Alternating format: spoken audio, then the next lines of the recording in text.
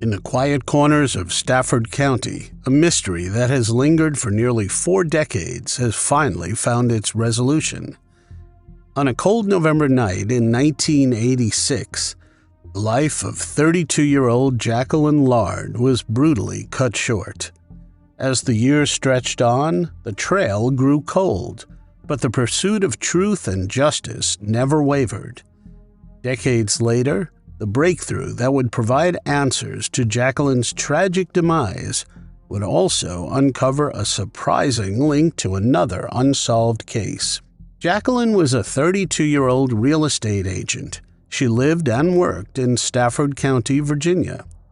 Known for her vivacity and dedication, she was a mother raising 2 children, a 13-year-old daughter and a 7-year-old son.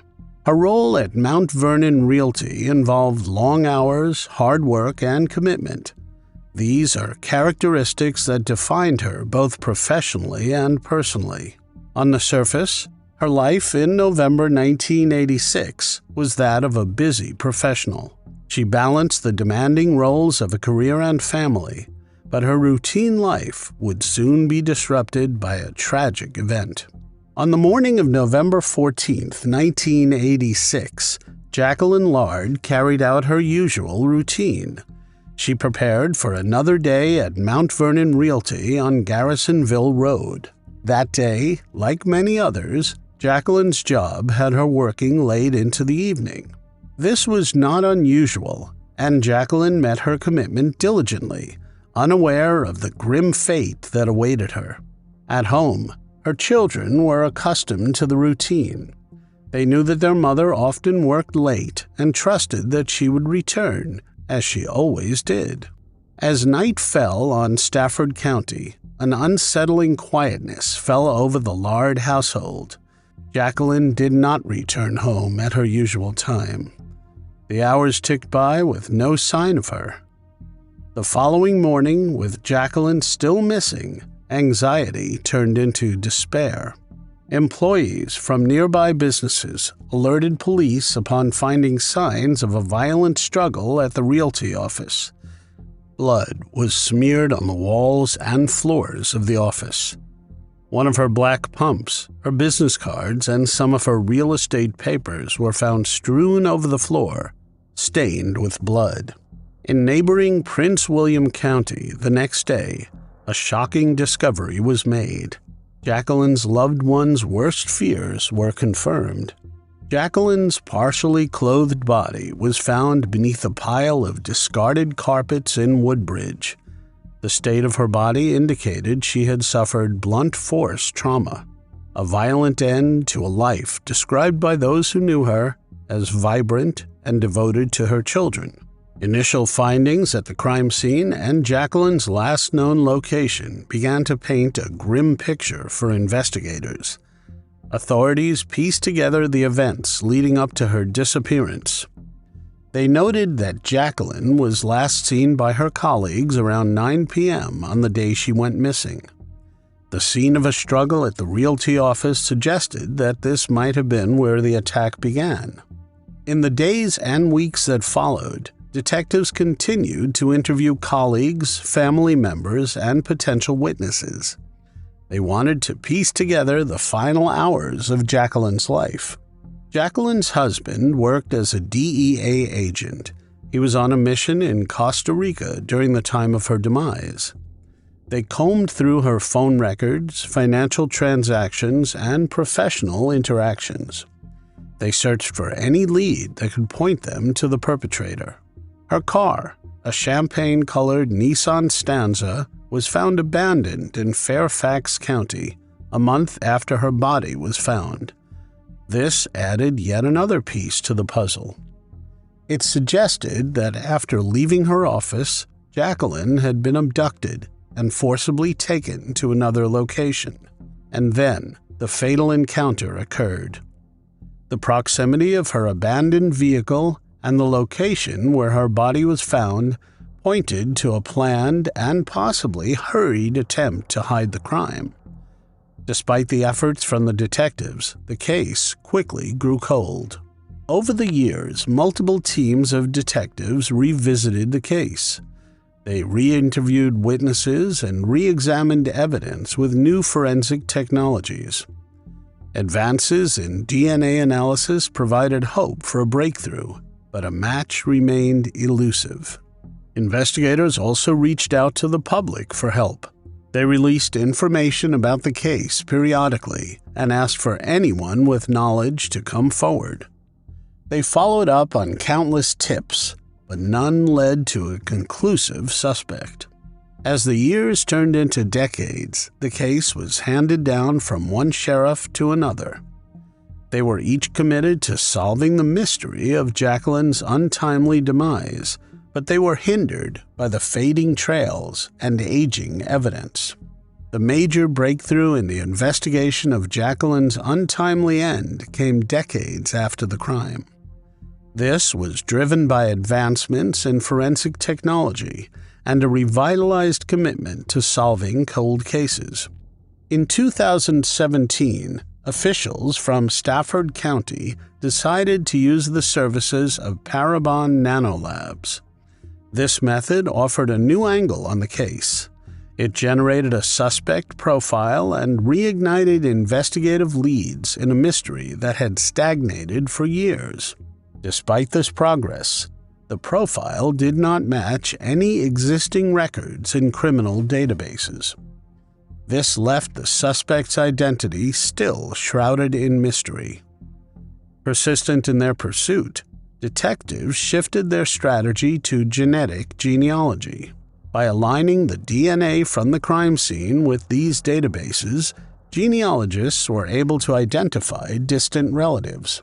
On December 14, 2023, they established familial connections to narrow down potential suspects.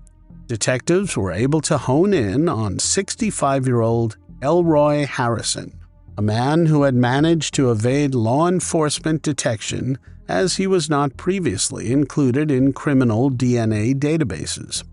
After identifying him as a potential suspect, a court warrant enabled detectives to collect a new DNA sample from Harrison. In February 2024, the comparison of this sample with the DNA evidence from the crime scene decades earlier confirmed a definite match to Harrison. Investigators were shocked to find that the DNA evidence also linked Harrison to another tragic case, the 1989 slaying of Amy Baker. On the evening of March 29, 1989, 18-year-old Amy found herself stranded along Interstate 95. Her blue Volkswagen Beetle had run out of gas near Backlick Road in Springfield, Fairfax County, Virginia. She was returning home from visiting her aunt in Falls Church. Amy switched on her hazard lights and set out on foot towards a nearby Exxon station for help. Tragically, during her walk, she was confronted by a violent assailant. Amy was assaulted, and her life was brutally cut short by strangulation. Her body was discarded in the nearby woods. Her vehicle would be found by the roadside and towed the next morning. Her family, who had reported her missing, learned that the car had been towed and went back to the scene where it had broken down. 2 days after her disappearance, her mother, Sue Baker, and her aunt found her remains concealed under a layer of leaves. It was near the location where her vehicle had been left. Similar to Jacqueline's case, forensic evidence collected from Amy's scene initially led to an end. Her case also grew cold. In 2020, detectives from the Fairfax County Police Department's cold case team collaborated with DNA Labs International to submit evidence from Amy's case for analysis. The connection made through the genetic genealogy unified the two separate tragic events under a single suspect. It provided crucial evidence that had eluded detectives for decades. On March 4, 2024, after decades of relentless investigative work and groundbreaking advances in forensic technology, Harrison was indicted by a Stafford County jury. Multiple charges were made against him. It included a first-degree charge, abduction with the intent to defile, and aggravated malicious wounding of Jacqueline Lard. Also breaking and entering with the intent to commit a felony. He was apprehended at his home in Stafford County on March 5th. He was subsequently detained at the Rappahannock Regional Jail without bond. The Cold Case Unit of Fairfax County is collaborating with the Fairfax County Office of the Commonwealth Attorney. They want to prepare additional charges related to the demise of Amy Baker. Sue Baker, Amy's mother, said, "Fairfax is taking care of this, and they will. But right now we want Jacqueline Lard's case taken care of, so we know he is never coming out of jail. We never expected this. I never gave up. I told her I would never give up." The Stafford County Sheriff's Office said that Jacqueline's family is not interested in making a comment at this time.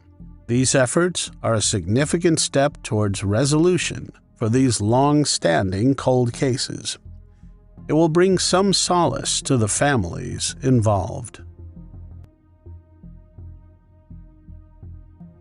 In March 1980, Carol Barrett, an 18-year-old from Zanesville, Ohio, traveled with friends to Daytona Beach, Florida. This was supposed to be an idyllic spring break. The trip would take a tragic turn when Carol was abducted from her motel room by an armed man.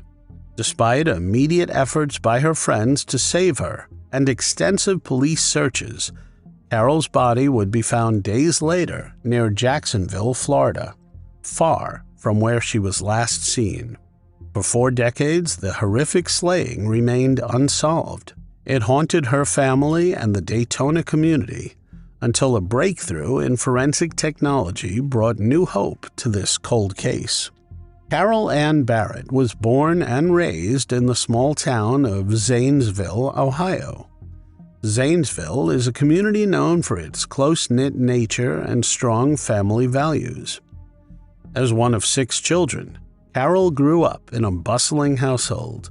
Love and support were abundant. Her parents, Wayne and Patricia Barrett, were deeply involved in their children's lives. They provided a stable and nurturing environment. From a young age, Carol demonstrated qualities of resilience and independence. She was described by those who knew her as level-headed and practical. These were traits that endeared her not only to her family but also to her wide circle of friends. Carol had a calm demeanor and ability to handle stressful situations with grace. These were characteristics that her family believed would serve her well in adulthood. By the age of 18, Carol had developed a rich array of interests and a clear commitment to her future aspirations. A dedicated member of her high school band, she relished the opportunities it provided to travel and perform. One particularly memorable band trip to Colorado ignited in her a passion for exploring new destinations.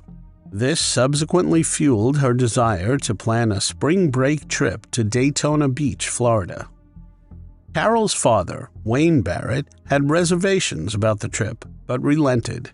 He knew how much it meant to his daughter. Carol had worked part-time at a Wendy's restaurant to save up for the trip for nearly a year. As spring break approached, the excitement was palpable. On March 20th, 1980, Carol and several of her friends drove through the night to Florida. Upon arrival, they checked into the Treasure Island Inn, a popular oceanfront destination in Daytona Beach shores. The group wasted no time hitting the beach. This kick-started what promised to be a week of relaxation and fun under the Florida sun. The vacation would take a horrifying turn in the early hours of March 23rd. After a night of socializing in the girls' oceanfront room on the 6th floor, Carol and a friend, 18-year-old Scott Grubb, left to visit a nearby store. This was around 2 a.m. As Carol and Scott made their way towards the elevator, they were suddenly confronted by a man waving a gun. The assailant aggressively forced them back towards their motel room. He demanded that they re-enter. Concerned about the intruder's intentions, their other friend Steve claimed they could not access the room as they lacked a key. But the gunman was relentless and pushed Steve toward the door. Terrified, Steve and Carol pounded on the door until one of their friends opened it from inside. Once inside, the gunman appeared briefly surprised by the number of people in the room. He then ordered everyone to strip out of their clothes, eventually collecting around $200 in cash from the group. Then, stating his need for a hostage to facilitate his escape, he initially chose 17-year-old Pam Queen. But when Pam reacted with immediate hysteria, he reconsidered. He muttered that she would be too problematic. Instead, Carol volunteered to go in her place. She opted to keep calm under pressure. The gunman instructed Carol to dress while he corralled the others, still undressed, onto the balcony. He assured them that Carol would be released within an hour. He then locked the sliding glass door behind them as he escorted Carol out of the room. Carol's friends shouted for help, but when no one responded, they knew they had to take action. One of the boys daringly crossed to an adjacent balcony. He carefully avoided a dangerous 70-foot drop. Once there, he alerted the surprised residents. They then immediately called the police. The police response was quick, but the kidnapper and Carol had a 20-minute head start. The initial search was hampered by the lack of witnesses or any clue of the vehicle used. Carol's friends provided a detailed description of the man to the police. Described as a man in his early 20s, around 5 feet 10 inches tall, with reddish-brown hair. He had a beard, mustache, and a distinctive mole on his left cheek. He was last seen wearing a brown suede jacket, tan pants, and gold aviator-style glasses. Despite this detailed description, the leads were slim. The hopes that Carol would be released within an hour faded as sunrise came and went. As the hours passed with no sign of Carol, the reality of the situation began to sink in. Pam, taking on the painful duty of informing Carol's parents, relayed the devastating news. Carol's father, Wayne, who had been initially reluctant about the trip, was overwhelmed with worry. He tried his best to hold on to hope due to Carol's known resilience and level-headedness. As dawn broke with no word from or about Carol, her parents, alongside her friends, clung to the hope instilled by the abductor's words. They prayed for her safe return. The FBI joined the investigation. They assisted local authorities by interviewing other guests and staff at the Treasure Island Inn. Unfortunately, no useful information emerged. The next day, Daytona Beach detectives were alerted to the discovery of a young woman's body in a remote area near the Jacksonville airport. This is almost 100 miles from where Carol was last seen. Found 30 feet from Interstate 95, the woman was dressed similarly to Carol at the time of her abduction. 2 of Carol's friends traveled to Jacksonville to identify the body. They confirmed everyone's worst nightmare. Carol had met a violent end. Carol's friends and family, who held on to hope of her safe return, were devastated by the grim discovery. Despite initial promises by the abductor that she would be released, her life was senselessly taken much too soon. When discovered, Carol showed no obvious injuries despite some dried blood on her face. An autopsy later revealed she had been fatally shot once in the back of her head. This was done with a small caliber gun. She was found partially clothed, with her upper body exposed. Her white sweater was over her head and her t-shirt nearby. Her jewelry remained intact. The autopsy also noted that she was assaulted. There were no defensive wounds. This suggested that Carol was probably unaware of the imminent danger and was shot execution style, likely without warning. Detectives, facing a lack of leads, relied on the description from Carol's friends to create a composite sketch of the suspect. This sketch was distributed to police across the country, to toll collectors on major East Coast highways, and featured in local newspapers and on television. Detectives pored over every detail, from forensic evidence at the crime scene to interviews with potential witnesses. They even analyzed traffic camera footage and questioned known criminals in the area. They took a close look at similar crimes in neighboring states, hoping for a breakthrough that would link the cases. Even after the suspect's sketch was widely circulated, weeks turned into months without any significant leads. Years passed, and Carol's family, while devastated, continued to work with law enforcement. They urged them to keep the case open and the public engaged. Each year, on the anniversary of Carol's disappearance, local newspapers would feature stories reminding the community of the unresolved crime. They hoped to jog someone's memory or conscience, but eventually the case went completely cold. It was not until August 2017 that Carol's case was reopened by the Jacksonville Sheriff's Office Cold Case Unit after a detailed review of the evidence. A few years later, in 2020, a significant breakthrough came when 65-year-old Billy Mansfield Jr. was identified as a suspect. He is a convicted serial offender and was already in prison since 1982 for the slayings of multiple other women. Mansfield, who was 24 at the time of Carol's tragic demise, confessed in September 2022 to being the person depicted in the initial police sketch. His confession happened after multiple interviews lasting over 2 years. He admitted to both the abduction and the violent crime. Mansfield had been convicted in 1982 of brutally taking the lives of 5 different women across California and Florida. His home in Hernando County, Florida, had the gruesome discovery site of 4 sets of human remains during the initial investigations. 2 of these remains were identified quickly, but 2 remained unidentified until 2022. Deputies did not say how the search was narrowed to Mansfield, but Dan Jansen, Jacksonville's Sheriff's Office cold case supervisor, said that the Sheriff's Office had a partial palm print from the suspect to accompany the police sketch.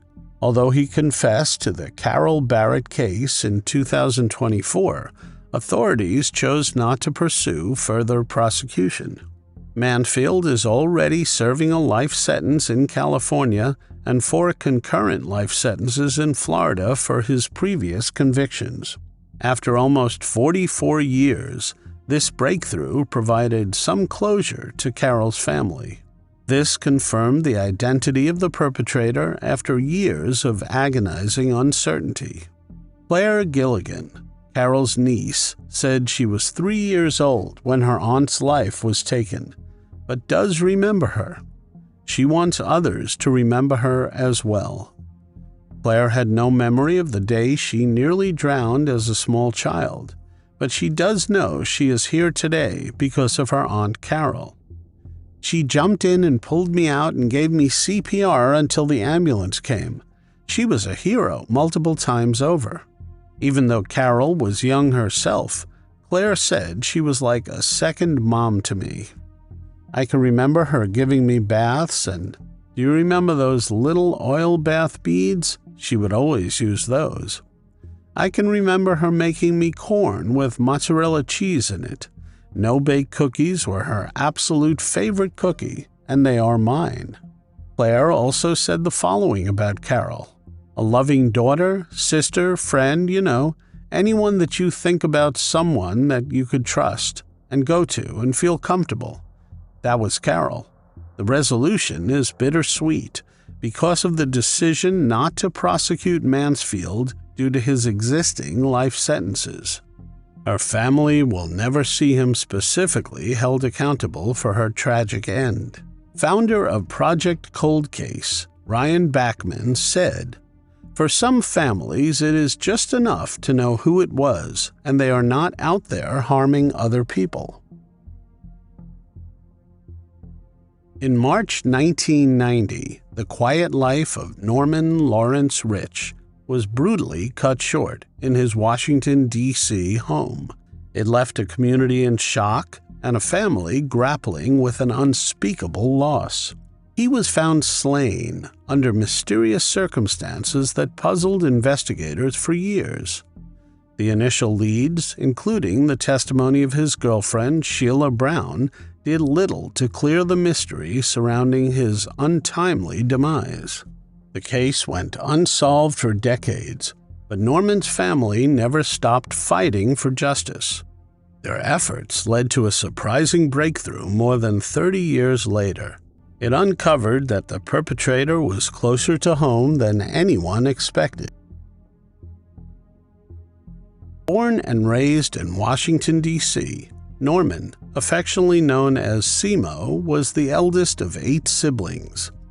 They were nurtured by a single mother in a community tightly knit, but burdened by the socio-economic challenges of the era.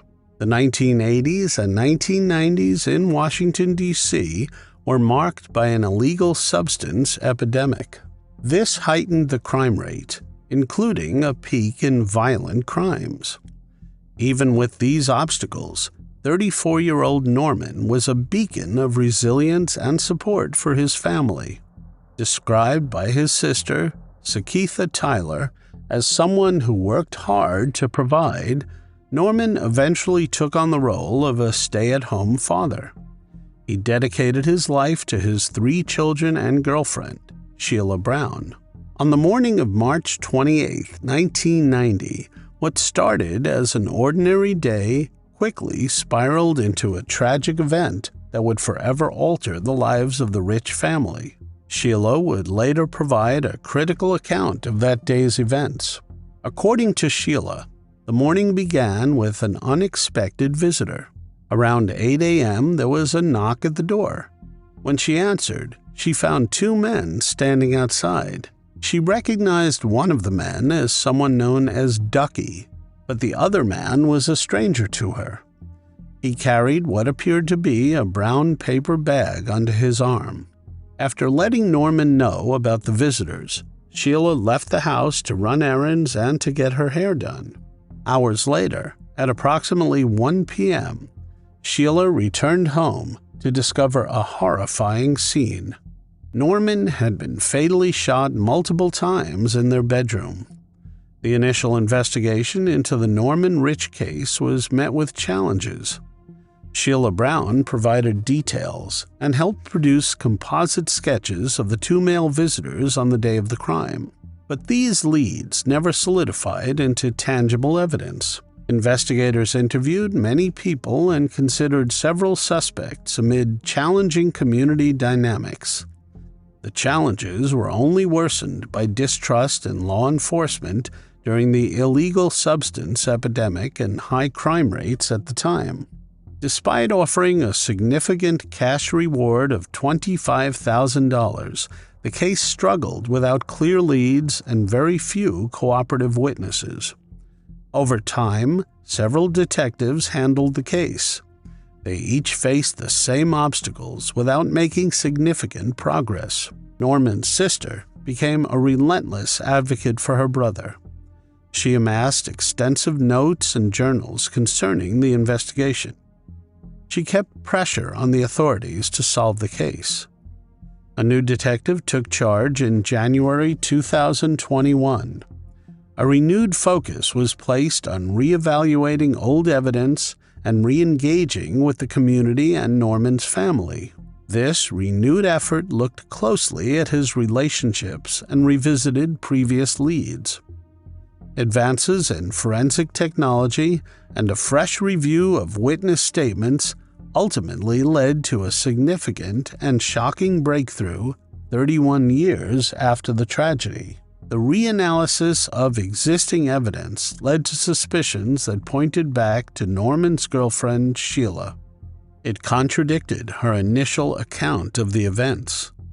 In March 2024, after extensive investigation, 66-year-old Sheila Brown was arrested. She was charged with second-degree fatality and obstruction of justice. She pleaded not guilty in D.C. Superior Court. Judge Robert Oken, citing Brown's minimal criminal history, released her from custody. This will allow her to return home to await further proceedings in the case. She was ordered to stay in touch regularly by phone with the court's pretrial services office. Detectives said their investigation found the alleged slaying was domestic in nature, but did not offer further details on Brown's arrest. This not only reopened old wounds for the Rich family, but also ignited both relief and sorrow. They were now confronted with the fact that Norman's perpetrator had been close to them all along. The arrest of Brown, who lives in Annapolis, Maryland, marks the end of a case that spanned over 3 decades. For Norman's family, the developments offer a chance for closure and justice, although delayed. It is a case that serves as a critical example of the challenges faced by families of victims and the impact of crime on communities. As the legal proceedings against Brown unfold, they hold the promise of finally providing answers to the painful end of Norman Rich's life. This emphasizes the importance of perseverance and hope in the quest for truth and justice in cold cases. A hearing is scheduled for June 28, 2024. The people of Racine, Wisconsin were shocked when the body of Derby Wagner-Richardson was recovered near her workplace. Who would take her life so mercilessly, and why? The townspeople knew the truth, but the man responsible for this heinous crime was free. The man had been accused several times of battery and abuse, yet he was not convicted. How many more lives would be taken before the police would take action? Ruth Elaine Wagner was born in Waterstown Township, Blue River, Wisconsin, but her parents settled in Boscobel. She grew up on a farm in the turkey capital of Wisconsin and married her high school sweetheart, Robert Lindner. The couple had 2 children, Deborah and Byron. Deborah was born on May 2, 1958, in Boscobel. Her grandparents, Bertha and Harry Wagner, adored her completely. Affectionately, they called her Derby, and the name just stuck. Born just a year after her teenage parents got married, Derby endured a lot right from the beginning. Her father, Robert Linder, was in the Army, so that meant the family moved around a lot. He was young, and this was one way to make ends meet and provide for his growing family. Derby never completely felt rooted in one place and was unable to make friends until she was almost 9 years old. Her mother did settle down in Madison in May of 1967, when she went through a messy divorce with Robert Linder. Ruth Wagner stayed single for a long time, focused on caring for her children, but she found love again in 1974 and married James Erickson. Derby was upset with her parents' divorce. She decided to run away from home when she was 14 years old. Back home, her mother's marriage ended, and she would remarry in 1986 again. Derby had no way of knowing this since she was already busy with her own life. Douglas Coppin stepped into her mother's life, and Derby had stepbrothers Daniel and Alan Coppin. She had a baby sister, Gina Coppin, as well. Her family had grown, but she felt lonely and left out. She needed to build another life as she felt abandoned by her mother. 2 years after running away from home, Derby walked into a bar in Racine. Like a bad joke, and like any impressionable teenager, she fell in love. She met Fred Wagner-Richardson at his bar. The 30-year-old was quite experienced. He had joined the U.S. Army under a false name, and that impressed young Derby. What she did not know was this man was bad news. He had a long record of misconduct and felonies in the Army. During his time in the military, he allegedly leaped out of the bushes, assaulting and robbing a man. This led to a prison term and a dishonorable discharge. Following his move to Racine, he acquired 2 additional robbery convictions. He only served a portion of a 15-year sentence. Why he was allowed to roam the streets so freely was only because of the criminal justice system. Criminals can walk free based on small legalities. Upon being released from Leavenworth prison, he decided to live in Racine. Racine has been a typical industrial town and provided the opportunity Fred was looking for. He opened up a bar where he met Derby, who was then 16 years old. Fred Wagner was smart.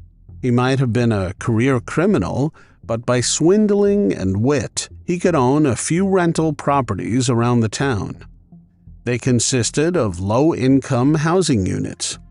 He had a reputation for being ruthless in his business dealings and in his personal relationships. He was all about facts and very cold when it came to money. Fred gave her work as a bar dancer. Still a minor, she faked her way for years, dancing for tips. She did not know how to protect herself, and this was the first job that paid her enough to live slightly more comfortably than on the streets. Being a minor, she could not legally be paid, so Fred took advantage of this fact and exploited her. Since he had rental properties, he gave her some shelter as well in exchange for her services. He managed to have control over her from the very beginning. She saw him as her savior, while he was just using her. Derby and Fred got married in 1979. They went on to have 2 babies, August Marie and Joy, born in 1980 and 1984. By now, Derby had introduced her family to her mother Ruth. Ruth did not approve of Fred from the get-go. Over time, Fred became more and more dominating in the marriage. Several of Derby's acquaintances and colleagues knew about the strain in the couple's relationship. After the initial honeymoon period, Derby quickly realized she was trapped in an abusive marriage. Fred was much too aggressive when he was angry and was exceedingly controlling. Since she was a teenager when she married him, she endured the abuse until she could build up her own strength. Her friend and colleague, Kelly Williams Cherry, would often babysit the couple's young girls. Kelly was among the people whom Derby confided in about the mistreatment she endured from Fred. In June 1986, Derby gathered the courage to walk out on Fred. She ran away after enduring a rocky marriage for several years. Derby was also quick about legal proceedings after being advised by friends and lawyers. Despite Fred's aggressive response, she stayed her ground and did not budge. She initiated divorce proceedings in December 1986. The couple shared significant real estate assets in Racine, which needed to be divided. Fred faced the prospect of losing a considerable portion of his earnings. This included an alleged 50% of the properties and 25% of rental income, amounting to an estimated $250,000. Derby could not bear the violence any longer and was terrified that Fred was on the brink of harming her. He was not one to stay quiet in money matters. Things got ugly very fast. Since it was all still very fresh, Derby was not sure how the custody arrangement was going to be. So she agreed to let Fred take the girls every other weekend. But Fred was vindictive. He had something else in mind. On January 21, 1987, Derby was preparing to send the girls off to their father. Fred showed up and beat Derby in front of the little girls, 3 and 7 years old. They were scared out of their little minds. He strangled Derby till she fainted. 5 days later, she filed a temporary restraining order against him. He was also convicted of battery a few weeks later. Things were escalating fast. She knew she had to get away and save her life. Derby was working very hard to turn her life around. She was working very hard to provide a good life for her girls. She was only 28 years old, so she had a lot she could plan for her future. Derby held down a lot of jobs. She served as a secretary at the Visiting Nurse Association of Kenosha and worked as a security guard for Guardian Protective Services. She also acted as a fitness counselor at the Racine YWCA over the weekends. She had recently applied for the role of Deputy Sheriff of Racine County.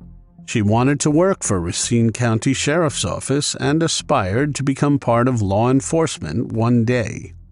She wanted to help teenagers that were caught in helpless situations, perhaps also help women out of abusive marriages. On March 21, 1987, a meeting occurred between Derby, Fred, and their respective attorneys. It ended in a manner that made Derby feel like her life was in danger. Her attorney concurred and notified the police to request police protection for Derby. Barb Smith, who served as a victim witness specialist at the Racine County District Attorney's Office, guided victims through the legal proceedings. She vividly remembered helping Derby when she sought a temporary restraining order.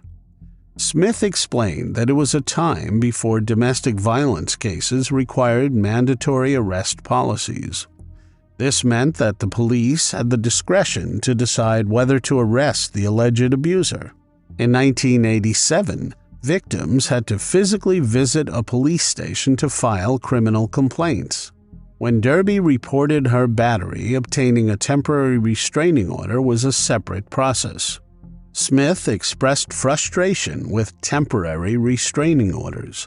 She described them as largely ineffective and often igniting the situation. She recalled advising victims, "This is the most dangerous time for you." She emphasized that the restraining order could escalate existing violence. As Derby left, Smith could vividly remember her saying, "It does not really matter. He is going to destroy me anyway." In that particular meeting on March 21st, the pair were dividing multiple rental properties that they owned together, including rental income. Reportedly, Fred cried and said, "I am very hurt. I am very hurt."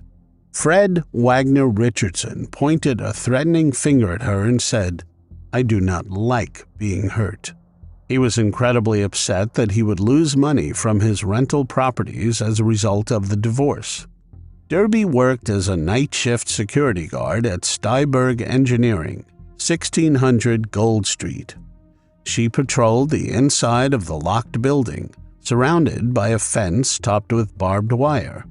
As usual, on the evening of March 21, 1987, she left her girls with Kelly, her friend who babysits her children.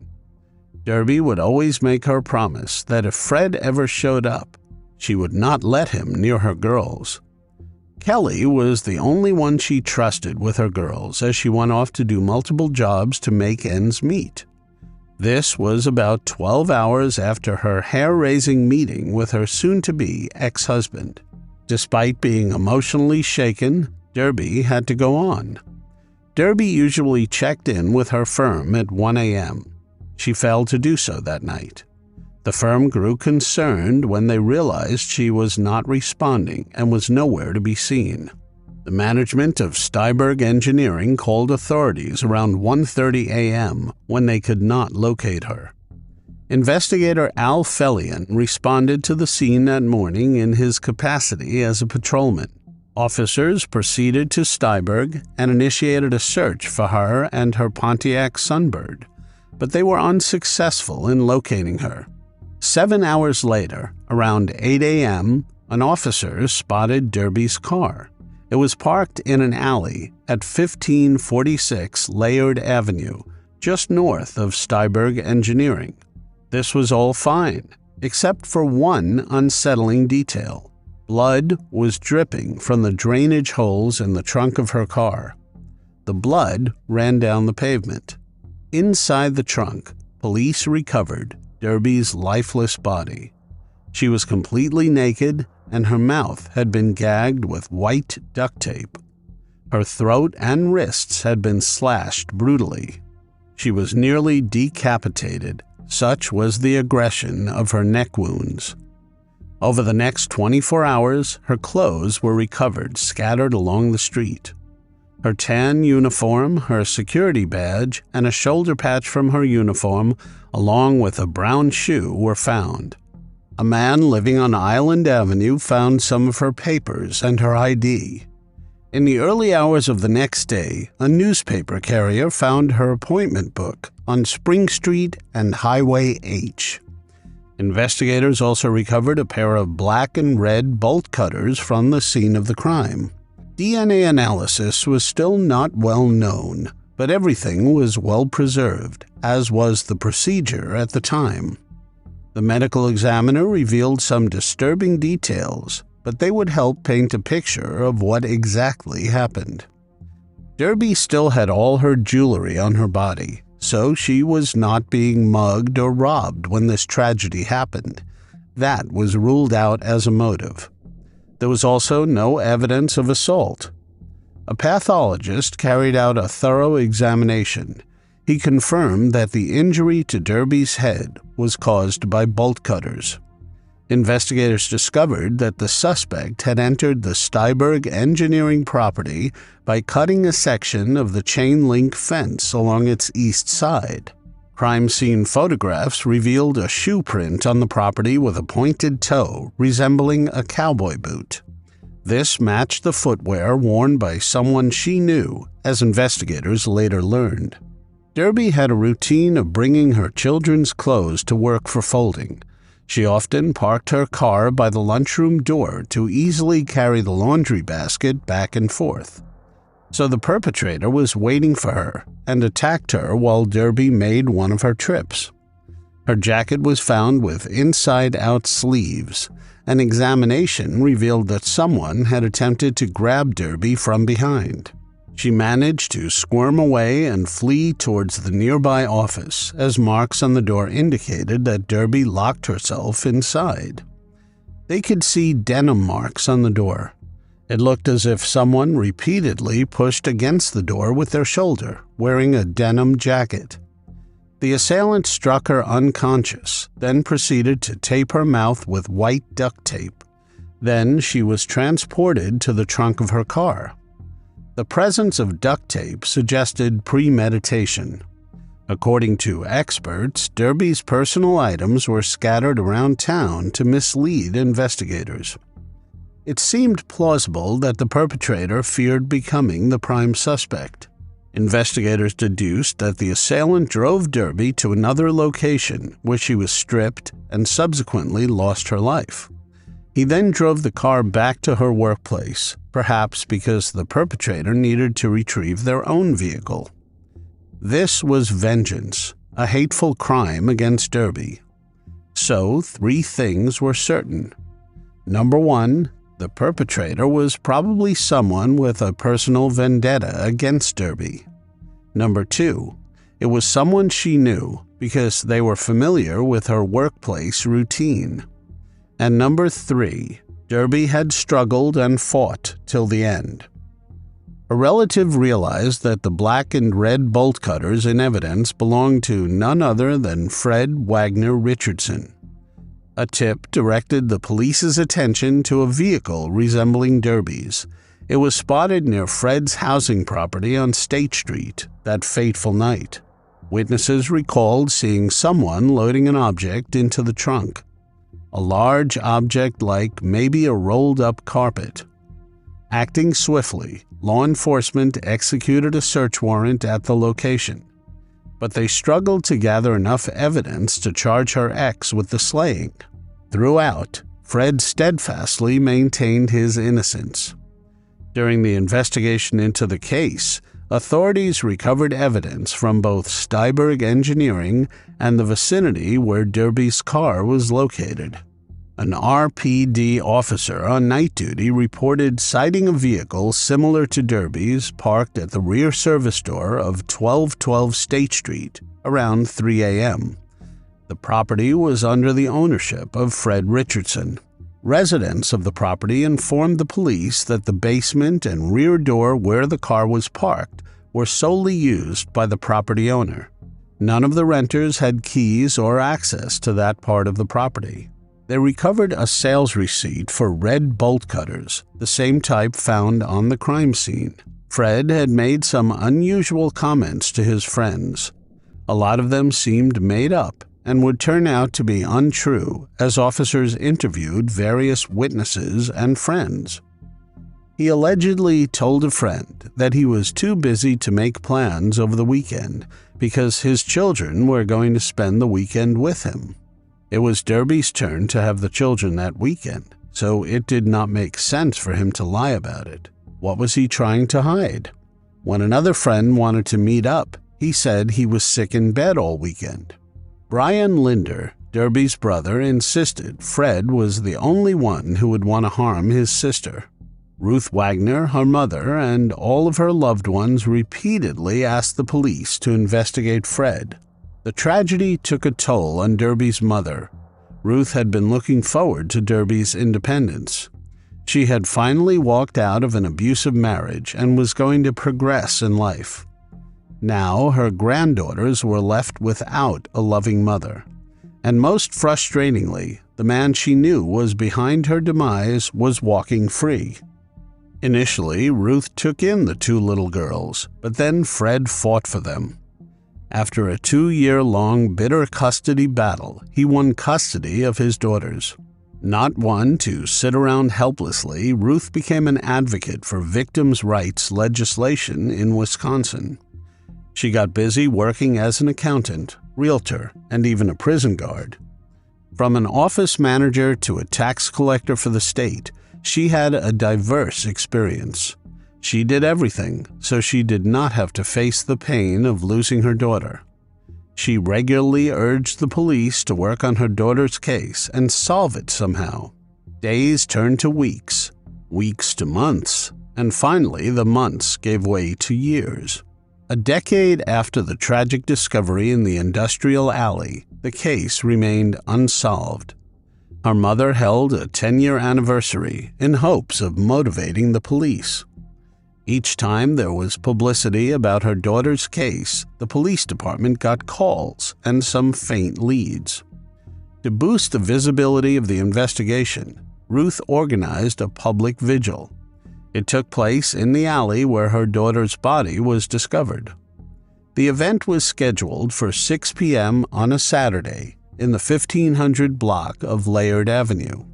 She chose a weekend so that a maximum number of people would show up. During the vigil, some attendees would recite writings about Derby. Others would be encouraged to share their memories of her. Ruth also mentioned that a balloon release would be included as part of the vigil.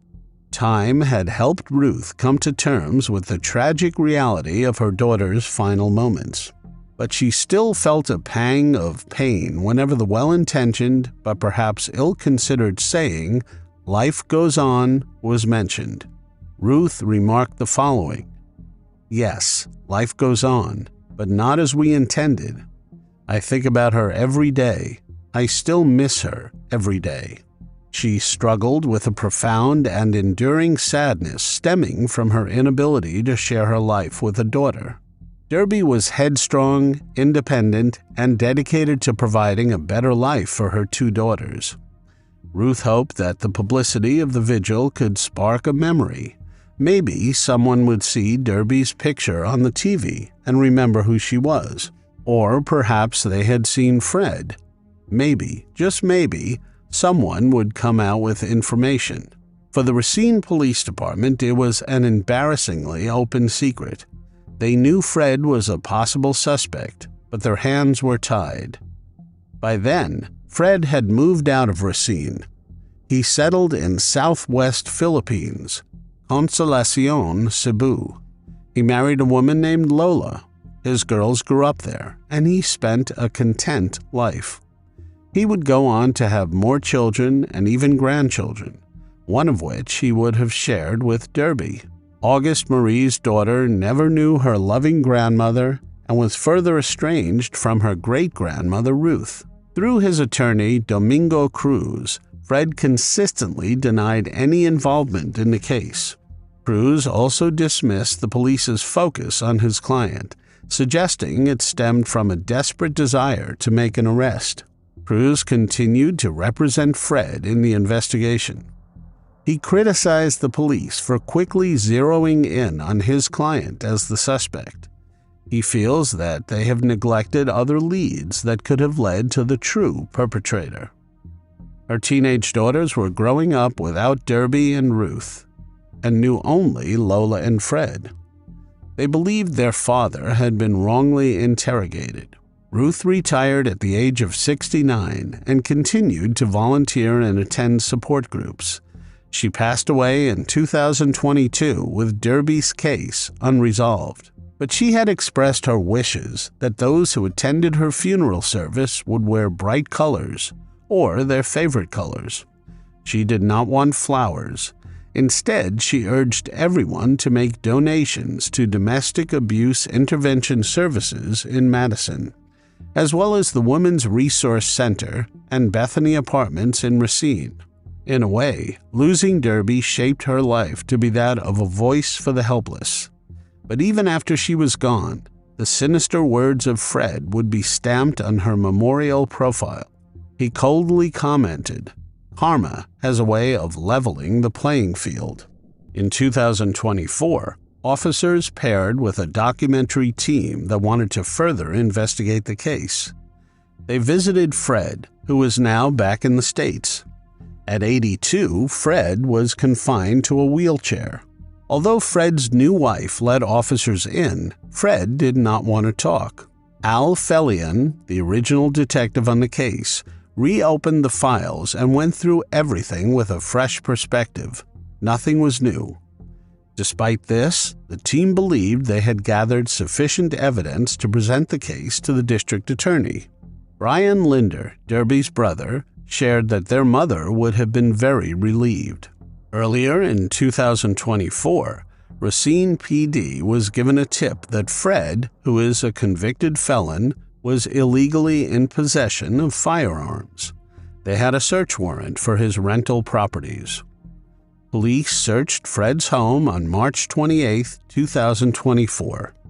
They recovered 4 handguns and 2 tasers. They also recovered a pair of bolt cutters that were identical to the ones found at the crime scene in 1987. It was identical to a pair he bought a month after Derby's demise. It was illegal for him to own firearms. As a result of this investigation, an arrest warrant was issued. Fred was arrested at one of his properties that same day. He was charged with first-degree engagement in premeditated unlawful slaying, 4 counts of possession of a firearm by a felon, and 2 counts of possession of electronic weapons. At 82 years old, Fred could face the remainder of his life in prison. 37 years later, Derby was finally going to get justice. The Racine PD held a press conference on April 5th to share the news. On Wednesday, April 10th, 2024, Fred pleaded not guilty to the case in Racine County Circuit Court. He is presumed innocent until proven guilty beyond a reasonable doubt by the law. Prosecutors asked for $1 million bail for Fred. The court commissioner approved $50,000 cash and a $50,000 signature bond. Fred provided the $50,000 cash and was subsequently released. Racine County District Attorney Patricia Hansen emphasized the importance of linking Fred and his belongings to the crime and its timing. Investigators noted that there were no significant new developments in the case, but highlighted a recent shift in perspective by two detectives. District Attorney Patricia Hansen stated that there was enough circumstantial evidence to proceed with the trial. She emphasized the need to present the evidence in court. Derby's family expressed their desire for justice. They acknowledged the toll the situation had taken on them. When news channels knocked on Fred's door for comment, he did not respond. District Attorney Hansen feared he might flee, given his ties to the Philippines. As a result, he had to surrender his passport. Derby's brother expressed his disappointment in the system, but also an amount of relief. Ellie Schmidt, aunt of Derby, said, "I do know I speak for the entire family in expressing deep gratitude to everyone who made it possible for us to be standing here today." She also said, "Ideally, it would be my sister Ruth standing here. She fought so hard and for so long to get justice for her daughter's case." Racine County Detective Todd Lauer said that, "We have asked ourselves that question many times. Why? Why not? Years ago, the case was always there, right? We were able to lay it out in a way where we thought there was a common-sense case, and it was ready to be put in front of a jury and let them decide. Racine is a small town. They did not have enough resources to do more thorough investigations and follow-ups. And secondly, they knew a grand jury wanted more evidence than they had before. But all the evidence they had pointed to Fred. He had the means, the motive, and the chance to end her life. 37 years is a long time to wait for justice. Fred got to remarry, have a son with Lola, and see his grandchildren. Derby did not get a chance to do any of those things, as her life was cut short for vengeance. A status conference is scheduled for July 12, 2024. For 2 decades, the community of Ormond Beach, Florida was haunted by the unsolved disappearance of Autumn Lane McClure. The 16-year-old vanished in May 2004, leaving behind a trail of questions and a family desperate for answers. Initially characterized as a missing persons case, the investigation took a dark turn as new evidence surfaced years later, pointing to foul play. Autumn Lane McClure was a bright and energetic 16-year-old high school student from Ormond Beach, Florida. Known for her vibrant personality and warm smile, Autumn attended Mainland High School and lived with her grandmother. Working part-time at a local grocery store, Winn-Dixie, she was a familiar face to many in her community before her mysterious disappearance. On May 10, 2004, Autumn's grandmother reported her missing after Autumn's boyfriend said he dropped her off at the Volusia County Mall.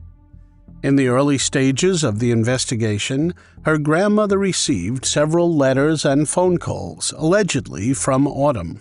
The letters claimed she was fine and would return home after she turned 18, but Autumn was never seen or heard from again. Initial investigations focused on retracing Autumn's last known movements and interviewing close acquaintances. This included her boyfriend, who was quickly ruled out as a suspect. Despite efforts to locate Autumn, no significant leads or evidence surfaced that could explain what had happened to her. Autumn's grandmother, who had been her primary caregiver, became a central figure in keeping the case in the public eye.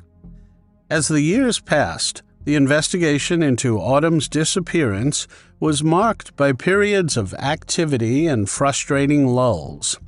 Investigators never ceased their efforts, continuously re-interviewing witnesses, collecting DNA from family members, and following up on new leads.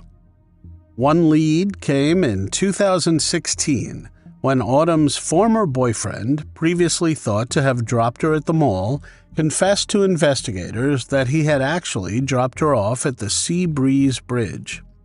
She was then picked up from there by her grocery store co-worker, Jessica Freeman.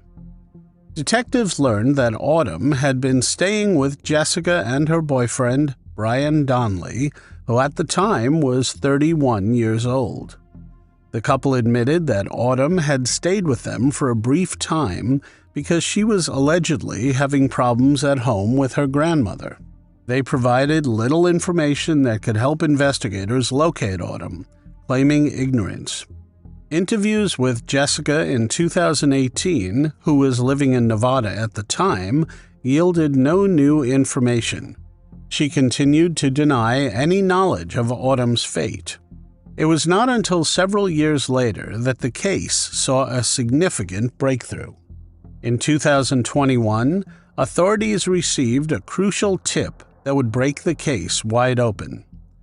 Chris Miller, a relative of Jessica and Brian, came forward, claiming that either or both of them were involved in a teenage girl's demise in Volusia County. This tip reopened the case with renewed determination. It led to a controlled call set up by the police. Jessica then admitted that she saw Brian Donnelly end Autumn's life. Donnelly passed away during a medical procedure on May 26, 2022, without facing charges. In the wake of his passing, detectives re-interviewed Jessica, who was granted immunity by prosecutors.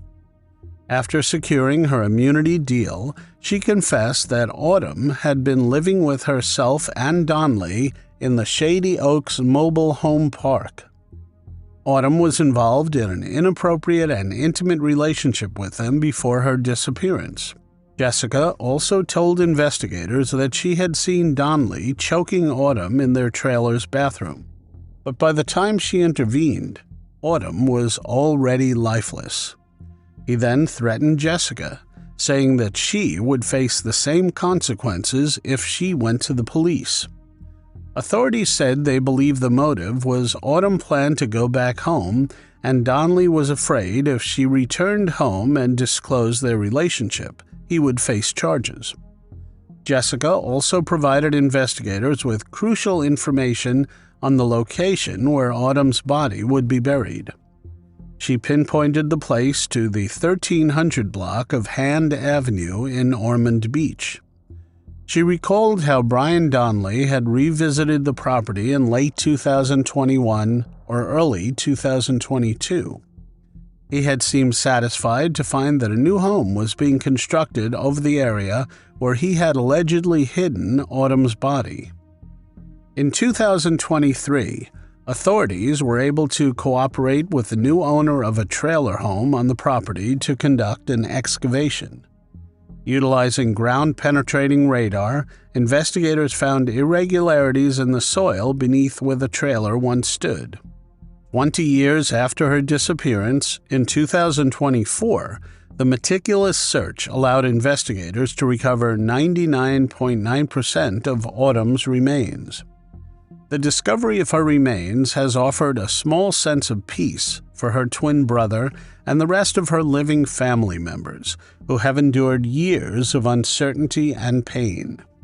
While the recovery of her remains and Jessica's confession does provide long-awaited answers, it also gives the family a chance to finally mourn and honor Autumn's memory properly. While justice in a traditional sense is unattainable due to Donnelly's prior passing, knowing Autumn's fate, as terrible as it was, does provide closure on a chapter that has haunted her family for nearly 2 decades. Volusia Sheriff Mike Chitwood said the following: "The sad part is he will never face, in this world, for the evil he perpetrated.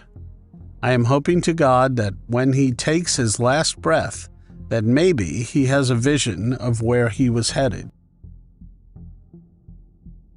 A young woman's life was brutally cut short, her family left grieving without answers.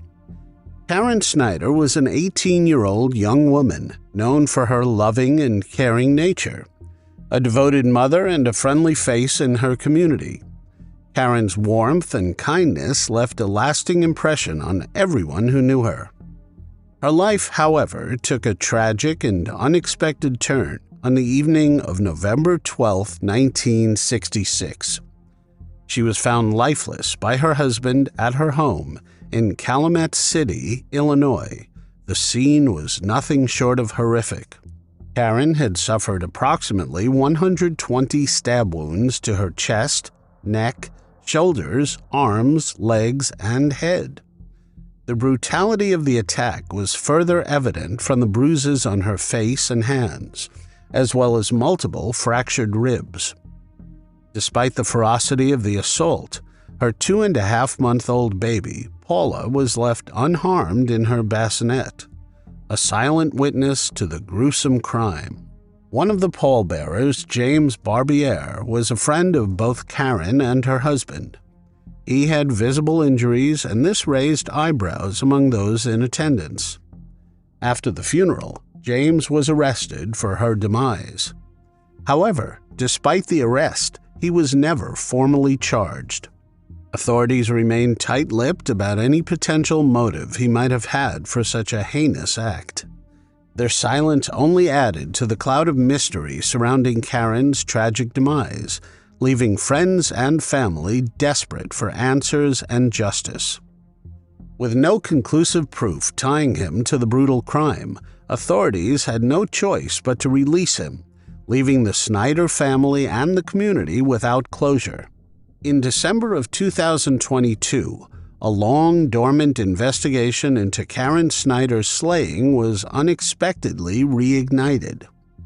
Calumet City detectives reopened the case after receiving a phone call from a man, Kevin Seeley, inquiring about the decades-old crime. He mentioned that his grandmother, Dee, frequently spoke about the case. She suggested there were unresolved questions and lingering suspicions within the family. This caller was soon identified as a member of Karen's family. His persistence provided the spark needed to revisit the chilling events of 1966. Kevin said, "I was at work one day and I was reading up on it, and I was like, all right, maybe after 57 years, some sort of technology can be used to figure out who committed the crime." A pair of Calumet City detectives, driven by this newfound lead, delved into the department's evidence locker. To their astonishment, they discovered that all the evidence from the original investigation had been meticulously preserved. The locker contained a wealth of critical information. It included copious amounts of blood evidence and multiple physical items recovered from the crime scene. Also, comprehensive case files detailing the investigation. Determined to utilize modern forensic technology, the detectives submitted the bloody clothing to the Illinois State Police Crime Lab for analysis.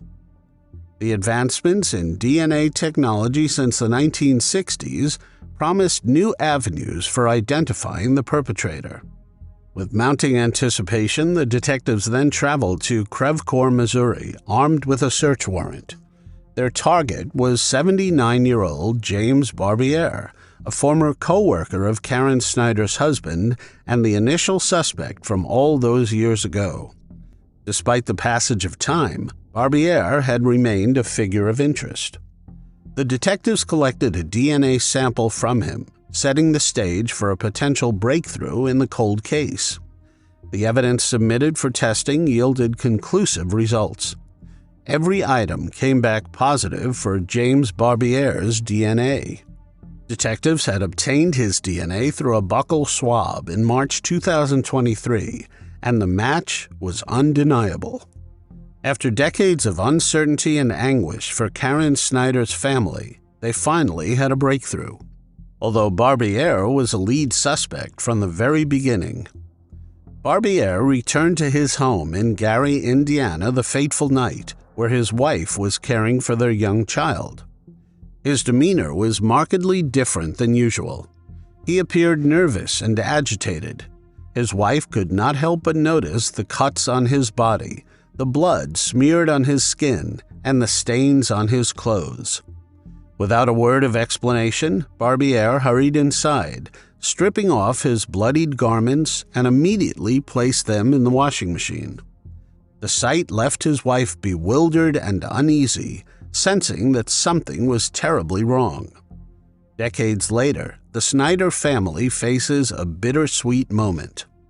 The reopening of the case and the recent arrest of Barbiere had rekindled their hope for justice. In April 2024, an arrest warrant was issued for James Barbiere. On April 29, 2024, law enforcement officers arrived at Barbiere's Missouri home. They arrested the 79-year-old former co-worker of Karen's husband. The arrest marked a significant turning point in a case that had haunted Calumet City for nearly 6 decades. Barbiere was extradited to Illinois within 3 days of his arrest. At first, it seems unclear whether Barbiere had secured legal representation. The arrest had brought a mix of relief and renewed grief to those who remember Karen, her tragic end, and the enduring mystery that surrounded her demise. Barbiere returned to court on May 2nd, facing the gravity of the newly uncovered DNA evidence that linked him directly to one of the articles of clothing Karen was wearing at the time of her demise. The courtroom was filled with a palpable tension as the details of the decades-old case were revisited and the community awaited justice for Karen. Under the provisions of the Pre-Trial Fairness Act, the court was compelled to consider Barbiere's age and medical condition when determining his pre-trial status.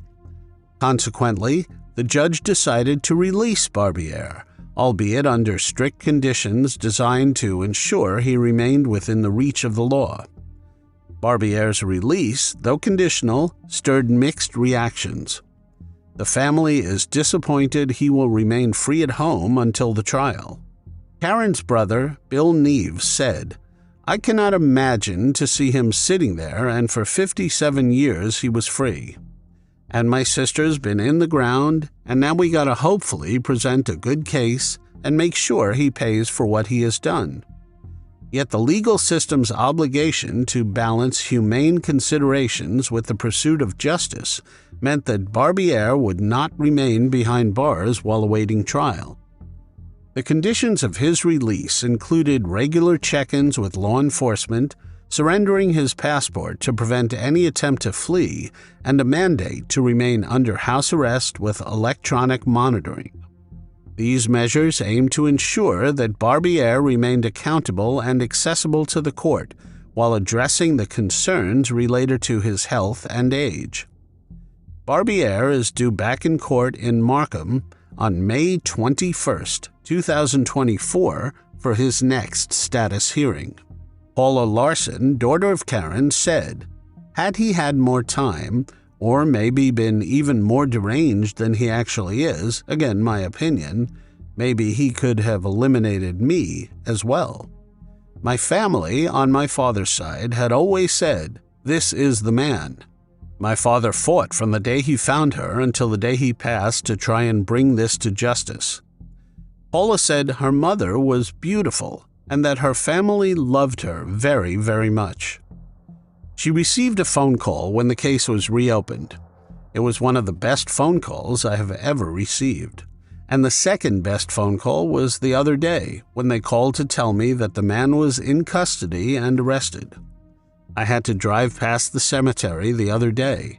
I was alone in the car, and I said out loud, "Mom and Dad, we got him." What if an unsolved mystery from decades ago suddenly unraveled, revealing dark secrets and hidden truths? How does a community come to terms with a brutal crime after years of unanswered questions? And what happens when a confession brings new hope to a cold case? In June of 1964, a fisherman pulled a severed human arm from a gravel pit east of Tip City on State Route 571 in Ohio. This gruesome discovery triggered an intensive search to locate the rest of the remains. Efforts to drain the gravel pit proved futile, leaving investigators desperate for leads. 4 days later, another fisherman made a chilling discovery. A burlap bag was found in a channel of the old Miami-Erie Canal. It contained a dismembered human torso. The puzzle was further pieced together when a head and a leg were found in the canal. The remains were identified as 43-year-old Daisy Evelyn Shelton, a mother of Dayton, Ohio. Daisy lived off Springfield Street and worked at Delco, an automotive electronics corporation. According to a missing persons report filed by Daisy's daughter Rita, she was last seen in late August 1963. Daisy reportedly left the house that evening, telling her daughter that she would soon return home, but she never came home. Daisy was known for providing for those around her and was regarded as a helpful person among her family. Her life had been brutally cut short, and the circumstances of her demise sent shockwaves through the community. Despite the initial fervor of the investigation, leads quickly dried up and the case grew cold. Decades passed without resolution until 2017, when an unexpected break in the case emerged.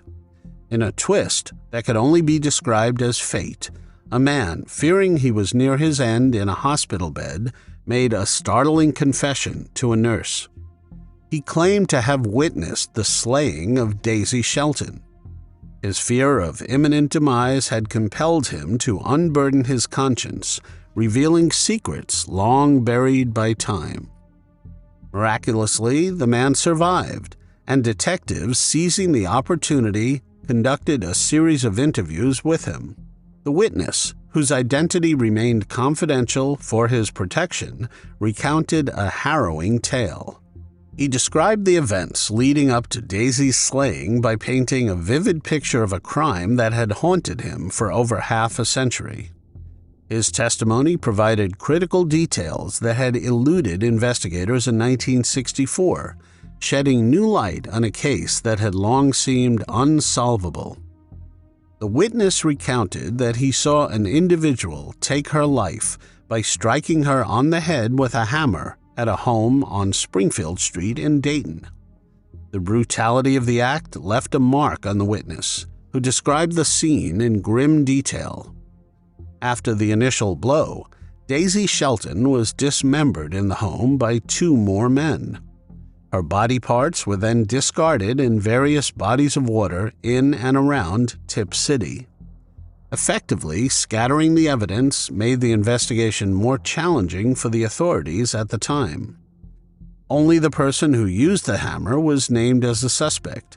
He was cooperative with detectives and agreed to multiple interviews. At first, he vehemently denied knowing Daisy Shelton, despite the fact that they lived on the same street and worked for the same employer. In an interview conducted in August of 2017, the suspect's facade began to crack. Reluctantly, he admitted to knowing Daisy, a significant breakthrough in the investigation. As the interviews progressed, detectives meticulously pieced together the suspect's movements and interactions with Daisy. They discovered inconsistencies in his statements and unexplained gaps in his alibi for the time of Daisy's slaying. The pressure mounted as forensic evidence combined with the witness's detailed account painted an increasingly damning picture of the suspect's involvement. Detectives explored the possibility of personal vendettas, financial disputes, and other motives that could have led to her brutal slaying. To build a comprehensive case, detectives turned to modern forensic techniques. They re-examined the burlap bag and other physical evidence, hoping to find DNA traces or fingerprints that could irrefutably link the suspect to the crime. Advances in forensic science allowed them to analyze the evidence with a precision that was unimaginable in 1964. Simultaneously, the community's response to the reopened case was mixed. For some, the resurfacing of such a horrific crime brought back painful memories, while for others, it reignited a long-dormant hope for justice. Media coverage of the case intensified, with many in Dayton and Tip City following the developments closely. The suspect himself brought up the topic of a box voluntarily, suggesting he could explain why his DNA might be found on it. He claimed it was all a setup, orchestrated by the eyewitness to implicate him. Despite his attempt to deflect suspicion, he admitted that the box had indeed been in his home on Springfield Street. The suspect conceded that a box from his house had been used to carry Daisy's body parts. This admission was a critical breakthrough. The suspect further admitted that it was possible Daisy had lost her life in his home. This was a significant shift from his previous answers, aligning more closely with the witness's account. These admissions, combined with the forensic evidence, strengthened the case against him. The suspect confessed that he looked guilty and could possibly be convicted in court. He admitted that the mounting evidence, his connection to the box, the location of the slaying, and his relationship with Daisy painted a damning picture. Despite his claims of being framed, his own statements had inadvertently solidified his status as the prime suspect in Daisy's case. Detectives continued to build their case, piecing together the timeline of events leading up to Daisy's demise. They scrutinized the suspect's background, seeking any history of violent behavior or other potential motives. In light of the new evidence and the suspect's partial confessions, the case against him grew stronger. The prosecution prepared to present a comprehensive narrative that would encompass the witness's testimony, forensic findings, and the suspect's own incriminating statements.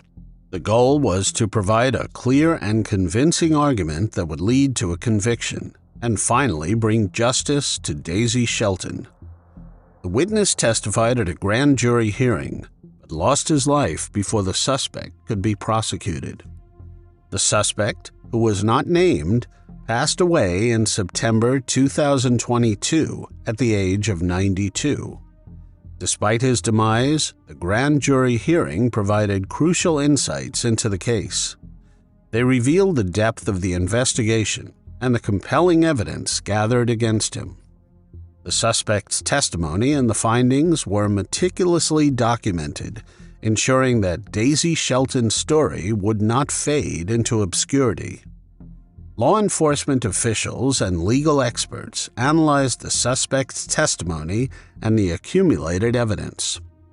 They strived to piece together a comprehensive account of the crime. The courage of the eyewitness, who broke his silence after so many years, was instrumental in reigniting the case. His detailed confession, alongside the suspect's reluctant admissions, solidified the narrative of Daisy Shelton's tragic end. Although the suspect's demise precluded a formal trial, the investigation's transparency brought some solace to the community. Public statements from detectives affirmed that every effort had been made to uncover the truth and bring justice to light. Finally, after 60 years, on March 29, 2024, the Miami County Sheriff's Office announced that Prosecutor Anthony Kendall determined Daisy Shelton's case was solved. They decided this due to the confession from the suspect, who has now passed away, as well as other evidence. Daisy's granddaughter, Maria Walling, said that her father, Rodney, also passed away before learning what happened to his mom. Maria said, "They never found the slayer when they found all the body parts, and it really messed him up. She knows the names of the men involved in her grandmother's slaying, but deputies will not release them. I am like, finally, they found the perpetrators. There were 3.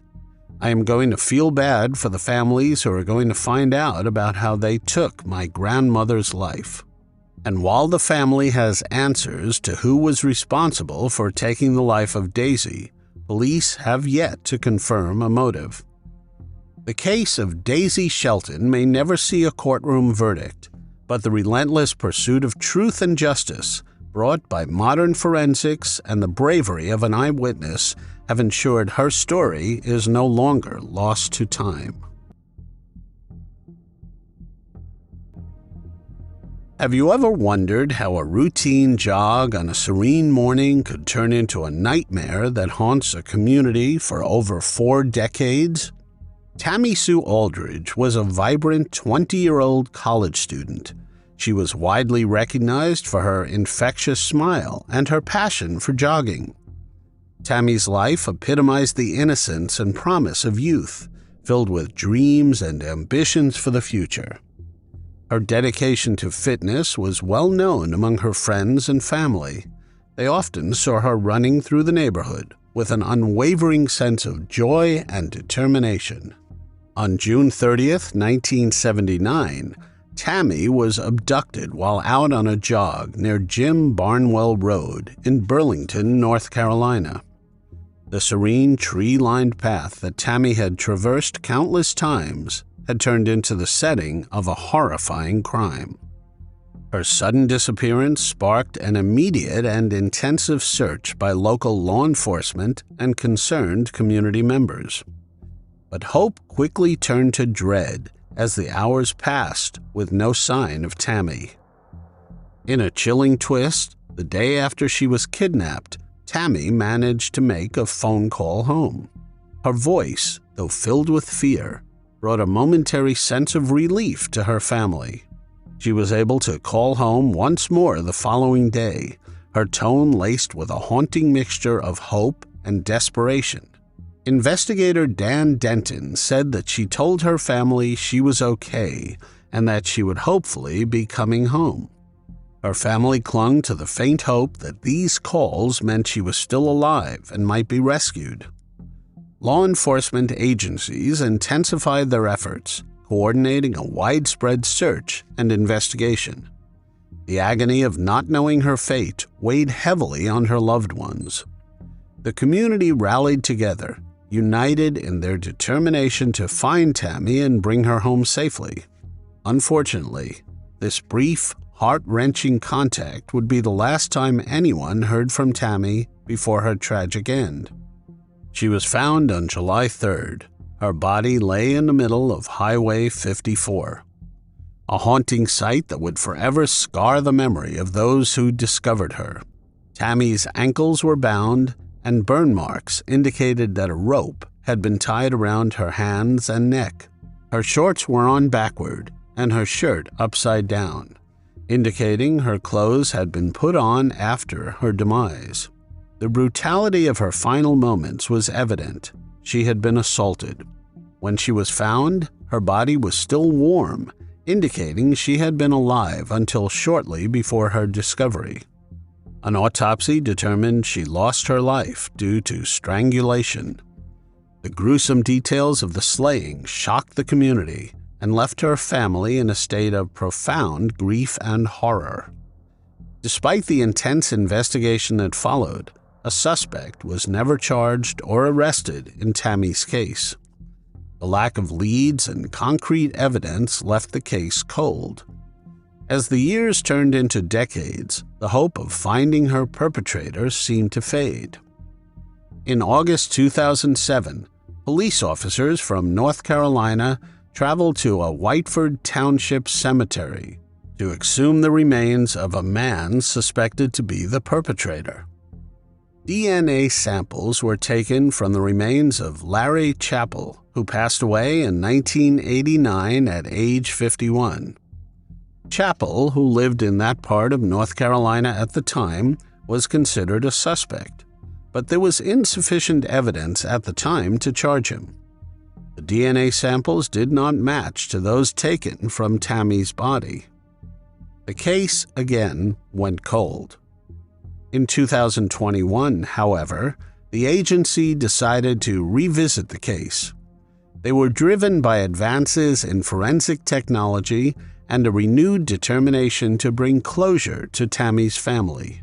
New techniques in DNA analysis and evidence processing had the potential to uncover clues that had previously been undetectable. Investigators hoped that these advancements might finally reveal the identity of Tammy's perpetrator and close the case for good.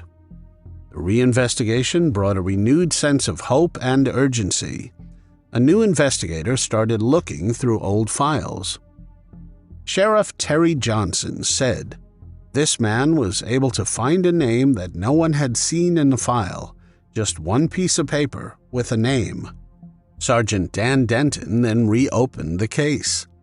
He said, "Finding this name was the biggest thing. Once you get a name, once you get a lead, once you get something to go on, that is kind of what drives you to keep digging and digging and digging." On Thursday, April 4th, 2024, the Alamance County Sheriff's Office made a pivotal announcement. Tammy Sue Aldridge's life was taken by Gary Lane Laframboy. Laframboy, who passed away in 2020, was revealed to be the likely perpetrator of the horrific crime. He was around 19 years old at the time of Tammy's demise. He lived in Graham, a small town a few miles from where Tammy's body was discovered. His proximity to the crime scene and his criminal history painted a disturbing picture.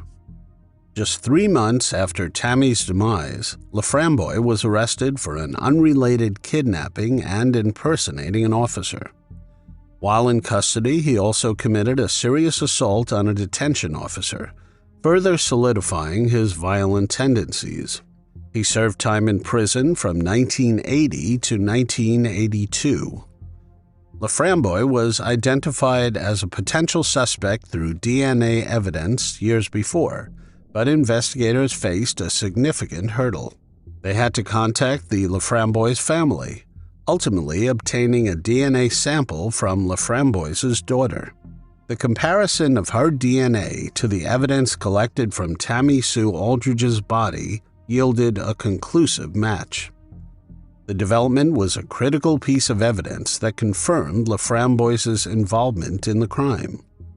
Sheriff Johnson said the following during an emotional press conference: "I hope that this development and what has happened here will give the family a little bit of closure." Tammy's family members are glad that the case is closed, but still have questions. Her uncle said, "We want to thank you for what you have done. Closure is going to be different for each one of us. Your work does mean a lot to us. Thank you."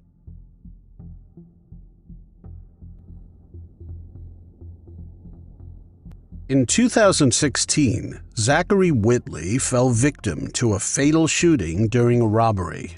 His tragic demise left the community of Greenville County, South Carolina, in shock and sorrow.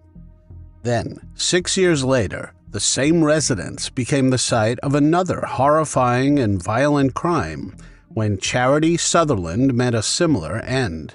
These seemingly unrelated incidents remained dormant as cold cases on the surface, but persistent detective work would eventually lead to breakthroughs that would bring the culprits to justice years later.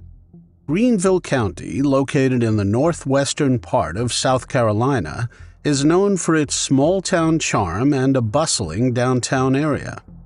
Despite its growth and development, certain neighborhoods in Greenville County still struggle with issues like poverty, crime, and reports of domestic violence.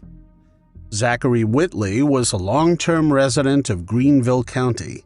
He was known for his friendly nature and his dedication to his family.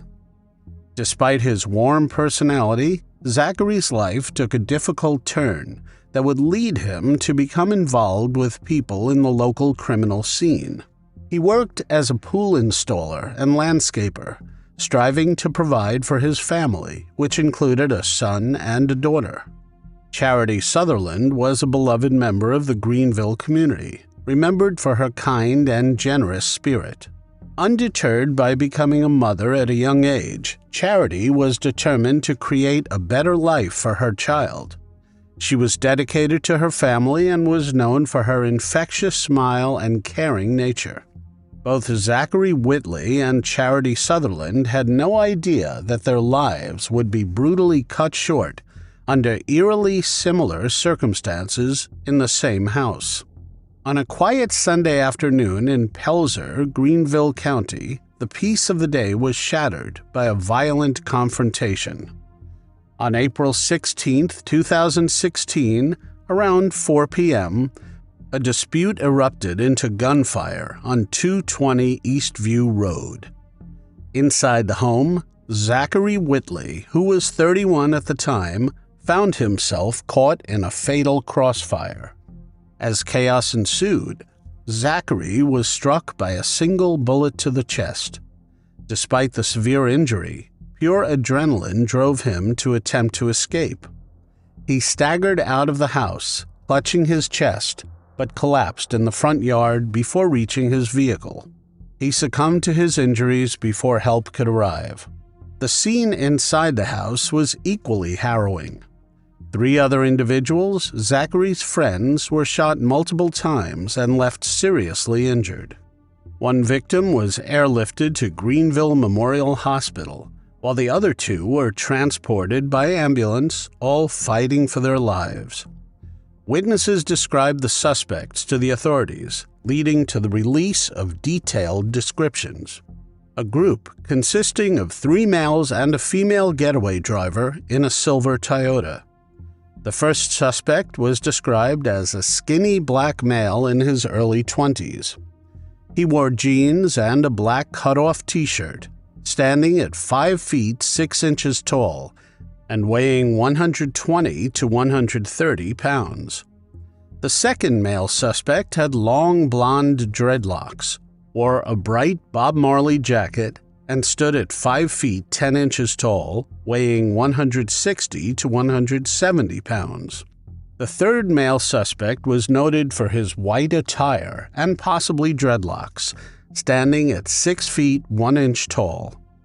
The female getaway driver was described as heavy-set with short hair. Even with these detailed descriptions, no immediate arrests were made. This left both law enforcement and the community eager for resolution and justice. While Zachary's loved ones were left to mourn his loss, investigators worked to piece together the events of that tragic day. As weeks turned into years, the intensity surrounding Zachary Whitley's case began to wane, and the once promising leads grew cold. Although law enforcement made exhaustive efforts, the elusive perpetrators seemed to vanish into thin air. Then, in 2022, amid the lingering sense of frustration left behind from Zachary's case, a chilling sense of déjà vu gripped Greenville County. A new tragedy cast a dark shadow over the community once more. On April 2, 2022, there was another tragic shooting at 220 Eastview Road, the same address where Zachary Whitley had been slain years earlier. In the early morning hours, 21-year-old Charity Southerland was fatally shot in her home. Charity's 3-year-old son was present at the crime scene, and she was found lifeless in her bedroom. The investigation into the violent crime was immediate. Law enforcement, driven by a commitment to bring justice to the grieving family, worked tirelessly to gather evidence and follow leads. This happened only months after her brother passed away in a fatal car crash. Progress in the case seemed to come to a standstill in the months following Charity's horrifying end. On April 2, 2023, her family and friends held a vigil at Herdklotz Park to bring attention to the case again. Her father, Linny, recalled her positive impact on those around her, saying, She was just such a good person. Everybody she encountered loved her character. She was just a lovable kind of a person, a likable kind of person. You wanted to be around her. On February 16, 2024, the Greenville County Sheriff's Office announced significant breakthroughs in the 2 cold cases during a press conference. Sheriff Hobart Lewis revealed that the investigations unit had solved both slayings of Charity Southerland in 2022 and Zachary Whitley in 2016. Despite being unrelated, both crimes occurred at the same property, 220 Eastview Road in Pelzer. The 2022 case saw new developments when the GCSO Cold Case Unit identified 22-year-old Charles Russell Reams as the suspect in Charity Southerland's crime. Although Reams, the father of her child, had been a person of interest from the beginning, initial evidence was insufficient for charges. Charity's demise was following what was believed to be an ongoing domestic-related issue inside her home. In January 2023, Reams was arrested in Rome, Georgia, on unrelated assault charges. He kidnapped a woman and hit her in the face with a gun, causing bruising, swelling, and a busted lip. He is also accused of attempting to strangle the victim. The investigators could then link DNA evidence and witness testimony to Reams. This led to warrants for his immediate arrest in January 2024 on charges in connection to Charity's fatal slaying and possession of a weapon during a violent crime. Reams remains in custody at the Floyd County Detention Center in Georgia without bond, pending extradition. In the 2016 case, the slaying of Zachary Whitley was attributed to 34-year-old John Wesley Nix. Authorities identified it as an illegal substance-related deal gone bad. Nix went to the home on Eastview Road to sell illegal substances and ultimately shot 4 people. Cold case investigators re-examined the case in 2022 after it had stalled. Utilizing improved DNA forensic technology and conducting follow-up interviews, investigators secured witness statements and DNA evidence that identified Nix as a shooter. The GCSO Fugitive Apprehension Specialized Investigations Team arrested Nix at his job on Wade Hampton Boulevard. Nix was charged with a violent crime, as well as assault and battery, attempted robbery, possession of a weapon during a violent crime, and criminal conspiracy. He is currently in the Greenville County Detention Center without bond. The GCSO is still working to identify 2 other suspects involved in the incident. The recent breakthroughs in the cases of Charity Southerland and Zachary Whitley bring much-needed closure to their families after years of uncertainty and grief. Jessica Kemp, Charity's sister, said, "I am grateful for whoever the victim was in Georgia that had the courage to say something. I wish my sister had that same courage because she would probably still be here today." Her mom, Fema Hester, said she is thankful for the woman who came forward and helped put Reams behind bars.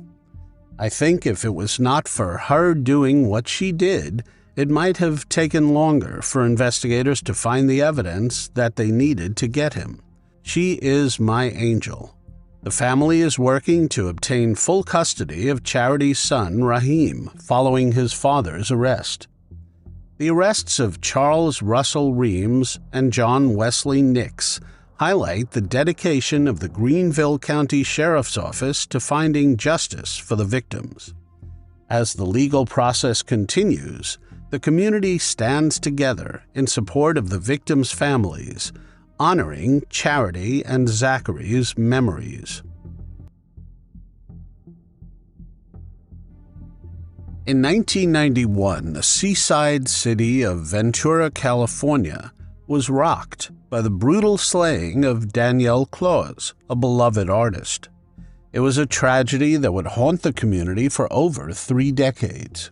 Despite years of silence, advancements in forensic genealogy finally shed light on the decades-old mystery, bringing some closure to her family and the community.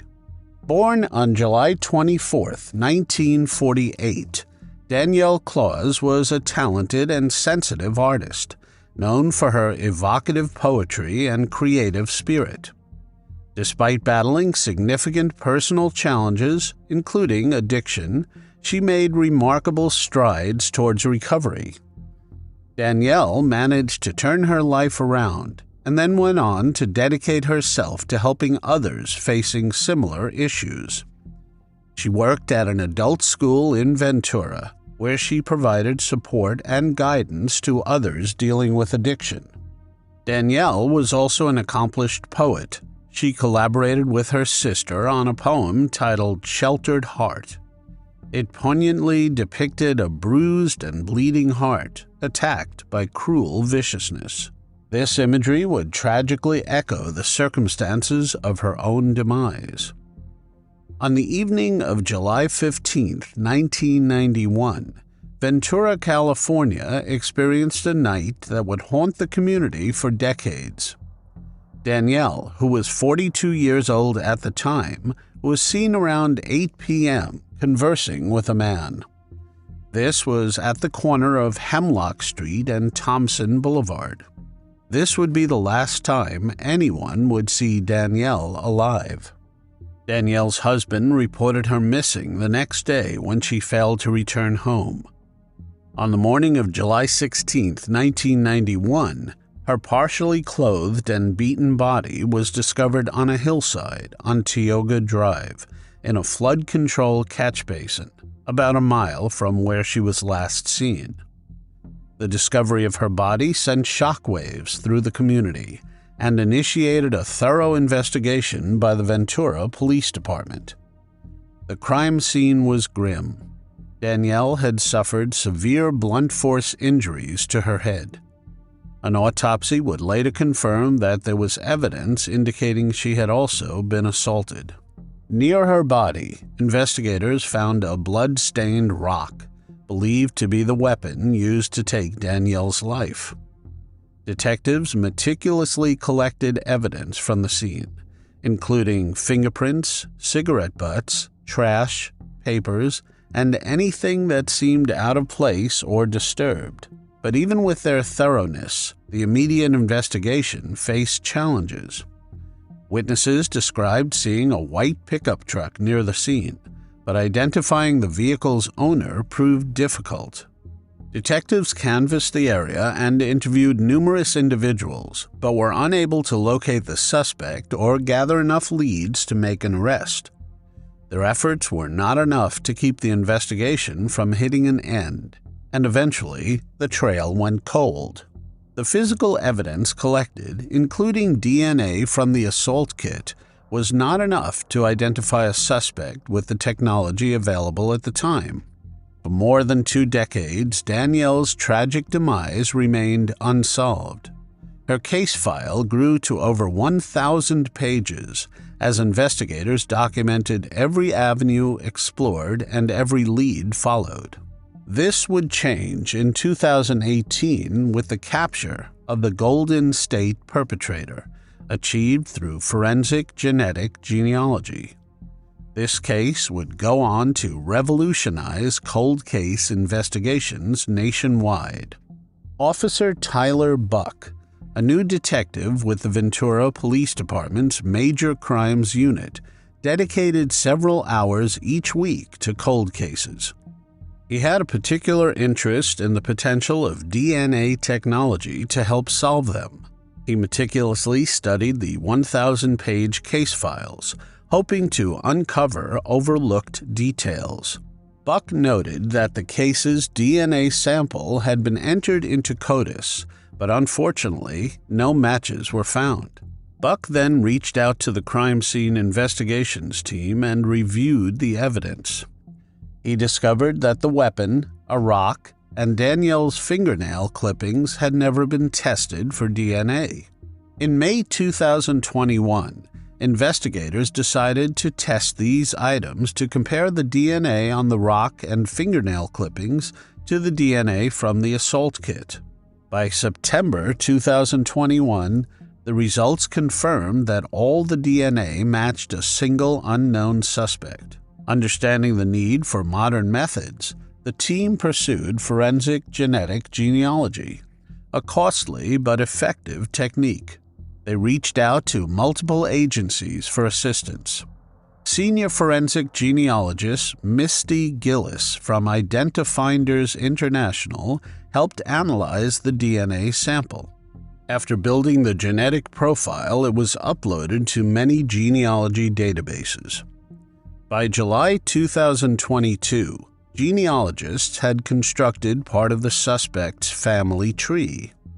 In May 2023, they located a living family member interested in genealogy who had already built a family tree and provided a DNA sample.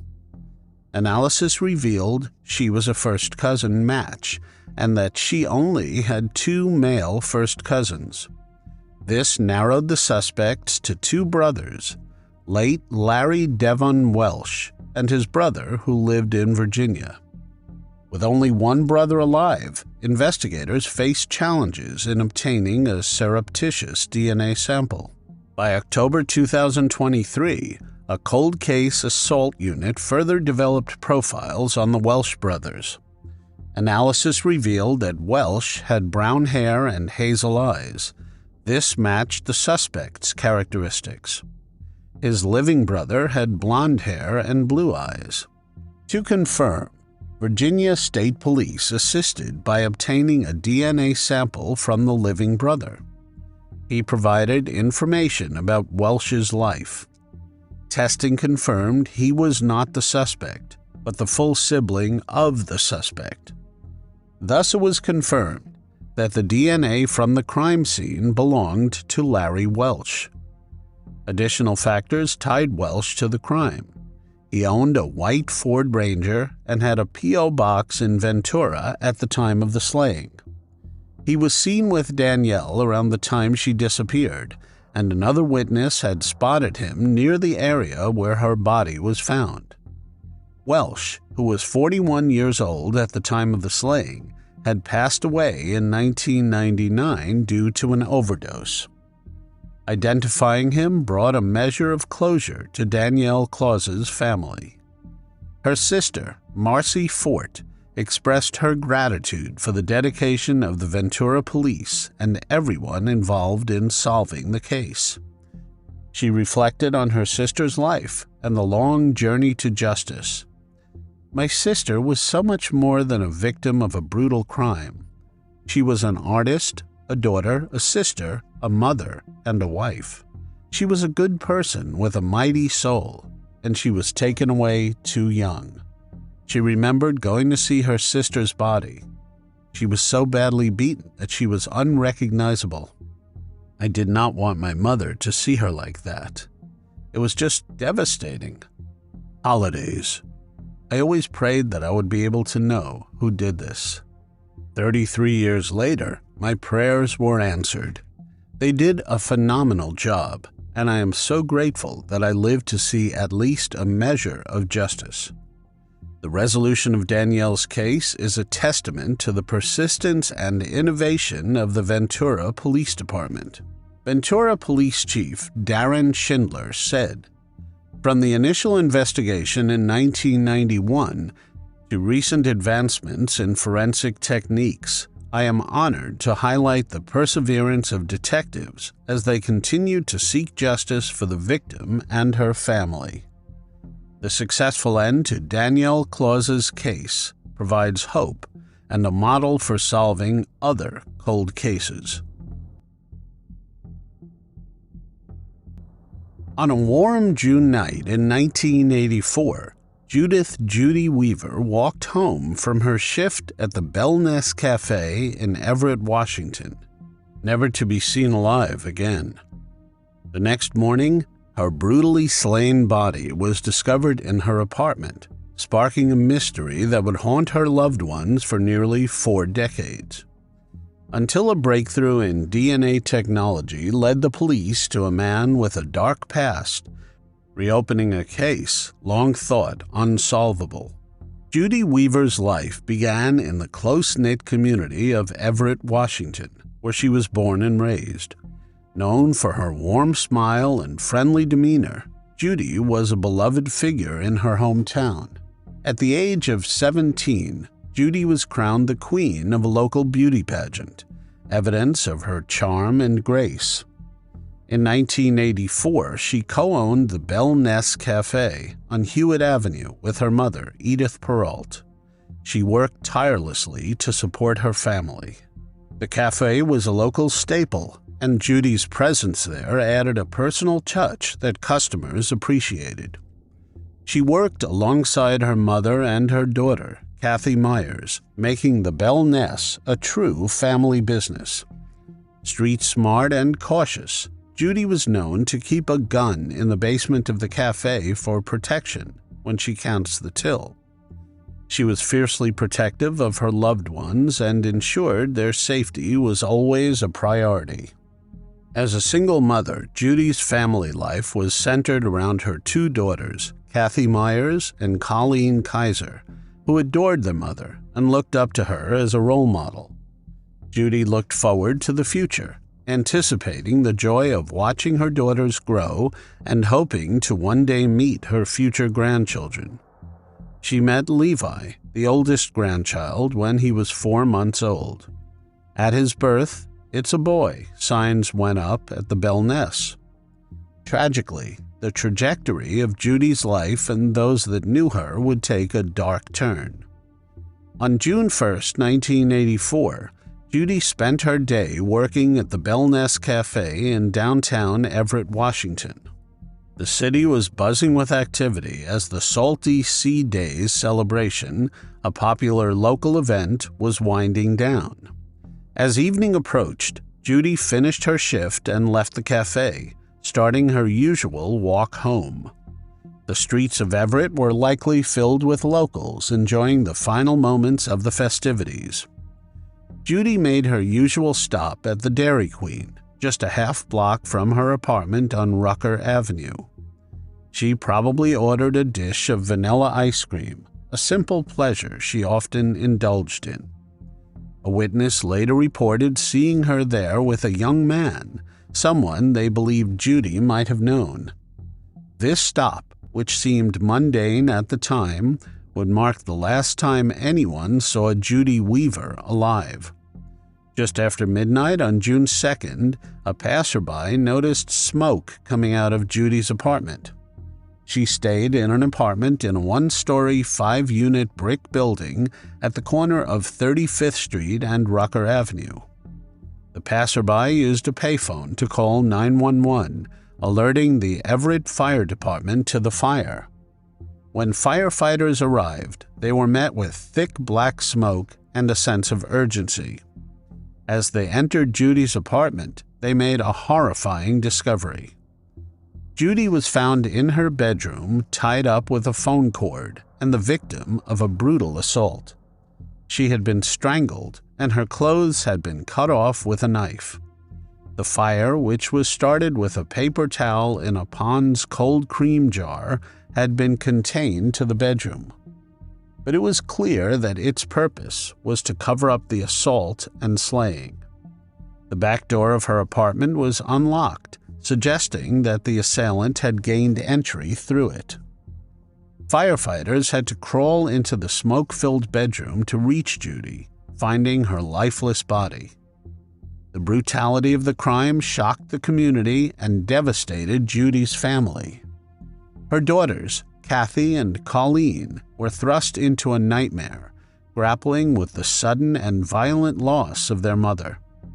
News of the slaying spread quickly, casting a dark cloud over the city and signaling the start of a lengthy and challenging investigation. In the immediate aftermath of Judy's brutal slaying, the Everett police launched an intensive investigation to find her assailant. Detectives Gary Woodburn and Pete Grassi were among the first on the scene, working tirelessly to piece together what had happened. The crime was particularly heinous, and the fire, deliberately set to cover up the crime, had only partially succeeded. It left just enough evidence for detectives to understand the severity and brutality of the assault. Initially, investigators hoped that the forensic evidence gathered from the scene would lead them to the perpetrator. They collected samples from the apartment, including a piece of carpeting and a cigarette butt. The samples were sent to State Patrol crime analysts in hopes of finding a match in DNA databases, but the case began to stall almost immediately. The DNA samples did not match anyone in the existing databases, and the leads they had quickly dried up. Detectives re-interviewed witnesses and canvassed the area repeatedly, but no one could provide any substantial new information. The young man reportedly seen with Judy at the Dairy Queen was never identified, and no clear connection to anyone she knew surfaced. Although Judy was a well-known presence in the community, no one came forward with useful information that could lead to a suspect. Years passed, and the case went cold. In 2002, Pete Grassi, who had originally investigated the fire, revisited the evidence with the hope that advancements in forensic technology might provide new leads. The DNA from the carpeting and the cigarette butt were re-examined, producing a readable strand of DNA. The DNA did not match the prime suspect at the time, who was subsequently cleared. Once again, the DNA did not return a match in any law enforcement database, leaving investigators without a viable suspect. The frustration of the case going cold weighed heavily on the Everett police, particularly those who had been involved since the beginning. Grassi said in 2009, "There is nothing to do at this point." Detectives believed the case might never be solved unless a new tip came in or DNA technology advanced to the point where it could identify the perpetrator. As Judy's family lived with the pain of her unsolved slaying, her daughters remained hopeful and continued to push for answers. For nearly 4 decades, it remained a cold case hanging over the Everett community. But in 2024, a significant breakthrough was able to crack the case wide open. The breakthrough came thanks to advances in forensic technology and the determination of Everett detective Susan Logothetti. Earlier in the year, Logothetti and her team revisited the case files, focusing on DNA evidence that had been collected from the crime scene. Among the key pieces of evidence were DNA profiles found on pantyhose and a ligature used to bind Judy. These DNA samples had been run through CODIS, the National DNA Database, multiple times over the years without a match. But technology had advanced significantly since the original samples were collected, and detectives were hopeful that a new analysis might yield results. They then had a suspect, but needed a new DNA sample from him. Logothetti and other undercover officers posed as representatives from a gum company to determine the favorite flavors of participants in a study. The detectives collected multiple pieces of gum they saw the suspect chew in front of them in a ramekin, which was sent to compare with the DNA recovered from the victim. The DNA profiles matched a man named Mitchell Gaff, a 66-year-old with a lengthy history of predatory violence against women. Gaff had been living in Olympia, Washington, under the legally changed name of Sam Wise Price. He is a Level 3 offender, indicating a high risk to reoffend.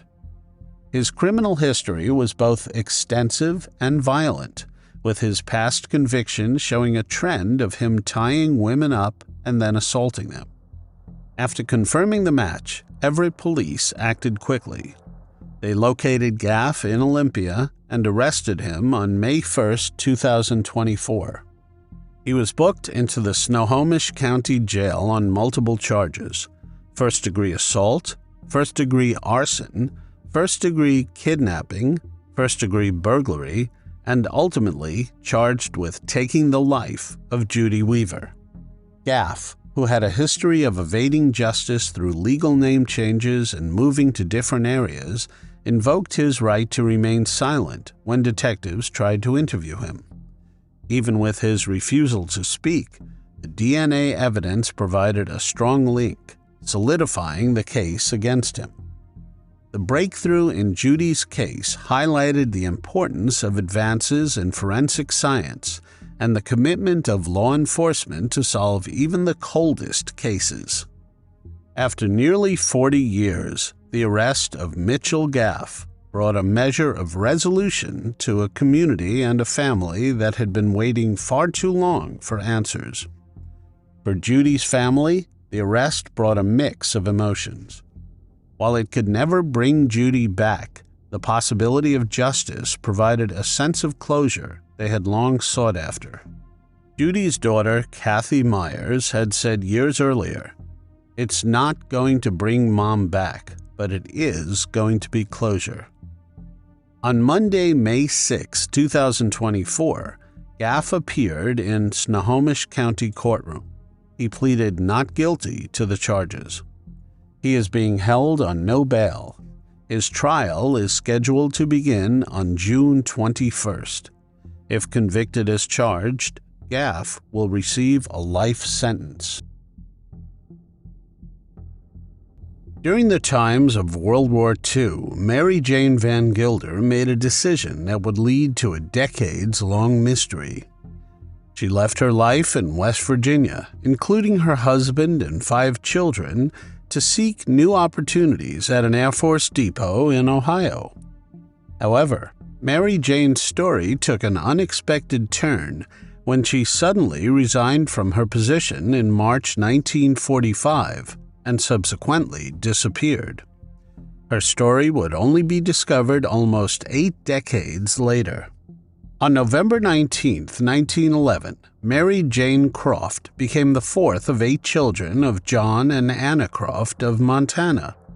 When she was 17, she married James Wesley Vangilder on January 29, 1929. By the time World War II broke out, Mary Jane gave birth to their 5th child after twins were stillborn in 1935. However, 2 years after the birth of Mary Jane and James's youngest child, Cheryl Judy Gay Vangilder, something happened in their marriage. Mary Jane then moved off the Vangilder family farm. She separated from James and her children and rented an apartment in downtown Fairmont, above the old Fairmont Theater. She then started working in Fairmont, West Virginia. In 1944, Mary Jane Vangilder moved from Fairmont to Huron County, Ohio, leaving her husband James and their 5 children behind. She took a civilian job at the Wilkins Air Force Depot, 7 miles from Plymouth in Shelby, Ohio. During this period of estrangement from her family, Mary Jane would purchase war bonds at different branches of the People's Bank in the Shelby area. She then would have them mailed to her oldest child, Anna Mae. Anna Mae said, "She sent me war bonds, and then she wrote me and asked me to mail the war bonds back to her, which she then went on to cash at different banks in Ohio." Anna Mae said her mother would also send her clothes at times. Despite these mysterious communications from her mother, she still had questions about her parents' separation and began wanting answers. In January 1945, Mary Jane requested all the bonds be sent back to her. It was the last contact she had with anyone from her family. Court records show that she filed for divorce in Ohio on February 12, 1945. She resigned from her job less than a month later, on March 8, 1945, stating she needed to leave because of added household duties. Mary Jane's divorce petition was withdrawn by her attorney in April 1946 after she failed to show up to court. But by that time, James Vangilder had already been granted a divorce by a judge in West Virginia. In 1946, James remarried, where he continued to raise his and Mary Jane's children.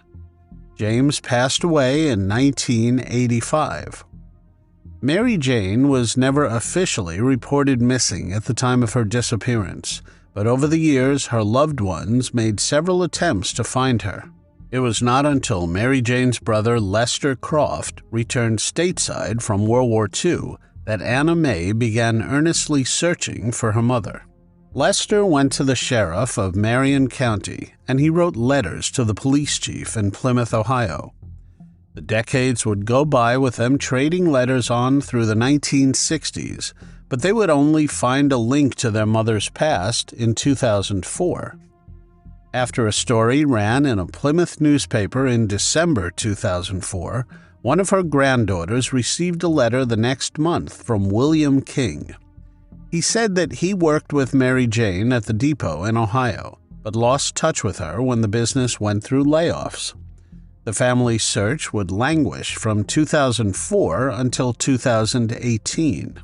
In October 2018, the Shelby Police Department received a Facebook message from Mindy Wilson, one of Mary Jane's granddaughters. Police Chief Lance Combs assigned the case to Detective Adam Turner. He spent years combing through cases of unidentified descendants in Ohio and throughout the country to see if any matched Mary Jane's description. During the course of his investigation, he came across a newspaper article about a Jane Doe found in Preble County, Ohio in the 1960s. The description of the woman's remains sounded like a possible match to Mary Jane. The remains were exhumed in late 2019 and taken to a state crime lab. Turner said, "They told me that they were able to do some DNA testing, and the body was not Mary Jane Vangilder. The story could have ended here." Turner said, "I could have easily just said, 'I am done. This is not mine anymore. This is Preble County's.' But he decided to press on, partnering with Moxie Forensic Investigations to develop a DNA profile and use investigative genetic genealogy to crack the case. It took 3 years, some delays due to the pandemic, before they learned Preble County Jane Doe was not a woman after all. The DNA matched to the closest relative to the human remains, a great-niece, Tina Barrett of Cincinnati. Tina had uploaded her DNA profile to GED Match, a public genealogy database where users can opt in to share their information with law enforcement. The human remains belonged to Albert Frost, a man from Hamilton, Ohio, who went missing sometime in the early 1960s. So why did the coroner believe Albert was a woman when his body was found in May 1968? His remains were badly decomposed and spread out over about 75 feet. Albert was also very thin and short, so Turner thinks that may have led to the mistake. The coroner was not able to determine the cause of demise. Turner said, "The rumor from some of his surviving family members, his nieces and nephews, were that Albert was beaten to his end outside of a bar in Eaton, Ohio." When Turner reached out to Tina, he unlocked another mystery. Tina said the following: "Initially, I thought they were talking about my great-aunt Clara, because until that moment, I did not know that Albert existed. No one talked about it." It turns out there were 2 missing siblings in the same family. Albert had a sister named Clara, who also disappeared and was never seen again. She went by the nickname Inez and was in her early 20s when she went missing about a decade before Albert in the 1950s. The young mother was living in Cleveland, Ohio at the time of her disappearance. Several family members told Turner that Clara's mother sold her to a man who later became her husband. They had 2 kids together who were just a baby and a toddler when she vanished. Clara's family thought her disappearance was suspicious and told police her husband had been physically abusive to her. At the time, Clara's husband told police she had just run off. Tina said she was not the type of person who would just get up and leave. Turner discovered that her husband had remarried by about 1952 and moved the children to Pennsylvania. Based on information from her family, Clara's husband, who passed away decades ago, is now a suspect in this case.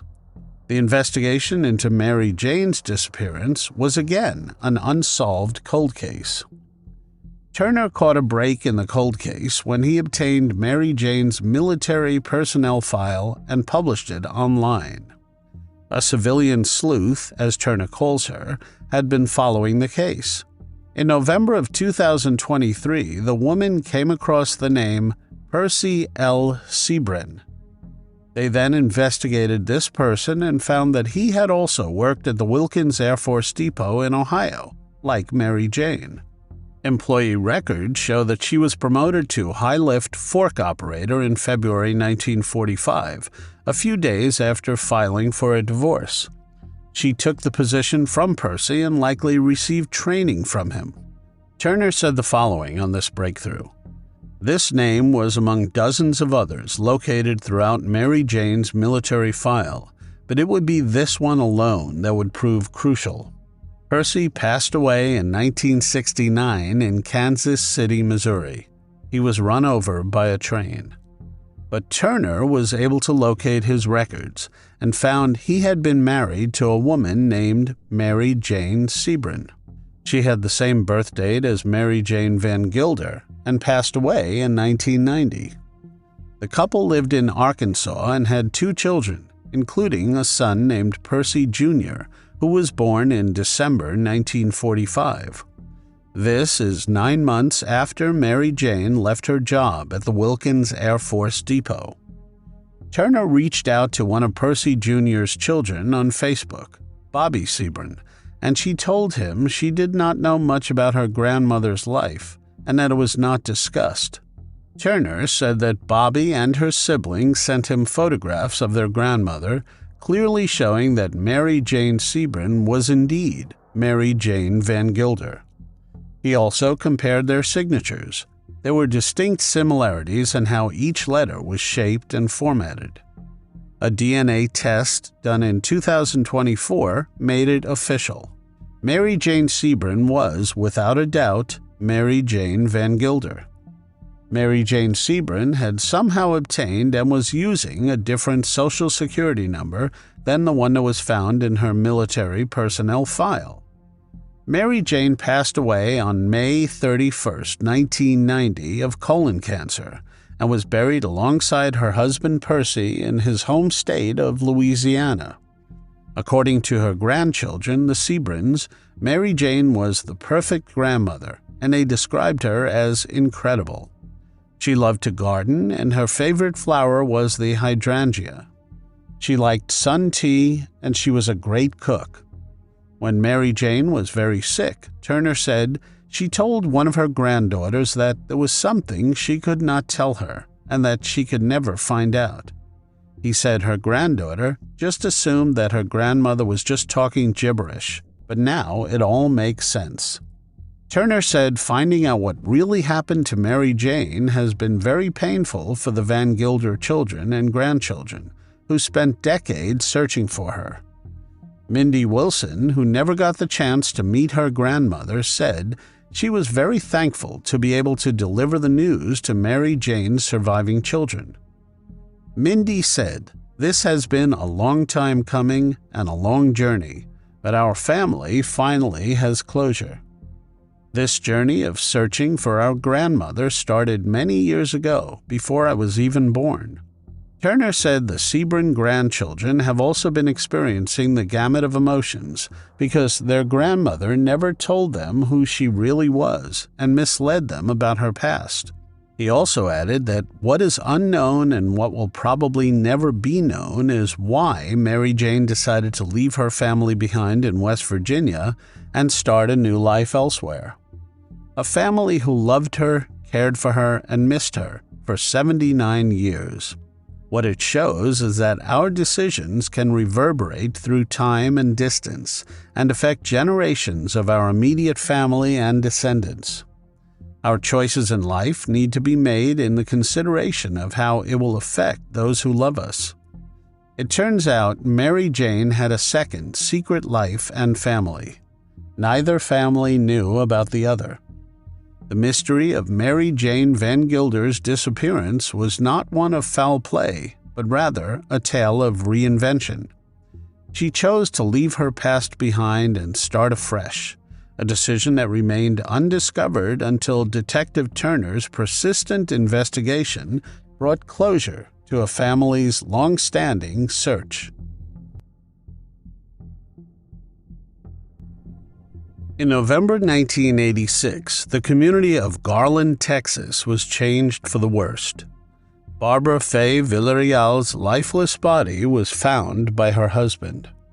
After thorough investigations, there were no leads and the case went cold. It would be more than 3 decades before an arrest was made in the case, and it was someone Barbara knew well. Barbara Fay Villarreal was part of a big but tight-knit family and grew up in the Indiana countryside. She had a simple and happy childhood, riding bicycles to her grandparents' corner shop for lollies and swimming in the nearby lake. A close friend describes her as a faultless, smart, sweet, and kind person. She was the youngest of 4 children from her mother's marriage with her father, who passed away when she was just a few years old. Her mother remarried and had 2 more kids. Barbara spent most Sundays and every holiday with her extended family that included loads of cousins. She liked to share recipes with her family and spend time with her Pomeranian called Cammy. On November 7, 1986, officers of the Garland Police Department responded to a disturbance call at a home in the 3600 block of Colbath Street. When they arrived, they found the lifeless body of 27-year-old Barbara Fay Villarreal in a back room of her home. Her life was taken by multiple stab wounds. Officers said that a large kitchen knife was found near her body. Her 32-year-old husband, Domingo Diaz Villarreal, was arrested on investigative charges of slaying that night. The police then interviewed him and eventually cleared him as a suspect in the case. He told neighbors that he had found her body and asked them to call 911 because there was something wrong with his wife.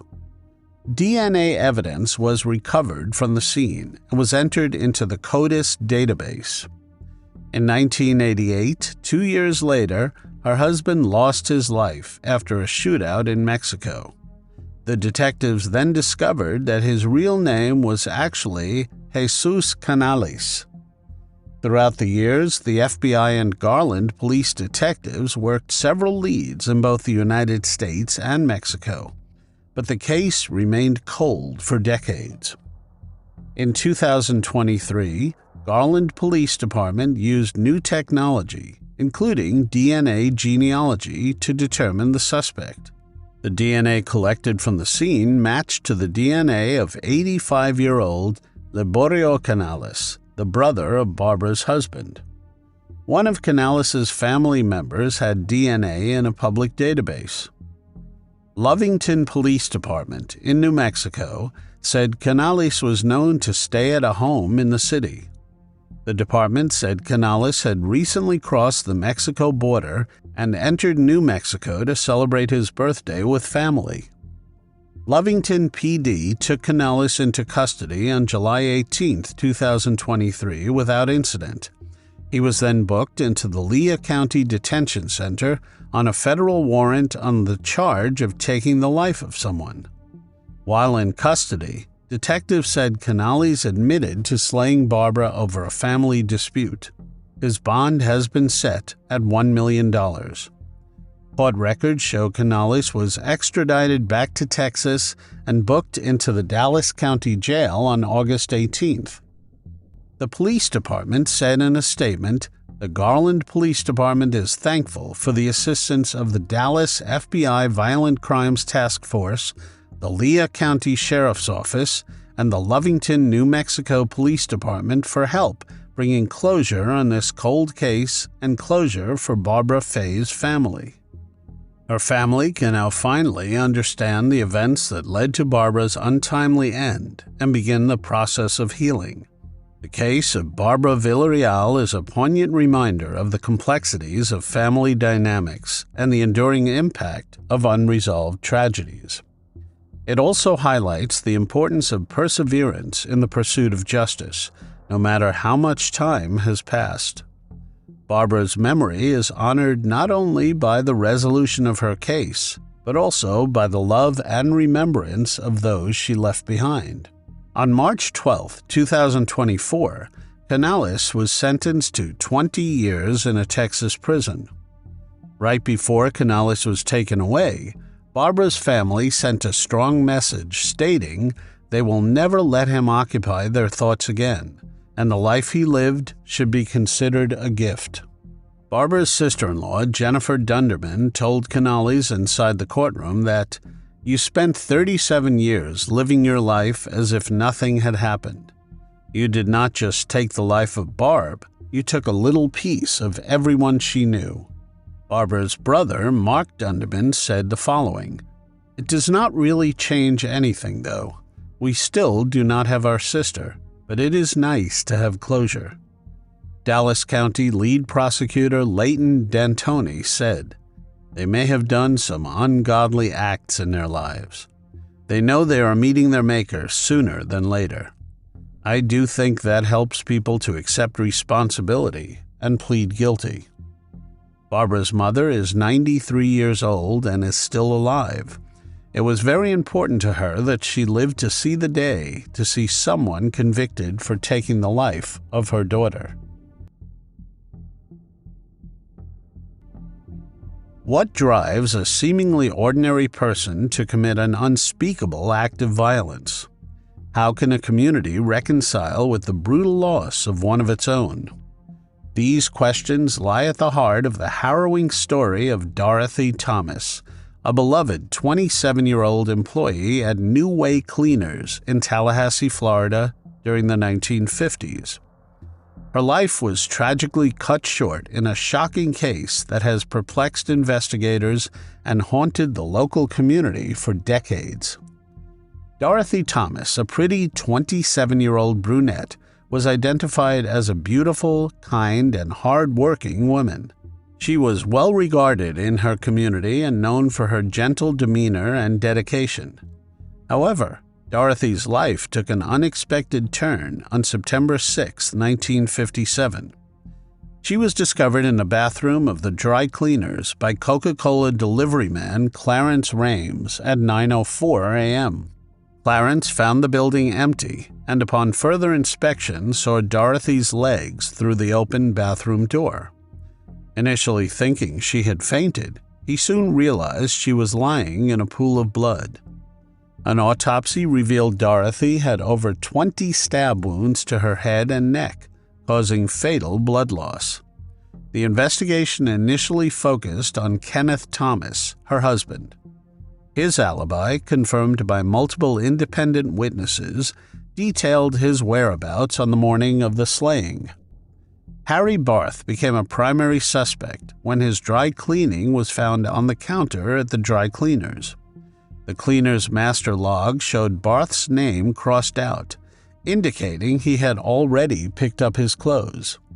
The cash register was open, with no cash missing, suggesting Dorothy was in the middle of a transaction when she was attacked. Drag marks led from the front counter to the bathroom, and footprints were found in the mud at the rear of the business. When officers first tried to interview Harry Barth, he claimed he could not get out of bed due to a severe headache. They noticed a pair of white shoes with mud on them under his bed, but when they returned several days later, the shoes were gone, and Barth denied ever owning them.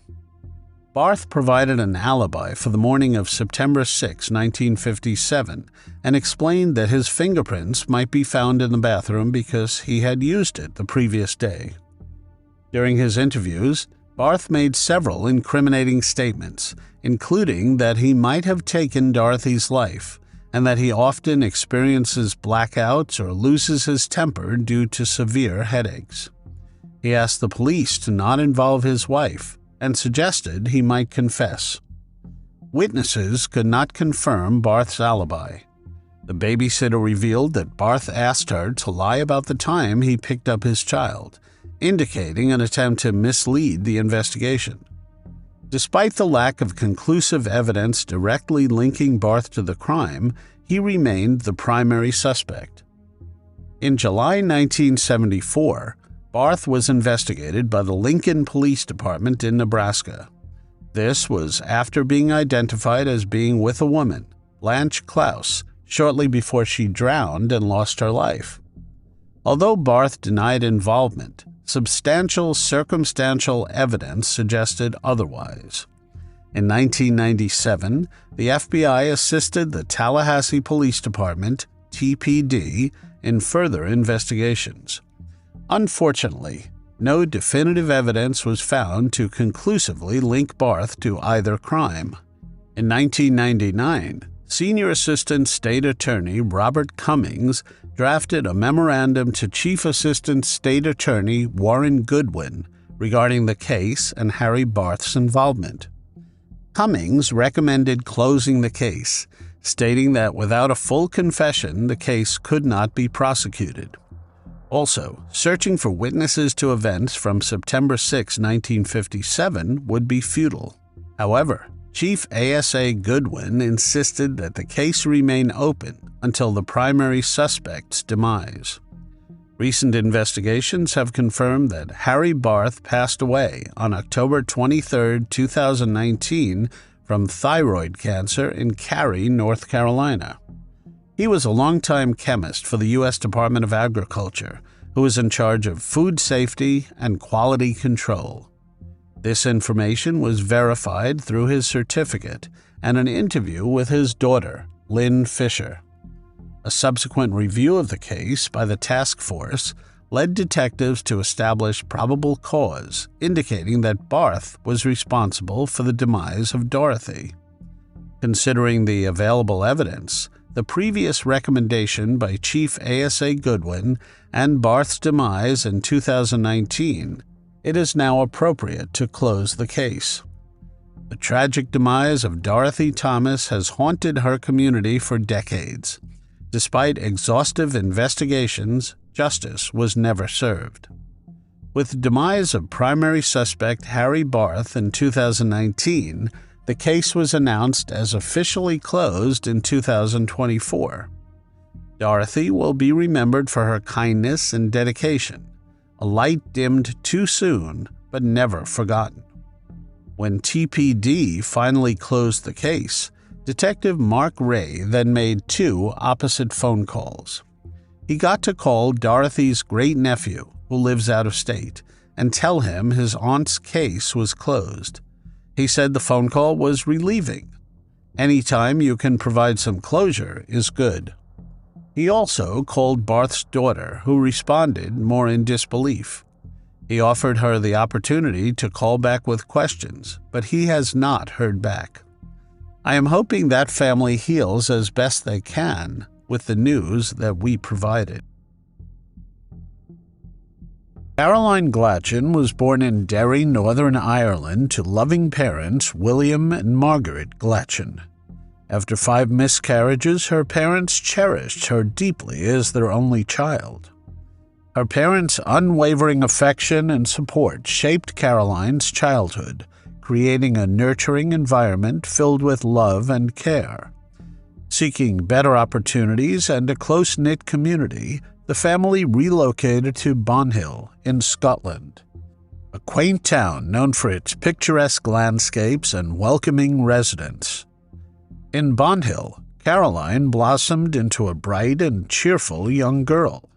She attended Our Lady and St. Patrick High School in Dumbarton, where she was known for her friendliness, academic diligence, and enthusiasm in extracurricular activities.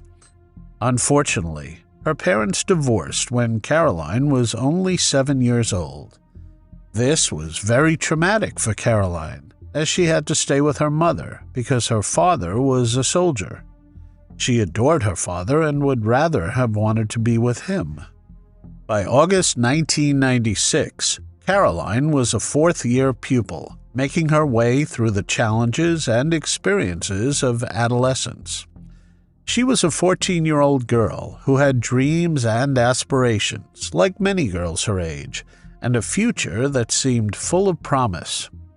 On the night of August 24, 1996, Caroline invited her best friend Joanne Menzies for a sleepover while her mother was out celebrating her 40th birthday. They walked outside, past the Ladyton shops, at 23:45 p.m., when Caroline said she intends to meet her boyfriend, Robert O'Brien, at a bridge. Despite her best friend's warnings to avoid the rendezvous, she went, and Joanne went back to Caroline's house. Robert was 18 years old at the time, but despite her mother's reservations about the age gap, Caroline was infatuated with him. The relationship started that summer, and the couple attended the Oasis concert at Balloch Castle County Park just 3 weeks before. This meeting, meant to be a brief encounter typical of young love, would tragically become Caroline's last. Her chosen path led her to Dilchip Bridge, a well-known shortcut she often used. The bridge connected to the river towpath, offering a quicker, though more secluded, route. Sadly, Caroline never reached her destination. The next day, her partially clothed body was discovered in the River Leven, near the place of Bonhill in Renton, by a passerby. The picturesque river had become the scene of a horrifying tragedy. As investigators delved into the circumstances of her demise, it became clear she had suffered severe injuries. Extensive blunt force trauma to her scalp, face, and neck had resulted in her being unconscious. News of her brutal slaying sent shockwaves through the close-knit community, plunging her family and friends into profound grief and despair. Law enforcement officials launched an immediate and thorough investigation, seeking to unravel the mystery of that fateful night. The serene riverbanks and quiet pathways turned into sites of intense scrutiny as detectives combed for evidence and solicited information from the public. The day Caroline's body was discovered by the police was tragically her mother's 40th birthday. This cruel twist of fate deepened the family's anguish, as what should have been a day of celebration turned into one of unimaginable sorrow. A pathologist determined that Caroline had sustained 10 significant blows to the head, which had rendered her unconscious before she was submerged in the river. Further investigation revealed that a group of teenagers had viciously attacked her, subjecting her to verbal abuse and repeatedly kicking and punching her head and body with a blunt object. In 1996, this group's 4 individuals' names were widely circulated in the village, but there was never enough evidence to arrest and charge them. The main reason was that they all rigidly stuck to the same alibi and told officers they spent the night in an apartment in Allen Crescent. Although the assault was brutal, the ultimate cause of demise was determined to be drowning. The community was shattered by the senseless loss of such a young life. On February 26, 1997, Caroline's funeral was held in Alexandria, drawing mourners from across the region. Friends, family, and community members gathered to pay their respects and say their final goodbyes. The service was a poignant reminder of the young life that had been so violently taken, leaving behind a void that could never be filled. The grief was palpable, but so too was the resolve to remember Caroline and seek justice for her untimely demise. Despite the launch of an extensive investigation, the case remained unsolved for years, leaving the community in a state of ongoing grief and uncertainty. It was not until June 2019 when Police Scotland's major investigation team re-examined the case that new hope emerged for solving the mystery. The renewed investigation involved re-interviewing residents of Allen Crescent, This is where Robert O'Brien, along with Andrew Kelly, Sarah Jane O'Neill, and Donna Brand had claimed to spend the night of Caroline's demise. A critical breakthrough came from an upstairs neighbor, Linda Dorian, who revealed she had seen 4 people leave the house with 2 small children. The group walked down Allen Crescent and crossed Main Street, which connects Renton to Alexandria, and then went toward the River Leven. This contradicted earlier accounts and added significant new details to the timeline of events. On the night in question, Andrew and Sarah were babysitting 2 young boys, Archie Wilson, aged 4, and his baby brother Jamie. They were later joined by Robert O'Brien and his pregnant girlfriend Donna. The group, including the young children, left the apartment together. When they returned more than an hour later, Linda heard a loud commotion and an argument. She heard one of them say something along the lines of, "That was not meant to happen. That went too far. How is this going to look?" It suggested that something significant had occurred during their absence. The new information aligned with the account given by 4-year-old Archie Wilson the day after Caroline's life was taken. Archie had told his mother Betty that he had been near the river and witnessed a fight, during which Caroline fell into the water. At the time, his statement seemed unclear and was difficult to act upon. Once Caroline's body was found, there were all these rumors, so they thought Archie had picked up on those. However, with the neighbors' corroborating testimony, Archie's innocent observations became a vital piece of evidence. The reinvestigation brought a renewed sense of urgency and hope to Caroline's case. Detectives worked meticulously to piece together the events of that tragic night, aiming to bring justice to Caroline and closure to her grieving family and community. This breakthrough marked a significant step forward in the decades-long quest to solve the brutal demise of a young girl whose life was tragically cut short. In November 2021, 3 individuals were charged with her slaying: Robert O'Brien, aged 45, Andrew Kelly, aged 44, and Donna Marie Brand, also aged 44. Sarah Jane O'Neill, who had also been implicated in the case, had passed away before she could be charged. The trial commenced in November 2023 at the High Court in Glasgow, drawing widespread attention and reopening old wounds for the community and Caroline's loved ones. Archie was never the same after what he witnessed. Now in his early 30s, he was deemed unfit to give evidence during the trial. Caroline's childhood friend, Joanne Menzies, 42, told the court O'Brien had threatened to take the life of Caroline for kissing another boy, and that she had seen him bully her on more than one occasion. On December 14, 2023, O'Brien, Kelly, and Brand were found guilty of taking Caroline's life.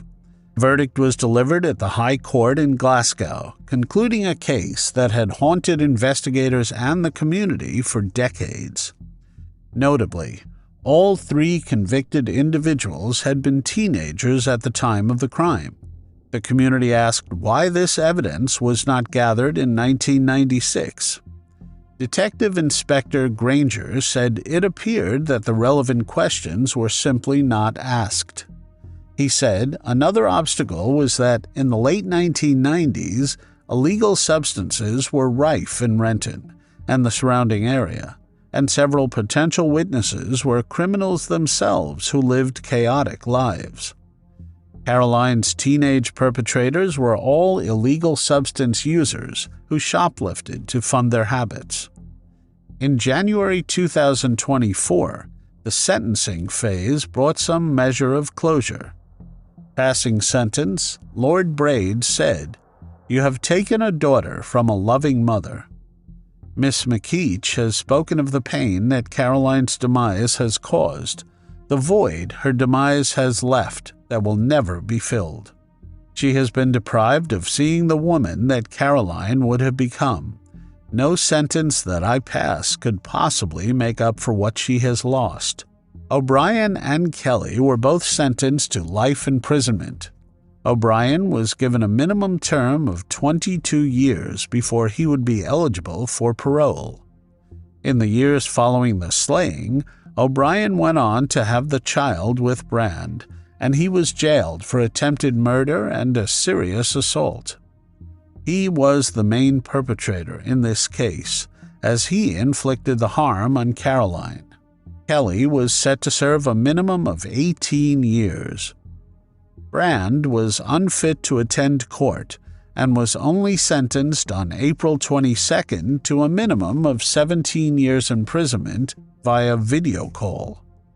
The sentencing marked a pivotal moment for Caroline's family and friends, most especially her father and mother Margaret McKeach. She had the following to say: "This is the day that I have been waiting for 27 years." And she added, "It is not going to bring Caroline back, but it is justice for her. I do not know if closure is the right word, but justice has certainly been done." The community of Bonhill, still marked by the tragedy, found some solace in the resolution of a case that had deeply affected them for so long. The convictions and sentences served as a reminder of the persistence and dedication of law enforcement in seeking justice, no matter how much time has passed. Though the pain of her loss endures, this resolution honors Caroline's memory and highlights the relentless pursuit of justice. Both O'Brien and Kelly have launched a bid for freedom after the sentencing and intend to appeal their convictions and life sentences.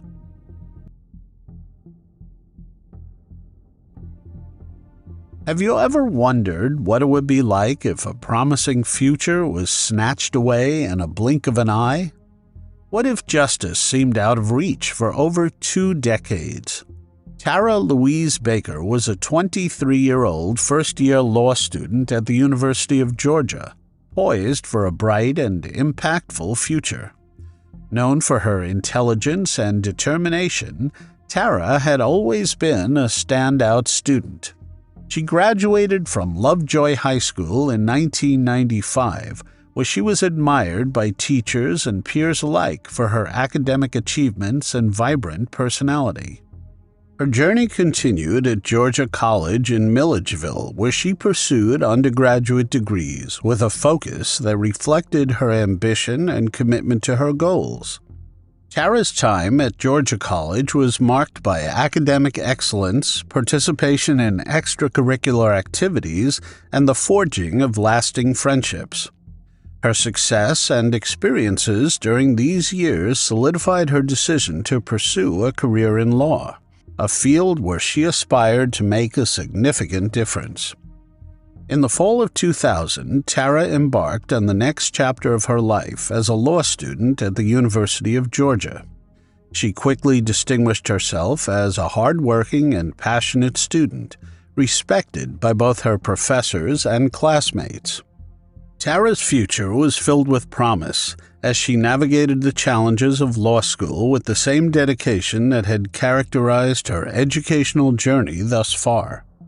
However, Tara's life took an unexpected and tragic turn on January 19, 2001.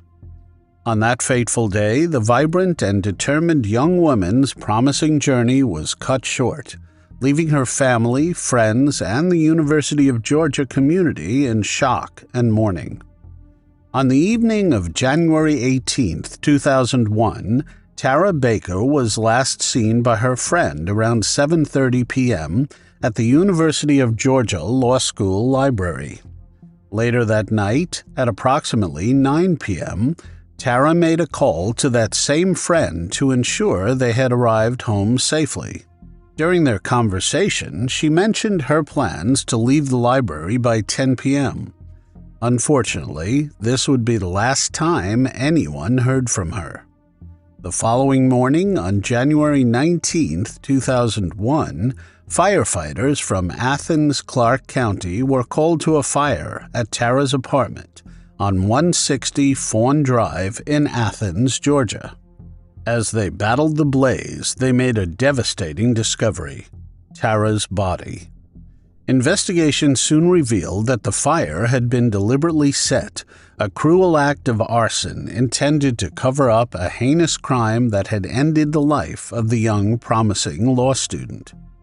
Tara's demise sent shockwaves through the University of Georgia and the surrounding community. The response from law enforcement was swift, launching an immediate and thorough investigation to uncover the circumstances surrounding her tragic demise. Detectives combed through evidence, interviewed potential witnesses, and followed numerous leads, all in an effort to bring the perpetrator to justice. Despite these extensive efforts, the investigation into Tara Baker's case soon hit an end. For 23 years, her case remained unresolved, a cold case that left her family, friends, and the community in a state of prolonged grief and uncertainty. The lack of closure and the relentless passage of time only deepened the anguish felt by those who loved her. Throughout these years, Tara's mother never relinquished her quest for justice. She kept her memory alive, persistently advocating for renewed interest and attention to her case. Tara's story became a symbol of a vibrant life cut tragically short and a call for justice that echoed through the community. The unresolved nature of Tara's case highlights the inherent challenges in slaying investigations. Advances in forensic science and investigative techniques offered new hope, yet the answers remained frustratingly out of reach. Nevertheless, the commitment to finding justice for Tara persisted, reflecting the enduring impact of her life and the collective desire for resolution. In June 2023, the Georgia General Assembly unanimously passed the Coleman-Baker Act. The act requires state and local law enforcement agencies to develop procedures to initiate a review of unsolved cases to determine if a full reinvestigation of the case could lead to new evidence or the identity of the perpetrator. The law further provides an avenue for families that disagree with the findings of the Georgia Bureau of Investigation to have an administrative law judge review the case. It also required law enforcement to look into unsolved cases if more than 6 years had passed. The act is named for Rhonda Sue Coleman and Tara Louise Baker. In September 2023, the Georgia Bureau of Investigation, GBI's Cold Case Unit, joined forces with the Athens, Clarke County Police Department. They conducted an in-depth review and analysis of the ongoing investigation into Tara Baker's demise. This renewed effort was driven by advances in forensic technology and investigative techniques, coupled with a steadfast hope to finally bring closure to a case that had haunted the community for over 2 decades. The collaborative investigation aimed to re-examine every piece of evidence, scrutinize previous witness statements, and explore new leads. Detectives meticulously revisited the crime scene, re-interviewed individuals connected to the case, and employed cutting-edge forensic methods to uncover any overlooked details. This comprehensive approach was designed to piece together the puzzle that had eluded them for so long. Investigators were particularly hopeful that modern DNA analysis and other advanced forensic tools could shed new light on the case. Technologies that were unavailable or in their infancy at the time of Tara's demise were now being leveraged to re-examine evidence with fresh eyes and new capabilities. This included retesting biological samples, analyzing digital footprints, and utilizing enhanced crime scene reconstruction techniques. The partnership between the GBI and Athens Clarke County Police Department was marked by a renewed sense of determination and collaboration. Both agencies were committed to leaving no stone unturned in their pursuit of justice for Tara. They understood that solving this case would not only bring solace to Tara's family and friends, but also reinforce the community's trust in their dedication and perseverance. Tara's family, having endured years of uncertainty and grief, expressed cautious optimism, renewed investigation. They hoped that this joint effort would finally provide the answers they had been desperately seeking and bring the perpetrator to justice. The community, too, rallied behind the investigative teams, offering support and sharing any new information that might aid in solving the case. On Thursday, May 9, 2024, state and county investigators announced a significant breakthrough in the long-standing case of Tara Baker. Edric Lamont Faust, a 48-year-old man from Athens, was arrested and charged with multiple serious offenses in connection with Tara's demise. These charges included slaying, 2 counts of felony slaying, 1 count of aggravated assault, and concealing the demise of another. Also, arson, possession of a knife during the commission of a felony, tampering with evidence, and 1 count of aggravated sodomy. The arrest of Faust marked a pivotal moment in the investigation, bringing a renewed sense of hope and justice to Tara's family and the community. This breakthrough was made possible through the use of advanced DNA analysis and other biological evidence, which had not been available at the time of the original investigation. The sophisticated forensic techniques employed by the Georgia Bureau of Investigation's Cold Case Unit and the Athens-Clarke County Police Department provided the crucial link needed to identify and apprehend the suspect. Faust was promptly taken into custody and remains in jail on a $15,000 bond, as recorded by the Clarke County Sheriff's Office. Faust lived on Cooper Road in the same neighborhood off Lexington Road as Tara, who lived barely a block away on Fawn Drive in East Athens. According to Athens Clarke County Clerk of Court records, Faust has a long criminal history. Faust has dozens of arrests documented in the Athens Clarke County. Less than a month after Tara's demise, Faust was arrested and pleaded guilty to aggravated assault for cutting someone's neck. Faust was incarcerated between August 21, 1997 and July 20, 1999, as well as between May 1, 2001 and May 28, 2023. Faust's latest prior arrest was on March 3, 2022, when he was arrested for simple battery, disorderly conduct, and criminal trespass. He pleaded guilty on November 14, 2022.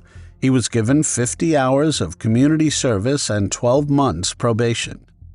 The severity of the charges for Tara's case reflects the heinous nature of the crime that had shocked the community more than 2 decades ago.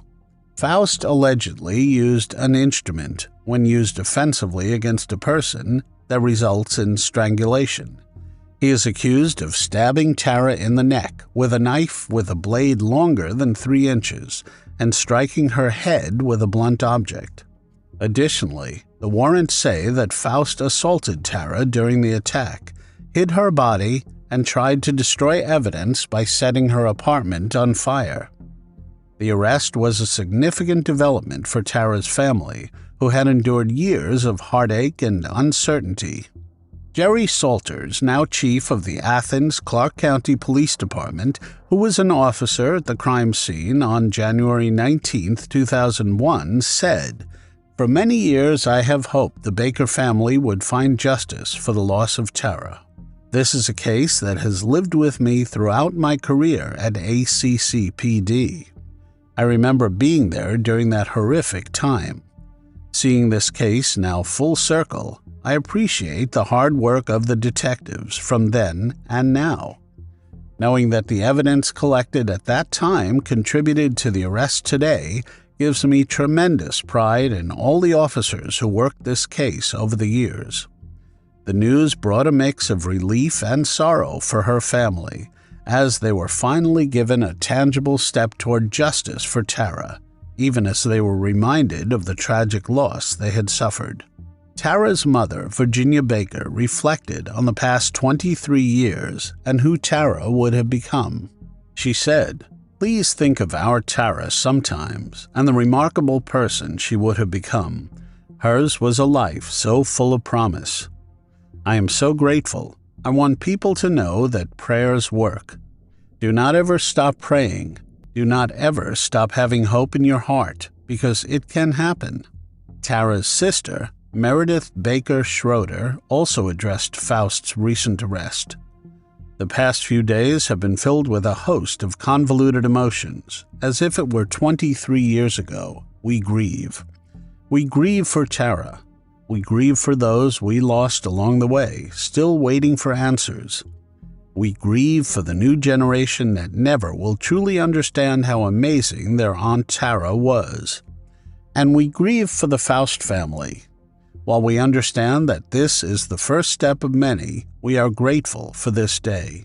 The arrest of Edric Lamont Faust for Tara Louise Baker's case brings long-awaited justice to a case that has gripped her family and community for over 2 decades. The breakthrough offers hope and solace, honoring Tara's memory and reminding us of the enduring quest for justice. On November 2, 2015, Amy Vilardi walked in on her parents and elderly grandmothers in their 3-bedroom house, shocked to see blood everywhere. Amy found her mother, Kathy Taylor Scott, 60, her grandmother, Violet Taylor, 82, her stepfather, Mike Scott, 58, and Mike's mother, Barbara Scott, 80, slain in an exceptionally brutal manner. But who would harm the elderly this way, especially considering nothing of value appeared to have been taken? No sign of breaking or entering, nothing suspicious. Could it be someone they loved and trusted? Mike and Kathy lived in a trailer in Columbia, South Carolina, with their 2 mothers. They had dated in junior high, but fell out of contact. Love blossomed again when they ran into each other, and it was meant to be. They were the most caring people one could think of, and looked out for their friends and family. Kathy, an outdoorsy person, loved being up and about. Her mother, Violet Taylor, trusted her with all her money, especially since her husband had passed and left her with some property. Mike's mother, Barbara Scott, was an active member of the church and took care of children in the nursery. She and Violet got along very well and chose to spend their days peacefully living together with their children. On the same property, Kathy's daughter, 32-year-old Amy, and her fiancé, Ross Vilardi, lived in a single-wide trailer. Amy's daughter and son also lived with her and Ross. The 2 homes were less than 50 yards apart. Amy's mother and stepfather took care of her children, raising them as their own, from clothes to doctor appointments and even father-daughter dances at school. Mike and Kathy were very involved grandparents. Amy had a rebellious streak and several ex-husbands before getting involved with Ross Vilardi. Ross, 28 at the time, is described as a likable man. He was a Marine with specialized combat training for guarding embassies. He was given rewards for his service. In 2015, the church held a 4th of July celebration, and Mike and Kathy took Amy's children to attend. Upon returning home, they found Amy and Ross hosting friends and drinking. Mike and Kathy tried to take the children away from the situation, leading to a confrontation. Amy kept her children, insisting they were hers, and forbade the grandparents from seeing the children again. Amy and Ross were avid Facebook users, and their social media activity provided key insights into the deteriorating relationship between Amy and her parents. This was evident in various Facebook posts and messages exchanged between Amy, her parents, and other family members. These communications included arguments and accusations, contributing to the strained family dynamic. On July 9th, Amy publicly accused someone, implied to be Mike and Kathy, of lying. The next day, Mike's sister, Pam Isabel, privately urged Amy to stop airing their personal disputes online for the children's sake. Amy responded angrily, declaring she would not let Mike be a grandfather to her kids again. By July 16th, Mike and Kathy tried to reconcile with Amy, apologizing and wishing her well. Despite this, the feud continued, with Amy posting about emotional abuse and sharing videos of arguments with her family. A neighbor reported that Amy yelled at her parents, wishing they were not alive, and was generally hateful and disrespectful toward them, despite their relationship with her children. When Amy married Ross on October 24th, she did not invite her mother Kathy to the wedding due to the sour relationship. The week that Ross and Amy got married, Mike came home from work and knocked on their door. He apologized to Amy, explaining that not seeing the grandchildren was deeply affecting Kathy and Violet. Following this apology, Amy began visiting Mike and Kathy's house again. She promised them that when they picked up the children from Ross's parents' house the next weekend, they would be able to see them. The weekend of the tragedy, Amy's children were out of town at Ross's parents' house. After a couple of days of not seeing her family, Amy was immediately concerned. On November 2, 2015, Amy went to check on them. The lights were off, but she heard the television was on. She flipped on the lights and found only horror. She immediately dialed 911 at 12:30 p.m., asking them to come to their home on Refuge Road in Pendleton. The crime scene was incredibly bloody when the officers got there. They could only see gunshot wounds at first, the faces of the victims riddled with bullet holes. But then they saw that their throats had been slit all the way across. It was a unique crime because the perpetrator switched their weapons. The victims appeared to have been stabbed and then shot. There was evidence to suggest a massive struggle and no signs of forced entry. Investigators at the time believed that whoever took the lives of the victims had been let into the house. Investigators also noticed a shelf tipped forward in the main bedroom closet, suggesting that something heavy had been removed from it. The theory was that a safe containing cash had been stolen. Several people were aware that Mike Scott kept money in the house. This was common knowledge. Amy was seen as the grieving family member, until officers came across $67,000 in cash when they searched Amy's trailer. The money was wrapped and separated by denomination, which was how Mike Scott kept his money. The couple claimed the money was savings plus profit from their dog grooming business, but that did not seem plausible. The detectives found an unopened bucket of Halloween candy near the door. The detectives then assumed that the family was likely slain on October 31st. A table with toys had been set up in the living room, indicating Mike and Kathy were expecting a visit from Amy's kids, who had been kept away for months. Amy and Ross were nearby in their trailer with her children out of town, but it appeared the grandparents were expecting the children to visit. Why? There were defensive wounds on each victim's hands, confirming that they fought back against their attacker. Mike was found face down in the living room in a large pool of blood, suggesting he bled out there. There were 6 large cuts to the left side of his neck, each from a long knife blade. Additionally, he had a gunshot wound behind his left ear. In the living room, the two elderly women lay side by side, Violet Taylor on the outside and Barbara Scott on the inside. Violet suffered a near decapitation with a wound stretching almost completely across her neck. She also had 2 gunshot wounds to her head and defensive wounds on her left hand, a testament to her fighting spirit. Barbara Scott had the most injuries of all, with approximately 6 stab wounds to her neck, chest, and left shoulder, and a close-range gunshot wound behind her right ear. The severity of the knife wounds to Barbara and Violet was particularly distressing, considering their age and vulnerability. Kathy Scott was found in the bedroom, stabbed in the right lung through a major blood vessel, causing significant internal bleeding. The wound was 9 1/4 inches deep and had a rectangular bruise consistent with a combat-type knife with a hilt or guard. She also had 2 gunshot wounds. It also appears that she was reaching for a gun before falling over a backpack and a pillow. The area where she was found explained what happened. Footprints were leading up to the hallway on the carpet. She was likely stabbed and fled to the bedroom where she got shot.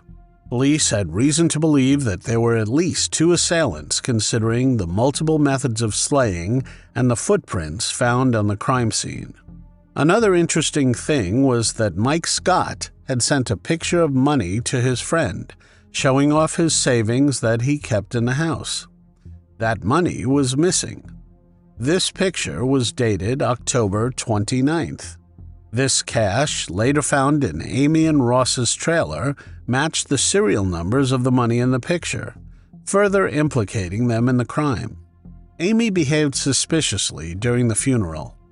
While everyone was crying and upset, she was wearing red with an icy demeanor. When Violet's niece came to pay her respects, Amy met her with a stony sentence: "I did not do it." Right after the funeral, she cleared out the entire house, getting rid of all the bloody carpets and all the evidence. But the couple came under scrutiny only 3 years later in 2018. Amy filed to get all the evidence gathered from the house back. This included vehicles and firearms as well as money. That is when she got on the investigators' radar. Her behavior was suspicious, and her spending more so. Police had to build circumstantial evidence, and in order to do that, they had to go over the couple's financial records. The main chunk of money came from Ross's disability check, as he was discharged from the Marines in 2013, which was $25,000. They had $17,000 from their dog grooming business, Styles for Miles, and a $5,000 income tax refund. In 2013, Ross bought a $14,000 truck, followed by a $5,800 Mustang. He also purchased 2 Harley-Davidsons for $15,000, totaling $35,000 in expenditures.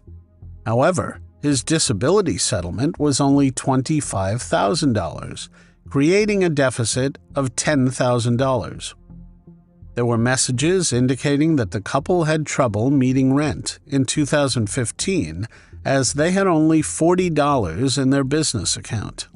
Next, it was noted that they had to pay $7,000 on the 1st of November 2015. Surprisingly, they had the money a few days after tragedy struck their home. Their business, Styles for Miles, generated $2,700 in 2014 and approximately $27,000 in 2015. Despite these earnings, their spending far exceeded their legitimate income. Hannah Taylor, Amy's cousin and former employee at the Pendleton-based business, said the couple had been experiencing financial troubles. It was so bad, Hannah claimed, that her paychecks regularly came up short. Every morning I got there, I would check the voicemails, check the phone calls, and there were bill collectors calling and leaving voicemails like you would not believe. Hannah was fired from Stiles for Miles just a month or two before the slayings, after she confronted them about not being paid for her work. She also claimed she saw a large military-style knife in Amy's vehicle, which drew suspicion, since it was believed that whoever took the life of the victims used a military knife. On September 4, 2015, Ross sent his wife a text stating, "Honey, please do not spend any more money. We only have $40 left in the business account." In an October 15, 2015 text from Amy to Ross, Amy stated that people were at the shop raising hell about the rent. Ross responded, "What would you like me to say to them, babe? I mean, at the moment, we do not have the money." Another Stiles for Miles employee, Roxy Voorhees, said Amy was the decision-maker in her relationship with Ross. Amy had a deep-seated hatred for her mother, because Kathy took her biological father off life support following a tragic incident when he was crushed by a car. As they went through cell phone records, it appeared that the couple's phones pinged within the vicinity of their home on Halloween night. Another important piece of evidence was that the shoe prints found on the scene matched a pair of red Asics shoes that Ross was seen wearing on CCTV footage. The shoes Ross was wearing and that particular hoodie were never recovered. There is more. There were messages that contradicted the couple's story about being out and then going to bed at 9. Text messages placed them in the vicinity around 8:36 p.m., and they were seen at a store after 9:38 p.m. Detectives decided to interview them separately, with Amy refusing to cooperate. Ross forgot that he and Amy had told the officers they were home that night in bed by 9. It was evident that the couple was lying, especially considering the inconsistencies in their stories. Poring over the evidence, which included financial and cell phone records, the shoe prints at the crime scene, the conflicting statements, their volatile relationships with the victims, and some of Mike's cash found in the Vilardi trailer, investigators believed they had enough to present the case to the Attorney General. Amy and Ross Vilardi were finally arrested in December of 2023, over 8 years after the gruesome events of Halloween 2015. They are being held as they await trial, their application for bond denied on February 16, 2024. Prosecutor Heather Weiss said, "The one person who stood to truly benefit from their demise is Amy Vilardi." She said Amy quickly cleaned up the crime scene and moved her family into the home. Investigators do not know what Amy did with the money she received as inheritance. Mike Scott's sister, Pam Isabella, is grateful for finally getting justice after losing her mother and brother so violently. Amy and Ross, the bloodthirsty lovers, let their greed and hatred blind them. They had a loving, supportive family that let them live rent-free and supported them in any way possible. They lost everything: love, support, family, and even the money they wanted. Perhaps if they had continued to live their lives, things would have turned out to be fine. And they almost got away with it, forgetting that the truth comes out eventually.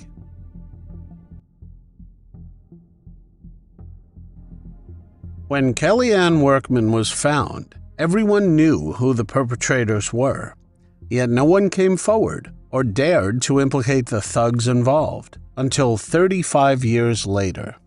Kelle Ann Workman was born to farmer parents Stanley and Joan Workman in 1965. They were residents of Seymour, Douglas County, Missouri. Stanley worked at Dayco Corporate for 19 years, but he truly enjoyed farming and caring for his dairy herd. Kelle had 2 siblings, Pam Workman and Mark Workman. Her baby brother Ames, Matthew Workman, passed away when he was an infant. She had blonde hair and green eyes and was a well-reserved, quiet girl who lived with her parents. Kelle often did house and yard work for people in the Dogwood area. She mowed the grass at the Dogwood Cemetery for about 3 years. It was not unusual for a young woman to be a cemetery caretaker in this area, and it was not unusual for her to work into the evening. The cemetery did not scare her. But it would become a nightmare for her family when, while working late into the evening, Kelle simply disappeared on June 30th, 1989. At first, her parents believed she was running a little late, but as dinner time approached and there was still no sign of Kelle, her parents grew increasingly anxious. It was unlike their daughter to be out so late without any notice.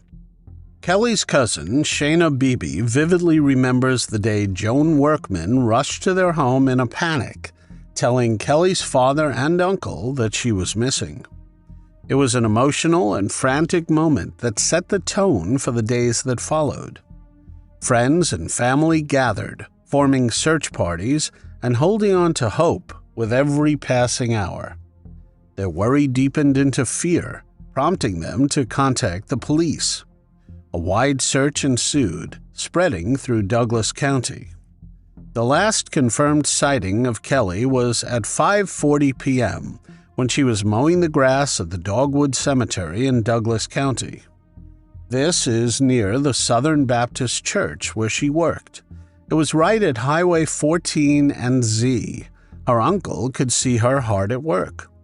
However, around 6:15 he could not see her anymore, so she either left or was taken between those times.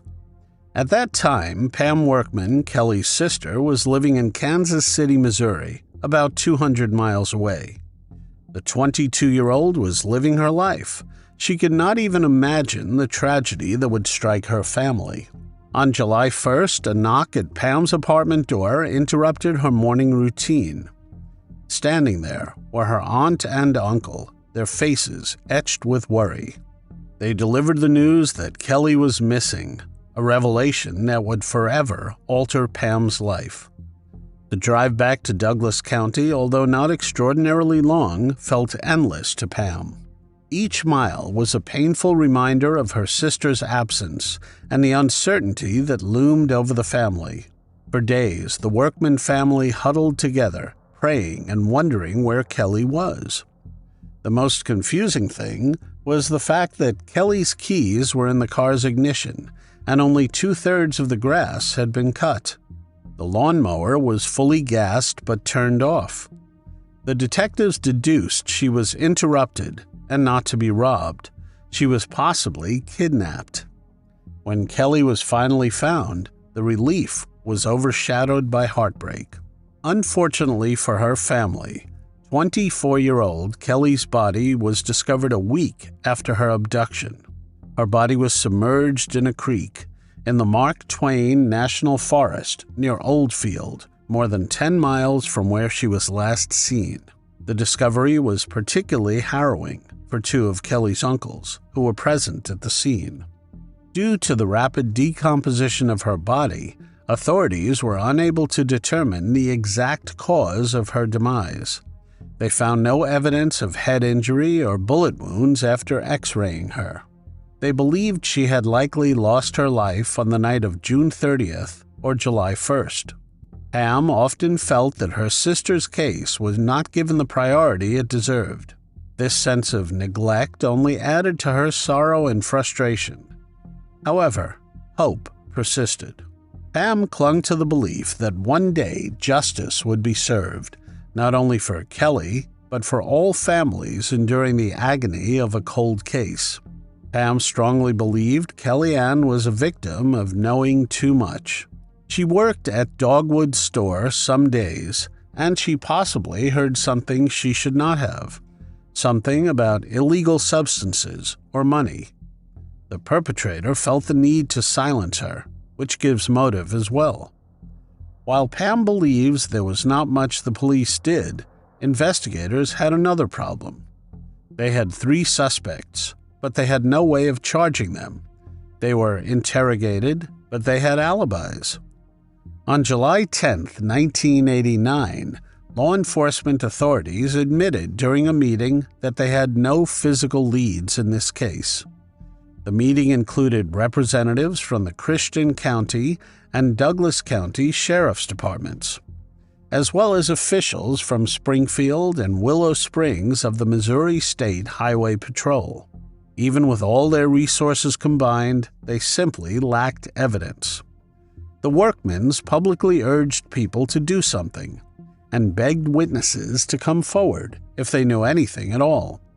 They offered a $10,000 reward on July 13, 1989. They had initially offered it when Kelle went missing, but now they asked people to come forward with information regarding her tragic fate.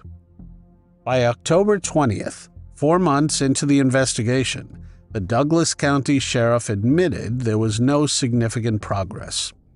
The department continued its investigation by eliminating suspects, circumstances, and evidence. They had nothing on the case. The Workmans found hope when they had a small breakthrough. Kelle's mother, Joan Workman, was randomly going through the events of the day with family members on 30th December 1989. Another family, one of their friends, gave her an important piece of information that they withheld or forgot about.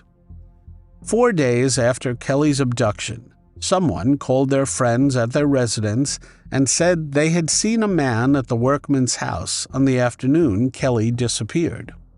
The person did not name themselves or the intruder, which was unfortunate, but it meant that someone saw something. This was an exciting development. This person never contacted law enforcement because they were under duress and being threatened. Joan strongly believed Kelle would have fought back if the perpetrator was a stranger, so this was probably someone she knew well. But quickly, the months turned into a year. The sheriff's office released yet another statement. They were confident that Kelle's case would get solved because someone was out there with some crucial piece of information. The main suspects were the town's infamous Banks brothers, Leonard Dwight Banks and Bobby Lee Banks. In August 1990, a polygraph test was administered to Bobby Lee Banks, as requested by the Missouri State Highway Patrol. Not surprisingly, he failed the test, which his attorney claimed was due to weak emotions. There was a lot of publicity, and their attorney at the time said they should refrain from making a public statement. His brother, Dwight Banks, was also asked by the police to take a polygraph test.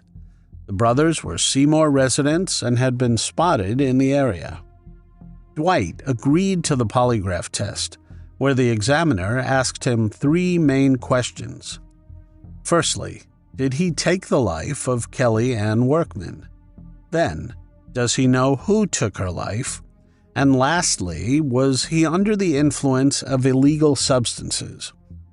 Dwight answered no to all the questions, and the examiner found him to be telling the truth, unlike his brother.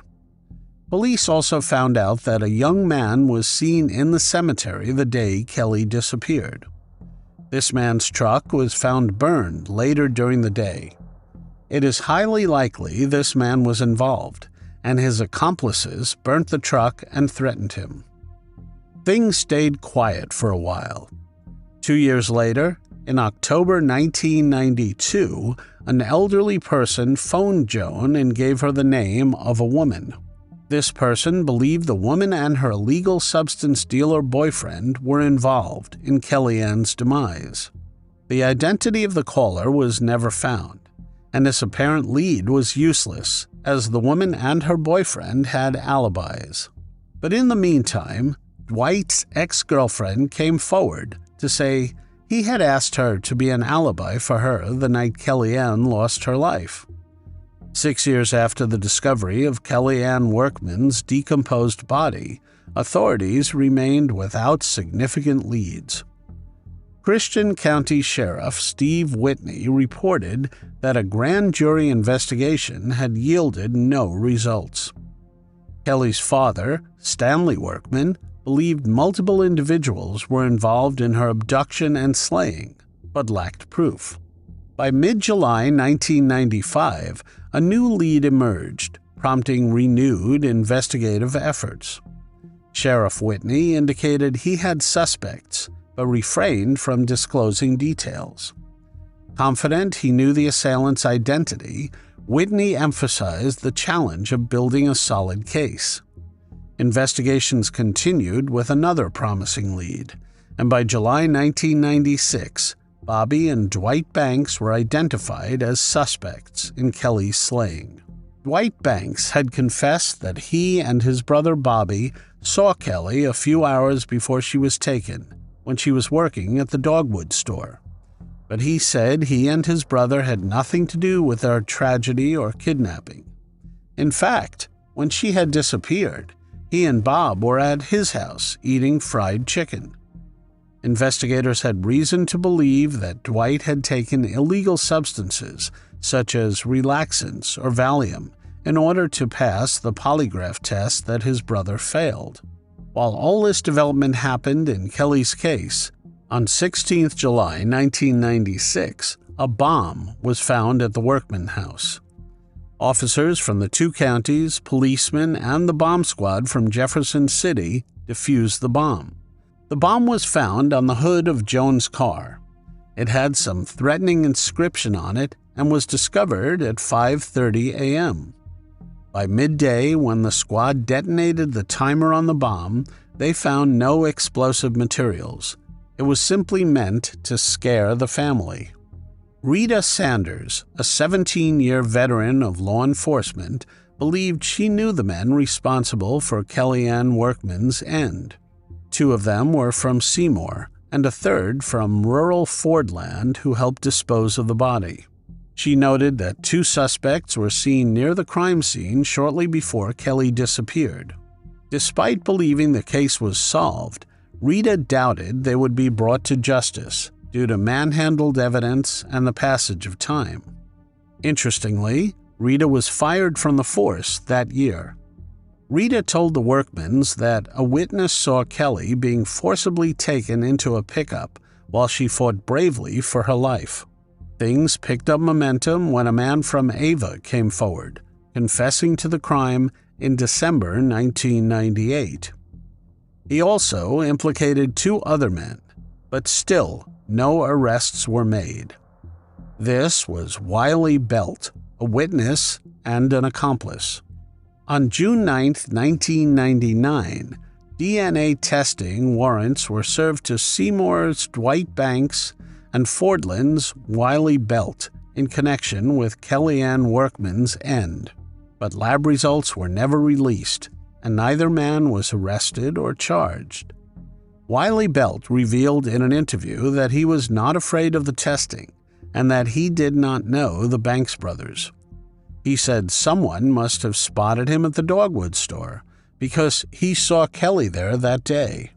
And so the case was buried for decades. There were no new leads. Some of the involved officers retired, while photographic evidence was lost. On one occasion, Kelly's sister Pam ran into Dwight Banks while grocery shopping. It was an unpleasant experience, and he wanted to start an altercation with her. Investigators Leslie Albrecht and Christopher Holland were assigned to Kelle Ann Workman's case in 2021. It has always been considered to be an open case. At the time, the two worked for the Department of Health and Senior Services Bureau of Special Investigations.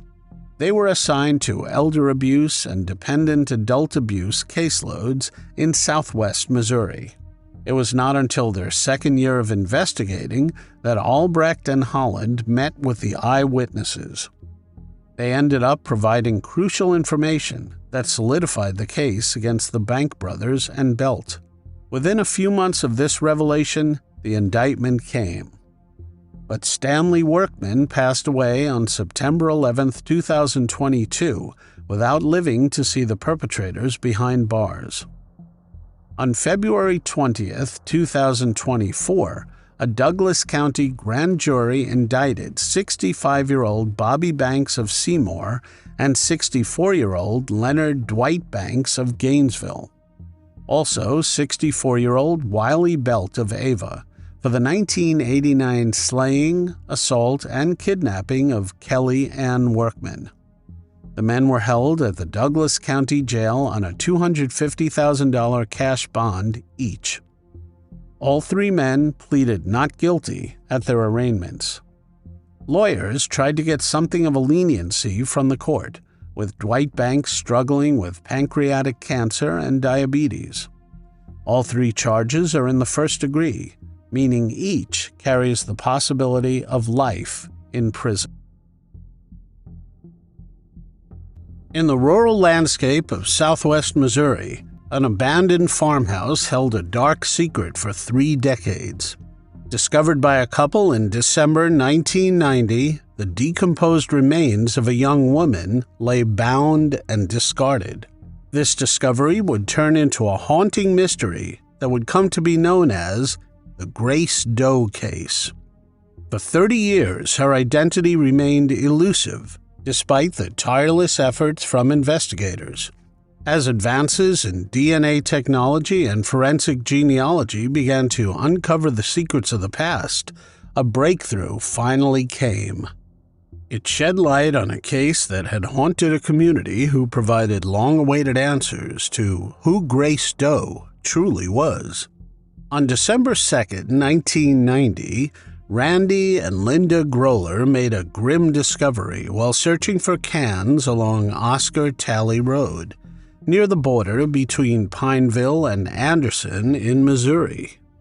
What the couple found was far more unsettling than discarded items. A skull near a farmhouse lying in the grass, accompanied by scattered bones and the victim's clothing. The coroner's examination revealed that the victim was likely in her 20s and had met a particularly brutal end. She had been bound with an array of materials, including nylon and lead ropes, coaxial and telephone cables, paracord, and clothesline. These were all signs of the cruelty inflicted upon her. The discovery sent shockwaves through the community, as residents grappled with the realization that such brutality could happen in their midst. Law enforcement agencies, including the McDonald County Sheriff's Office, Coroner's Office, Missouri State Highway Patrol, Benton County, Arkansas Sheriff's Office, and University of Arkansas anthropologists all came together in pursuit of justice for Grace Doe. Detectives were told that it may be by the grace of God that her identity would be found. Despite the meticulous examination of the crime scene and the tireless efforts of investigators, the identity of the victim remained a baffling mystery. The circumstances surrounding her demise, a possible assault, and a brutal slaying, estimated to have occurred approximately 2 months prior to her discovery, only gave investigators more questions that they had no answers to. The presence of military-grade paracord among the bindings did offer a clue. In the 1990s, it was exclusively sold to the military. Detective Laurie Howard, who worked the case for years, also uncovered a disturbing detail. A 10-year-old boy had reportedly stumbled upon the remains about a month before the Grollers, but his claims were dismissed by his family. Unfortunately, the boy's identity and the exact timing of his discovery remained unknown, leaving uncertainty surrounding the timeline of events. Lieutenant Michael Hall, who would work on the case for 15 years, later speculated that the victim was likely brought to the location rather than being kept there. The remote road, though secluded, was not far from state highways in 1990, making it accessible but not necessarily familiar to the perpetrator. Investigators initially believed that the perpetrator was from the area, but later reconsidered, suggesting that they might not have known the farmhouse well. Over the years, Sheriffs Schlesman, Evanson, and Hall continued efforts to solve the case, and more than 200 leads were investigated, but none produced solid evidence. The case went cold, and detectives continued to search for Grace Doe's identity with little success. Technological advances in DNA forensics gradually began to offer new hope. Grace Doe's profile was entered into Name Us, CODIS, and the University of North Texas Center for Human Remains, but no matches were found. In 2009, Detective Howard collaborated with a facial reconstruction expert and an FBI instructor to create an accurate likeness of Grace Doe. This image was circulated nationwide, generating numerous tips. Although there were many suggestions about her possible identity, her true name remained a mystery. One of the artist's renditions of Grace Doe that the sheriff's office circulated brought renewed attention to the case. In a bid to further the investigation, investigators partnered with Othram to identify possible relatives of the deceased. This partnership would eventually lead to significant breakthroughs in the case. In January 2021, Othram provided information on potential relatives identified through genealogy research. Investigators contacted Danielle Pixler, who revealed that she had a half-sister, Shauna Garber, who had been in foster care. Danielle had been searching for Shauna for over 28 years. Danielle agreed to provide a DNA sample, which was collected by the Topeka, Kansas Police Department and sent to Othram for familial testing. After years of searching, in March 2021, the DNA confirmed that Grace Doe was Shauna Beth Garber. Shauna was born on March 1, 1968 in Lola, Kansas. Sadly, much of Shauna's life was as tragic as her demise. As the youngest of 3 siblings, Shauna's early years were marred by severe abuse at the hands of her mother. Living in Topeka, Kansas with her parents and 2 half-siblings, Shauna experienced unimaginable cruelty. One horrific incident saw her mother douse her in lighter fluid and setting her on fire. An act of brutality that resulted in all 3 children being placed into foster care. The separation from her family led to a fragmented childhood for Shauna. At only 6 years old, her half-siblings were sent to different homes, and contact with her family was lost. Despite the abuse and upheaval, Shauna demonstrated remarkable strength and tenacity. A failed adoption put her back into the foster care system, where she aged out. This led her to seek out family connections of her adopted family in the Veneta or Claremore area of Oklahoma.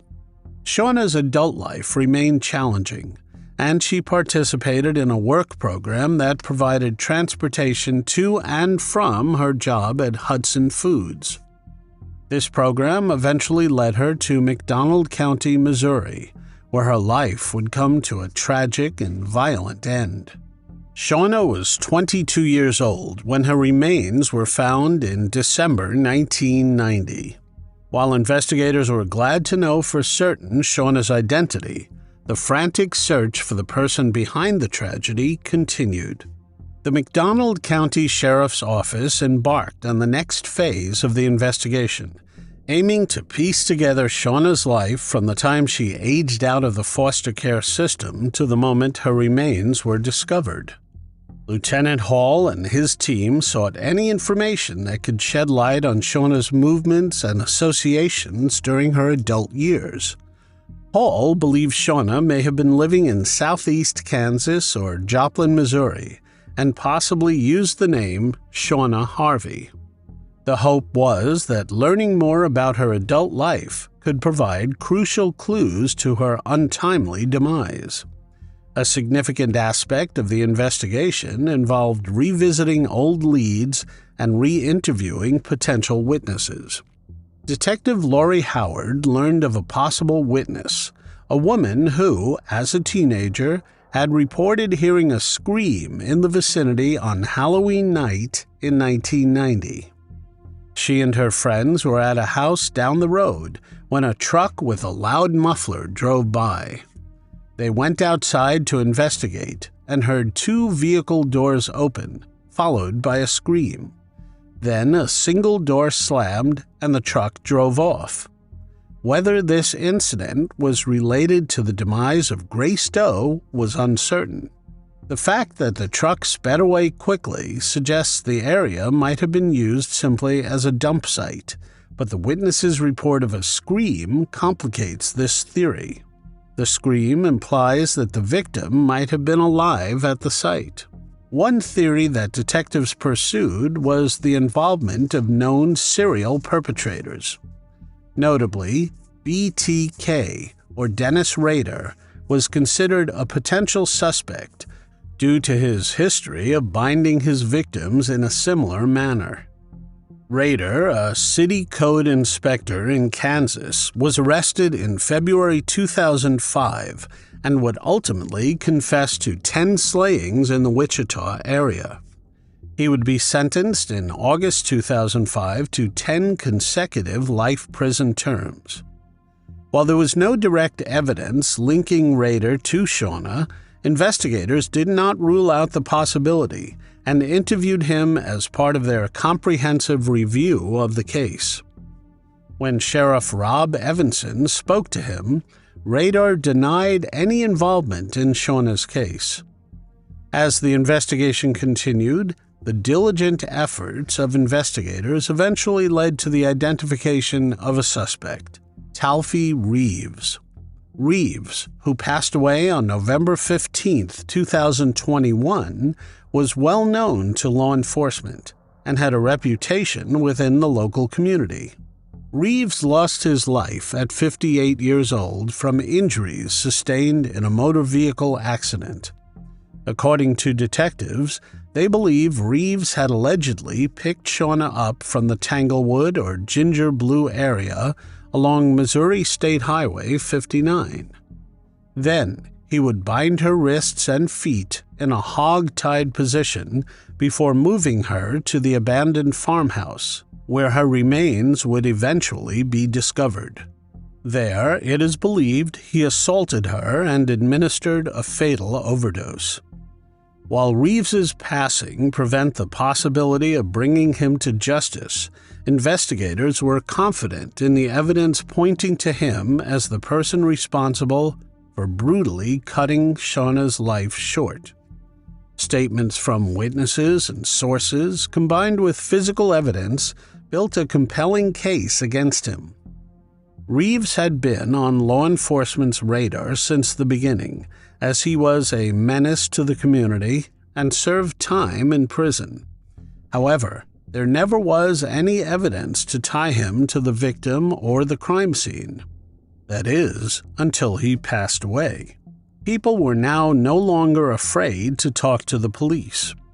In 2024, the detectives were able to confirm Reeves was Shauna's perpetrator through 6 corroborated sources and a witness who came forward.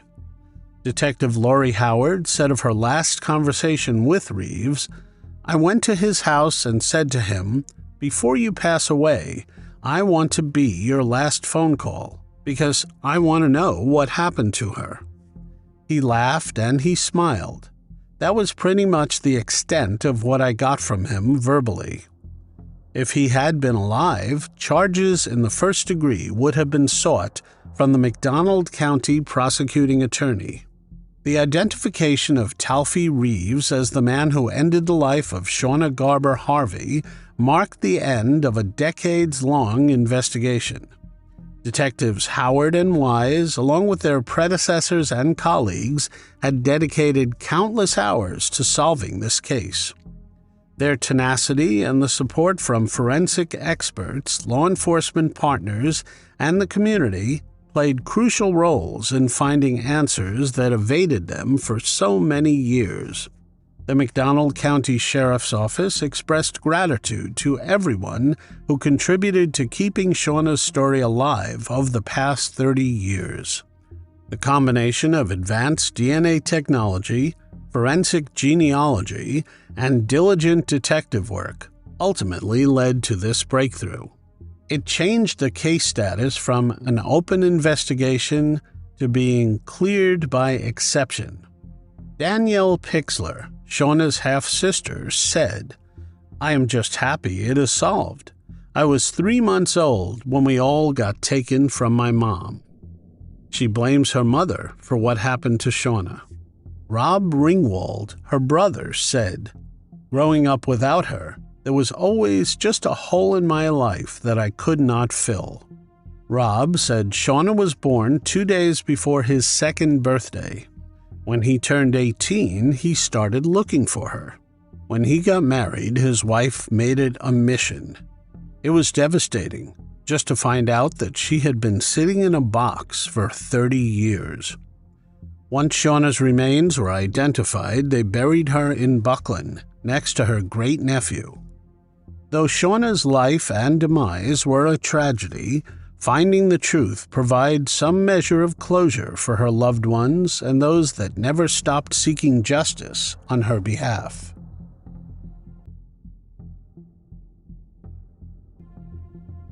In the late 1980s, Virginia's serene Colonial Parkway became the haunting scene for a series of chilling slayings that left a community gripped by fear. 8 lives lost, 4 double slayings, and a violent perpetrator who seemed to vanish without a trace. Among his victims were David Knobling, Robin Edwards, and Teresa Howell, their tragic demise shrouded in mystery for decades, until advancements in forensic science would lead authorities to the truth. In the quiet dawn of September 23, 1987, the shores of Virginia's Ragged Island Wildlife Refuge bear witness to a violent tragedy. 20-year-old salesman David Lee Knobling and 14-year-old 8th grade student Robin Margaret Edwards were discovered, lifeless and washed ashore by the unforgiving tide. Their story began on September 19th, when Robin slipped out of her house to rendezvous with David at an arcade, a seemingly innocent act that would lead to their untimely demise. Days later, their bodies were found on the south shore of the James River in Isle of Wight County. They were approximately 100 feet apart, both victims of gunshot wounds. The gruesome scene painted a harrowing picture. Robin was shot execution style in the back of her head, while David was struck twice, once in the head and once in the shoulder. Both were found partially clothed, with Robin's jeans unfastened and her bra around her neck. Investigators theorized that she could have been assaulted, but were unsure since it seemed that despite her being underaged, she may have had an intimate relationship with David. Adding to the mystery was the discovery of David's black Ford Ranger just 2 days prior, parked eerily at the refuge's parking area. The vehicle, with its wipers, engine, and radio still running, bore signs of a staged scene. The open doors and partially rolled down window fueled speculation. Had the perpetrator posed as a uniformed officer to lure the unsuspecting victims? The presence of David's wallet within the vehicle ruled out robbery, leaving investigators grappling with elusive motives.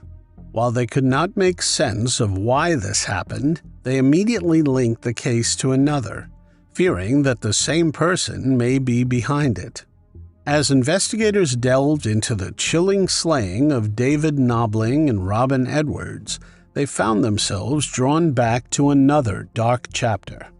A year prior, on October 12, 1986, the lifeless bodies of Kathleen Marion Kathy Thomas and Rebecca Ann Becky Dowski were discovered.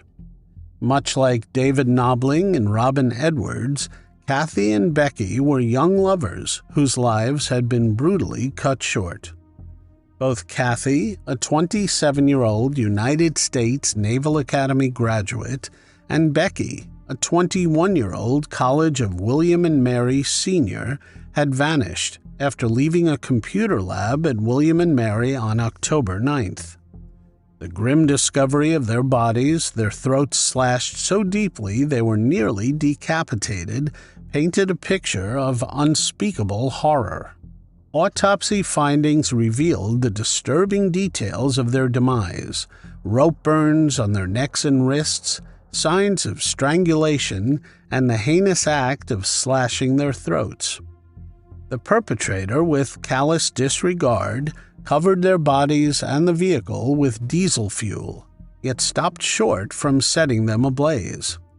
Despite the presence of over 100 latent and full prints, the perpetrator remained elusive, their identity shrouded in mystery. The absence of evidence of assault and the location of both women's purses within the vehicle ruled out robbery as a motive. Blood found inside the car led authorities to believe that the slayings had occurred elsewhere, further complicating the already baffling crime. The reason investigators believed all 4 slayings were connected was because the victims were all young couples targeted in or around Lover's Lane areas, with both locations only a 30-minute drive apart. Unfortunately, after David and Robin's case, even more people would fall victim under eerily similar circumstances. On April 10, 1988, Christopher Newport University students 18-year-old Cassandra Lee Haley and 20-year-old Richard Keith Call vanished after attending a party in Newport News. Cassandra had left her family's residence in Grafton the previous day for their first date, traveling in Richard's red 1982 Toyota Celica. The next day, Richard's unoccupied vehicle was discovered at the York River Overlook in Yorktown, with their belongings inside but their purses and wallet missing. Although there were initial theories of drowning, no sign of them was found after an extensive search of the river, leading to suspicions of foul play. A year later, on September 5, 1989, 18-year-old Anna Maria Phelps and her boyfriend's brother, 22-year-old Daniel Lauer, disappeared while en route to Virginia Beach. Daniel's car was later found abandoned at an Interstate 64 rest stop in New Kent County. Inside the vehicle, Anna Maria's purse was found, ruling out robbery. Then, on October 19th, their bodies were discovered by hunters in a wooded area along Interstate 64 between Williamsburg and Richmond. Though the cause of demise remained undetermined due to decomposition, evidence suggested possible stab wounds on Anna Maria's bones and abdomen. A note found in Anna Maria's apartment in 2010 hinted at a mysterious meeting at a rest stop. Despite exhaustive efforts by law enforcement, including searches of the areas where the victims were last seen and appeals to the public for information, crucial leads remained elusive. Years passed with no significant breakthroughs until January 2024, when authorities announced a significant development.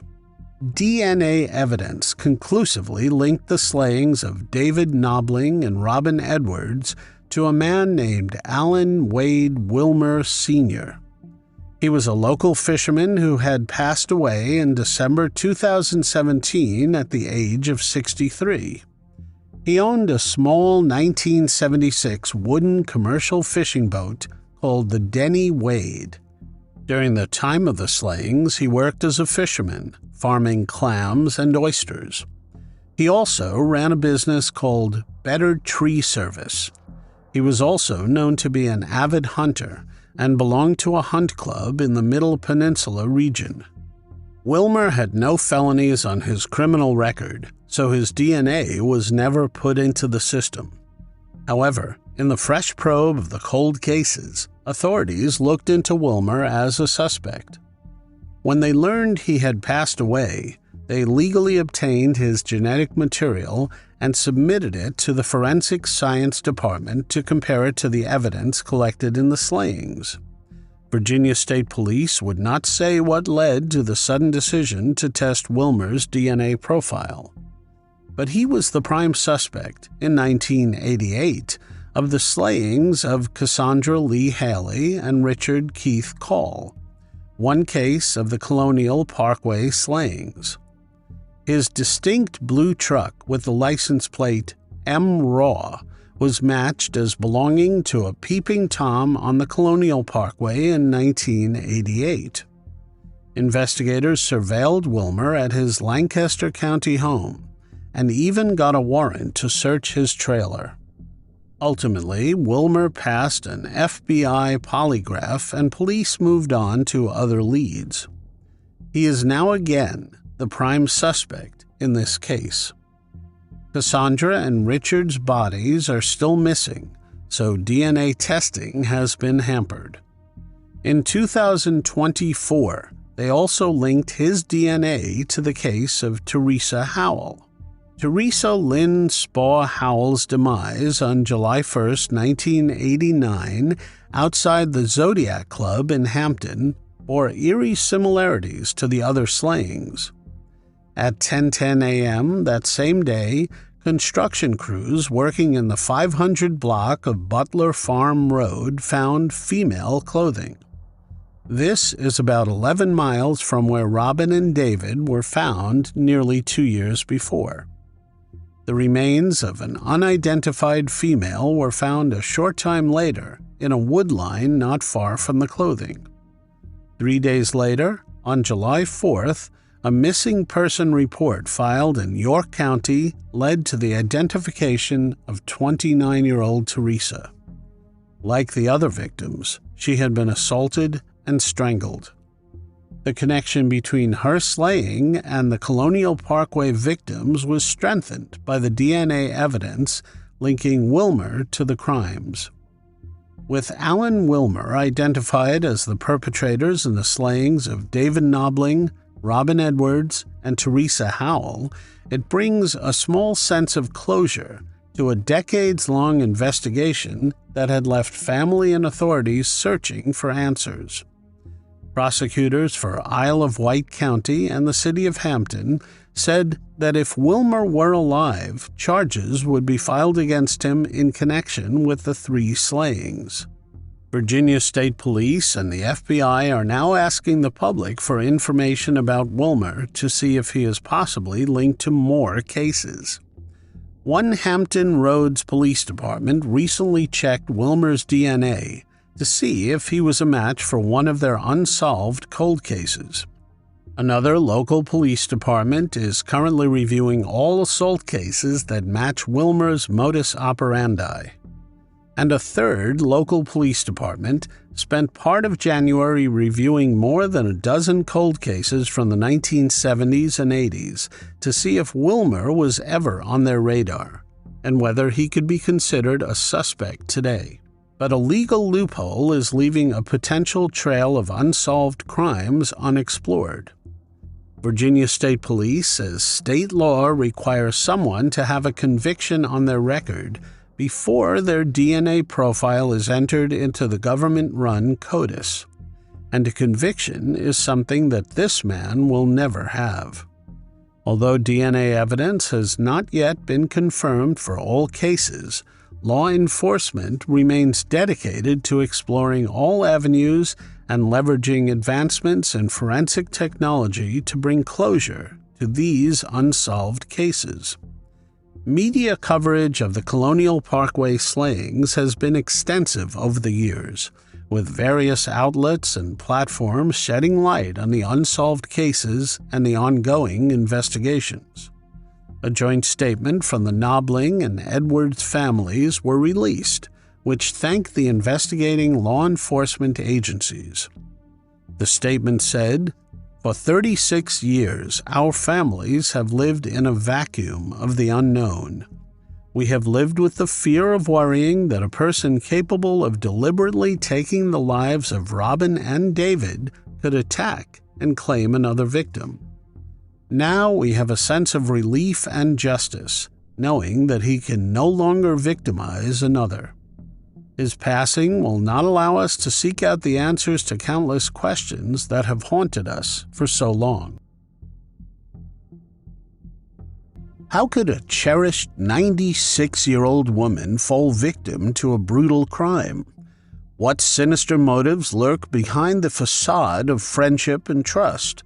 Violet Evelyn Alberts was a vibrant woman beloved by her community. Her tragic demise on May 27, 2022, uncovered a web of deceit and greed. How did her life, filled with warmth and joy, come to such a shocking end? Violet Evelyn Alberts was a 96-year-old widow staying in Montecito, California. She did not have any immediate family nearby. Violet relied on her friendships and connections within the neighborhood to achieve a sense of belonging in the tight-knit community. Her home was a cozy, welcoming space where she often hosted gatherings, sharing stories and laughter with her neighbors. She had a particular fondness for gardening, and her well-tended flowers were a colorful highlight of the neighborhood. However, on May 27, 2022, Violet Evelyn Alberts was found lifeless in her bed by her caretaker. The ingredients to make cookies were found on the kitchen table, which she planned to bake in celebration of her upcoming birthday. The caretaker had arrived that morning as usual to assist Violet with her daily activities, only to be confronted with a scene of horror. One of the windows in Violet's home was shattered, indicating a forced entry. The immediate arrival of local law enforcement set off a thorough investigation. An autopsy later revealed that Violet had lost her life by asphyxiation, and it was determined that her life was taken. This grim discovery shattered the peace of the tight-knit community, plunging them into grief and fear. As investigators delved deeper into the case, they uncovered a tangled, evil web of financial exploitation against Violet. It became evident that her vibrant personality and warm demeanor had unfortunately made her a target for those with malicious intentions. Detectives discovered irregularities in Violet's financial records, suggesting that someone had been systematically draining her accounts over several months. Suspicion quickly fell on individuals who had recently come into her life, posing as friends or helpers, but with ulterior motives.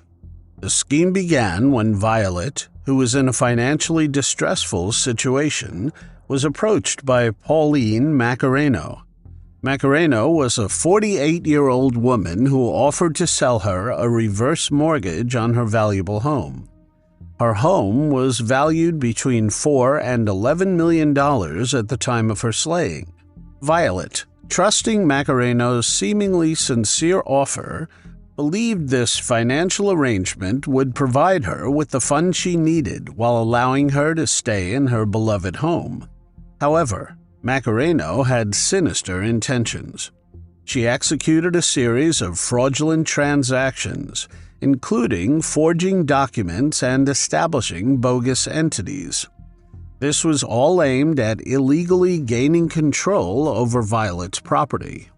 Investigators soon uncovered that Macareno was the central figure in a manipulating and deceitful scheme targeting Violet. They uncovered forged documents and sham corporations. Pauline Macareno, the mastermind behind the fraud, was then arrested in 2022 and sentenced to 6 years in state prison. But who took the life of Violet? Detectives followed many leads, but it did not look as if it would be an easy case to solve. Detectives meticulously reviewed hours of surveillance footage from cameras located around Violet's neighborhood. In June 2023, the sheriff's office issued several public appeals with information on a suspected vehicle captured by nearby surveillance videos. A $10,000 cash reward was offered to anyone who had information that could lead to the arrest and conviction of those responsible for her slaying. As the investigation unfolded, detectives discovered even more disturbing evidence. It became clear that Violet had not just been the victim of financial fraud, but was also the target of a slain-for-hire plot.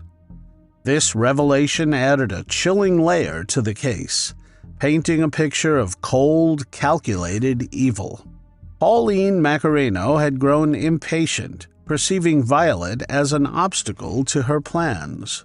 In Macareno's eyes, Violet was living too long, delaying the full realization of her fraudulent schemes. Driven by greed, Macareno decided to expedite her plan by orchestrating Violet's demise. The investigation revealed that Macareno had meticulously planned every detail of her fraudulent plot. She had hired a hitman to eliminate Violet, believing that her demise would allow her to swiftly finalize the transfer of the property into her own name. The depth of her deceit was astonishing, as she had created an intricate web of lies and manipulations to cover her tracks. Law enforcement officials worked tirelessly to unravel the full extent of Macareno's crimes. The case was a stark reminder of the lengths to which some individuals will go in their pursuit of wealth, displaying a shocking disregard for human life. Now the detectives have to find the people hired by Macareno to take the life of Violet.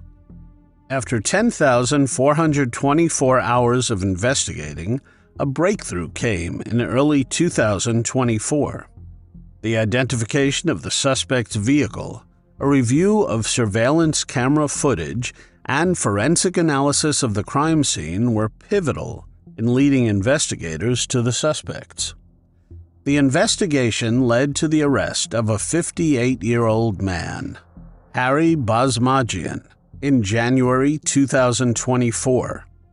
Basmajian, already in federal custody in Los Angeles on an unrelated charge, was implicated for his alleged involvement in the conspiracy to slay Violet. His arrest underscored the complexity and reach of the criminal network orchestrated by Macareno.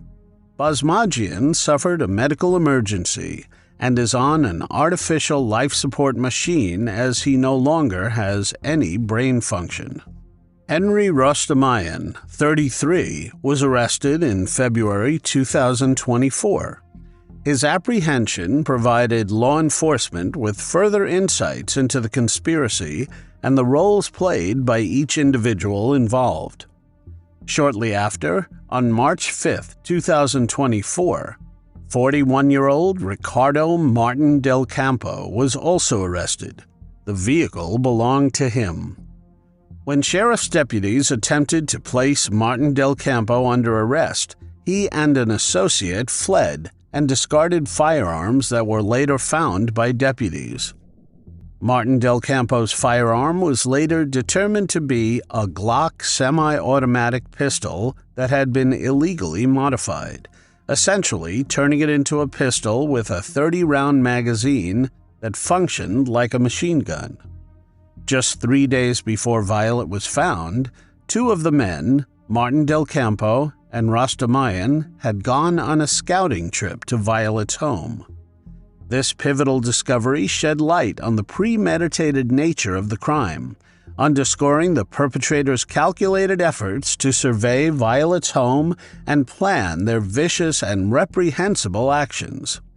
Investigators pieced together that the scouting trip was a critical step in the execution of the slain-for-hire plot, orchestrated by Macareno. It revealed the lengths to which Macareno and her accomplices were willing to go to ensure the success of their malevolent scheme. Both Rostamayan and Martin Del Campo are currently being held at the Santa Barbara County Jail without bail on charges of slaying and conspiracy to slay Violet Alberts. Fingerprints and DNA samples collected from the broken window and other areas of Violet's home matched those of Martin Del Campo and Rostamayan. Additionally, digital forensics played a significant role in the investigation. Investigators uncovered incriminating text messages and emails between the suspects and Pauline Macareno, discussing the logistics of the slave-for-hire plot and the financial exploitation scheme. These communications provided a clear motive and detailed the premeditated nature of the crime.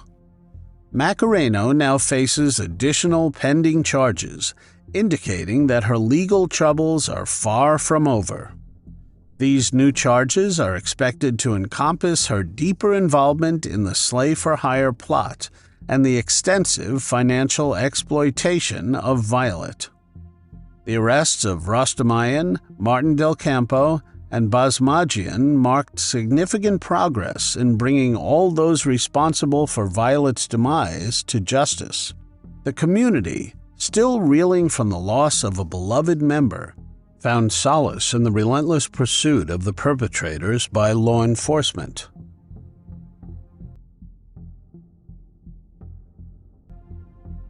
What happens when a person disappears without a trace? Should it be presumed that they have lost their life?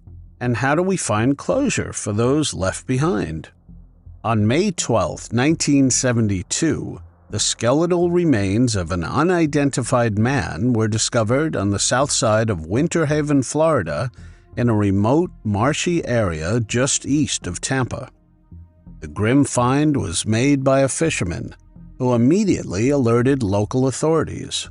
Investigators rushed to the scene and began the arduous task of piecing together the mystery of the man's demise. Upon examination, the investigators determined that the remains belonged to a male between the ages of 40 and 50.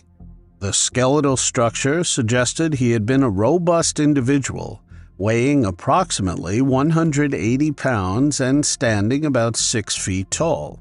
Despite the advanced state of decomposition, which had stripped away much of the evidence that might have provided a clearer identity, the investigators were able to discern crucial details about his final moments. A forensic autopsy revealed that the man had suffered 2 gunshot wounds to the head, a violent end that left no doubt about the manner of demise. There were no personal belongings or distinguishing features that can immediately lead to his identification, presenting a daunting challenge for the investigators.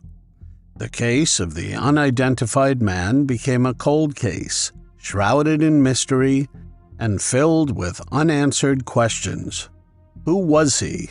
How did he end up in such a remote area? And most importantly, who was responsible for his brutal slaying? These questions lingered, casting a shadow over the marshlands where his body had been found. Without any leads or witnesses, deputies were unable to identify the victim. Despite their best efforts, the case went cold, and the unidentified man was buried as John Doe. He was buried at Lakeside Memorial Cemetery in Winter Haven. In January 1974, a prisoner named Charles Williams opened a crucial door for detectives working on the case. Williams, seeking perhaps a lighter sentence or simply wanting to clear his conscience, provided investigators with information that could shed light on the mysterious slaying. According to Williams, while he was incarcerated at Rayford Prison, he befriended a fellow inmate named Clarence Ingram. During their conversations, Ingram revealed chilling details about a crime he had committed alongside a man named Edgar Todd. Ingram confided to Williams that they had encountered a man in a bar and after some drinks and conversation, drove off with him in the victim's white Chevy. As they traveled, an argument erupted between the two men and their victim. Ingram told Williams that the argument escalated to violence and they shot the man twice in the head. They then disposed of the body near a canal in Eloise so the turtles would eat him. They found tools worth $1,000 to $1,500 in the victim's vehicle and sold them to Ingram's brother, Johnny Ingram. The pair then drove to Keeler, Michigan, where they sold the car for $500. Williams' account included specific details that piqued the interest of detectives, particularly the mention of the vehicle having a Georgia license plate. This information led investigators to cross-reference missing persons reports from Georgia around the time of the incident. Due to a lack of forensic technology at the time, the case went cold. In February 2017, in a renewed effort to solve the decades-old mystery, the victim's body was exhumed to obtain a DNA sample. The exhumation was conducted with the hope that modern forensic techniques could finally provide answers about the identity of the man found in Winter Haven. The DNA extracted from the remains was sent to the University of North Texas, a leading institution in forensic science. Collaborating with the Georgia Bureau of Investigation, investigators collected family reference samples from relatives of Lewis House, another missing person from Georgia who matched the physical description of the John Doe. However, the testing revealed that the victim was not Lewis House. This was a significant but disappointing development, as it meant the search for John Doe's true identity had to continue. The victim's DNA was subsequently entered into CODIS. Unfortunately, there were no matching profiles, leaving the victim's identity a mystery once again.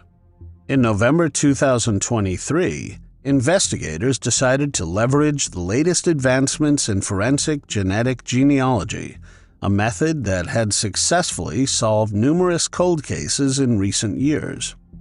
A part of the victim's femur bone was sent to Othram.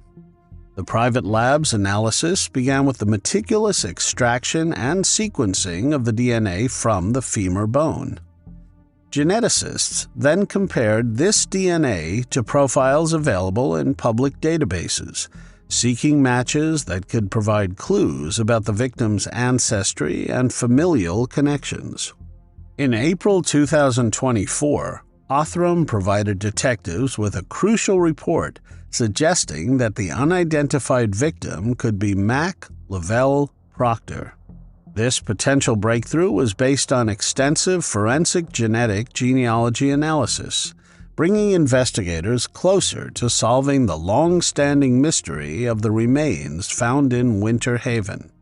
Armed with this new information, investigators reached out to Mack's son, Wright Proctor. Wright confirmed that his father had last been seen by family between 1969 and 1972 in Georgia. Wright provided additional context about his father's life, mentioning that Mack was a master mechanic known for his gentle nature and skilled craftsmanship.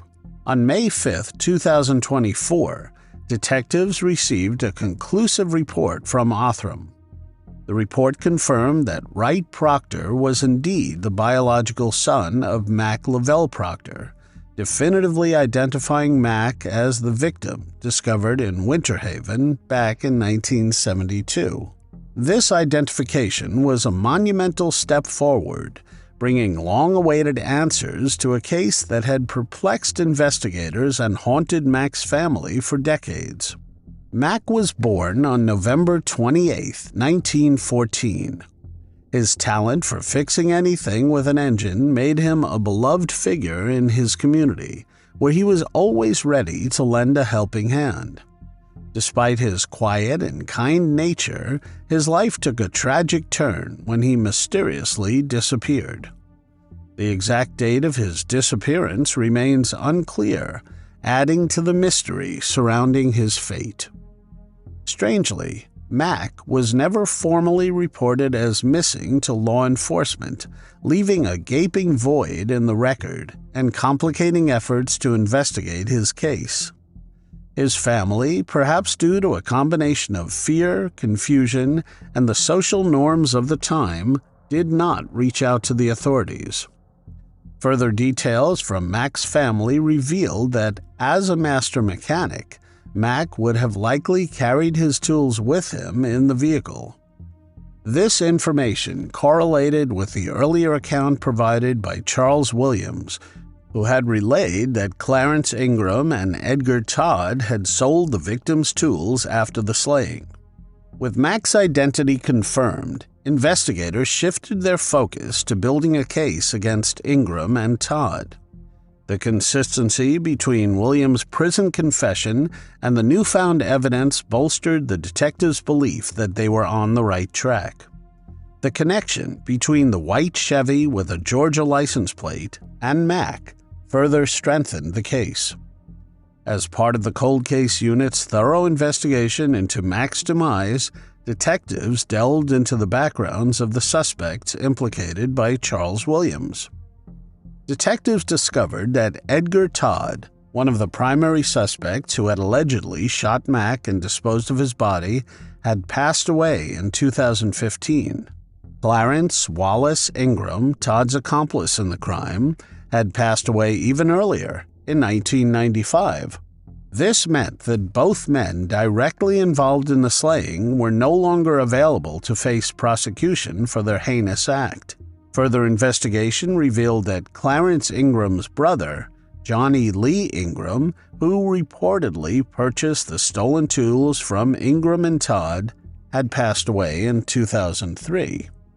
This information closed another potential avenue for obtaining first-hand testimony or further evidence that could link the suspects directly to the crime. The inability to bring Clarence Wallace Ingram and Edgar Todd to trial was a significant disappointment, particularly for Mack's family, who had hoped to see justice served. However, the identification of Mack's remains and the uncovering of the circumstances surrounding his demise provided a measure of closure.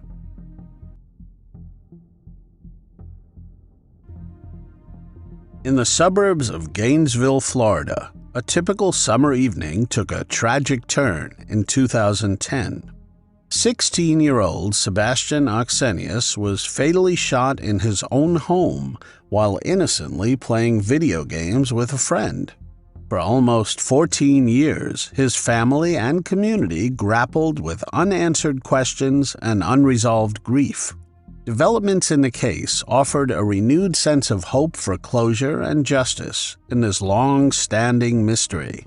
Sebastian Ochsenius was a vibrant and promising 16-year-old, deeply cherished by his family and admired by his peers. A dedicated student at Buckholz High School, Sebastian excelled academically, consistently ranking near the top of his class.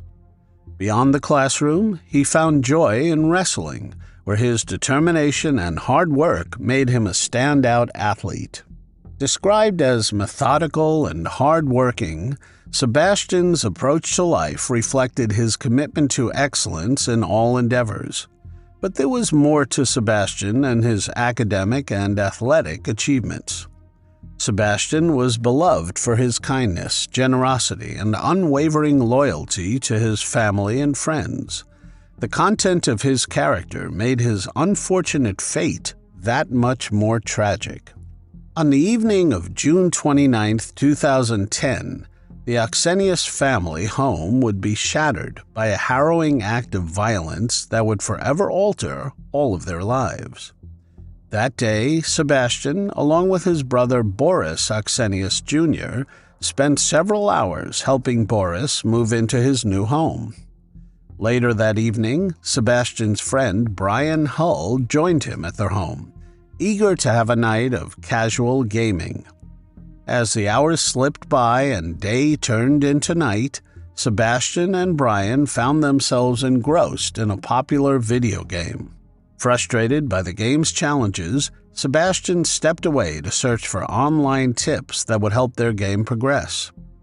Sebastian walked out through the kitchen at 3:40 a.m., going to the computer when an unknown assailant slipped in through an unlocked side door.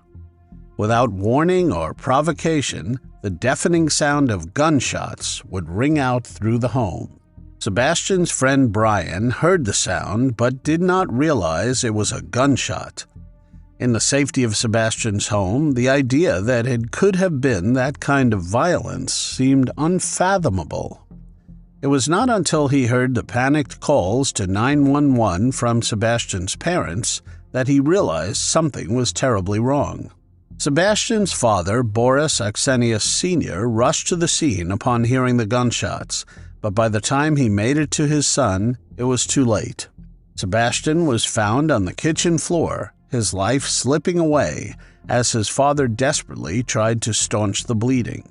In those agonizing moments, his love was powerless against the senseless violence that had claimed his son's life. Sebastian was gone. In the aftermath of Sebastian Ochsenius' tragic demise, the Alachua County Sheriff's Office launched an intensive investigation. They wanted to unravel the circumstances surrounding the senseless act of violence that had shattered the tranquility of the Gainesville community and upended the lives of the Ochsenius family. With little to go on initially, detectives tirelessly pursued every lead. They meticulously combed through evidence and interviewed witnesses in search of answers. Even with the diligent efforts of law enforcement, the case soon grew cold, leaving Sebastian's family and friends devastated with grief. Then, Alachua County Sheriff's spokesman, Lieutenant Steve Maynard, said the following, a few days after the shooting. "We are very frustrated with this case. We do not have anything to go on. No viable suspect information, no motive, not even any information about how the shooter left the scene. Literally, we have nothing." As with seemingly all unsolved cases, Sebastian's demise soon faded from the public spotlight. A reward eventually grew to as much as $20,000, but tips still began to wane. In 2021, a glimmer of hope emerged as investigators uncovered new evidence that breathed new life into the long-dormant case.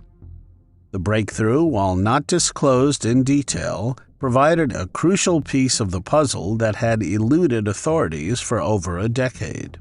With renewed determination, detectives worked tirelessly to follow up on the newfound lead. They were piecing together the intricate details of the crime and inching closer to identifying the perpetrator responsible for Sebastian's untimely demise. Months of meticulous investigation culminated in a significant development: the identification of a suspect with ties to Central Florida. 33-year-old Timothy Thomas, already serving a life sentence for unrelated charges, became the prime suspect. Thomas's criminal history, marked by a string of violent offenses, paints a chilling portrait of a man with a propensity for brutality. He had been arrested in Orlando in 2011 for armed robbery, kidnapping, and illegal substance charges, and was sentenced to 4 years in prison. But court documents show after he was released, he did not make it long before violating parole. A judge issued a warrant for Thomas's arrest, saying he had failed to notify his parole officer that he had moved. Law enforcement officers believe that is why, when a Monroe County deputy tried to stop him in a car with stolen plates in 2015, he opened fire. A deputy shot in the encounter survived, thanks to a ballistics vest. On December 23, 2023, a grand jury indicted Thomas on charges of burglary of a home and fatal slaying, while engaged in trafficking. He is being held at the Alachua County Jail on a $1 million bond. His court-appointed public defender asked to withdraw from the case, citing an unnamed and irreconcilable conflict of interest, according to court documents. Law enforcement is still looking for a woman who loaned Thomas her car in 2010. They believe she was in the vehicle at the time of the slaying. Sheriff Emery Gainey said, "We do not believe at this time that she had any prior knowledge of what Thomas had planned that night in 2010. Gainey asked for the public's help in finding the woman, whom he described as being Hispanic and very short. In 2010, she would have been 19 or 20 years old with a heavy build.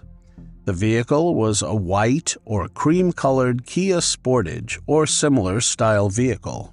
Sheriff Gainey wanted to emphasize that the woman they were looking for was not in any trouble. They were just hoping to ask her some questions. In the wake of Sebastian's tragic slaying, his family has endured years of anguish, grappling with the relentless ache of his absence with each passing day. Boris Sr. says he hopes to one day get the opportunity to speak with Thomas and ask him why he did what the sheriff's office says he did. "I want him to know how much damage he did. Maybe he does not care, but I want him to know what he did, how much pain he caused my family." While the prospect of Thomas facing consequences for his actions may offer a measure of relief, it pales in comparison to the void left by Sebastian's untimely departure. For Sebastian's parents and their loved ones, the pain of their loss transcends any legal retribution. During the press conference held on February 5, 2024, Boris Jr. said, "This happened in the home where you were supposed to feel safe as a 16-year-old. He was not out partying on a Friday. He was playing video games with his best friend. So it is understandable that this was not a cause of a child that was looking for trouble or something to get into. Simply, he was in the safest place he was supposed to be. We hope as a family that you can help us get to the final chapter of this, which is bringing my brother justice. It has been, as they mentioned, 13.5 years we have been suffering through this. My family, my parents. He was only 16 years of age. His life was stolen. If you could please help us bring this to justice and bring this person forward so the last loose ends can be tied and we can move forward with ending this for my family, I would appreciate it. No courtroom verdict, no matter how just, can take away the pain in their hearts or fill the void left by Sebastian's absence." In the township of North Whitehall, Pennsylvania, a brutal act of violence shattered the peace over 3 decades ago. Rose Nath, a beloved 78-year-old widow, was found viciously stabbed and beaten in her ransacked home. The chilling discovery made by her nephew when she failed to appear at church left investigators and her family grappling with unanswered questions. Now, with the progress of groundbreaking DNA technology, new light has been shed on this cold case and has led to an arrest. Rose Nath was born in the early 1910s in the Lehigh Valley area of Pennsylvania. Raised in a modest family, Rose's early years were marked by the values of hard work, faith, and community. She grew up during a time of drastic change in America, witnessing the Great Depression and World War II, times that would instill in her a sense of resilience and determination. Rose would meet her husband, Michael Nath, in the late 1930s. The couple married and settled in North Whitehall Township, where they built a life together. Michael worked in various local industries, while Rose found employment at the D&D Shirt Factory, a well-known local business that provided steady work for many in the community. Rose dedicated several decades of her life to the factory, where she was known for her strong work ethic and friendly demeanor. Despite not having children of their own, Rose and Michael were deeply connected to their extended family. Rose took great joy in being an aunt and great-aunt, often spending time with the children in her family. As a devoted Catholic, Rose was an active member of St. John the Baptist Church in Northampton. She attended Mass regularly and participated in various church activities. Her faith was a cornerstone of her life, providing her with a strong sense of purpose and community. Rose was known to be generous with her time, often volunteering for church events and helping those in need. After retiring from the D&D shirt factory, Rose continued to lead a fulfilling life. She enjoyed gardening, cooking, and spending time with her friends and family.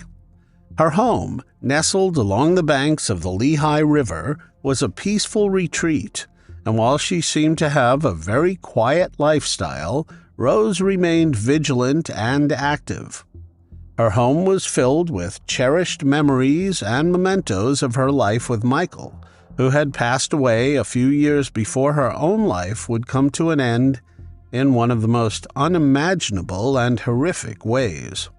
January 21, 1989 began like any other for Rose.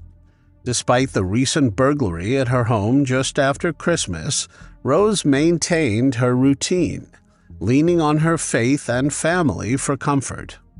That morning, Rose did not appear at St. John the Baptist Church for her regular Sunday service. Known for her unwavering commitment to her faith, Rose's absence was immediately noticeable. Concerned, her family decided to check on her well-being. Her nephew, who often looked out for her, went to her home to ensure she was safe. Upon entering the house, Rose's nephew was faced with a horrifying scene that would forever be etched in his memory. The normally tidy living room was in disarray, indicating a struggle had taken place. Bloodstains covered various surfaces, and the room had been ransacked. It was clear that Rose had fought valiantly against her attacker. Tragically, Rose was found lifeless, having been subjected to a brutal and violent assault.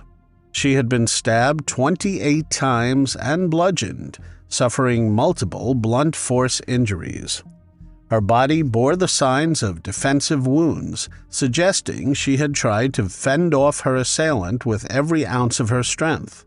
One of the weapons used in the attack, a knife, was found discarded outside the home, hinting that the perpetrator was hasty in fleeing the scene. As news of Rose's tragic demise spread, the community was plunged into mourning. Friends, neighbors, and fellow churchgoers were stunned by the senseless act of violence that had claimed the life of a beloved member of their community. The initial response from the Pennsylvania State Police and the Lehigh County District Attorney's Office was quick. Detectives, including Robert Devers and Thomas McAndrew, arrived at the crime scene to begin their investigation. The brutality of the crime shocked the seasoned investigators, who immediately realized the severity of the case. Inside Rose's home, detectives meticulously collected evidence, hoping to find any clue that could lead them to the perpetrator.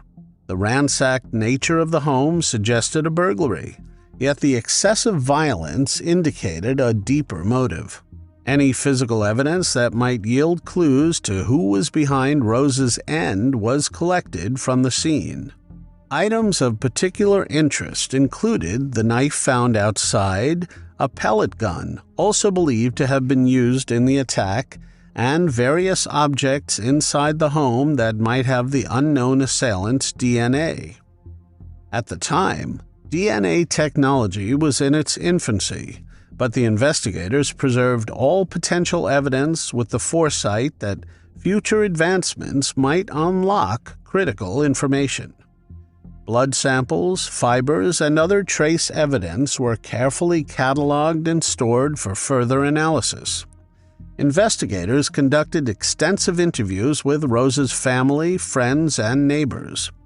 They looked into her routine, any recent changes in her life, or potential conflicts and threats she might have faced.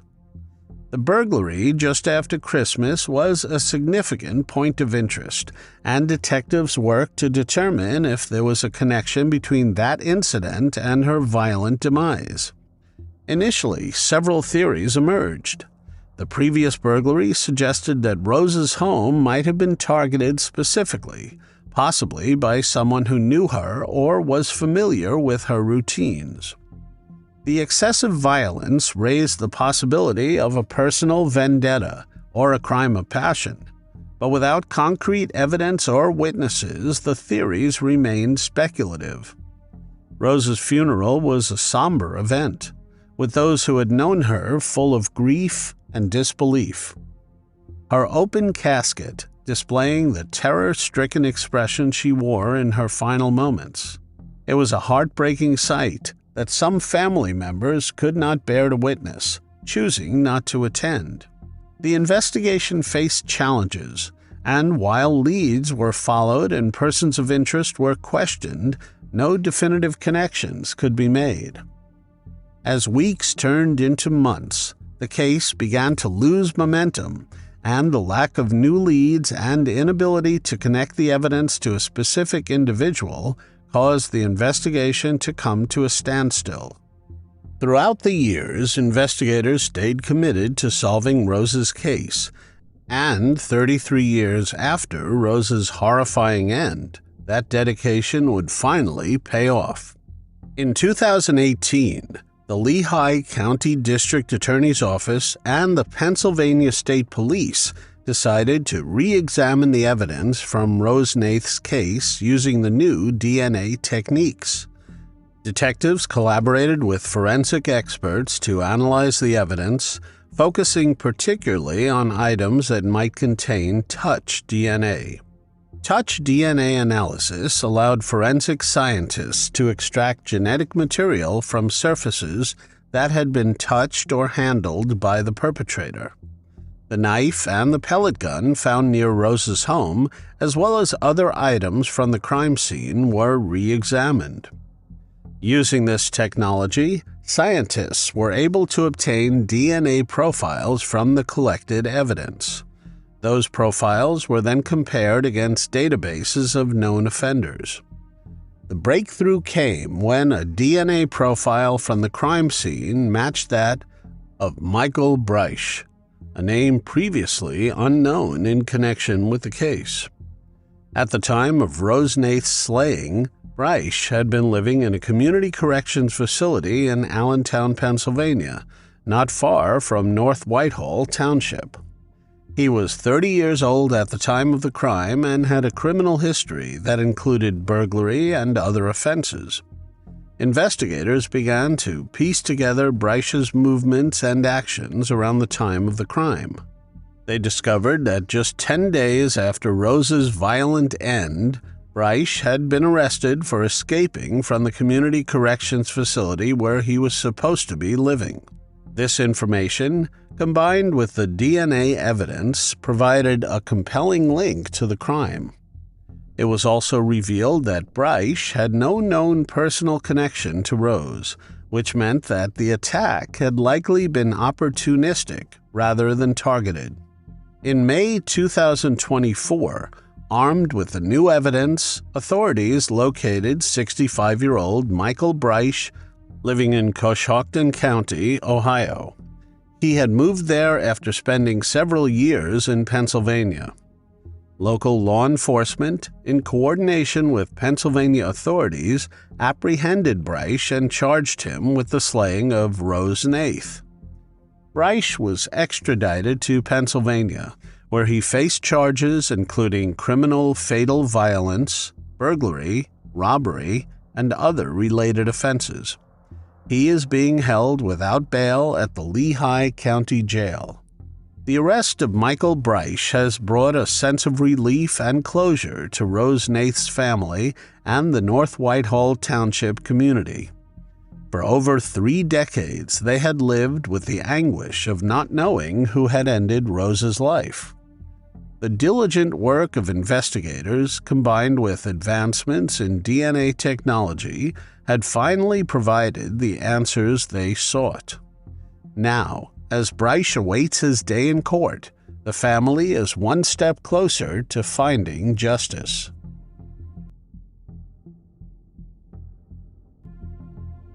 In the streets of West Valley City, Utah, a heinous crime remained unsolved for 3 decades. Lisa Redmond, a devoted mother and diligent Pizza Hut delivery driver, met a tragic fate one fateful night in 1996. Found slain in her uniform on a deserted roadside, the circumstances surrounding her demise puzzled investigators for years. With leads scarce and the trail gone cold, the case seemed destined to fade into obscurity, until a breakthrough in forensic technology. Lisa Redmond lived in West Valley City, Utah, where she grew up with a strong sense of community and family values. After serving in the U.S. Army, Lisa married James Redmond in 1987, and together they built a life centered around their 2 children, Megan and Nathan. Lisa worked night shifts to support her family, balancing her role as a Pizza Hut delivery driver with volunteering at a local school, where she dedicated her time to teaching children how to read. Her compassion, work ethic, and devotion to her family would leave a lasting impression on those that knew her. No one could have predicted the tragedy that would soon follow. On a fateful December evening in 1996, Lisa Redmond began her normal routine as a Pizza Hut delivery driver. It was a typical night, with Lisa's usual diligence and warm demeanor as she set out to fulfill deliveries. Little did anyone know, this ordinary work shift would take a devastating turn. Lisa's last known moments were at 9:45 p.m., when she left the Pizza Hut near 3100 South 5200 West to deliver an order to a nearby hotel. But as the hours passed, concerns grew when Lisa failed to return. Her absence raised alarms among colleagues and loved ones, prompting a frantic search. Lisa's truck would be discovered abandoned in a church parking lot just over a mile from where she would eventually be found. The grim discovery came shortly after, when her lifeless body would be found on the roadside near 5200 West 3100 South. She was still wearing her Pizza Hut uniform. The shock and grief echoed through the community as Lisa's family grappled with the loss of a beloved wife and mother. Following the discovery of Lisa's body, the West Valley City Police Department launched into action. Initial investigations centered around piecing together Lisa's final moments. Her colleagues at Pizza Hut provided crucial details, recounting the time she left the restaurant to deliver an order to a nearby hotel. The timeline was meticulously reconstructed, tracing her route and the critical minutes leading up to her disappearance. The investigation honed in on Lisa's abandoned truck, found eerily parked in a church parking lot not far from where her body was located. Inside the vehicle, detectives meticulously cataloged evidence of a struggle. A bloodied knife concealed behind the driver's seat and signs of a violent altercation inside the truck painted a grim picture of the events that would take Lisa's life. Evidence of blood underneath the truck suggested that Lisa had been run over. Forensic experts combed through the scene, collecting every shred of potential evidence. They documented blood stains, scrutinized the vehicle for fingerprints, and gathered any trace that could shed light on who might have been responsible for Lisa's tragic demise. In the midst of the investigation, the community rallied together, offering tips and support to law enforcement in the hopes of bringing justice to Lisa Redmond and closure to her grieving family. But despite the initial flurry of activity and leads, the case soon grew cold, leaving investigators grasping for answers in a case that would haunt them for decades to come. Eventually, the case seemed to gradually slip into obscurity, but in 1999, just a few years after Lisa's brutal slaying, her family would be hit by another tragedy. Lisa's husband, James Redmond, lost his life in a car accident near Fort Collins, Colorado. The tragic loss of James reignited public interest in Lisa's unsolved slaying, prompting renewed efforts by authorities to seek justice for the Redmond family. During this period, the local media spotlight intensified, casting a new wave of attention on the case. Pizza Hut responded to the community's outcry by increasing the reward for information about the case. The initial reward of $5,000 was doubled to $10,000, encouraging witnesses to come forward with any overlooked details that could help in solving the mystery. But even with the renewed interest and occasional media coverage, leads grew stale. Witnesses moved away, and the case files gathered dust. The once promising investigation faded into a cold case for nearly 2 decades before a breakthrough would crack the case wide open. This turning point came in 2024 when forensic technology identified critical evidence linking a man named Donald Eugene Young Jr. to the crime scene. He was then charged for taking the life of Lisa Redmond. Specifically, DNA recovered from a seat belt buckle inside Lisa's truck was found to match Young's genetic profile. Investigators got Young's DNA back in 2002, but only questioned him in 2019. This discovery provided a link that had eluded investigators for years, breathing new life into the cold case. Fingerprints recovered from a knife found in the truck also matched those of Young, solidifying the connection between the suspect and the violent altercation that had resulted in Lisa's untimely demise. Young, already serving a 30 years to life sentence for unrelated crimes, including assault, emerged as the prime suspect in Lisa Redmond's case. His criminal history includes previous federal allegations for the slaying of 3 prostitutes in St. Louis, which were dismissed. Also a dismissed but still open case for the 1999 slaying of Amy Quinton at the University of Utah.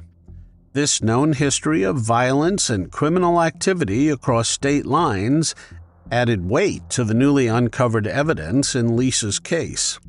It painted a clearer picture of the events that had transpired on that fateful December night in 1996.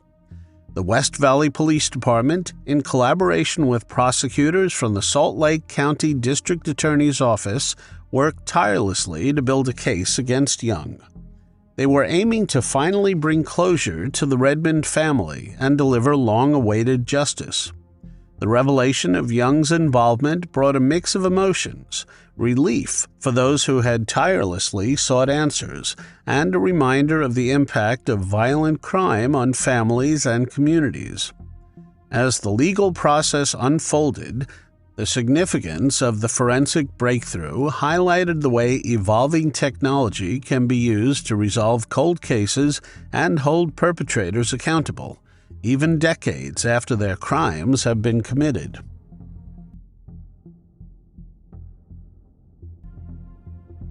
In 1974, in the secluded woods of Ledyard, Connecticut, a chilling discovery would be made when 2 bodies were found in a shallow grave, their identities unknown. A woman known only by her alias would not be identified for nearly 5 decades. After years of mystery and questions about who this woman really was, advances in technology and relentless investigative pursuit were finally able to unveil her true identity. In the spring of 1974, on May 30th, Connecticut State Police received a cryptic tip that led them deep into the secluded woods behind a nondescript home on Shoeville Road. As they meticulously combed through the dense underbrush, their efforts were rewarded with a chilling discovery. A shallow grave, carefully concealed beneath layers of fallen leaves and earth. Inside this makeshift tomb laid the remains of 2 individuals, their bones weathered by time and the elements. The man was quickly identified as Gustavus Lee Carmichael, a known serial bank robber who had previously escaped federal custody. But the woman's identity remained elusive. Investigators sifted through the clues found with her remains. She was dressed in a tan leather wet-look vest, a gold or tan sweater, a brown tweed skirt, and brown granny boots. Alongside these clothes were pieces of jewelry, including a pendant and rings. One ring had the letters JHSN monogrammed, the initials ILN, and the date 1917 engraved inside, while another ring was an inexpensive piece with a fake emerald stone. Despite these tangible clues, the woman's identity could not be found due to the extent of decomposition and her use of aliases. Investigators knew she had gone by the name Lorraine Stahl, but this alias and others she might have used did not yield any solid leads. The case grew cold over the years. In 2011, the woman's case data, dental x-rays, and a description were uploaded to the Name Us, and her DNA was submitted to CODIS in 2012, but no matches were found. In a renewed effort to solve the case, in July 2022, forensic evidence was sent to Othram. Othram developed a comprehensive DNA profile using forensic-grade genome sequencing. This advanced method allowed for more detailed analysis compared to previous efforts. In January 2024, Othram's work led investigators to a potential relative of the unidentified woman.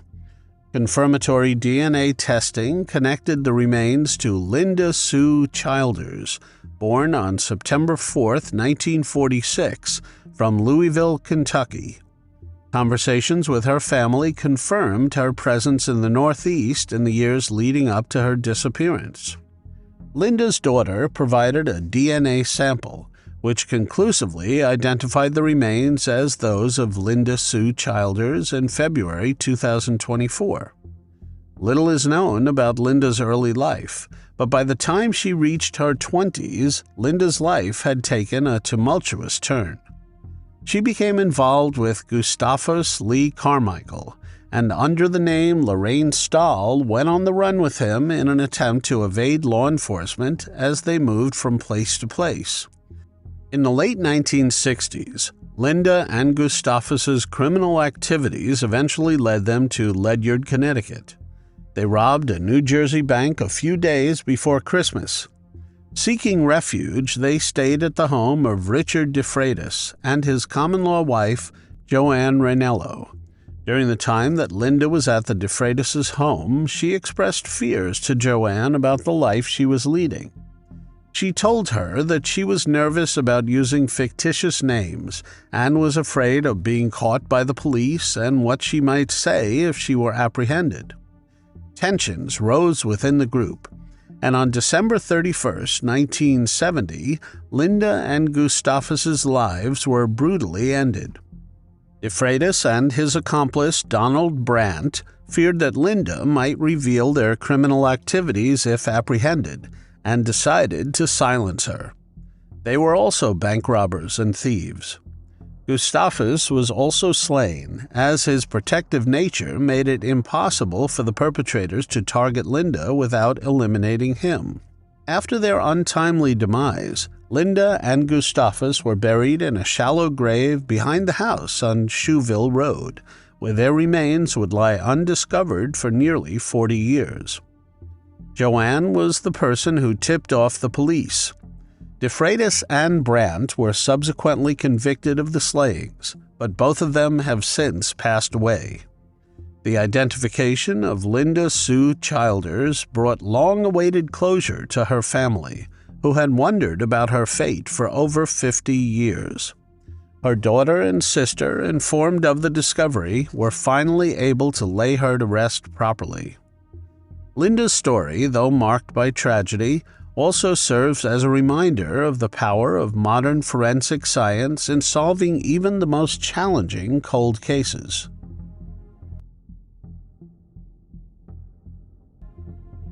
In the desolate expanse near the U.S. Highway 95 in rural Churchill County, Nevada, two passersby stumbled upon a gruesome discovery in May 2008.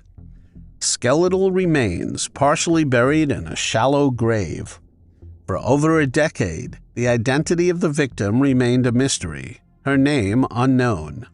It was not until a groundbreaking collaboration between forensic experts and cutting-edge genetic technology that the truth was revealed and a family would finally find closure. On a spring day in May 2008, two passersby ventured off the beaten path, where they came across skeletal remains partially buried, covered with dirt and gravel. Nearby, an orange halter top lay abandoned. The Churchill County Sheriff's Office responded swiftly, launching an investigation into what could have happened. The remains were transported to the Washoe County Medical Examiner's Office, where a forensic pathologist determined that the victim was an adult female. She had passed away as a result of multiple gunshot wounds, an unmistakable slaying. Even with the best efforts of law enforcement and forensic experts, the case quickly grew cold. The details of the case were entered into NamUs under the identifier UP8110, a digital memorial to the unknown woman. Investigators scoured missing persons reports, compared dental records, and examined any potential leads, but each promising lead seemed to end in a halt. The orange halter top found near the remains, initially thought to be a crucial clue, provided no significant breakthroughs. Year after year, the file on the unidentified woman gathered dust. Investigators, driven by a commitment to justice and closure, never gave up hope. They continued to review the case periodically, hoping advancements in forensic science might eventually provide the answers they sought. They also hoped that someone, somewhere, might come forward with the crucial piece of information that would crack the case wide open. The unidentified woman's case was one of many waiting for the right combination of technology, expertise, and opportunity to bring her story to light. In 2023, after years of stagnation, the case of the unidentified woman from Churchill County took a shocking turn. The Washoe County Regional Medical Examiner's Office partnered with Othram. This collaboration would be the beginning of a new chapter in the investigation. Othram scientists employed forensic-grade genome sequencing to develop a comprehensive DNA profile from the skeletal remains. This advanced technique allowed them to extract a high-quality DNA sample, even from degraded remains. The DNA profile was then compared against profiles in consumer genealogical databases, with consent for law enforcement use.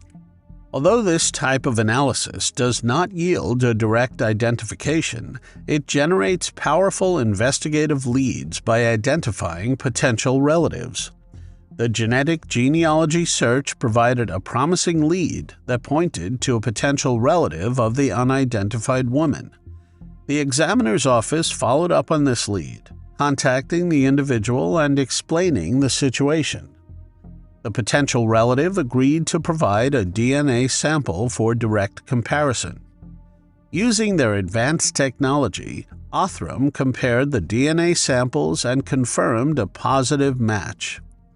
The unidentified woman was finally given a name in 2024, Betty Lou Japel. Betty Lou, who was 70 years old at the time of her untimely passing, had vanished under mysterious circumstances in 2006. Originally from McMinnville, Oregon, she and her longtime partner, Kenneth William Miller, had led a nomadic lifestyle, traveling in their motorhome and truck. She and Kenneth never married, but they had been together for about 30 years. Their travels took them to Quartzville, Arizona, where they were last seen. In mid-2006, their motorhome was found abandoned in a remote area near Redmond, Oregon, and their truck turned up in Montana. The last activity on their bank accounts was in June 2006, and they were last known to be in the company of a friend, Gregory Allen Groundhog Cole. Cole, a felon, was involved in a shootout with police in Quartzville in May 2007 and was later found lifeless from a self-inflicted gunshot wound near the Mexican border. In June 2007, Kenneth Miller's body was discovered in a shallow grave near the abandoned motorhome in Oregon, but there was no sign of Betty Lou. It is believed that Cole took the lives of Kenneth and Betty Lou.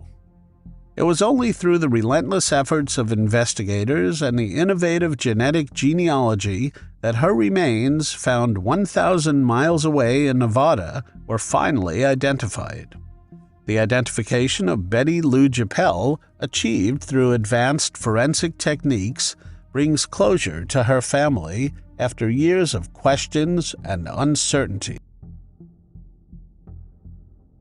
Nobody would have expected the tragedy of 4 lives being taken in Calgary, the coldest region of Canada. 4 young girls were taken long before their time. Their families had given up on justice long ago, until it arrived decades later, thanks to advancements in technology. But who were these 4 victims? Eva Dvorak was an energetic type of girl. She had a bubbly personality and would take the spotlight in any room. Full of energy, she hardly ever stayed still, as recalled by her friends and family. She was one of the cousins they loved to hang out with.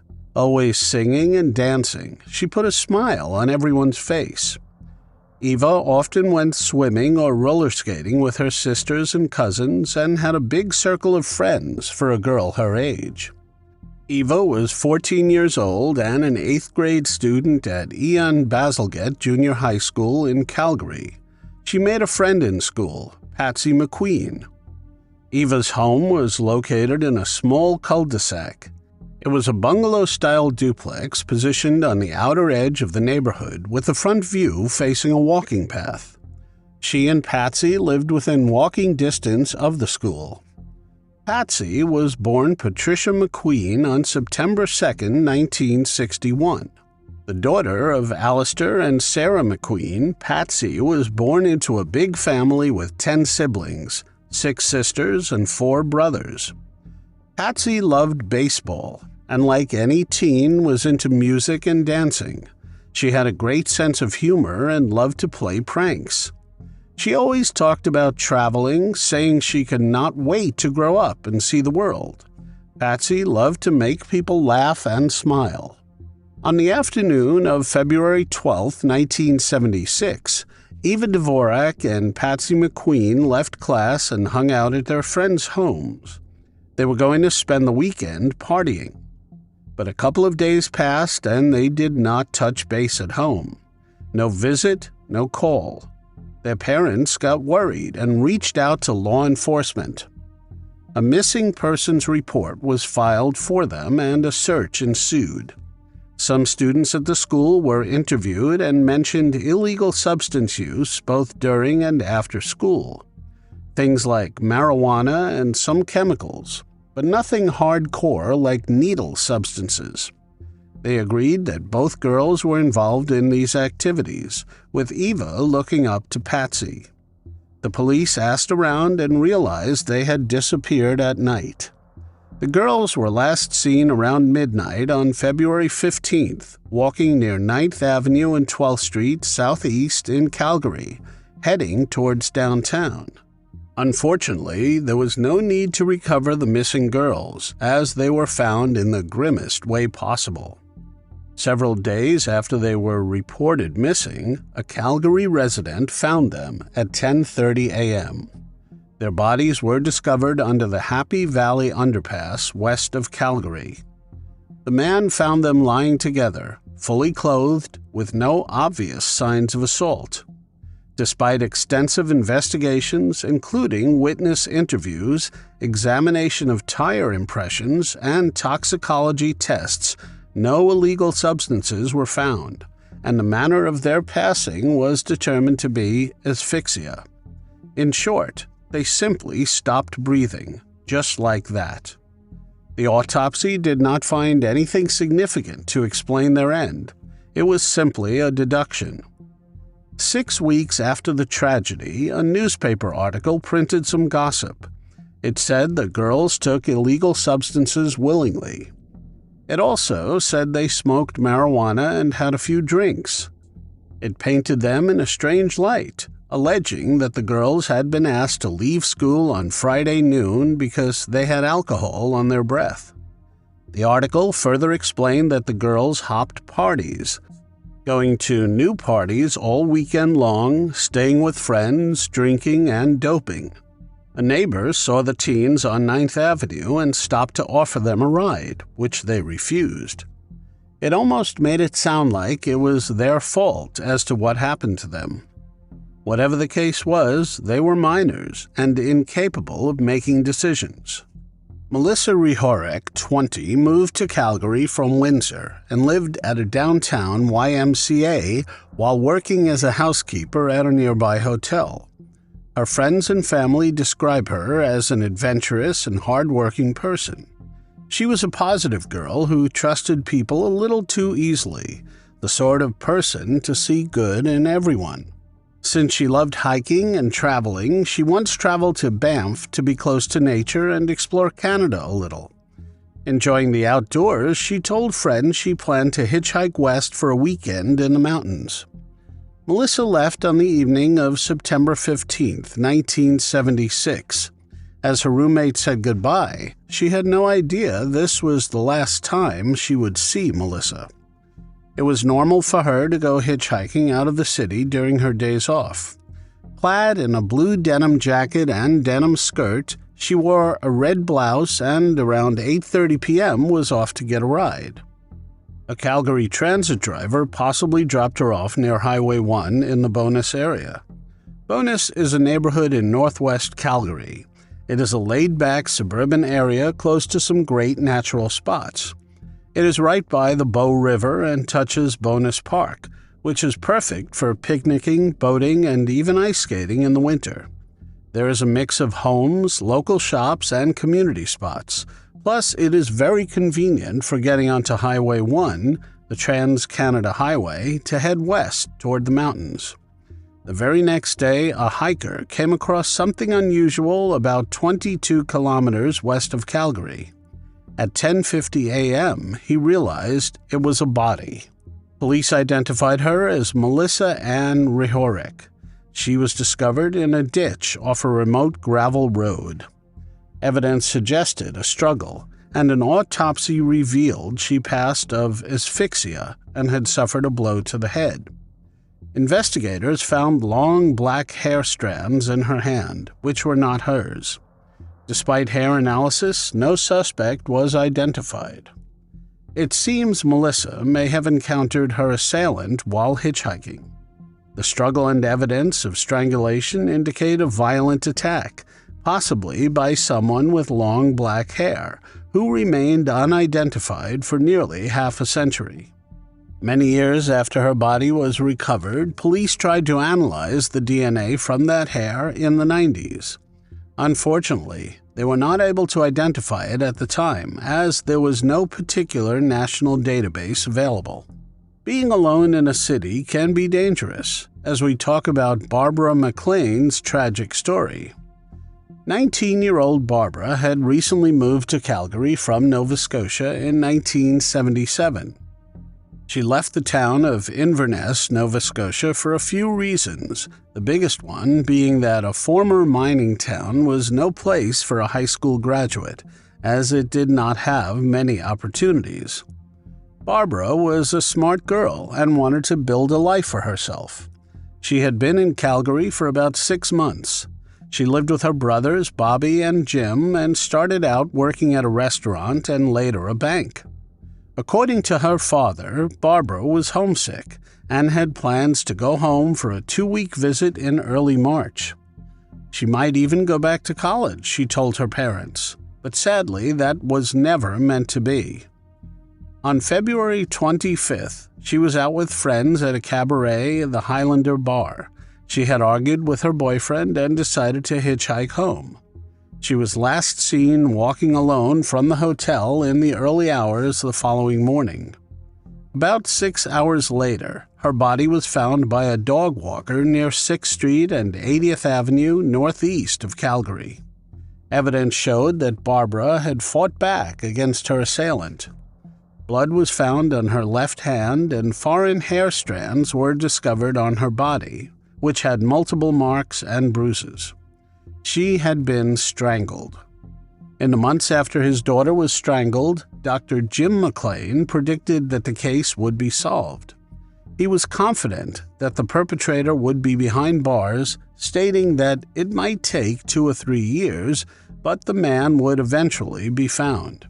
The perpetrator was thought to have gone away in a taxi after the incident, as there was no other way back, no bus or subway or train. Despite extensive investigations, including interviewing hundreds of taxi drivers and collecting over 600 hair samples within a year, the case went cold. Barbara's case caused fear. The risks and vulnerability of being alone in a city, especially late at night, scared girls her age.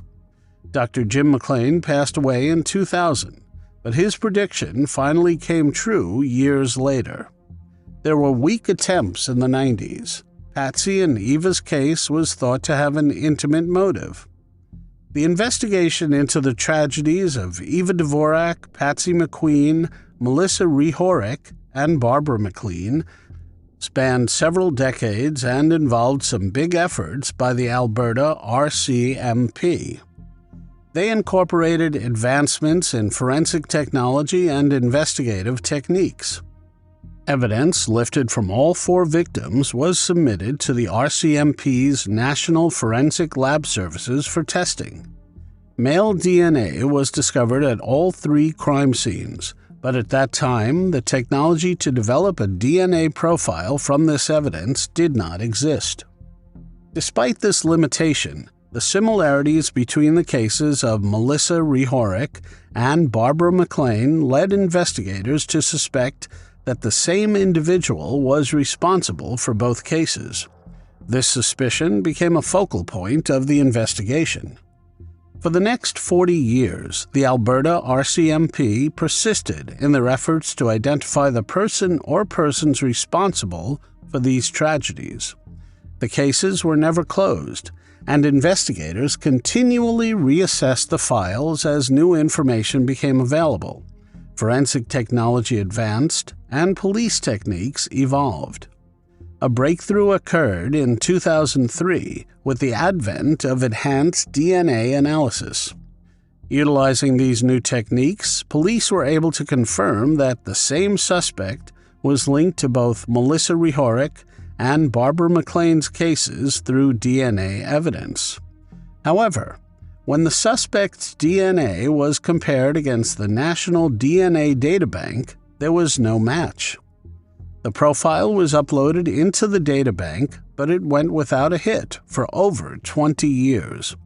The internet was in its initial phases back then. Cloud storage would come up much later. In May of 2024, they finally unmasked the assailant. After a lot of effort, the RCMP, using information obtained through investigative genetic genealogy, initiated a cross-border investigation into Gary Allen Sreri, a United States citizen born in 1942. He lived the life of a transient, changing his appearance and living on aliases to disguise his identity. His criminal record dates back to 1966, relating to intimate crimes against women. Gary Allen Sreri, a man with a history of assault-related offenses, fled to Canada in 1974 after posting bail for an assault charge in California. In Calgary during 1976 and 1977, he lived under aliases such as Willie Blackman and Rex Long, maintaining a transient lifestyle and working occasionally as a cook. Sreri frequently changed his appearance, homes, and cars to evade detection. He lived in Alberta and British Columbia from the mid-1970s until his deportation in 2003. His ability to adapt and blend into new environments allowed him to continue his criminal endeavors as he escaped his notorious past. He was in jail serving a sentence in Idaho for intimate assault in 2011 when he passed away of natural causes. Police were then able to deduce what might have happened. They knew Sreri was a predator and stalked his victims in his car. He would mark young girls hitchhiking on the road, usually younger ones like teens. He would satisfy his desires and dispose of them on the road. Sreri was known to be charismatic. In his 30s, when the assaults happened, it is possible that he developed trust, that he approached young girls as a kind stranger and then revealed his true face. DNA evidence confirmed him to be the common profile between Eva Violet Dvorak, Patricia McQueen, Melissa Rehorek, and Barbara McLean. RCMP has reason to believe these 4 girls were not his only victims. His name never appeared throughout investigations. 48 years for justice is a long time. Nearly half a century after the first investigations began, RCMP was able to uncover the truth for the surviving loved ones of the victims. While the unmasking of Gary Allen Sreri cannot undo the pain and loss experienced by the victims' families, it does provide a sense of closure and underscores the vital role of modern technology in solving cold cases.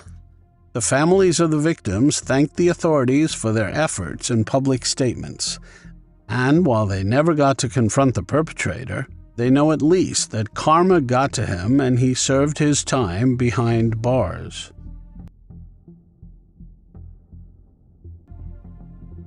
Everyone was appalled when they learned that a 5-year-old had been beaten till she passed away.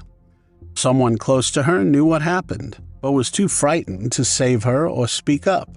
Why could her assailant not be convicted for a very long time? Harmony Renee Montgomery was born on June 7, 2014, to Crystal Sorey and Adam Montgomery in Massachusetts. Unfortunately, her mother struggled with alcohol and illegal substance addiction.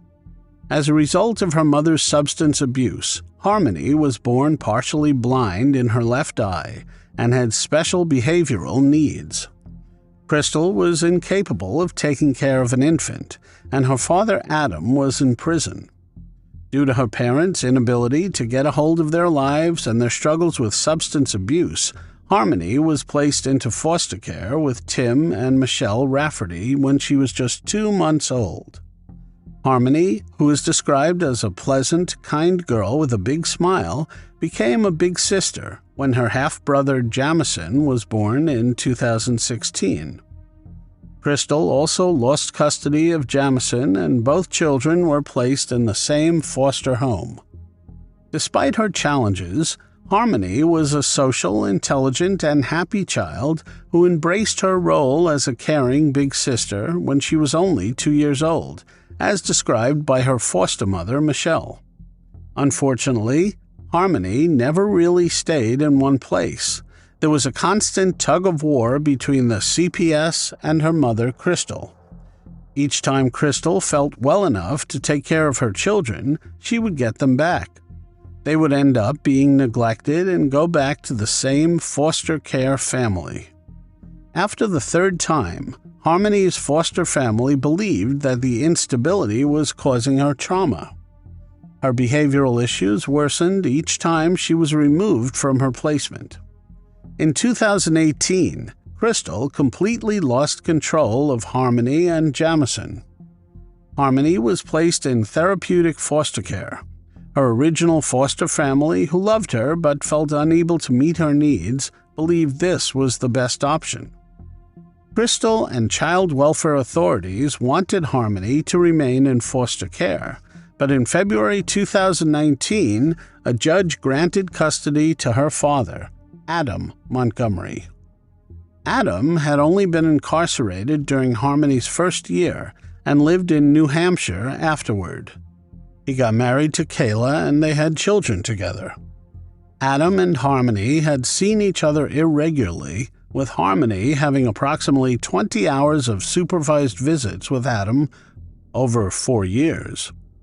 During these visits, Adam was attentive but sometimes had unrealistic expectations of her behavior, considering her age, visual disability, and special education needs.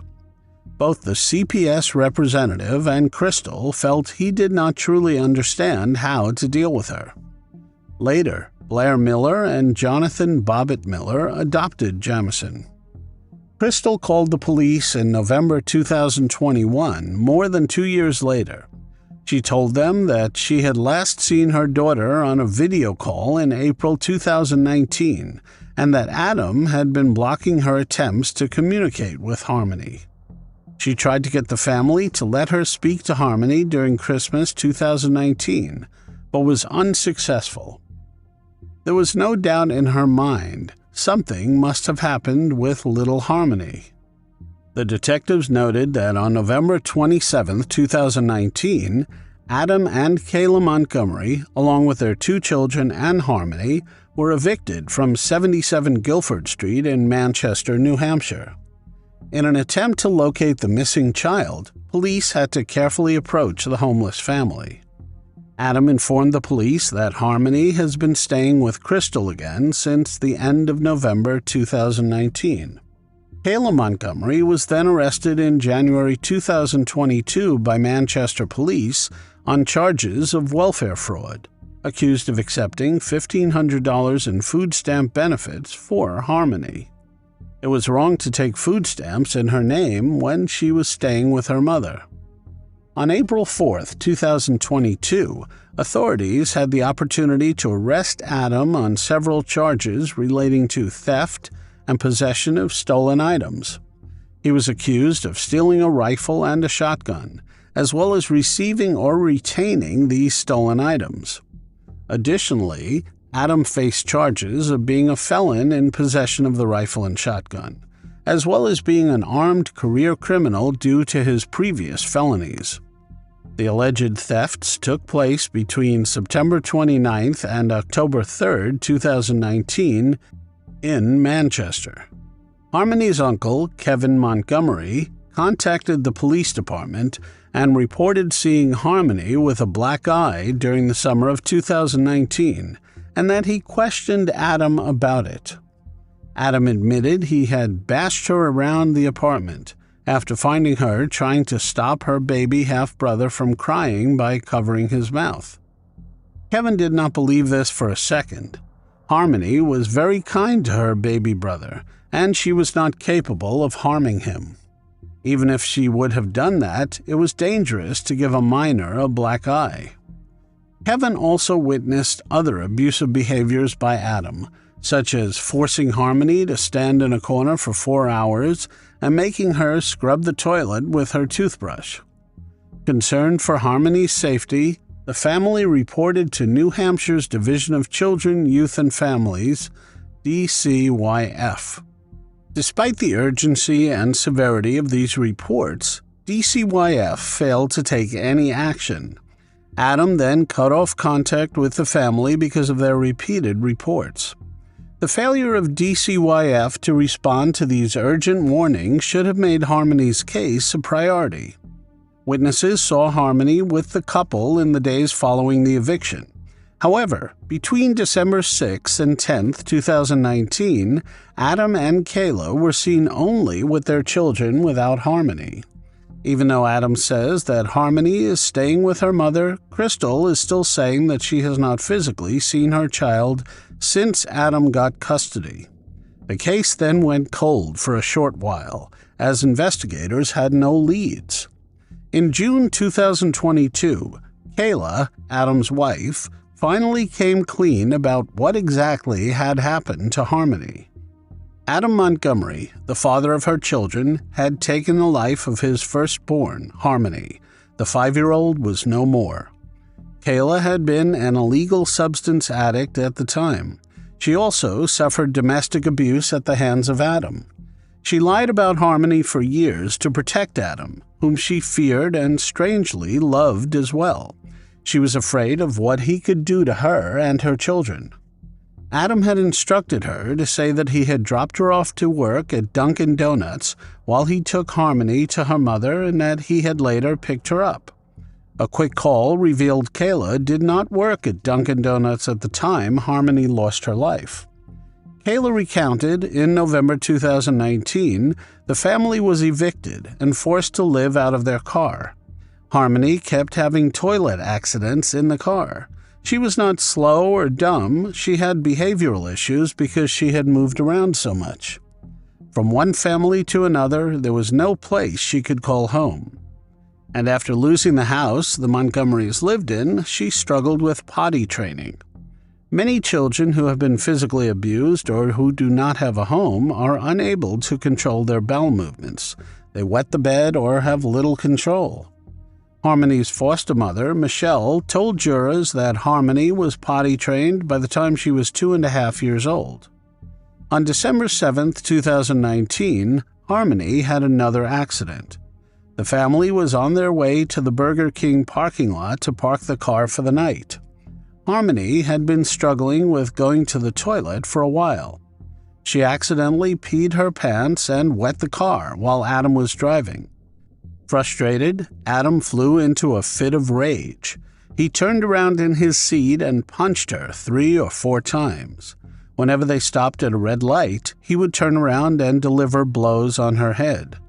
They stopped at least 2 red lights. Harmony moaned for about 5 minutes before the noises stopped. The couple thought nothing of it and welcomed the silence at first, but Kelle knew something was very wrong. Adam later said to her, "I think I hurt her this time. I think I did something." Kelle and Adam did not realize she was no longer breathing until much later. The car broke down later that day and Adam had to pull over. He shook Harmony, but she was unresponsive. The little girl would usually go to sleep if Adam hit her, meaning this was routine for her, but this time he went too far. Adam then stuffed Harmony's body in a duffel bag, storing it in the trunk. Kelle was too afraid to say anything. He kept driving around, sometimes adding snow to slow decomposition. Kelle told authorities that Harmony's body was moved multiple times. At one point, it was hidden in a red cooler. The couple, needing a place to stay, had then gone to Kelle's mother's apartment building to store the cooler. Kelle's mother did not suspect anything. She just assumed it was the family's luggage. When the family moved into a shelter between December 30th and February 20th, 2020, Harmony's body was placed in a plastic bag and hidden in the ceiling. After neighboring residents of the shelter complained about the smell, Adam hid the body in a walk-in freezer at the pizza restaurant where he worked. Since Adam was a dishwasher and a cook at the pizzeria, he had access to the freezer. Nobody suspected anything. When the family finally moved to an apartment on Union Street, he took the body with them. In March 2020, Adam had a friend rent a U-Haul to move Harmony's body in the middle of the night. He then drove the U-Haul away and Kelle did not know where the body went from there. Investigators later connected the dots and realized the U-Haul was driven to Tobin Bridge in Massachusetts. He might have dropped her in the Mystic River that flows under the bridge. The new charges against Adam included second-degree slaying for recklessly causing Harmony's demise, falsifying physical evidence, abuse of a corpse, and tampering with witnesses or informants by attempting to get Kelle to perjure herself. Kelle was then sentenced to 18 months in prison over perjury charges for lying under oath about Harmony's whereabouts at the beginning of the investigation. Prosecutors argue that on December 7, 2019, Adam Montgomery fatally beat his daughter Harmony due to a bathroom accident and then spent months manipulating and concealing her corpse to avoid detection. Adam refused to attend his trial in 2024. Through his defense attorney, he maintained his innocence, claiming he loved his daughter unconditionally and blamed Kayla for the child losing her life. He did admit to disposing of her body, but not that he had anything to do with her demise. The defense argued that there was not enough evidence to convict Adam of his daughter's slaying, while the prosecution claimed that he was responsible for Harmony's end. The trial brought attention to the issue of domestic violence and child abuse, as well as the importance of seeking justice for Harmony's disappearance. Adam denied all charges to the very end. Kayla, meanwhile, became a state witness who testified against her now ex-husband Adam, who she said was physically and emotionally abusive during their marriage. When he did show up in court, he was given a chance to reveal where Harmony's body was. Perhaps his charges would be reduced. Adam, 34 years old, chose to remain silent.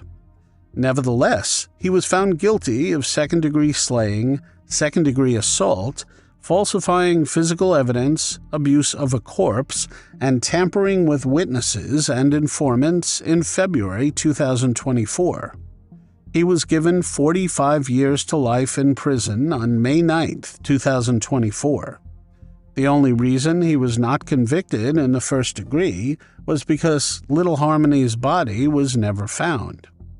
Harmony lost her life at the hands of the one person who was supposed to protect her. To this day, nobody knows for sure where Harmony's body has gone, except for her cold-hearted father. Crystal Sorey is grateful that the perpetrator is behind bars, but she vows not to rest until Harmony's body has been recovered. One can only hope that Harmony's tragedy will urge Child Protective Services to be more vigilant when it comes to abuse cases, because they can end in tragedy. What if a serene morning drive suddenly turned into a nightmare? How does a beloved community member become the target of an unexpected act of violence?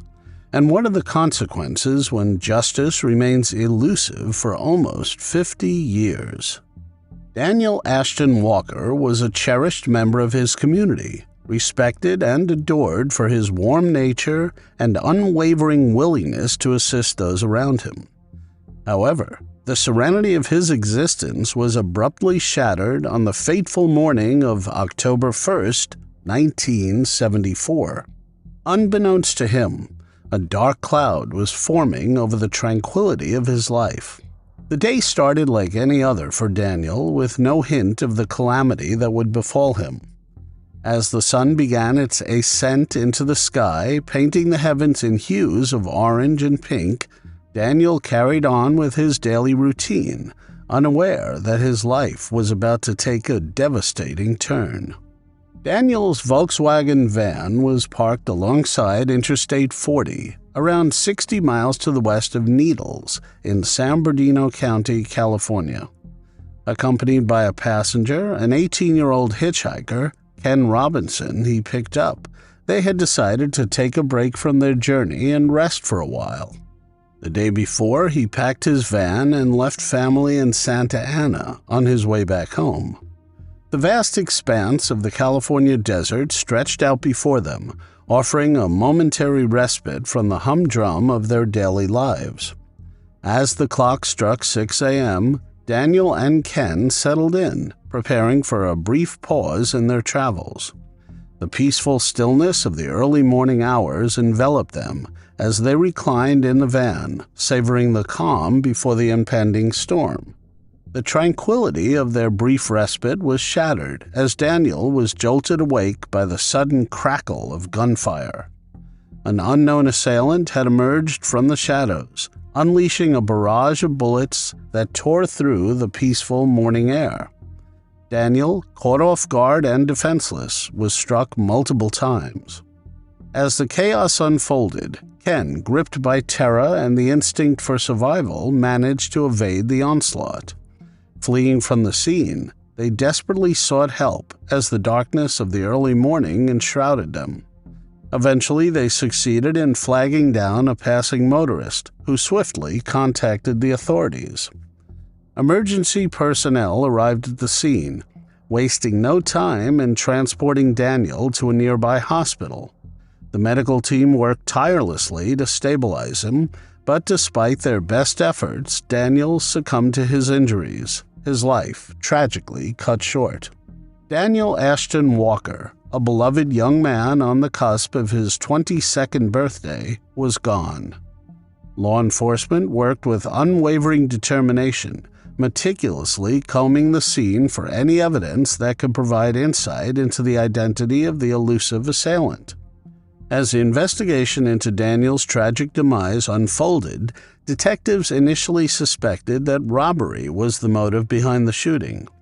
However, perplexing details emerged that cast doubt on this theory. Bafflingly, the perpetrators had only taken $80 from Daniel, inexplicably leaving behind a substantial amount of $600 in traveler's checks.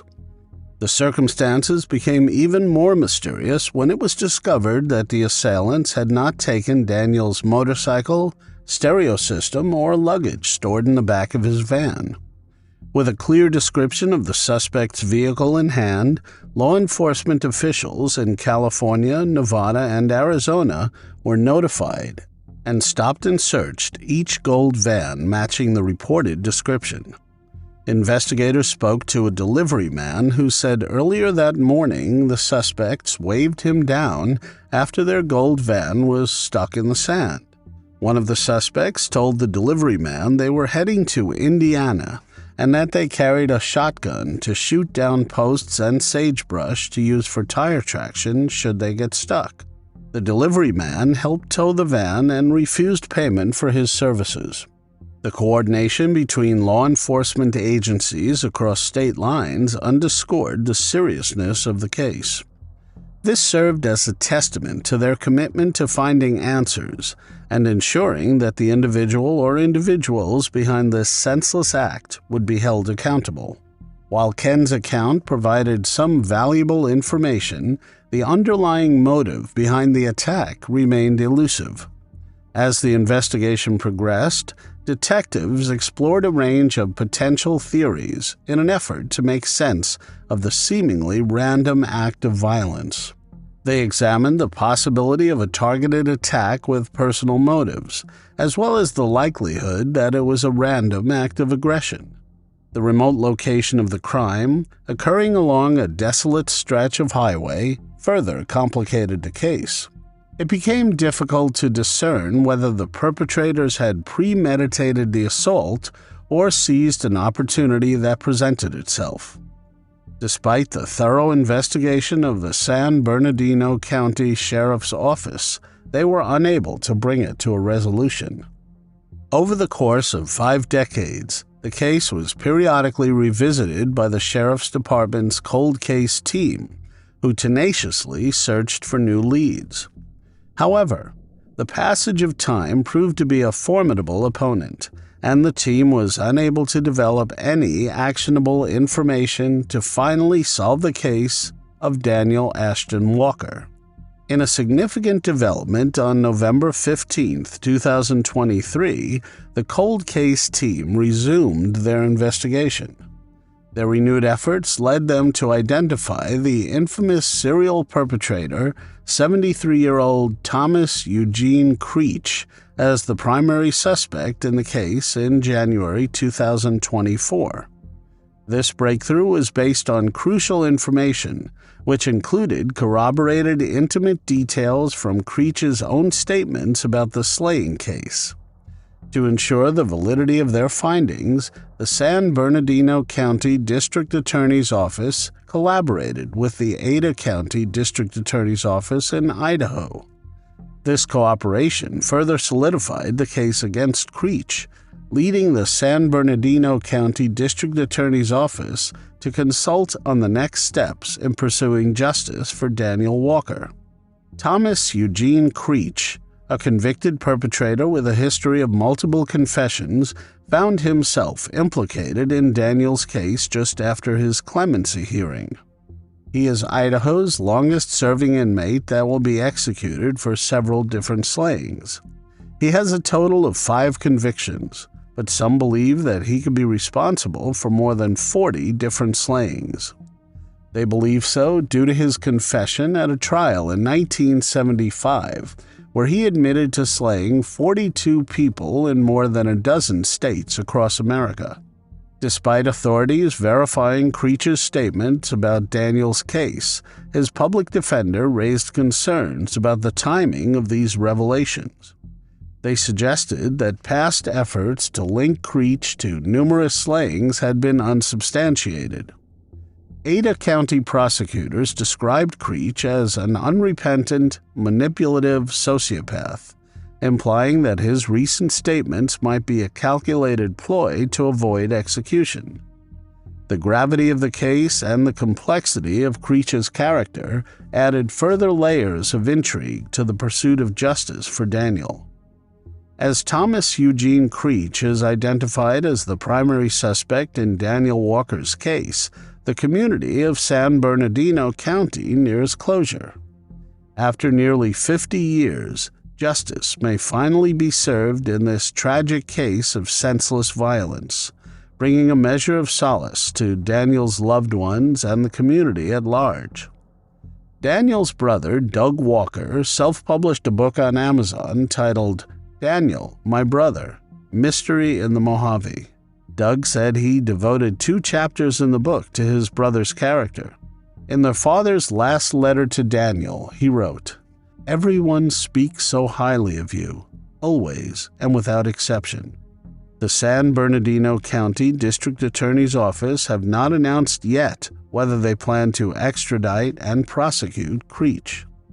Spokeswoman Jacqueline Rodriguez said, "We are in receipt of the reports and are in continued contact with Ada County District Attorney's Office and our San Bernardino County investigative team regarding the pursuit of justice in this matter.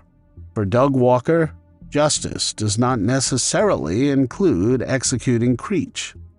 He said, "As long as they can prove whoever did it, that is fine with me. Whether they lose their life or not, that is not my decision. That is above my pay grade."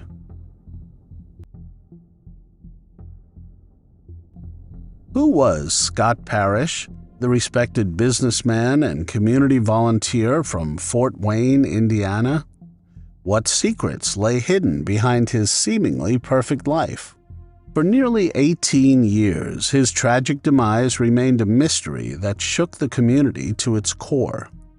Robert Scott Parrish, a 49-year-old businessman, was the respected owner of Parrish Wallpaper and Paint, Incorporated, located in Fort Wayne, Indiana.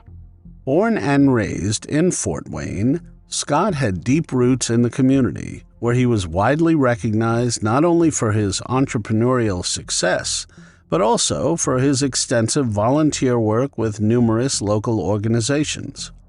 Scott was a devoted family man, cherished by his parents Jim and Nancy Parrish, and his siblings Mike, Greg, Tom, and Danny. His dedication to both his business and community made him a well-loved figure in Fort Wayne. Scott's company was more than just a local business. It was a testament to his commitment to quality and service, earning the trust and loyalty of countless customers over the years. Little did anyone know that beneath the surface of this seemingly perfect life lay the seeds of a tragedy that would soon unfold. On the evening of March 29, 2006, around 6:30 p.m., Danny, Scott's brother, and his wife Patty became alarmed when Scott failed to appear at work and did not answer his phone. Fearing something was wrong, they went to Scott's house in the 1000 block of Vermont Avenue to check on him. Inside, they made a horrifying discovery. Scott was in the bathroom, unresponsive and with a gunshot wound to the head. In a panic, they called the police immediately. When the police arrived, Danny and Patty explained how they found Scott sitting on the toilet, fully clothed with the lid down and suffering from a gunshot wound. The scene was gruesome, with blood splattered on the wall next to the toilet and dried blood on the cabinet in front of him. It was declared at the scene that Scott had lost his life. He had 2 contact gunshot wounds behind his left ear, one exiting through the top of his head and the other through his forehead. He also had a through-and-through gunshot wound on his upper arm. Crime scene investigators found a brass-colored .40 caliber Smith & Wesson shell casing on the bathroom floor near the bathtub. Another shell casing was located on the floor in front of the toilet, close to Scott's left hand. A third projectile was discovered on the bathroom sink. As investigators continued their search, they uncovered an unexpected find: a concealed marijuana grow operation hidden behind a false wall in the basement. Nearby, they found a Black & Decker cordless screwdriver, suggesting recent use. This discovery raised numerous questions. Was Scott involved in illicit activities, or was someone else using his property without his knowledge? Could this illegal operation be connected to his demise? Investigators were now faced with unraveling a complex case where the image of Scott as a respected businessman and community volunteer was suddenly shadowed by the dark secrets hidden in his home. The following day, the coroner officially classified the demise as a slaying case. His wallet was found in the Heartland Church parking lot over a mile away from his home. There was no money in the wallet, but it had his driver's license and library card. In January 2008, police interviewed a witness who had known Scott for 3 years. When questioned about the case, the witness identified a Hispanic man named Derek Rodney Johnson, known as Q, whom the police already suspected. The witness described Johnson, originally from Texas, as someone who often boasted about committing robberies and slayings. On January 22, 2008, another key witness came forward with important information. This witness recounted a conversation with Johnson that took place a few weeks after Scott's life was taken. The witness recalled talking with Johnson in his kitchen on South Lafayette Street, where he showed them 2 marijuana plants growing in a closet. He then claimed that he had taken the plants during a robbery. The witness reported that Johnson admitted to shooting Scott in the head during the robbery when he attempted to access a gun in a safe in his bathroom. Johnson mentioned that there were several marijuana plants in Scott's basement, but he only took 2 plants and a small bag of marijuana. Further details from the witness indicated that Johnson had possessed 2 .40 caliber guns at one point, but their current location was unknown. On July 31, 2014, detectives interviewed Johnson at the Westville Correctional Facility. He was already in state prison after pleading guilty to 2 counts of aggravated battery and 1 count of criminal recklessness for shooting Leonardo Puentes in Fort Wayne in 2006. He was sentenced to 34 years, and his earliest possible release date for that sentencing is 2029. After being informed of his rights and signing a waiver, he admitted to knowing Scott through a mutual acquaintance, Witness 1, with whom he worked on construction sites. He also revealed that he initially bought marijuana from Scott through Witness 1, and later directly from Scott. He then confessed to carrying 2 .40 caliber Smith & Wesson guns around the time of Scott's slaying, and being familiar with the layout of Scott's bathroom, having used it during an illegal substance purchase. On July 1, 2015, detectives received a letter from Johnson, who was then at the NCCF Annex in Newcastle. In the letter, he claimed that his gang, Northern Vatos Locos, had executed Scott for stealing marijuana and money. He stated that while he knew the identity of the perpetrator, he could not disclose it due to the gang's code of silence. Johnson explained that he had reported Scott to his superiors in the gang and had ordered the hit. He even mentioned receiving photos of Scott after the slaying from the shooter. Johnson clarified that there would be no signs of struggle, as the gang members, frustrated with Scott's deceit, had sat him down on the toilet and shot him. He admitted to participating in some robberies, but insisted he never wanted anyone to be harmed. Johnson claimed that the weapon had been passed to someone in his crew and eventually sold to an unknown individual. He described the guns as a matched set, one left-handed and one right-handed, but denied ever owning twin .40 caliber Smith & Wesson guns. When investigators reminded Johnson of his previous confession in July 2014, where he admitted to carrying two .40 caliber Smith & Wesson guns and being armed during his transactions with Scott, Johnson backtracked. He claimed he had owned many types of guns and was not certain if the bullet came from one of his weapons. For nearly 18 years, the case remained unsolved with no arrests. In 2023, Detective Brian Martin and Detective Darren Strayer began interviewing witnesses again. Finally, in 2024, new evidence and witness testimonies emerged, leading to charges against Derek Johnson. Johnson's motive for the case appeared to be connected to the marijuana grow operation he found in Scott's basement. He confessed to detectives that he had shot Scott in the head and taken the marijuana plants. This breakthrough is a significant development for the Fort Wayne community.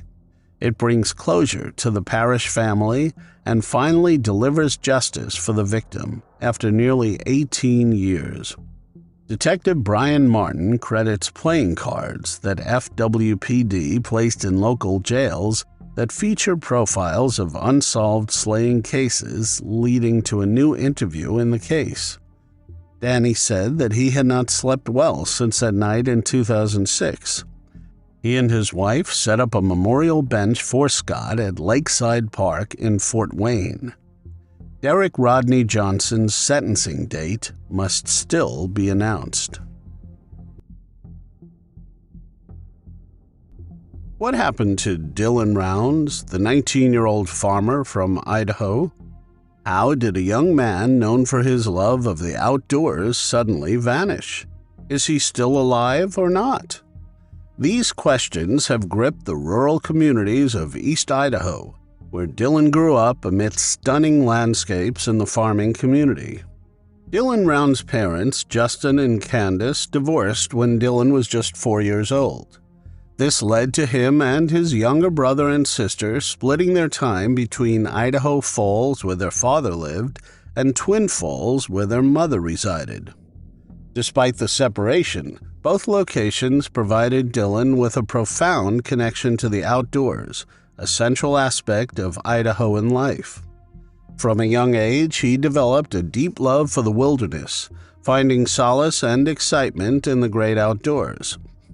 Whether hiking through dense forests, fishing in clear mountain streams, or simply exploring rugged terrain, Dylan's affinity for nature was evident. The young man, renowned for his adventurous spirit and love of the wilderness, was reported missing on May 28, 2022. He talked to his grandmother over the phone that morning, telling her he was putting the grain truck into shelter, and then he was not heard from again. Dylan, who had been living in an RV camper near the Nevada-Utah border in Lucin on his own farm property, suddenly vanished. This sparked a slaying investigation that would unravel a disturbing series of events. The investigation quickly uncovered troubling evidence. During the initial search for Dylan, deputies discovered a pair of his boots near his farm. One of the boots bore a blood stain, confirmed by DNA analysis to be Dylan's, with a man called James Brenner's DNA also found on the boots. This suggested possible tampering after Dylan's disappearance. Brenner was known to be a squatter residing on Dylan's property around the time of the young man's disappearance. According to Dylan's parents, Brenner was among the last people Dylan had contacted before he went missing. Subsequent scrutiny of Dylan's phone records revealed activity on the day he vanished at a remote property in Lucin. The last signal from Dylan's phone was traced to the Lucin Pond. A thorough search of the area led to the discovery of Dylan's phone. Digital forensic analysis of Dylan's phone unearthed a time-lapse video taken around the time of his disappearance. The video showed Brenner cleaning a gun, his arms and shirt visibly stained with blood. Authorities analyzed the shirt and confirmed the presence of Dylan's DNA. The accumulating evidence strongly pointed to Brenner's involvement in Dylan Round's disappearance and probable demise. As investigators continued their work, Dylan's family and the community awaited justice, hoping for answers that would bring closure to this tragic case. Brenner faced serious charges in March 2023 of first-degree felony and abuse or desecration of a human body.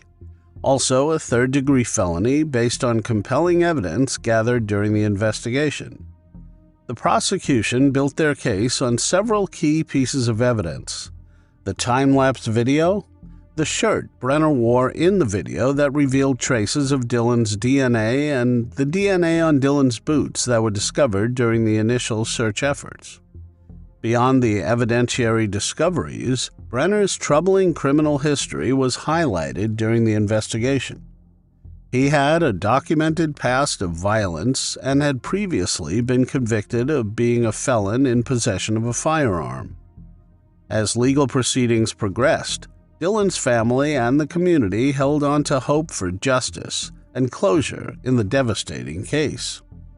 The weight of the evidence and Brenner's background painted a grim picture, leaving authorities and the public alike eager for the resolution of this tragic story. The investigation into Dylan's disappearance and presumed demise remained ongoing, with authorities diligently working to recover his body. The search efforts have been intensive, spanning the areas where Dylan was last seen and focusing on locations linked to the evidence gathered in the case against Brenner. The detectives could not find Dylan, and the search went cold. In 2024, the Box Elder County Attorney's Office made a plea deal with Brenner. In order to lower his charges, he was required to disclose the burial site of Dylan's body. Finally, almost 2 years later, on April 9, 2024, Dylan's skeletal remains were recovered in the remote western Box Elder County area of Lucin. He lost his life due to a gunshot wound to the head. Dylan's family has established a dedicated website and Facebook page. These platforms' initial purpose was to provide updates on the investigation's progress, share information about ongoing search efforts, and offer a means for the community to contribute tips or information that could aid in the search for Dylan. Now that he was found, they used the platforms to help with other efforts to search for missing people around the country. Dylan's story is a reminder of the impact of violence and the community's determination to seek the truth. On July 1, 2024, more than 24 family members of Dylan's attended the sentencing. Dylan's father spoke to Brenner and said, "Dylan helped you out so many times, and this is how you repay him. I just hope for the rest of your life you think about this." Dylan had paid Brenner to work on his farm and even shared meals with him at times. Brenner did not address the court and has not disclosed additional information about what transpired, leading him to take the life of Dylan. When asked if he would stand and face the family of Dylan and other friends and supporters gathered in the courtroom, he declined. James Brenner was sentenced to serve up to 30 years in prison. The judge is going to advise the parole board to keep him in prison as long as possible because of his lack of empathy. Dylan's mom said, "It does not necessarily put it to rest, but this court part of it and the anxiety of the consistently waiting, what is going to happen, when is it going to happen, what if it does not happen, that part we can finally lay to rest." Another family member had the following to say, "While we had hoped for a different outcome, we have known since the start Dylan was no longer alive. This recent development means the investigation has gone full circle, and now we can finally bring Dylan home and close this chapter." On a crisp October night in 2014 in the suburbs of Longueuil, Quebec, Canada, 23-year-old Jenique Dalcourt was savagely attacked on a bike path, her life cruelly cut short by a brutal assault. The case baffled investigators and haunted the community, while the unknown perpetrator seemed to vanish without a trace. For years, her family and friends held on to hope, even as leads grew cold and answers remained elusive. Then, nearly a decade after the brutal crime, a breakthrough would reignite the quest for justice. Jenique Dalcourt was a bright, vibrant young woman whose life was filled with promise and potential. Residing in Longueuil, Quebec, she was known for her infectious positivity and kind-hearted nature. At 23, she was at a stage in her life where she was exploring her passions and carving out her path for the future. In her free time, Jenique enjoyed outdoor activities, including walking and cycling, often taking advantage of the scenic bike paths around Longueuil, a pastime that would abruptly end and brutally cost her her life. On October 21, 2014, Jenique Dalcourt's routine evening walk home from work turned into a horrifying nightmare on a poorly lit bike path. As she made her way along the familiar route, enjoying the solitude of the area, she was suddenly attacked with an iron bar and her life was brutally ended. Her friends and family were left grappling with grief and unanswered questions, prompting an outpouring of support and calls for justice. Immediately following the discovery of her body, Longueuil police responded swiftly. They launched an intensive investigation into the circumstances surrounding the case. A year after Jenique's life was taken, a small white cross and commemorative plaque were erected in her memory near where she was assaulted. At the same time, Monique Dalcourt, Jenique's mother, started a petition. She says that the government is not doing enough to support the families of crime victims. Since her daughter's life ended, she has had trouble sleeping, had to stop working, and has not been able to afford to pay for therapy sessions to get professional help. She said, "I am asking for them to recognize parents of slain children as victims." She wants the government to provide more services and financial support. According to her, the government should pay for all psychotherapy sessions for parents who lost a child in a violent crime, for as long as it is deemed necessary by their doctors. She also says parents should be reimbursed for damages if they are no longer capable of working as a result of their child's demise. Over the ensuing years, the investigation into Jenique's case remained active, with periodic updates from authorities who promised Jenique's family that they were committed to finding the perpetrator. Advancements in forensic technology and persistent police work kept hope alive for Jenique's loved ones, who endured the agonizing wait for answers. After nearly a decade of relentless pursuit of justice, Longueuil police announced a major breakthrough in Jenique Dalcourt's case. In May 2024, authorities revealed that Michael McDuff Jalbert, 35 years old, had been arrested. He was the man who called the police in 2014 to report the incident and was arrested soon after. But due to insufficient evidence at the time, he was released without charges, leaving the case wide open. Only this time he was charged with first degree in connection with the brutal slaying that had shocked the community back in October 2014. The arrest was a significant development in a case that had left Jenique's family and investigators frustrated and searching for answers. Chief Inspector Pierre Duquette of the Longueuil Agglomeration Police Service described the investigation as complex. He emphasized that advancements in forensic science had finally yielded critical new evidence.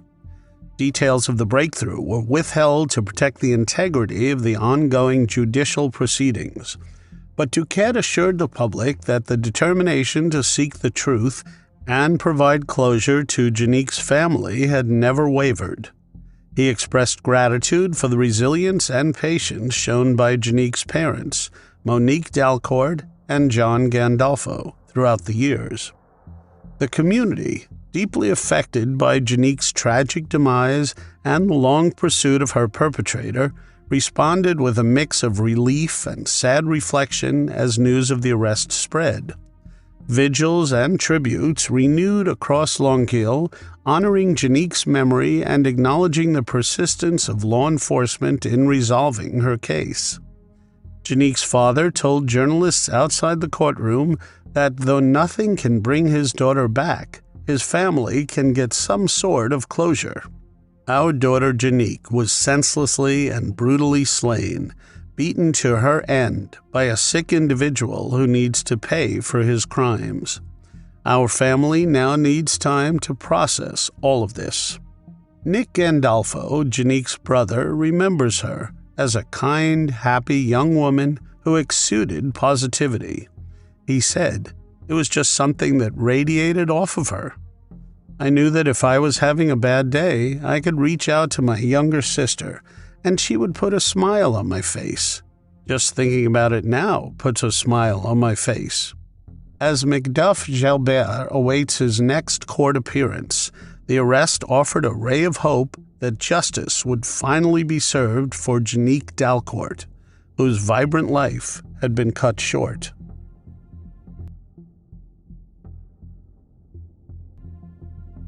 On a cold November morning in 1988, Betty Rolfe disappeared during her routine walk to work, only to be found brutally assaulted and slain the next day near a railroad underpass. For over 30 years, her case remained unsolved until groundbreaking DNA evidence uncovered the truth behind Betty's tragic fate. Betty Rolfe was a beloved figure in the Grand Chute, Wisconsin community. At 60 years old, she was still a hard-working woman, juggling multiple jobs to support her family. One of her primary roles was at the Country Air banquet room, where she diligently handled laundry and other tasks. Her home on West Spencer Street was conveniently located less than a mile from the banquet room, making her morning walks a routine part of her day. Despite the hardships she endured, including a tumultuous marriage, Betty remained a pillar of strength and love for those around her, which would make her fate all that more tragic. On the early morning of November 6, 1988, Betty Rolfe left her home to walk to work. But that Sunday, Betty never made it to her destination. Her absence at work was unusual and immediately raised concerns among her colleagues and family. When she did not return home later that day, her family grew increasingly worried and reported her missing to the police. The next morning, a thorough search was conducted by local authorities. The community was on edge, anxiously awaiting any news about Betty's whereabouts. Tragically, their worst fears were confirmed when her body was discovered near a railroad underpass on West Spencer Street, just half a mile from her home.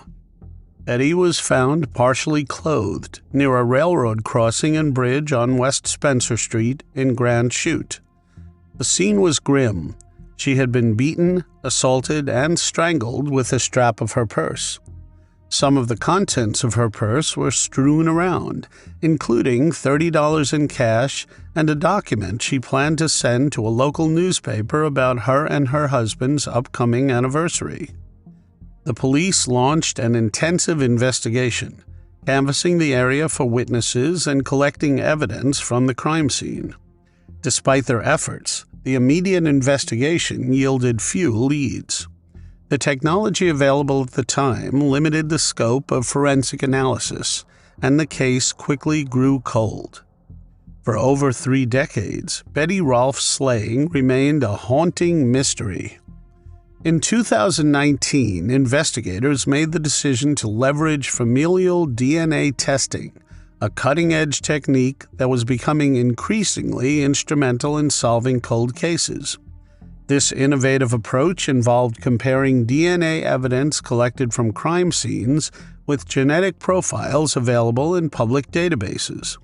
This approach aimed to identify potential relatives of the perpetrator. The breakthrough came when investigators identified a familial link to Gene Meyer. He had lived in Grand Chute around the time of Betty's tragic demise, but had since relocated to Washington State. Narrowing down the potential suspects to Meyer and his brother, authorities focused their attention on Gene Meyer after eliminating his brother through a DNA test. In 2022, investigators obtained a direct DNA sample from Meyer while he was residing in Washington. The forensic analysis provided a conclusive match to the DNA recovered from Betty Rolfe's crime scene. It established Meyer as the prime suspect in Betty's brutal assault and slaying. He was arrested for the crime. After being arrested for the heinous 1988 crime, Meyer returned to Outagamie County, Wisconsin, and was incarcerated and awaited his trial while the legal preparations began. The prosecution meticulously built its case using the conclusive DNA evidence linking Meyer to the crime scene. As the case progressed through the judicial system, Betty Rolfe's family and the community watched closely, hopeful that the trial would provide answers and closure. Throughout the trial, which spanned over a week in May 2024, the courtroom watched on as the gruesome details of the crime were revisited and examined. The prosecution and defense went back and forth, arguments centering around the forensic findings and circumstances surrounding Betty's demise. Ultimately, after deliberating for several hours, the jury reached a verdict, and on May 21, 2024, Gene Meyer was found guilty of both the slaying and the horrific assault. Meyer's conviction was a sense of closure that so many had been waiting for. On July 11, 2024, Meyer was sentenced to life in prison with the chance of parole after 34 years for the first-degree slaying charge, and 20 years for the first-degree assault with a dangerous weapon charge. The 2 charges will run consecutively. Betty's daughter, Sheila Worm, said outside the courtroom, "We can rest easy now that they have him and that he is going away for a long time." The community of Grand Chute and Betty's loved ones found solace in knowing that accountability had been achieved for the senseless act of violence that had haunted them for over 3 decades.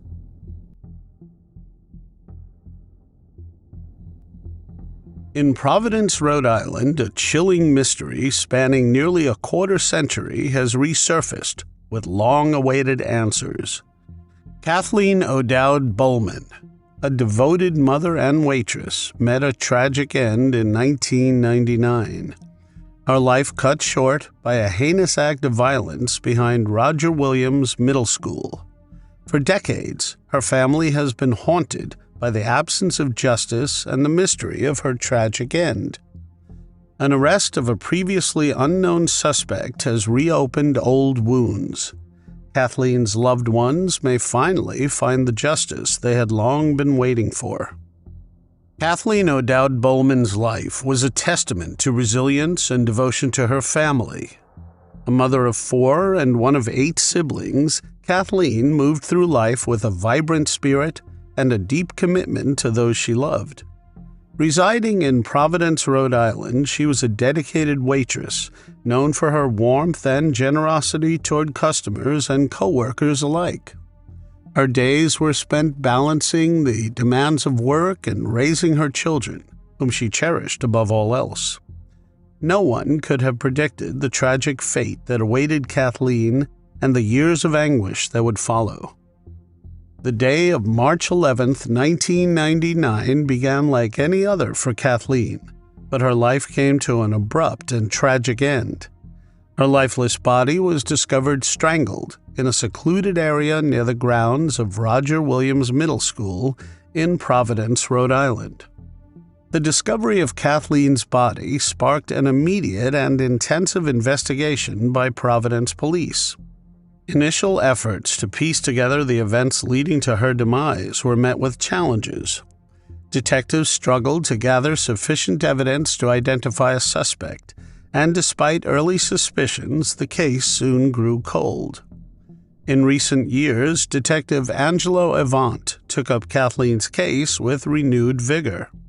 Through meticulous re-examination of evidence and persistent interviews with witnesses, Avant uncovered new leads crucial to advancing the investigation. These efforts culminated in a breakthrough when, on April 16, 2024, Kevin Williams, a 53-year-old resident of Providence, was arrested on Road Street without incident. Williams, identified as a suspect early in the original investigation but not charged due to insufficient evidence, now faces charges in the first degree. His arrest was a breakthrough moment in the long quest for justice for Kathleen and her family. The legal proceedings began with Williams' arraignment on April 17, 2024, where the indictment was unsealed in Providence County Superior Court. Attorney General Peter F. Noronha emphasized how violent crimes impact victims' families and praised Detective Angelo Avant and the Providence Police Department for making progress in the case. Colonel Oscar L. Perez, Jr. also commended the police for holding Williams accountable. In addition to the charge in Kathleen's case, Williams faces charges in Providence's 6th Division Court for violating a domestic no-contact order related to another domestic violence case. Assistant Attorney General James R. Baum and Special Assistant Attorney General Ariel Pittner, along with Detective Angelo Avant, are leading the investigation and prosecution, ensuring a coordinated effort to seek justice. Williams was ordered to be held without bail pending further court appearances. The starting date of the trial must still be announced. The arrest of Kevin Williams for the slaying of Kathleen Solomon is a significant step toward justice after more than 2 decades of unanswered questions and heartache. For Kathleen's family, they face a mixture of emotions. They are relieved that steps towards closure are finally being taken.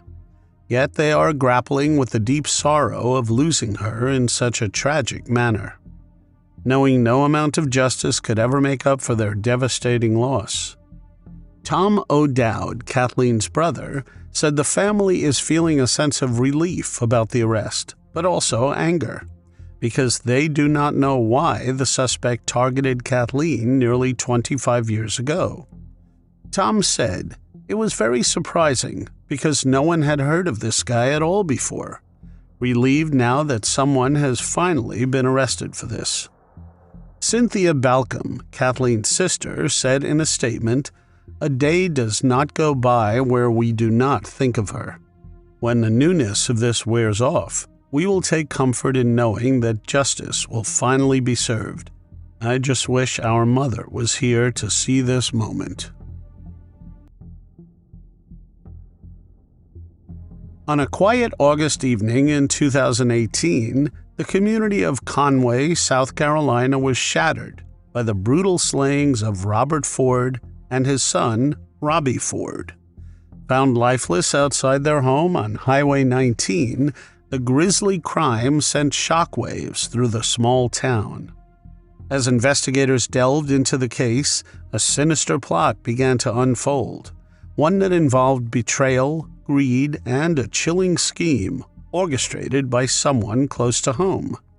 This left many wondering what could drive a family member to such an unthinkable act.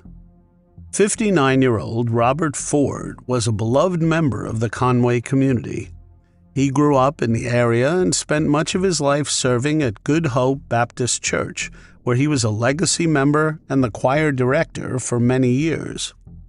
Robert's deep love for music was a significant part of his identity, with a repertoire that spanned from old gospel hymns to contemporary Christian songs. Robert's commitment to his community was evident in his day-to-day life. He would share produce from his garden and always greet people with a friendly smile.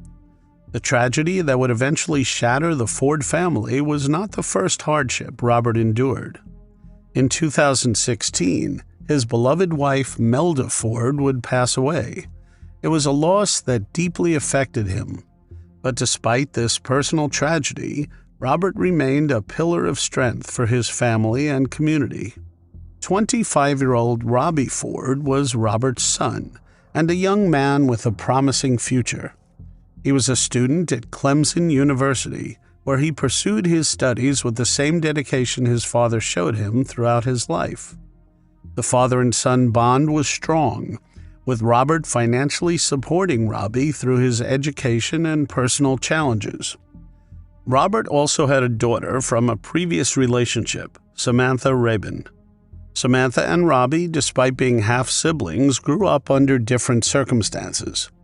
While Robert and Robbie lived together in their home on Highway 19 in Conway, Samantha had her own residence and was managing her own life separately from her father's household.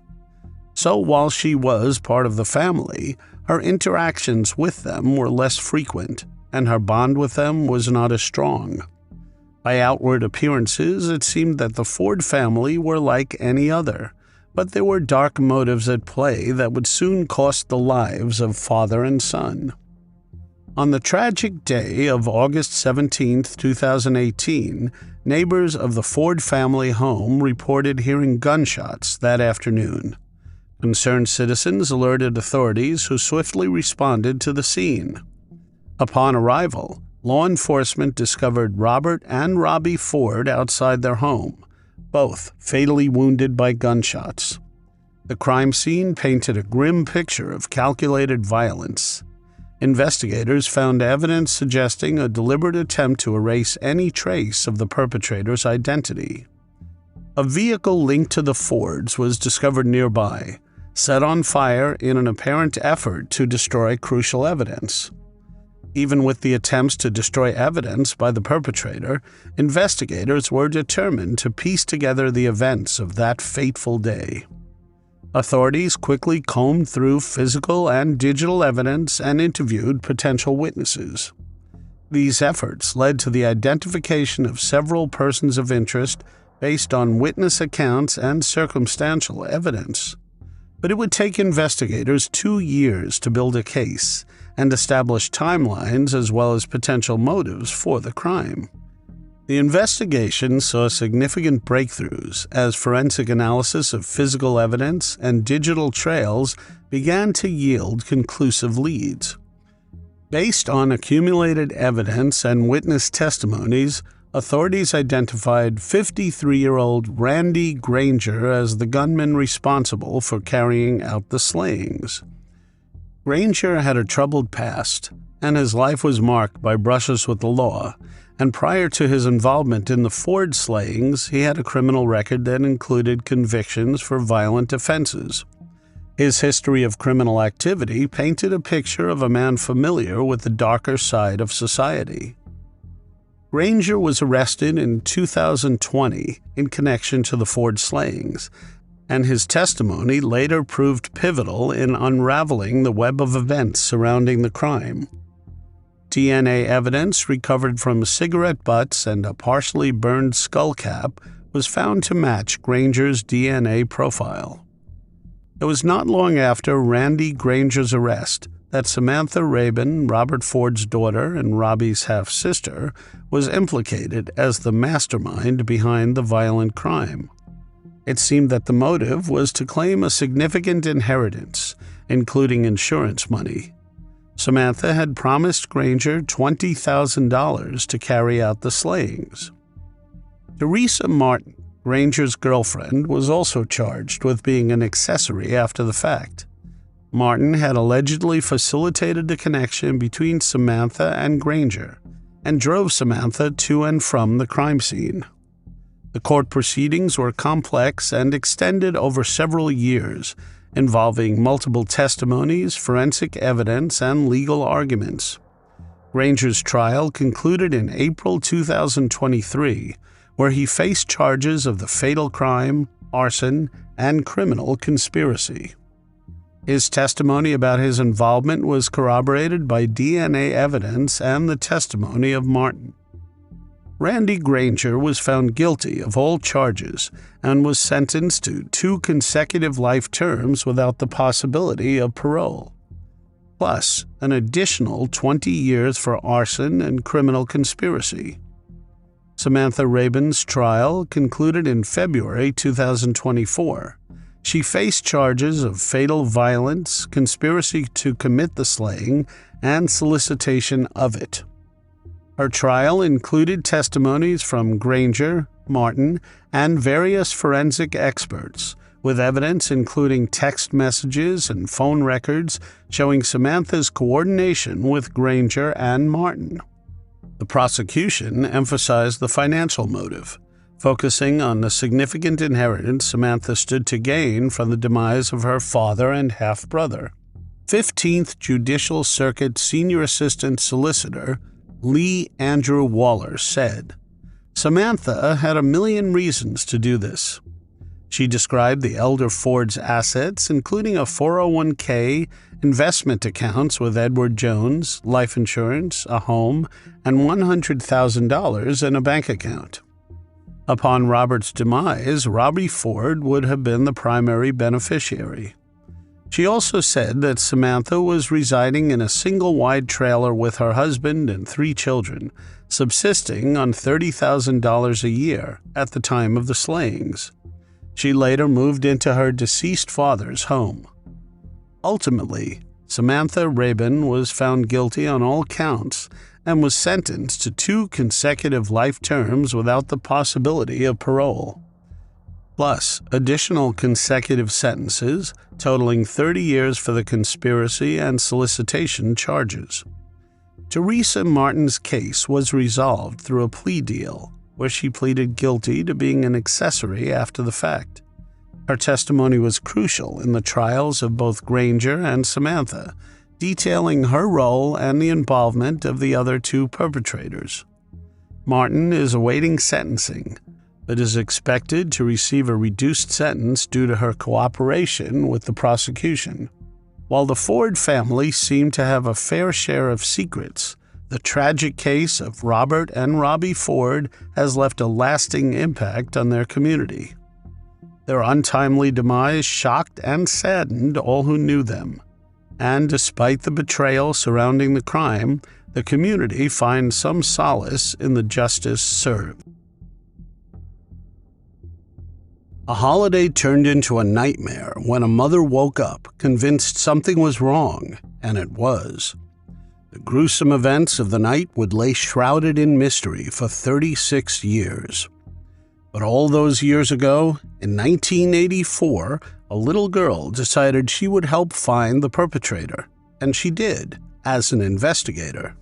On Thanksgiving evening in 1984, 14-year-old Wendy Jerome left her friend's house in Rochester, New York, but never made it home. Wendy and her father Wayne had cooked Thanksgiving dinner together. It was a heartwarming thing. Wendy's mom worked as a nurse. She had a tough routine, working at the Beechwood nursing home. After dinner, Wendy was helping out her father with the dishes while her mother went to take a nap upstairs. The 2 planned to eat dessert once the dishes were done and Marlene had awakened from her nap. Her little brother Bill was playing. Born on November 1st, 1970, Wendy had just turned 14 years old a few days ago. She had some independence since her birthday and wanted to do things on her own. Wendy asked her father if she could walk over to her friend Susie Keller's house, It was not that far, just a few blocks away. It was her friend's birthday the following day, and Wendy wanted to give her a birthday card. Wayne allowed it since her curfew was 8 p.m. anyway, and it was 7, which meant she would be back in no time. Waking up with a sudden, overwhelming urge to find her daughter, Marlene was uneasy. She had a bad feeling and ran down the stairs, hastily asking, "Where is Wendy?" Wayne reassured Marlene that Wendy was visiting a friend and would be home soon, urging her not to worry. By 8:15 p.m., panic set in, as Wendy was still not home. It was only 15 minutes past her curfew, but it was still worrisome as she was never late. Early maybe, but never late. They began calling the Keller family but received no answer. Hours passed before they finally reached them. Marlene's first question was, "Is Wendy with you?" Susie's mother paused in shock and said, "Marlene, hang up the phone and call the police right now." A short while later, Marlene's worst fears were confirmed when Wendy was found in an alcove alongside School 33. A 22-year-old discovered her lifeless body between schools 33 and 11. He said that he was heading to a bar when he noticed someone lying down, so he left it alone, initially assuming they were drunk.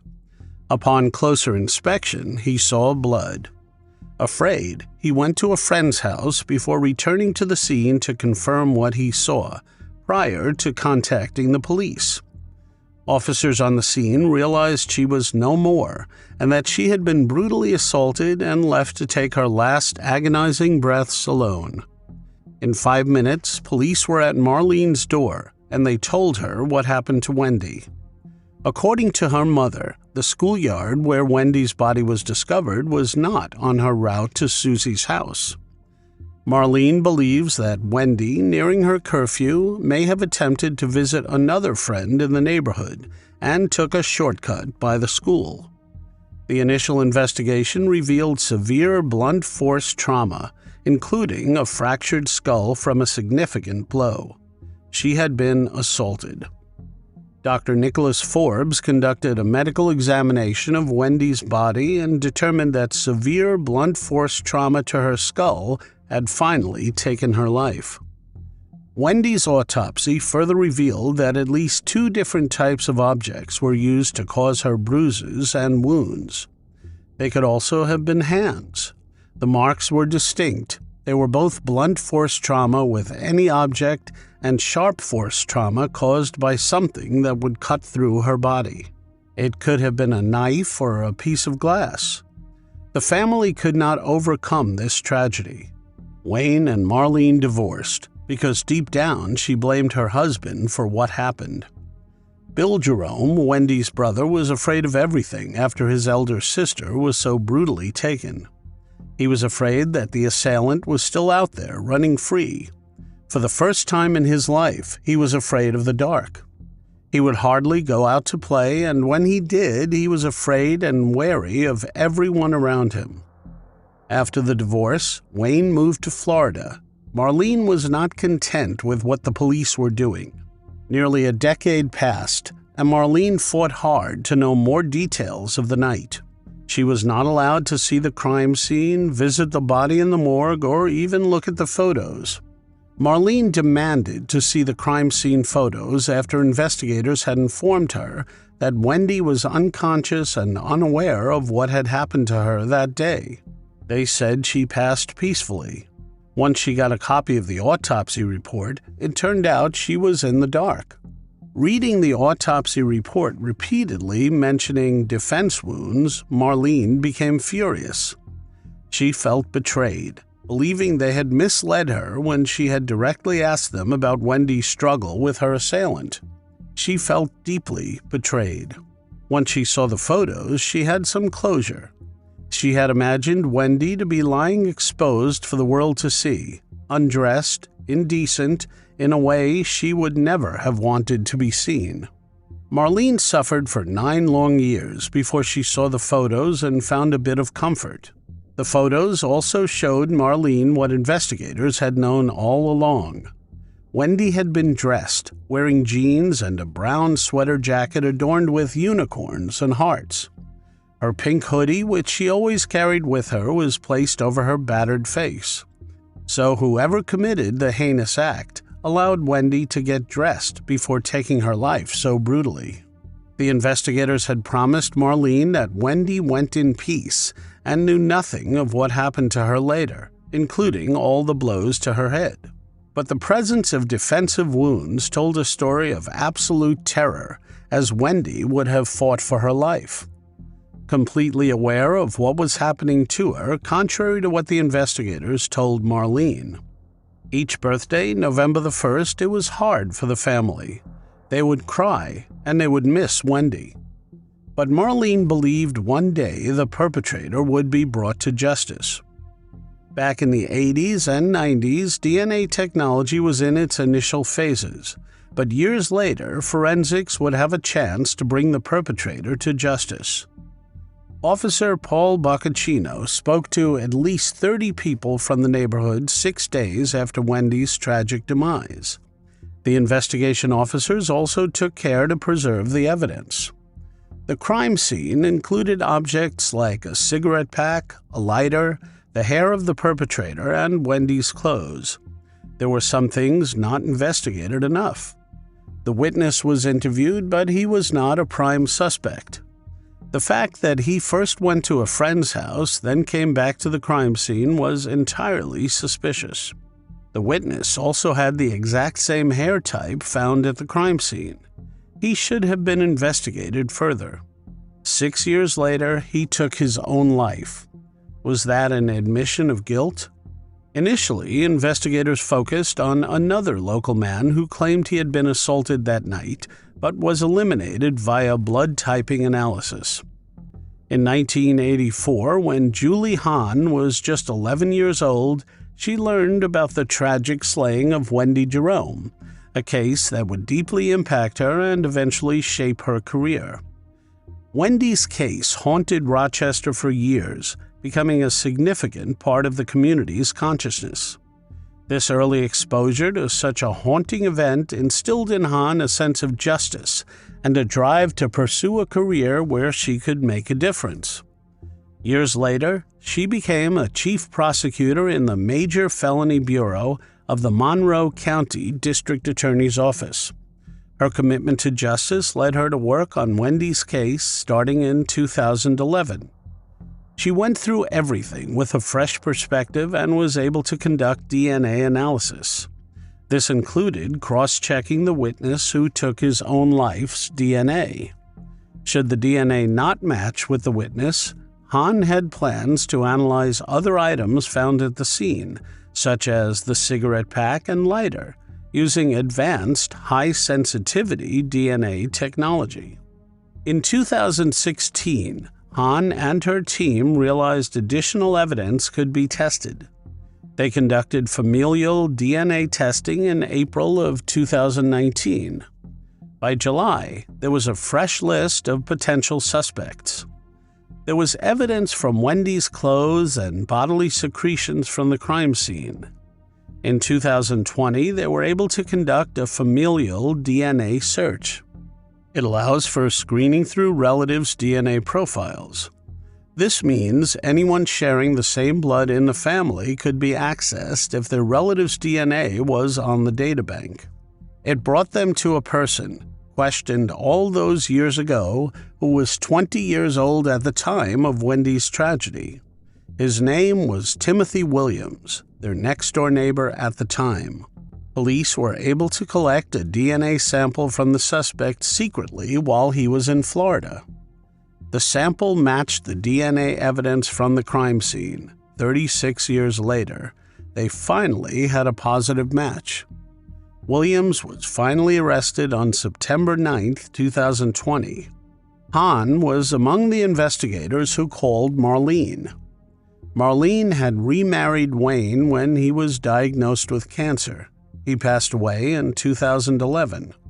36 years after that Thanksgiving night, on a regular Thursday, she received the call she had longed for. Timothy Williams became the first person in the state to go on trial with an arrest relying on familial DNA. During the trial, Williams claimed he had consensual intimacy with Wendy and did not harm her. He expressed fear of being charged with forceful assault if he came forward. He had been questioned all those years ago. He was a neighbor back then, 20 years old, but he lied to the police. Now in custody, he told a very different story. He said he met her at a corner store and believed her to be of age and was in a relationship with her. However, the district attorney countered these claims, highlighting the brutal nature of Wendy's injuries, which contradicted Williams's story. Wendy's mother had the following to say about his claims. "My daughter Wendy was the sweetest, the most caring little girl in the whole world. I just want everybody to know, no matter what was said, it was not true, and she was and always will be my heart." Initially, the trial faced a setback with a mistrial due to juror misconduct. However, a subsequent trial led to Williams being found guilty of 3 counts of second-degree slaying. On April 17, 2024, New York State Supreme Court Justice Alex Renzi sentenced the 60-year-old Williams to 25 years to life in the New York State Department of Corrections. District Attorney Dorley expressed relief and gratitude to the Rochester police investigators, stating that the maximum sentence was the only appropriate action. She emphasized that after all these years, Timothy Williams did not escape justice for the heinous acts he committed against Wendy. Wendy's mother, Marlene, attended the court proceedings and, after the guilty verdict, expressed a bittersweet sense of closure. After 36 years, Timothy Williams believed he got away with it, but thanks to Julie Hahn's relentless pursuit of the truth and a mother's conviction to justice, he was named, shamed, and put behind bars where he belonged. Finally, Wendy Jerome's family had some closure, and the faceless monster from their dreams was caged. Marlene's last words after the sentencing were, "Will it ever be over for me? No, but this door is closed." It was the evening of July 9, 1994. Teenager Tiffany was looking forward to dinner that night. Our mother had called around 5:30 p.m. to tell her she would be home for dinner after a quick stop at her ex-boyfriend's house. Tiffany was okay with it because there was plenty of time before dinner. They were going to be joined by a guest, so there was time to prepare. Little did she know, that was the last time she would hear her mother's voice. 34-year-old single mother Kimberly Langwell did not show up for dinner that night. Her new boyfriend, Ken Weatherford, went out looking for her. He found something strange. Her car was abandoned at a pharmacy, yet there was no sign of Kimberly. Where did she go? Born on Valentine's Day, February 14, 1965, in Beaumont, Texas, Kimberly Langwell grew up and spent most of her life there. She was incredibly attractive from a very young age and had all kinds of attention. Finding herself pregnant at only 18 years old, Kimberly did not give up on life. She raised Tiffany alone and made ends meet by working various jobs. She finally found work at a chemical plant, which meant she did not have to work 3 jobs anymore. A mobile oil refinery, to be precise. She wanted to give her daughter the best life that she could. Kimberly had just gotten out of a bad relationship. Her ex-boyfriend, Terry Rose, regretted many things about their relationship, one of which was being physically abusive toward Kimberly. After living together for 7 years, the two split up, something Tiffany welcomed as she was not happy with her mother dating this man from the start. But the two remained on civil terms, friends, if one could call it that. There are various stories about what really happened between Terry and Kimberly. According to Kimberly's sister, Susan, he was increasingly possessive to the point where Kimberly did not feel safe with him. She even warned her family that if anything happened to her, they should suspect him, as he had threatened her life and exhibited violent behavior. Kimberly had gone as far as providing potential locations where her body might be found if she went missing. But others said Kimberly cheated on him with a friend, causing them to go their separate ways. Yet Terry showered her with expensive gifts. Lovesick, he would give her cash and presents, like a $500 vacation trip to Cancun, just to get her back. But the trip she said she would go on with girlfriends turned out to be a vacation with a new man.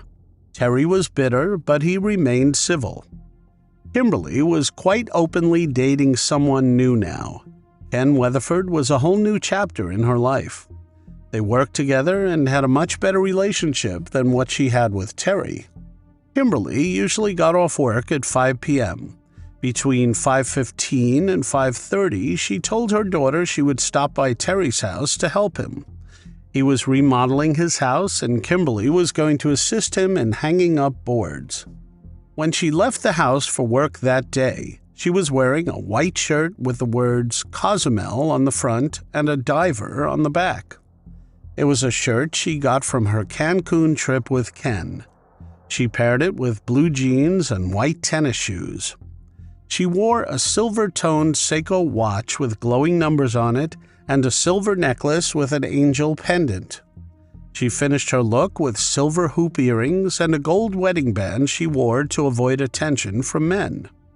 An hour later, Tiffany started to worry. Kimberly was not answering any calls on her cell phone.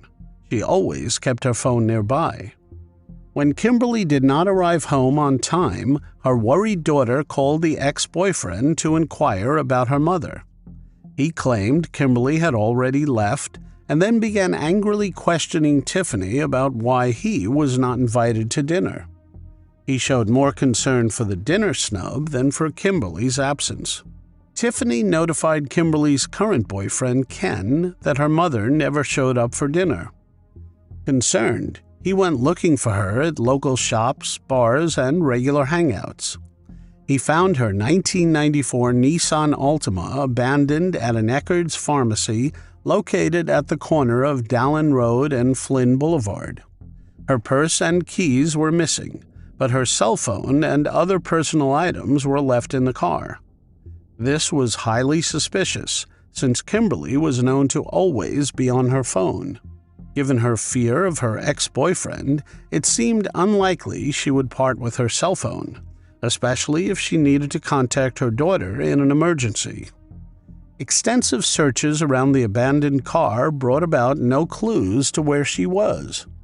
Back in 1999, surveillance cameras were not as readily available as they are today, so there were no camera recordings to review. There were no signs of a struggle or any evidence released by the police, although they suspected foul play.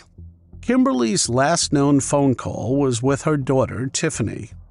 Since that call, she has never been heard from again by friends or family.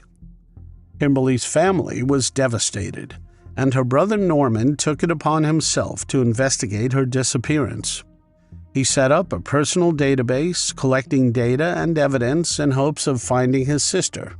Family and friends were sure that Kimberly would never have willingly left her daughter, whom she raised on her own and was very close to. Kimberly's siblings, Susan and Norman, tirelessly put up flyers and worked to spread the word about her disappearance. Their efforts were driven by the certainty that Kimberly would not have abandoned her daughter or her life. Dee Dee Keene, a survivor of kidnapping and assault, spent years trying to help Kimberly's family. She and her husband could be seen handing out flyers for Kimberly each year dedicatedly. Ken was quickly ruled out as a suspect since he had alibis and was actively involved in the investigation. But officers focused on Terry Rose, whom she had lived with for 7 years, just 6 months before her disappearance. Terry managed a wrecking yard and towing operation in Beaumont, called Terry's Wrecker Service. It was easy to dispose of a body. Initially, he said Kimberly stopped by to help him hang boards. Kimberly had told a friend she would stop by Terry's house to pick up her personal items. Perhaps seeing her in a Cancun shirt reminded him of her betrayal. He had also conveniently told the officers he was home alone before he went to the Corner Pocket pool hall that shared a parking lot with the Eckerd Pharmacy. He went around 9:45 p.m., and so he already had an explanation of why his car might be spotted there. Another suspect was Kimberly's co-worker, 49-year-old Frank McCormick. He was a supervisor at the Mobil Oil Refinery and married. Yet he had an obsessive infatuation with Kimberly. He wrote her a number of love letters, and in 1999, Kimberly gave those letters to a friend for safekeeping. He offered her thousands of dollars so that she could take a trip to Europe with her daughter. Yet he was cleared as a suspect as well, after years of investigation. He had receipts from 1999, where he bought chips from a grocery store for a poker night with friends. Kimberly's family, particularly her sister, strongly believed that Terry was responsible for her disappearance. Although his name never came up on websites, Susan's blog mentioned him repeatedly as the prime suspect. It all started when she called Terry to inform him of Kimberly's disappearance. His response was bitter and cold. "Good. Now you will see how I feel." Later, he called to announce he was taking a lie detector test, yelling aggressively at the family. 3 months after Kimberly went missing, Terry called the house and, in an overly cheerful tone, asked if they had heard from Kim lately. This call deeply disturbed the family. In November 2002, he approached Tiffany, Kimberly's daughter, and asked if she had heard from her mother. Kimberly's sister immediately called him to confront his sick behavior. During this call, he revealed that he had failed a lie detector question about whether he had taken the life of Kimberly. Terry's actions, including his insensitive remarks and tormenting behavior, only intensified the family's suspicions and their pain. Despite the lack of concrete evidence tying him to Kimberly's disappearance, they were sure he did it. Shockingly, 5 years after the disappearance of Kimberly, Terry Rose's father was fatally clubbed with a candlestick. He took his last breaths at his door. The assailant was never found. But that seemed irrelevant to detectives. They believed she could have simply been abducted from the pharmacy by a stranger or have been taken by a serial assailant. A new team of investigators started the investigation from the beginning and came across some incriminating information. Reliable information came through in April of 2024. A former employee at Terry's Wrecker Service said he saw Kimberly's car on July 9, 1999 at 5:50 p.m. By 6:20 p.m., her car was gone. This was an important piece of information because it placed her near Terry. That same month, a trip to the police would turn out to be the break they were waiting for. The informant, who remained anonymous, said Kimberly was buried at Terry's house. A warrant was obtained to search his wrecking yard and his residence at the 1600 block of Lindbergh Drive. The FBI assisted the police with ground-penetrating radar and cadaver dogs. The search warrant was executed on Monday, June 10, 2024. The officers found a 3-foot by 5-foot area with no steel rebar under a bedroom floor. The bedroom belonged to Terry's son. It was obviously cut out, and according to the investigators, it was a perfect size for a body to be buried in. The wire and mesh rebar had been cut out. Police found human remains on the property around 3 a.m. Thursday, June 13th. They were hastily wrapped in a blanket. There was not anything left to identify, but the remains were sent to the lab for testing. After all these years of running free while having done something so horrible, Terry Rose's luck was up. He was arrested the very same day. 25 years later, the perpetrator was finally in the grasp of the law. There was nothing to save Terry now. With his smug remarks and snarky comments about Kimberly's disappearance, all those years of gloating were over. 67 years old now, he would spend the remainder of his life behind bars where he belonged. This find brought some closure to Kimberly Langwell's family, who could finally bury her as intended. Her daughter Tiffany expressed her gratitude to finally having her mother's remains back. She said, "I have known that since the day that she was gone, she has been there. So it is tough. It is tough to know where your mom is, and there is nothing you can do."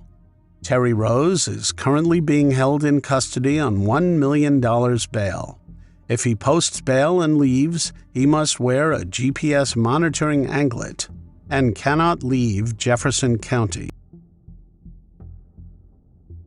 Across nearly 3 decades, a predator with a sinister obsession inflicted brutality upon women and mutilated their bodies in pursuit of twisted gratification.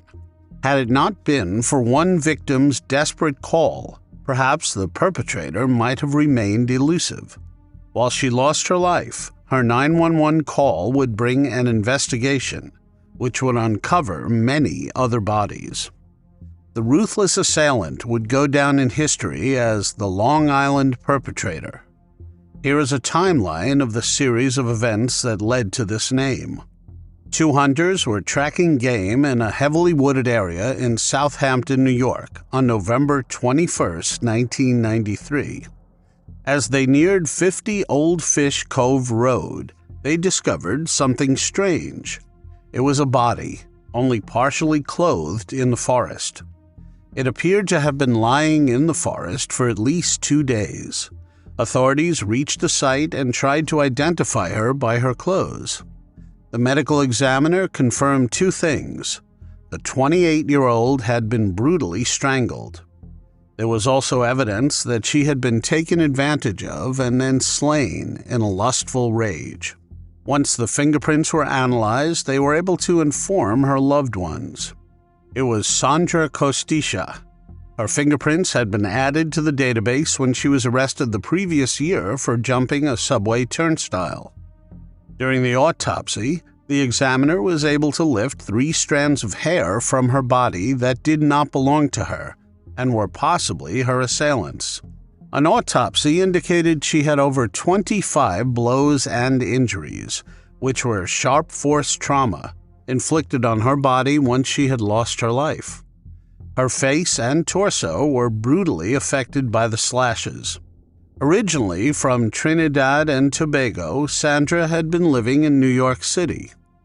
She was like a nomad with no permanent address. Her last address on record was in Queens, but she was not living there when she lost her life.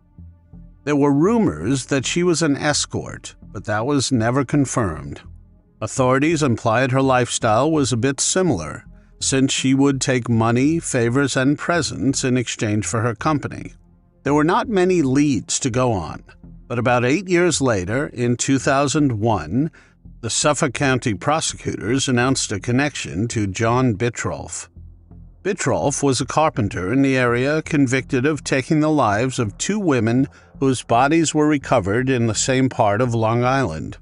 But he was not charged as there was a lack of evidence. The case stayed in the files on the shelves and there was not much to go on. A decade after Sandra disappeared, Manorville was in the news again. This time, a dismembered torso of a woman had been washed ashore on the beach. A woman was walking her dog along the shore when she came across the unclothed and dismembered body. She was decapitated and missing her hands, and had a severely mutilated tattoo on her back.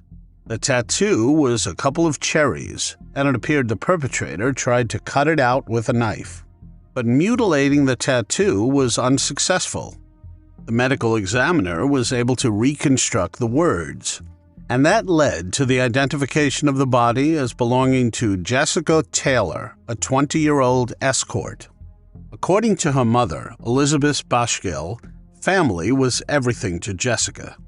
She loved to play with her two brothers, and she was always one to cuddle up on the couch with her mother. It was not possible for her to miss her mother's birthday, so when she did not show up for the birthday party, her family immediately knew something was terribly wrong. The tattoo that led to her identification read Remy's Angel. Remy was a man named Khalil White who knew Jessica personally. Khalil was alternately described as Jessica's pimp and boyfriend. He claimed she would have been working in Queens. She was last seen working in Manhattan, according to other reports and witnesses. But Khalil White was adamant that Jessica would have been working elsewhere. Born in New York City in 1984, Jessica fell into hard times and became an escort. According to police reports, she was on record for being arrested in Atlantic City and Washington, D.C. Eventually, after moving to New York, a month before her demise, she was arrested in the Big Apple as well. She had been working the streets near the Port Authority bus terminal between July 18th and 21st, an area once known as the Minnesota Strip. This stretch of 8th Avenue between 42nd and 57th Streets was notorious in the 1970s for its high activity related to prostitution. This was after Minnesota passed strict anti-prostitution laws, prompting many women to move to New York City. During that period, the punk rock band The Dictators wrote a song called The Minnesota Strip. The strip is hopping on Friday night. They come from so far away. Talking about young girls from all over the country coming to the big city with big dreams only to turn tricks on the streets. There was not much information available when they looked for the perpetrator. Shannon Gilbert disappeared on May 1, 2010, after visiting a client she met on Craigslist in the gated community of Oak Beach on Long Island, New York. The night she vanished, she made a haunting call to 911. "There is somebody after me," she told an operator before fleeing from the client's home at around 5 a.m. "Somebody is after me, please." Her disappearance prompted a search, which led to the discovery of 4 bodies. During the winter of 2010, another body was recovered within the Manorville area. It was the body of Melissa Barthélemy, an escort who went missing 3 years before in 2007. The officer who discovered her body did not realize what was in store. Just a couple of days after this gruesome discovery, 3 other call girls were found deceased within a quarter-mile span, 500 feet apart from each other. All the victims had advertised their services on Craigslist and were in their 20s. Megan Waterman was from Maine. She left the Holiday Inn to meet a client on Long Island and was never heard from again. The second victim, Amber Lynn Costello, was from North Babylon. Maureen Brainerd Barnes was from Connecticut. They were all working in New York. Aside from this fact, there was nothing to connect them. Authorities finally labeled these incidents as slayings and suspected the presence of a possible serial assailant. The 4 latest slaying victims were named the Gilgo 4. Despite extensive investigations, no suspects were publicly named in any of the cases. On March 29, 2011, police discovered a skull, forearm, and hands during an investigation at Gilgo Beach. They were the missing body parts of Jessica Taylor, whose torso was found in Manorville in 2003. Detectives came together to work on the case. These cases were then linked to the Long Island perpetrator. Many other cases were ruled out since it did not seem to follow a particular pattern. The key piece of evidence collected over the years was a black leather belt. The initials HM were embossed into the belt. Some read it as RM or even RH. A decade rolled by. In February 2022, authorities established a task force comprising local, state, and federal investigators. They primarily focused on cell phone data records, analyzing all the numbers called by the victims or who called on the victims' phones in their final days. Friends, family, and loved ones were thoroughly vetted. Their investigation led them to one common suspect and two key locations: Midtown Manhattan and Massapequa Park. Whoever the perpetrator was, he operated in these two areas. Disposing of the bodies in the ocean resulted in them washing ashore in the tide, something he had not anticipated. 1 month later, the task force made a breakthrough. Amber Lynn Costello, the woman whose remains were found in 2010's roommate, Dave Schaller, recalled seeing a Chevrolet Avalanche parked outside their home the day before she disappeared. Amber was last seen with a client on September 2, 2010.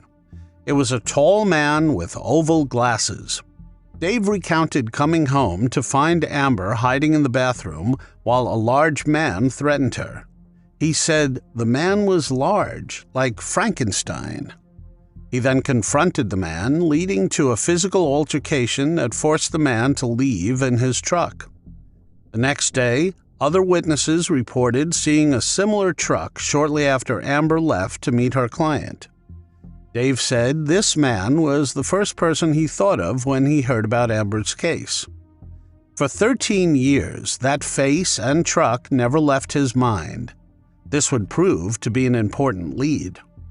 The task force that was investigating these disappearances and slayings obtained the registration history of this truck. The distinctive dark green Chevrolet Avalanche was traced to one person who fit the description of the Long Island perpetrator, a 59-year-old architect named Rex Heuermann. When authorities investigated further, it came as a surprise that Dave's description of the assailant was not further traced back to the owner, because he checked all the boxes. The description was simply set aside in a case file and never investigated. Everything about Rex Heuermann's movements incriminated him. His cell phone pings were near Midtown Manhattan, near his office located at 5th Avenue and 36th Street. The second location of pings was Avenue, Massapequa Park, which was where Herman lived. Further investigation in July 2022 would bring out some interesting details. Officers discreetly went through the trash cans outside Heuermann's home. The trash cans held 11 mysterious bottles, but these very bottles held crucial DNA evidence that would decide the fate of the Long Island victims. This DNA evidence was compared to the hair lifted from Sandra Costisa and Megan Waterman's bodies. Surprisingly, it did not just point at Rex Heuermann. The DNA also belonged to his wife. She was cleared once investigators realized that she was out of state each time one of the Gilgo Beach tragedies would have occurred. But how did her DNA end up with the victims? There was another lead when detectives made another discovery from pizza crusts that Rex Heuermann discarded in his trash. Plainclothes detectives had been following Rex Heuermann, waiting for him to hand them some form of evidence so that he could be arrested. And he delivered it in a box, quite literally. While he was under surveillance, officers saw him throw a pizza box into a sidewalk garbage can outside his office building. The Suffolk County Crime Laboratory collected the discarded crusts and tested them for DNA. Investigators then went through Heuermann's internet history, which revealed dark obsessions. There were over 200 searches regarding the Gilgo Four.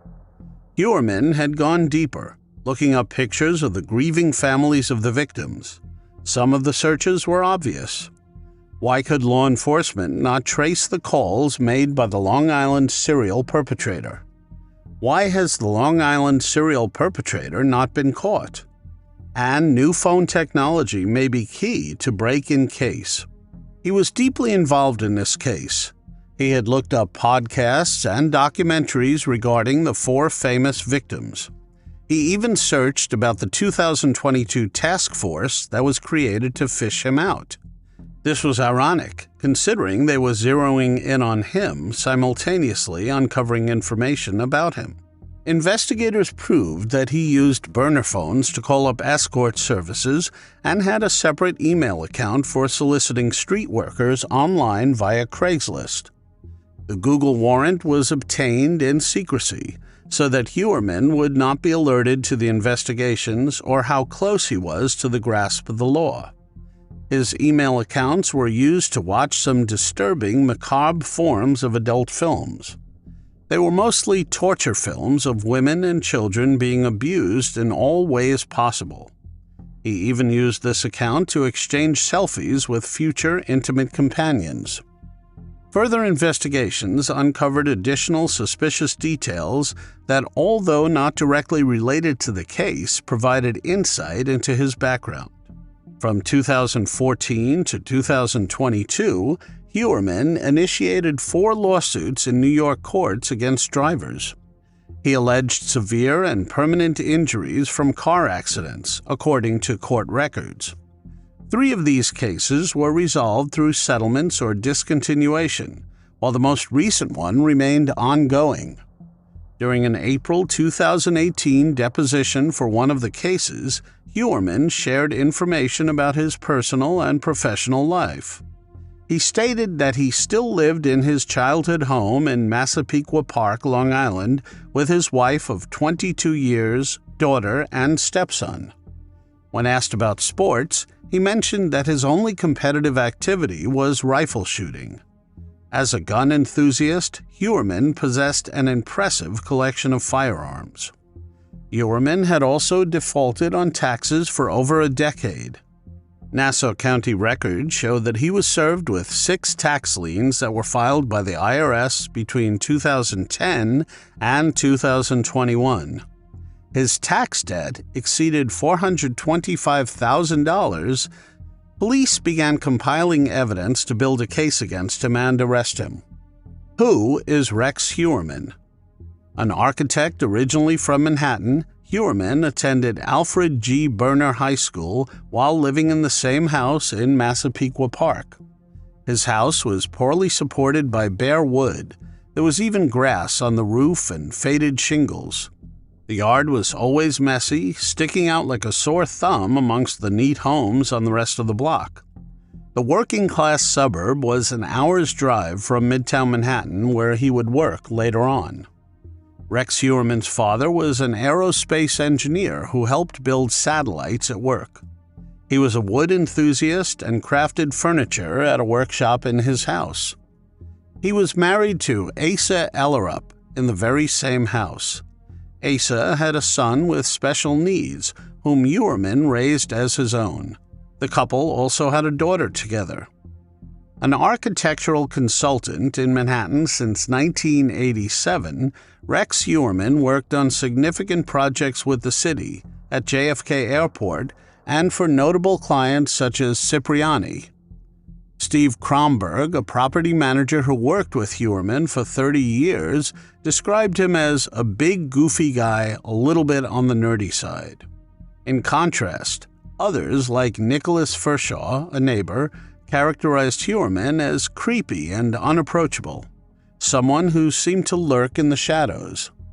Neighbors also said that they always avoided his house on Halloween, advising their children to stay away because he was not very welcoming to trick-or-treaters. Hewerman was known as an average man who followed a daily routine, heading to the Massapequa Park station dressed in a suit and carrying a briefcase.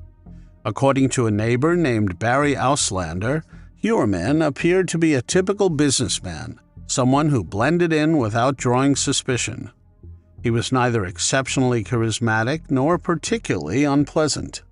Hewerman was the president of an architectural firm he founded in 1994, R.H. Consultants and Associates, where his daughter, Victoria Hewerman, was also employed. The firm is reputable, with clients including Catholic Charities, NYC DEP, and Sewerage Treatment, American Airlines, and other major tenants at JFK International Airport. An interior designer who was part of the same networking group as Hewerman claimed he left her unsettling voicemails despite them never having worked together or met in person. He left these voicemails at the end of February, after she had finished her involvement with the group. Their connection was solely through the networking group. In February of 2022, while the task force was being set up to zero in on Hewerman, he was invited on a YouTube realtor show, Bonjour Realty. It gives a glimpse into the personality of Rex Hewerman as he described himself to Antoine Amira. His 18-minute interview shed some light on his personality and how he read up on building and administrative codes and kept a library of books that are considered obsolete. By June 12, 2023, the lab had proof that the mitochondrial DNA profiles from the male hair found on Megan Waterman and the DNA swab from the pizza were the same. This was an exact match to the scene of the crime and a first-hand sample of DNA, which provided them with a warrant. They could then move ahead and get their man.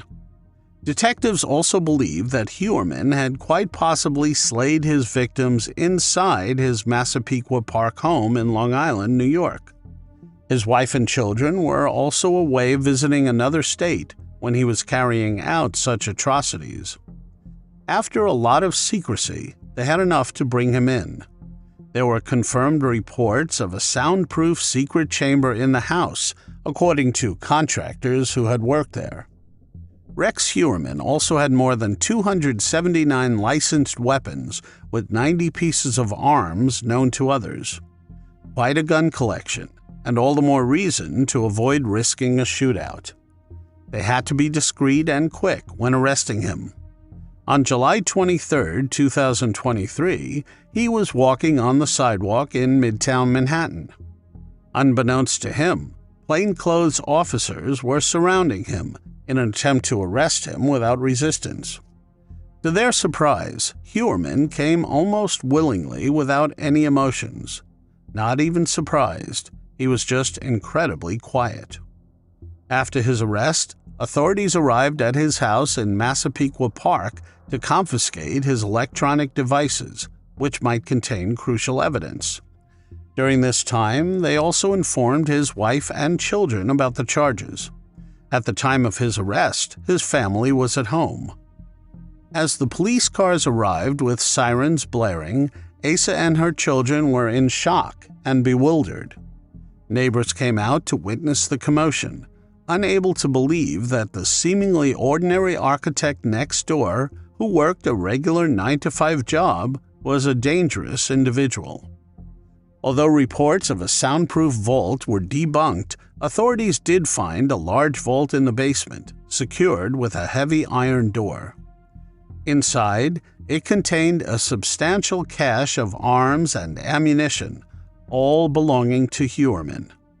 It turns out, Rex Hewerman even had ties to Hollywood, as tweeted by famous actor Billy Baldwin. Tweet read, "Woke up this morning to learn that the Long Island serial perpetrator suspect was my high school classmate, Rex Hewerman." Suffolk County DA's office charged him with first-degree slaying and 3 counts of second-degree slaying. The victims whose tragedies he was charged with were the Gilgo Four, namely Melissa Bartholomew, 24, Megan Waterman, 22, Amber Lynn Costello, 27, and Maureen Brainerd Barnes, 25. Court appearance ended with Hewerman pleading not guilty, but he was denied bail due to the gruesome nature of the crimes. He was placed under a watch that would prevent him from taking his own life. His family was plagued by reporters as they tried to come to terms with the morbid reality. His family was constantly filmed as they tried to gather their belongings from the house. It was likely that Hewerman took advantage of his family being out of town, committing the slayings each time they left. A theory is that he also tried to frame John Biltroff by ensuring his DNA was on at least 2 of the victims before copying his modus operandi and taking their lives. In short, setting him up. A week after his arrest, Asa Hewerman filed for divorce. The house was thoroughly searched for 2 weeks a massive amount of evidence was uncovered. A planning document was found on a laptop in the Heurman family home and appeared to have been created in 2000. The document had seemingly been edited as recently as 2002. In the document, 4 categories are listed: problems, supplies, DS, standing for dump site, and TRG, which is likely a reference to target. Under the category TRG, it is written that small is good, leading investigators to believe that he is referring to a victim's size. All the known victims thus far are all petite women, which is consistent with the small is good entry. The document then goes into further detail, with the categories pre-prep, prep, and post-event. Under each category, details like change tires and dispose of pics are written. Additionally, a separate section apparently details the steps taken to dispose of the body. Remove head and hands, remove marks from torture, and package for transport are included under the category labeled body prep. His intent was to locate these victims, to hunt them down, and to bring them under his control, and to then take their life. Criminal analysts believe that Heurman conceivably took lives even after 2010. These were simply the victims that became publicly known. On June 7, 2024, Rex Heurman was charged with 2 more slayings aside from the 4 that would get him prison time. Jessica Taylor and Sandra Costisha would finally get justice thanks to DNA tests. The hair lifted from their body was a positive match for Rex Heurman's DNA. While he has pled not guilty, the evidence is unquestionable. He will be prosecuted for the atrocities he committed. Jasmine Robinson, Jessica's cousin who had been advocating for justice in the case, had the following to say after Heurman was arrested in 2023. "We are very aware that this year marks 20 years of Jessica being gone. It is the same amount of time that she got to be alive before being taken from us in one of the most awful ways imaginable."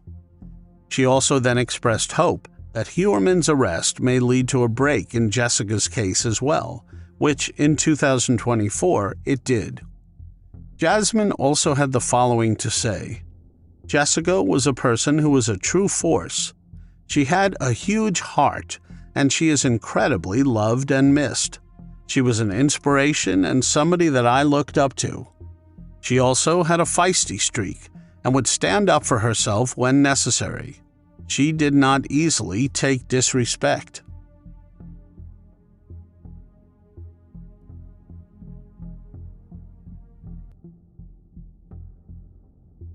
Every day for almost 40 years, the Heath family was tormented by questions about what happened to Wayne D. Heath, a loving father and war hero who disappeared without a trace during a fishing trip in 1986 in the serene waters of the Snake River in Idaho. Years later, when hope seemed all but lost, a single forgotten piece of evidence held the key to unraveling this decades-old mystery. What followed was a breakthrough that would stun investigators and finally bring the answers that had eluded Wayne's family for so long. Born and raised in Idaho Falls, Wayne graduated from Highland High School in Pocatello in 1967. Shortly after, he enlisted in the Army in 1968, serving his country with distinction as a helicopter mechanic during the Vietnam War. His bravery did not go unnoticed. He received awards for his service, including a commendation from the White House for saving lives under fire. After his military service, Wayne settled back in Pocatello, where he married Wanda Mendenhall and started a family. He was a loving husband and father to his children, deeply involved in their lives. Wayne was a man whose love for the outdoors was matched only by his devotion to his family. He was extremely passionate about his hobbies, which included fishing. Little did anyone know that a simple fishing trip would set off a series of events that would become a waking nightmare for the Heath family. April 1st, 1986, started like any other day for Wayne D. Heath. He and a friend decided to take advantage of the pleasant spring weather and go fishing on the South Fork of the Snake River, just below the Palisades Dam in Bonneville County. It was a favorite spot for many locals, known for its scenic beauty and plentiful fish. Out on the river, fishing just below the Palisades Dam, the two faced an unexpected and tragic accident. The boat's anchor rope became entangled in the propeller, causing the vessel to quickly take on water. The situation turned dire in a matter of moments. Both men abandoned the boat in a desperate attempt to swim to shore. Tragically, Wayne never made it to the shore. Witnesses reported seeing him disappear approximately a quarter of a mile downstream from the dam. Despite extensive search efforts involving divers and search dogs, his body was never found. The disappearance of Wayne left his family and the community in a state of shock and sorrow. The Bonneville County Sheriff's Office launched a thorough investigation, conducting multiple searches of the river and surrounding areas. Days turned into weeks, weeks into months, and eventually months into years. Wayne was presumed to have drowned, but with no body or definitive explanation to what really happened. The case grew cold, but the memory of Wayne's disappearance never faded. For his daughter, Nicole Heath, the pain was especially acute. She was only 11 years old at the time, and the loss of her father left an indelible mark. As she grew older, Nicole dedicated herself to preserving his memory, compiling photos, articles, and family history in a black binder she carried with her everywhere. She visited the Snake River every year, hoping for closure, but finding only more questions. Then, in June 2009, a seemingly small but significant breakthrough occurred. A local resident, while fishing in the Snake River near Heiss in Jefferson County, discovered a human tibia bone on a sandbar. The bone was turned over to law enforcement, reigniting hope in the long-dormant case. It was sent to the University of Texas Health Sciences Department, where researchers worked diligently to extract DNA. By January 2013, they had rendered a DNA profile for the tibia and entered its genetic data into the Unidentified Human Remains Index of CODIS. But the journey to identify the remains was far from over. The bone remained unidentified for another 11 years, highlighting the often slow and meticulous nature of forensic science. In February 2024, the Bonneville County Sheriff's Office received a crucial notification from the University of Texas. The genetic data associated with the tibia bone had been linked to family DNA reference samples from Wayne Heath's natural son and sister. Advancements in DNA technology and the accumulation of genetic data over the years had finally reaped the rewards investigators had been hoping for years. Nearly 4 decades after his disappearance, Wayne D. Heath's remains were identified. This discovery allowed detectives to close the case and provide long-awaited answers to the Heath family. For Nicole, it meant a semblance of closure. The mystery that had haunted her since childhood was finally resolved, and she could find peace knowing her father's fate. The sheriff's office said, "The Bonneville County Sheriff's Office is grateful for the assistance of the University of Texas, the Jefferson County Sheriff's Office, Idaho State University Department of Anthology, and the Ada County Coroner's Office in resolving this case." The sheriff's office continued, "We recognize the importance of providing closure and answers to families who have missing loved ones. This case is a great example of partners and resources who work hard to apply advancements in DNA and technology to these cases decades later. Our hope in this instance is relief for the Heath family and peace of mind." In the stillness of a February night in 1977, a mother's worst nightmare unfolded. What began as a routine evening for 14-year-old Maria Hansel, babysitting her neighbor's children, ended in a brutal and violent crime. Nearly 5 decades later, a breakthrough in DNA technology finally unraveled the mystery, bringing justice to Maria and closure to those who loved her. Maria Lorraine Hansel was a vibrant 14-year-old girl living in Colorado Springs. Known for her kindness and responsibility, Maria often babysat for neighbors in the apartment complex on North Nevada Avenue. On the night of February 7, 1977, Maria was looking after her neighbor's 2 children, a task she had performed numerous times without incident. The neighbor checked in with Maria earlier in the night, and everything was seemingly normal, but when she returned home around 11:20 p.m., she walked into a scene of horror. Maria was found in the master bedroom, lifeless on the floor, with multiple stab wounds to her chest and neck. The children, aged 6 and 8, were found asleep in their beds, unharmed and unaware of the tragic events that had transpired. The gruesome discovery prompted an immediate call to the Colorado Springs Police Department. Officers arrived swiftly, initially responding to what was reported as Maria possibly taking her own life. That changed when officers arrived at the scene, which clearly indicated a violent case of foul play. The initial investigation revealed little in the way of solid leads.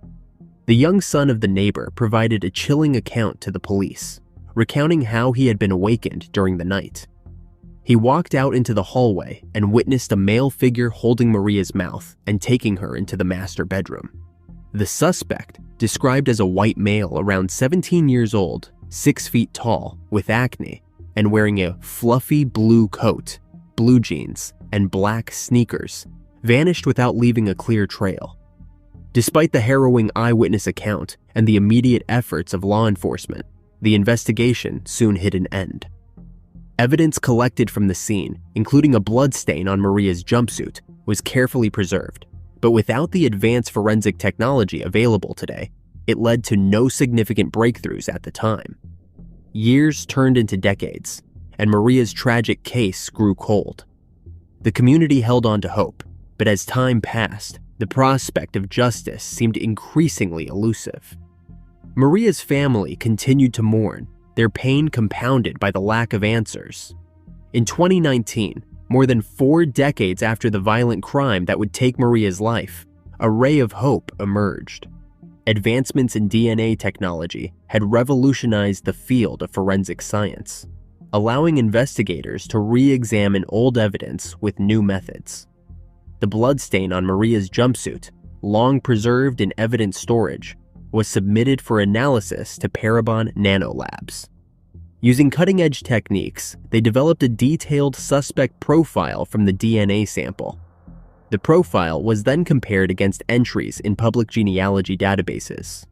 This method, which had recently gained prominence for solving other cold cases, finally provided a match: William Charles Kernan Jr. Kernan, a student at a local college at the time of the slaying, had been an acquaintance of the woman Maria was babysitting for. He had been to the apartment complex on multiple occasions, making his presence there on the night of the crime plausible. Kernan had passed away of natural causes in 2010, and his body had been cremated, leaving no direct DNA samples to confirm the match. Despite this, the genetic genealogy results, combined with the contextual evidence, gave investigators confidence that they had identified Maria's perpetrator. On May 8, 2024, the Colorado Springs Police Department made a public announcement. They declared the case of Maria Hansel's tragic demise solved, identifying William Charles Kernan Jr. as the perpetrator. Although Kernan could not be brought to justice due to his demise, the resolution of the case brought a measure of closure to Maria's family and friends. The statement from CSPD read, "The family and friends of Maria Hansel have waited over 47 years to get justice for Maria. Through years of analysis and investigation, CSPD is proud to finally provide answers to Maria's loved ones." District Attorney Michael Allen emphasized the relentless pursuit of justice by law enforcement. "We do not stop searching for justice for victims. If there is someone out there that has committed a crime and has not been caught yet, we are looking for you. We are going to use every technology that develops over time to find you and bring you to justice." David Hansel, Maria's brother, said, "They have come through for us. I hope for other families it can be the same."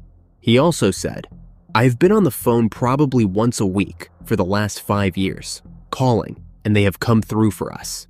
Tracy Thompson, a cold case detective with CSPD, said, "It can be difficult because you want to provide information. You want to give the family good news. And when you are talking to them and constantly telling them, "I am sorry, I do not have anything right now," breaks your heart.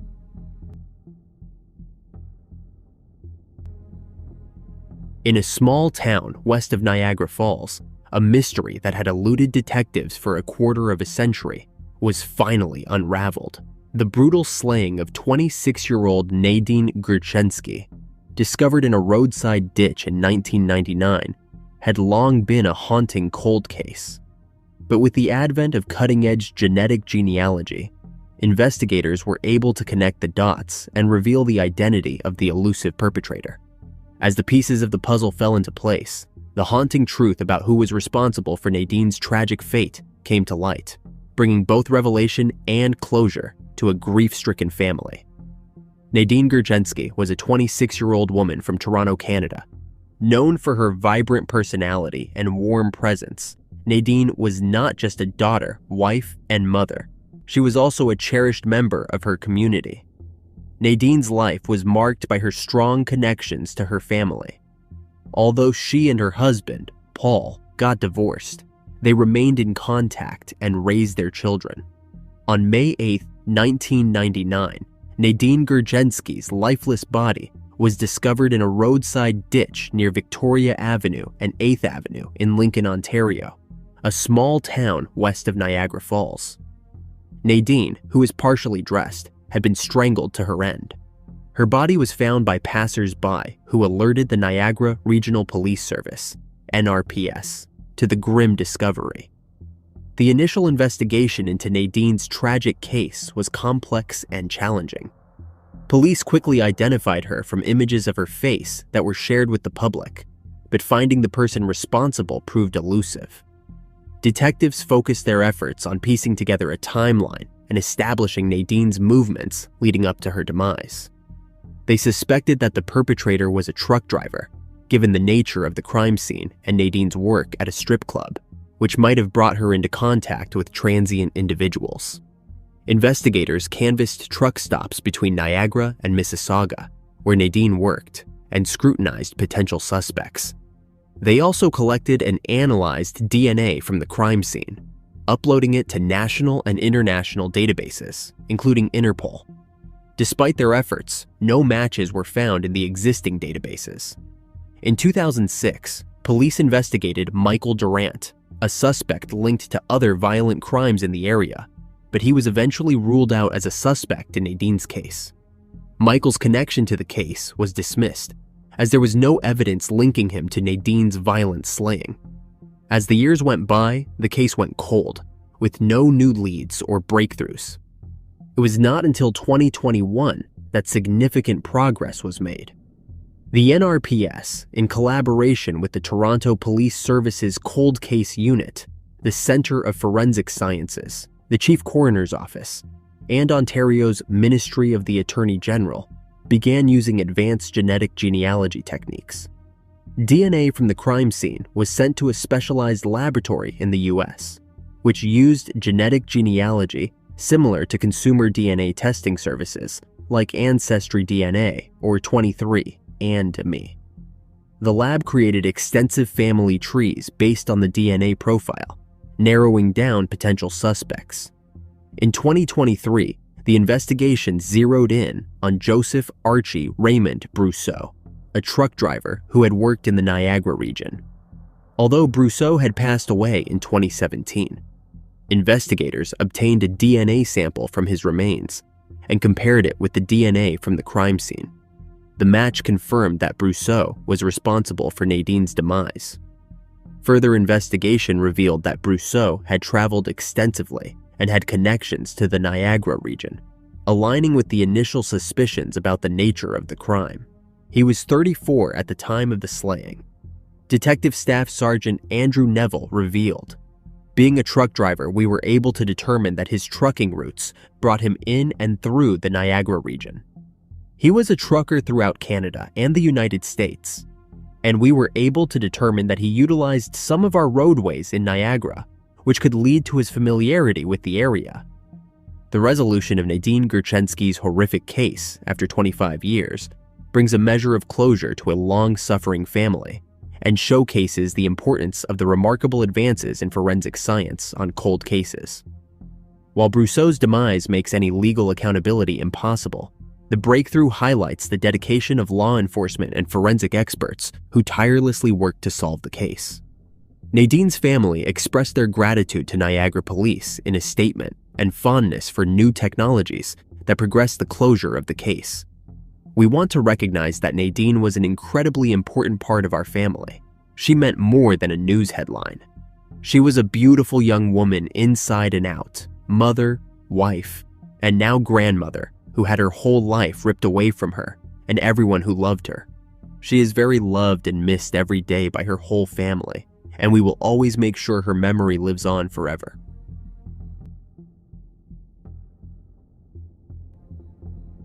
In a quiet corner of Bothell, Washington, a haunting mystery lay dormant for nearly 3 decades.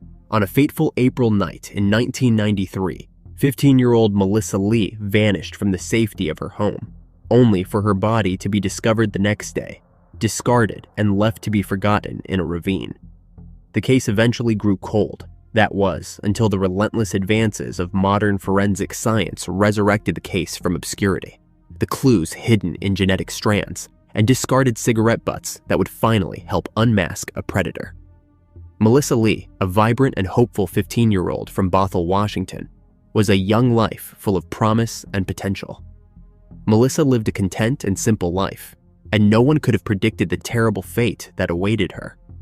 On the evening of April 13th, 1993, 15-year-old Melissa was alone in her home. Her family, her mother Sharon Lee and her mother's boyfriend Gary McClellan, had gone out for a night of darts and karaoke. Melissa had planned to spend the evening with her friend Krista Stromberg, but Krista's babysitting job extended later than expected, leaving Melissa by herself. At around 9:30 p.m., Melissa spoke briefly with her mother on the phone. This was the last known contact she had before her tragic end. The house was found in disarray when Sharon and Gary returned home. The front door was ajar and the lock broken. Inside, the living room was in a chaotic state. The coffee table was out of position, an ashtray was overturned, and a glass of milk had been spilled on the floor. The pet macaw was found outside its cage, indicating a struggle had taken place. Melissa was not at home. Sharon, realizing something was terribly wrong, reported her daughter missing to the Snohomish County Sheriff's Office around noon on April 14th. The family's concern quickly turned into a full-scale search. Later that evening, at approximately 6 p.m., a passerby walking across the Edgewater Creek Bridge in Everett noticed something unusual about 60 feet below in a ravine. Initially mistaking it for a mannequin, the passerby soon realized it was a body. The discovery was made on the north side of the bridge, in a remote and rugged area. The Snohomish County Sheriff's Office arrived at the scene and identified the body as Melissa Lee. Her clothing was found disheveled. She wore salmon-colored shorts and a San Jose Shark sweatshirt. An autopsy conducted by the Snohomish County Chief Medical Examiner revealed that Melissa had been manually strangled. Toxicology tests confirmed the presence of chemicals often used as anesthetics or solvents. The crime scene, combined with the evidence from the autopsy, pointed to a brutal and calculated attack. Melissa's body was discovered in a location that was both secluded and significant, underscoring the premeditated nature of the crime. The early stages of the investigation focused on several leads. Alan Edward Dean, a 35-year-old resident of Everett, who had met Melissa through a talkline service, quickly became a person of interest. Dean, who used the alias Michael, was interviewed 3 times in 1993. Despite his murky connection to Melissa and his questionable alibi, he consistently denied any involvement in her slaying. His statements and demeanor raised suspicions, but the lack of concrete evidence tying him to the crime meant investigators had to explore other avenues. Another potential suspect was Melissa's ex-boyfriend. He had an alibi provided by his parents, but conflicting information from his new girlfriend led detectives to scrutinize him further. Even with these discrepancies, his alibi held up under investigation, and he was eventually cleared of any involvement. The technology available was insufficient to match the DNA evidence collected from Melissa's clothing and the crime scene with any known suspects. The absence of advanced DNA databases and the limited capability of forensic tools meant that the evidence, though crucial, could not directly link a suspect to the crime. The absence of direct witnesses and the disarray of the crime scene made it difficult for investigators to establish a clear timeline or motive. Without additional evidence or witness statements, the investigation struggled to gain momentum, and the case grew cold. In 2018, the Snohomish County Sheriff's Office decided to employ genetic genealogy. The DNA evidence collected from Melissa's clothing and crime scene, which had been preserved for years, was re-examined using modern technology. The state's crime lab and Parabon Nanolabs, a pioneering DNA technology company, played crucial roles in this process. A digital file containing Melissa's DNA genotype data was uploaded to a public genetic genealogy database. Through this database, genealogists were able to identify potential relatives of the suspect, creating a family tree that eventually led to the identification of Alan Edward Dean as the primary suspect. Dean, a 62-year-old resident of Bothell, Washington, was linked to the crime through his familial connections, identified via genetic genealogy. Dean had been a person of interest since 1993 due to his previous interactions with Melissa, but the forensic limitations at the time had prevented his connection to the crime from being established. The breakthrough came when detectives obtained a discarded cigarette butt from Dean, which he had carelessly left behind. This cigarette butt provided a fresh DNA sample that was matched to the genetic profile from the crime scene. The confirmation of this match solidified Dean's status as the primary suspect in Melissa Lee's slaying. On July 28, 2020, Dean was arrested near his residence in Bothell. The arrest was carried out without incident, and he was subsequently booked into the Snohomish County Jail on charges of first degree.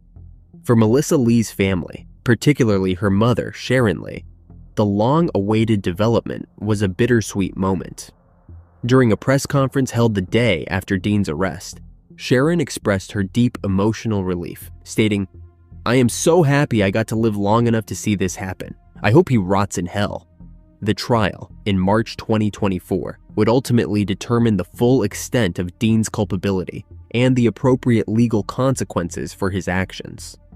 On March 28, 2024, he was found guilty by the jury, and on April 24th, he was sentenced to 26 years in prison. At trial, Dean appeared emotionless and did not testify, but at the sentencing, he leaned forward in his wheelchair and exploded in rage. He claimed that he was innocent, that he was framed, and that the state took the life of his daughter. He said, "I am innocent, not guilty." No one ever came forward after 30 years. "I did not go near that girl. They planted that DNA. I have been framed. I do not care what you people say." He did not explain further what he meant about his daughter. The trial was delayed multiple times after Dean's arrest in 2020 due to findings about his mental health. Melissa's sister, Kelly Littlejohn, said in court after the sentencing, "My sister has been gone longer than she lived. I only have years of memories with Melissa, but unfortunately, we are reduced to only saying, 'I wonder what she would be like today.'" Melissa Lee's case, solved after nearly 30 years, is another case that shines a light on the progress in forensic technology and the determination of investigators. A shadow in the night, a man preying on girls ages 13 to 21. Yet he managed to hide from the law for 30 years until he finally came forward himself. In the late 80s, a famous author's daughter was slain. Law enforcement would not realize it, but it was in fact not because of the author's fame. It was instead connected to various other slayings of young women in the vicinity. The assailant would come forward decades later as a surprising retirement plan. The victims, unsuspecting, were as follows. 21-year-old Althea Oakley was a student at the University of New Mexico. She was a go-getter with many bright prospects ahead. On June 22, 1988, Althea went to attend a party. It was at her boyfriend's fraternity. Everything was going great. She had a few drinks, but was not drunk or intoxicated. She got into an argument with her boyfriend. Words were exchanged. Not one to take needless attitude. She went out the door and decided to walk back home. Althea and her brother shared a house, so she walked south along Buena Vista Drive. That was the last time her friends saw her alive. According to reports, a woman heard screaming outside her house at 1320 Buena Vista Drive. It was the middle of the night, so she did not go outside, terrified of what might be out there. That woman, who chooses to remain anonymous, would testify years later. It was Althea, screaming and fighting for her life. She was found fatally stabbed several times. An autopsy would reveal she had been severely intimately assaulted as well. 2 years later, her family established a scholarship in her memory to honor Althea. It was called the Oakley Scholarship. The first recipient of that scholarship would go on to become the chief of police in Albuquerque. That man tried everything in his power to get that case to progress, but it was all to no avail. This man is Chief Harold Medina. He knew Althea personally and vowed to do something to bring her parents and brothers some peace. 13-year-old Stella Gonzalez was a student who attended Washington Middle School in Albuquerque and was known for her bubbly personality and love of jokes. On September 9, 1988, Stella was walking back home after a party, accompanied by a friend, somewhere near Tingley Beach. It is just that age where your parents trust you with a few decisions in life. Tragically, Stella's mother, Gina Cirillo, could never have known how much that would cost her. Gina was not in favor of sleepovers, but she allowed her daughter to stay the night at her aunt's house. She would be safe there. She did not know the girls would attend a party or walk home alone. She had no way of knowing this. Gina would later learn that the teenager had convinced her aunt to let her go out with a friend, and the two went to a party on the west side. Around 1:15 a.m., they were walking home when tragedy struck. Stella was not even alone.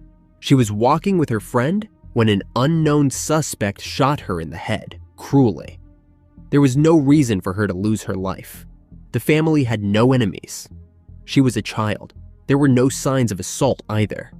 Even though she was rushed to the hospital, she lost her battle with the gunshot wounds almost 2 days later. Caitlin Arquette was born to author Lois Duncan on September 18, 1970. Lois penned the famous novel, I Know What You Did Last Summer. On June 14, 1989, 18-year-old Caitlin graduated from Highland High School in Albuquerque, New Mexico. As a popular and outgoing honors student, Caitlin had recently been accepted to the University of New Mexico with aspirations of attending medical school. Shortly after high school graduation, she moved in with her boyfriend Dung Nguyen, using money from an insurance settlement. Caitlin's mother was aware of the arrangement, although not fully informed about the boyfriend's age. He was actually 8 years older than Caitlin, but her family had been led to believe he was only 4 years older. Despite this, the family liked him as he appeared to be a nice guy and was often around the house.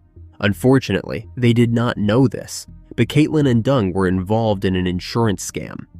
They got the money, but he was afraid they would get caught.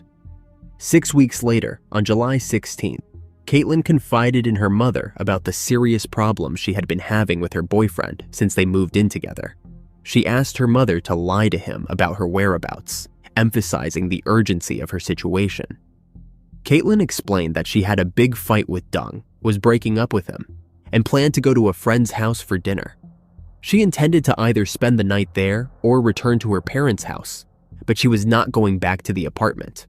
She wanted Dung to move out so this friend could move in as a roommate. She would feel safer. That night, Caitlin visited her friend, Sharon Smith, from 9:30 p.m. to 10:45 p.m., then headed east along Lomas Road towards her mother's house. On her way home, somewhere in the city's Old Town, a car pulled up alongside her, and someone inside shot her. She was shot twice in the head, which caused her car to drift between lanes and crash into a light pole. Officers arrived around 11 p.m. and made note of a gray Volkswagen Beetle at the scene. Off-duty Detective Ronald Merriman was the first officer at the scene, where he saw 2 cars parked on the sidewalk. He also saw a man named Paul Apodaca standing next to Caitlin's car. Merriman initially called in a report of an accident with no injuries before returning to the scene. Upon his return, he found Caitlin unconscious and covered in blood, thrown across the front seats of her car. Officer Marianne Wallace arrived at the scene within a minute of being dispatched and observed only Caitlin's car, with Merriman and Paul Apodaca standing behind it.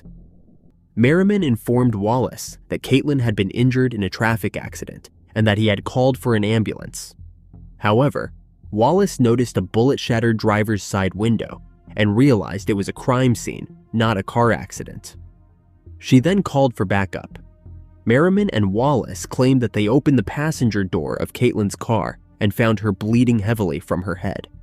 However, the medics from Albuquerque Ambulance, who transported Caitlin to the hospital, stated in affidavits that they responded to a routine call and found no police officers, police cars, or bystanders at the scene when they arrived. They reported that Caitlin was still alive, moaning and bleeding from her head, but no one was there providing her with first aid. A little before midnight, Lois Duncan received a distressing phone call from the hospital emergency room. The hospital informed her that Caitlin had been injured, but would not provide details over the phone. Lois and her husband, Don, rushed to the hospital, where they learned that Caitlin had been shot twice in the head and was in a coma. A famous author's daughter in the hospital is bound to get attention. Detective Steve Gallegos showed up at Caitlin's apartment to question her boyfriend, Dung. So as not to affect the boy's answers, he did not disclose Caitlin's shooting or accident. Dung showed them a note that read, "Han, I will be back home by 10. He claimed she had written the note, which the detective kept as evidence. The boy was informed about the accident and became distraught. After the police left, Dung went to the hospital to be by her bedside. Within a day, Caitlin succumbed to her injuries and passed away. Her tragedy made national news. Her mother was a famous writer, and years later, she would even write a book about her ordeal.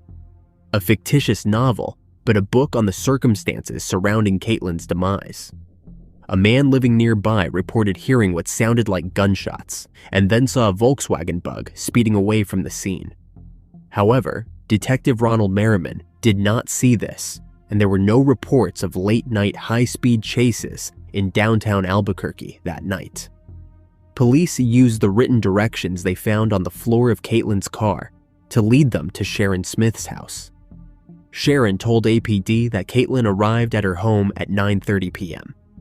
However, Sharon later made considerable effort to locate and phone Caitlin's family, who had moved out of state, to tell them that Caitlin arrived at her home at approximately 7 p.m., having come directly from a 5 p.m. dollar movie at a nearby theater. This was impossible since Caitlin had left her parents' house at 6:15 p.m. She could not have attended that movie. During her phone conversation with Caitlin's mother, Sharon described her final evening. She said Caitlin seemed very upset, kept bursting into tears for no apparent reason, and made Sharon phone her apartment over and over to see if Dung was there.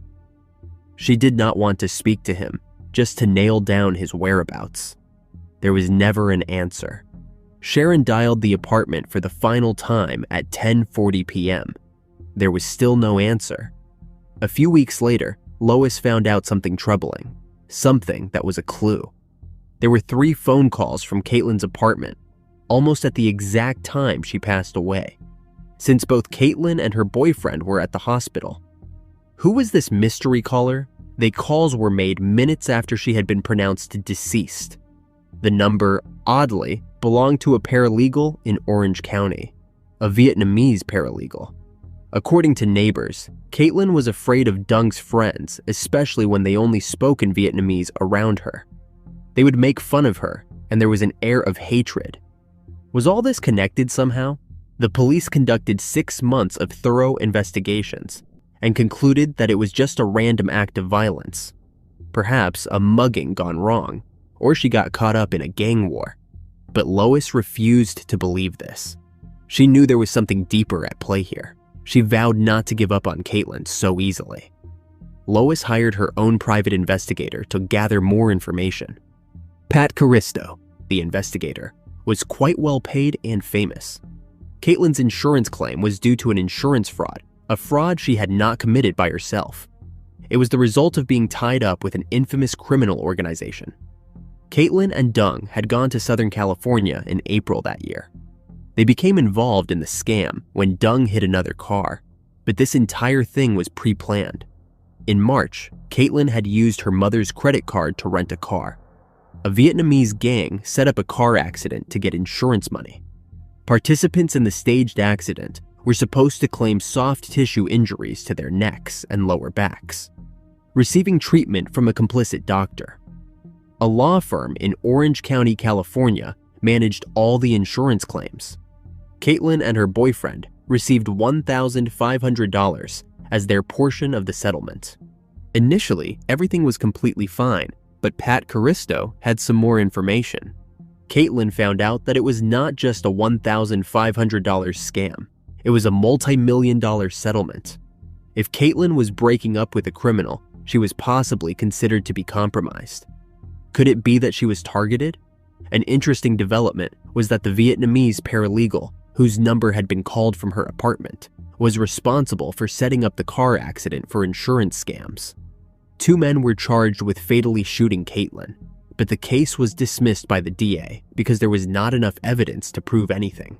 It was all circumstantial, and even that was too scarce to prove they were behind it. But originally, there were 4 of them.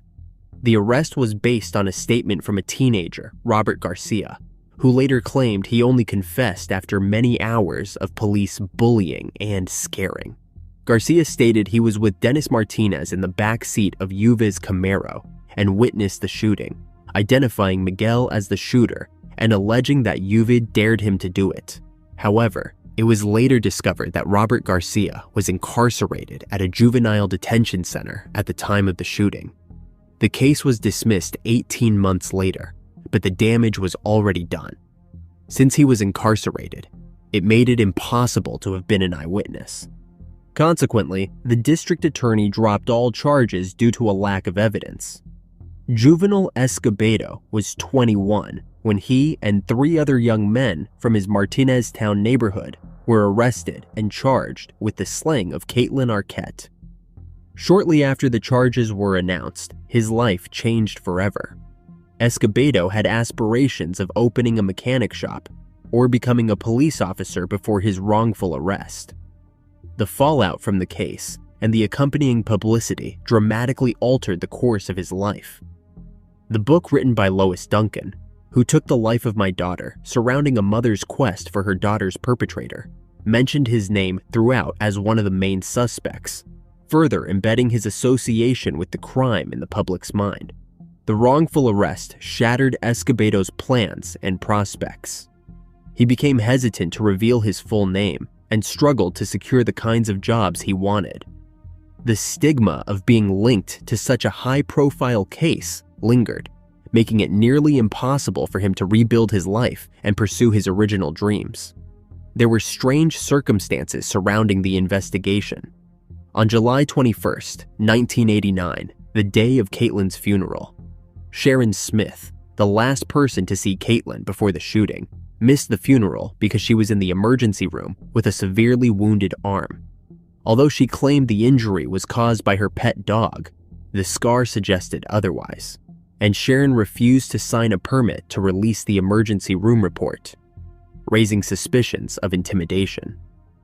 Later that evening, Dung Nguyen was stabbed in the abdomen in the room of one of the men who provided his alibi for the night of the shooting. While this was labeled an alleged taking your own life attempt, the circumstances strongly indicated otherwise, suggesting he may have been intimidated as well.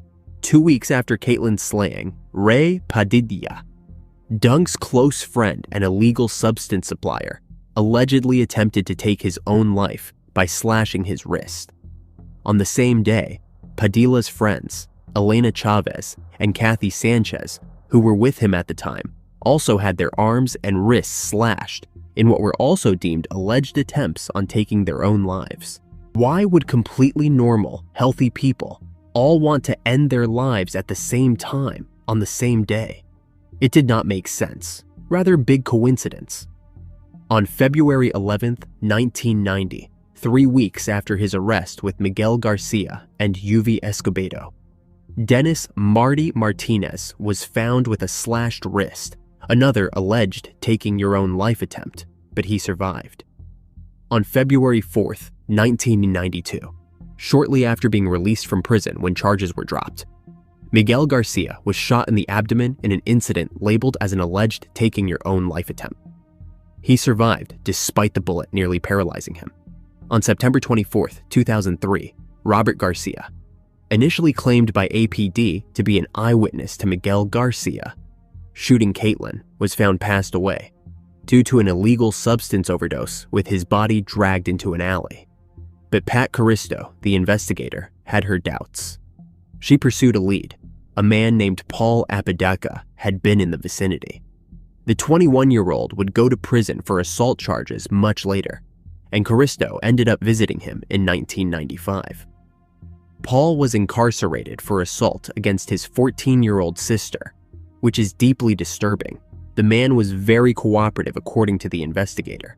He immediately admitted that he was at the scene of the crime, but he did hesitate a little when Caristo asked him if someone was with him the night of July 16, 1989. He got defensive, snapping, "What do you mean somebody was with me? Who said somebody was with me? Nobody was with me." He was also quite curious, asking, "How did you find me?" Pat Caristo found it interesting, but she was not able to prove anything with just a defensive attitude. Paul told Pat that he was in the neighborhood that night to buy illegal substances from his dealer, Ray Lee Padilla. Padilla is the brother of an Albuquerque Police Department undercover narcotics officer, who is also a friend of Mary Ann Wallace, the first officer dispatched to the scene. This led the private investigator to suspect possible police corruption in the case, and ties to Deng Nguyen, as Ray Padilla was his friend too. The following year, in 1989, when Paul Apodaca was arrested for shooting a victim from his car, he tried to get off by presenting another man's ID that showed him to be Ray Lee Padilla. Caitlin's mother knew this was either a setup or something serious. Her 1973 book, I Know What You Did Last Summer, became an even more of an international hit when Hollywood decided to buy rights from Lois Duncan, and loosely based on her book, they released a movie of the same title in 1997. Now, Lois had a lot of income that could be used to find Caitlin's assailant. Tragically, nobody tied these cases together. There was nothing to link them together at all. All 3 cases separately went cold. Days, weeks, months, years, and finally decades would pass. Sadly, Lois Duncan, after dedicating her life to finding her daughter's assailant, would pass away in 2016, the mystery still unsolved. In 2021, a man was picked up by the New Mexico Police Department when he violated his probation. Homeless and possibly suffering from heat stroke, he expressed a desire to talk to the police. Originally from Albuquerque, his name was Paul Apodaca. He had a troubled past that included a series of violent crimes in the late 1980s and early 1990s. His arrest and subsequent confessions brought new light to several cold cases, revealing his involvement in some cold cases during that period. His life had spiraled into instability and homelessness, which resulted in his recent encounter with law enforcement. This man, head hung in shame, was confessing to gruesome crimes he committed against teenage girls. The detective was quite shocked. She had not expected the perpetrator to come forward, especially since these crimes had been committed decades ago.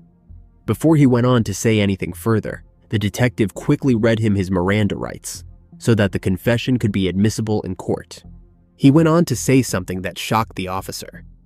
Paul Apodaca went on, speaking from memory, but did not know his victims' names. 3 decades had passed. The detective did not understand. Why now, after all these years?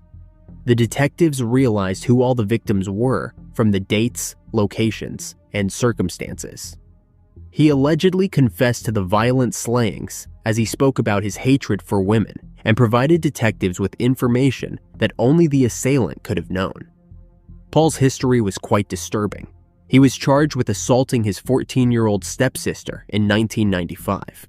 He was a registered offender in New Mexico. Paul Apodaca's criminal activities began on June 22, 1988, when he targeted Althea Oakley. Paul, who was working as a security guard at the Technical Vocational Institute, which is now Central New Mexico Community College, noticed her and began to follow her. Despite Althea smiling at him, he viciously attacked her. He later admitted to police that he followed her along Buena Vista Boulevard to the Lobo parking lot, where he intended to assault her at knife point. He admitted to stabbing her multiple times. In addition to Althea's case, he later confessed to taking the lives of 2 other young women and intimately assaulting 3 others between 1988 and 1993. He admitted to coming across Stella Gonzalez in September 1988, and he also told the authorities that he was driving by the girls when he shot Stella. There was no motive. She was just an easy target for him. One of the assaults aside from these 3 from 1993 had been stuck in the assault kit backlog and had been matched to his through the CODIS DNA database. The case was then reopened. According to Lois Duncan's other daughter, Caitlin's sister, Carrie Arquette, she could feel her mother's presence in the days leading up to the arrest. She felt like her mother was looking down and would finally have peace. Paul's actions had made her all about Caitlin. She could never overcome losing a child at that age. Paul confessed to taking the life of these women, explaining that his actions stemmed from deep-seated hatred and jealousy toward women, influenced by witnessing men mistreat women during his upbringing. He believed women preferred bad guys and resented being rejected despite trying to be nice. Juvenal Escobedo, now 55, has been anxiously awaiting updates on the case, regularly checking TV stations for answers. When Paul Apodaca was arrested in 2021, it resurfaced all his painful memories. For the past 2 years, he was battling sleepless nights, worrying that he might somehow be dragged back into the situation. The past 2 years have also brought significant changes to Juvenal's life. He welcomed his first grandchild and rekindled his passion for painting, a hobby he had enjoyed in high school but had set aside for decades. Upon learning that Paul pleaded guilty, Juvenal found himself still trying to process the entire situation. He felt relieved that Caitlin Arquette and her mother could now find peace. However, he also yearned for reparation and clarity about how he became involved in the case, and he expressed a desire for a share of any book earnings related to the story. Many believed that Paul Apodaca was homeless, broke, and unemployed, so he confessed to the crimes as a way to have free food and shelter. Others believe there is something more sinister at play. While his lawyer insisted that he was innocent of the slayings and only gave the confession because he was intoxicated and not mentally well, Paul had pled guilty to 5 charges of ending someone's life. On January 25, 2024, Paul Apodaca, at 56 years old, was sentenced to 62 years with 45 years in prison. But there are rumors that this is a cover-up. Is Paul Apodaca truly behind these heinous crimes? Because Caitlin Arquette's tragedy is far more complicated than the way Paul described it. True, he knew details only the assailant knew, but was he hired as a hitman for the Vietnamese gang Caitlin was involved with? The circumstances surrounding Caitlin's tragedy are certainly suspicious. So many unanswered questions. In the neighborhood of Chevy Chase, Maryland, a brutal slaying stunned residents and baffled police for over 2 decades. On a morning in May 2001, Leslie Preer, a 50-year-old mother and advertising executive, was found savagely beaten in her home. The crime scene awash with blood and unanswered questions. The case went cold, with no leads or suspects until now. Decades later, through groundbreaking use of genetic genealogy, a shocking arrest was finally made. Those that knew and loved Leslie Prior would be stunned to learn that the perpetrator responsible for her horrific end was hiding in plain sight all along. Leslie Jennings Prior was known as a warm and dedicated mother, wife, and professional. Her life seemed picturesque. She had a loving husband, Sandy Prior, and a devoted daughter, Lauren. Leslie worked for Specialties Incorporated, an advertising production company in Northwest DC. Leslie and Sandy had built a life together that was filled with shared joys, from summer vacations to simple family dinners around the kitchen island. But the Prior family would allow someone into their lives that, unbeknownst to them, would shatter their world forever. On May 2nd, 2001, 50-year-old Leslie Prior's routine day took a tragic turn. She did not show up for work, prompting concern from both her co-workers and her husband. Montgomery County Police Department were dispatched to the Prior family home on Drummond Avenue. Officers arrived at the house to find a disturbing scene: blood in the foyer and no sign of Leslie. As they entered deeper into the home, they made the horrifying discovery of Leslie Prior's lifeless body in the main bedroom's shower. Leslie was attacked with savage force, her body enduring multiple blunt force traumas and strangulation. Evidence of her desperate struggle was found beneath her fingernails, mingled with her attacker's blood. Along with signs of manual strangulation, there were V-shaped cuts to her head that matched the sharp corners of the foyer molding. This indicated where her head had been repeatedly battered. Investigators believed that the perpetrator carried her from the foyer, attempting to wash away the blood and minimize the mess. The scene had evidence of a hasty cleanup, with luminescence tests revealing traces of blood in the foyer, a trash can, sinks in the kitchen and downstairs bathroom, and on door frames and the back door. The initial investigation into Leslie's violent end was thorough, but ultimately frustrating. Early DNA analysis was able to determine that the DNA collected at the scene belonged to an unknown male, but it did not match anyone in Leslie's immediate circle, including her husband, Sandy. Leslie's daughter, Lauren, provided the police with a list of close family associates. Among the names on that list was the eventual perpetrator, though investigators did not immediately consider him a prime suspect. As the weeks turned into months, the case grew cold. The police continued to work, re-interviewing potential witnesses and reviewing evidence, but the trail seemed to go nowhere. Neighbors had not seen anything unusual on that fateful day, and the quiet, low-crime neighborhood offered few clues. The lack of forced entry suggested that the person responsible for the crime was someone Leslie knew, but no one could pinpoint who that person might be. Leslie's family struggled with the lack of answers. Her husband, Sandy, was briefly considered a suspect but was soon cleared. Lauren, convinced of her father's innocence, persisted in seeking justice for her mother, constantly urging detectives to keep the case alive. Years passed, and hope began to wane. The investigation into Leslie's case became one of Montgomery County's most challenging cold cases. Detectives, both seasoned and new, took turns sifting through the old evidence, hoping for a breakthrough that never seemed to come. It was not until September 2022 that a glimmer of hope appeared. Investigators decided to submit the blood evidence from the crime scene to Othram.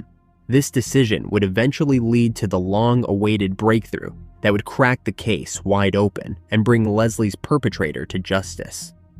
The lab was able to develop a more complete DNA profile of the suspect, which was then sent to Family Tree DNA, a consumer-based genealogy company. The results pointed to the Glachan surname, leading detectives to reconnect this lead with an old tip about a man connected to the Prior family, Eugene Glachan. Leslie's daughter, Lauren Prior, was 16 years old when she first met Eugene. They were classmates at Bethesda Chevy Chase High School and quickly became an inseparable couple. Eugene, with his deep brown hair and wide smile, was popular and well-liked among their peers. He had dreams of becoming a computer engineer and often participated in social activities. Eugene's family life was turbulent. He struggled with his parents' divorce and had relatives known for their volatile tempers. Despite these challenges, Eugene maintained a facade of normalcy, never displaying violent tendencies around Lauren or her family. Their families lived close by, which meant Eugene was frequently at the Prier home.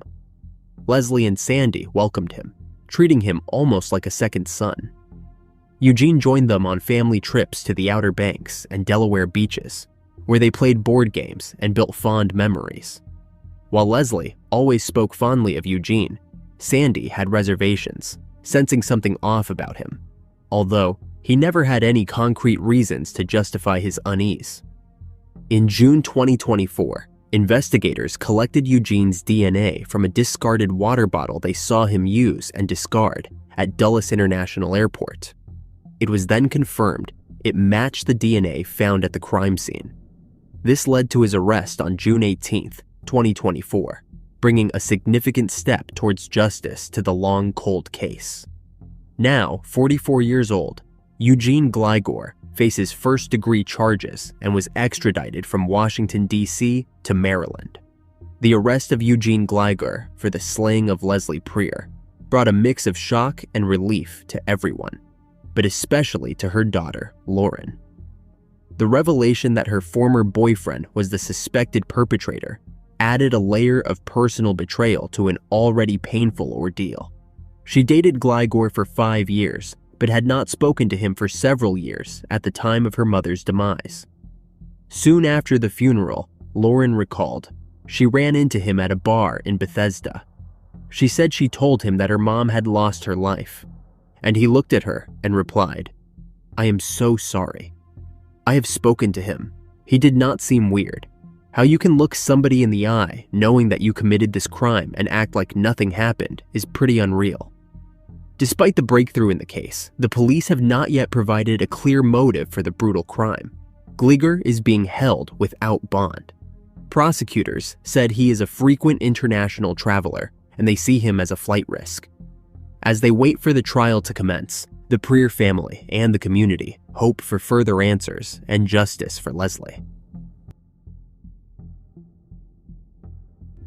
After 2 decades of searching for answers, a significant breakthrough has emerged in the case of Elena Teresa Adele Laswell. Elena Laswell, a 15-year-old whose life was cut tragically short, has been at the center of a relentless investigation for 2 decades. Her brutal end on July 10, 2004, left a void that her family and community have been grappling with ever since. On the 20th anniversary of her passing, an arrest has finally breathed new life into a case that had grown cold.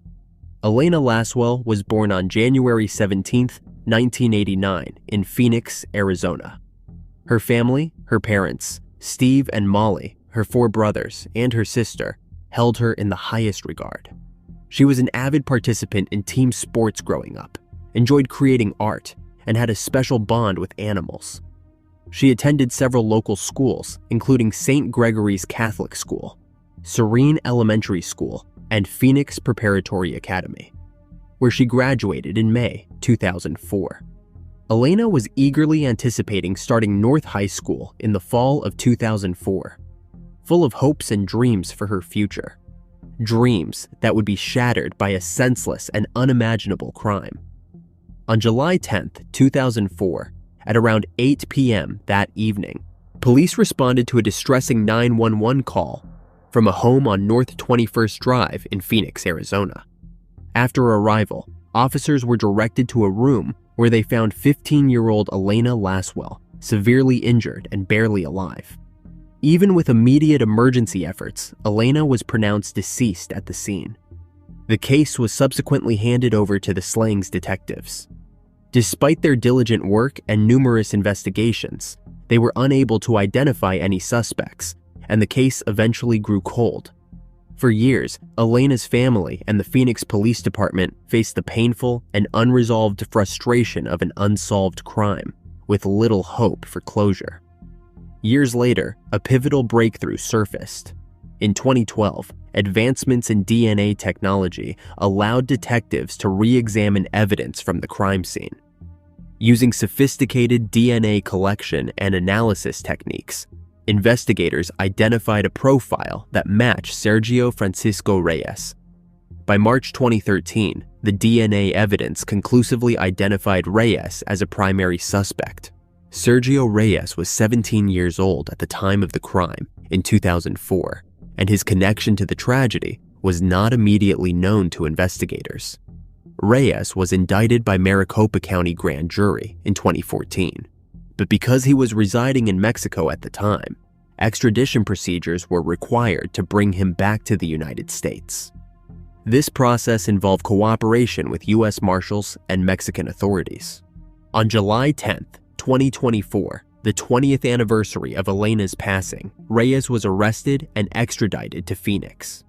He faces multiple charges, including first-degree assault, kidnapping, and burglary. His bond was set at $1.5 million. The Phoenix Police Department has not disclosed whether Reyes had any prior connection to Elena. Elena's family, including her parents and siblings, have expressed a mixture of relief and continued sorrow. Her aunt, Katie Turville, said, "Knowing that someone is being held responsible feels awesome. It has been a long haul, and thank God for Phoenix PD. They have been absolutely amazing. I just really felt that they were on the right trail and that they would get it. I just did not know when." Elena's mother had passed away in the years since her daughter's slaying, but Katie said the mother's wish was not revenge. She wonders what Elena's life could have been. Wondering, you know what? Would she be married? What would she be doing now? All the typical things that, that you will not get to see. She calls Reyes a monster. It is hard to see a monster in real life because they do not look like what we grew up thinking a monster was. Elena's father, Steve Laswell, said, "After 20 years, to be truthful, I really was not expecting any further progress on the case. Having him arrested would prevent him from doing any other things like that. That was the primary hope." He also said, "We all continue to miss Elena, and we think about what she might have been today. I would really sincerely like to thank the Phoenix Police Department and everyone who was involved in this for hanging in there for this long and having success. The family's grief is tempered by a sense of closure as they await the legal proceedings that will unfold."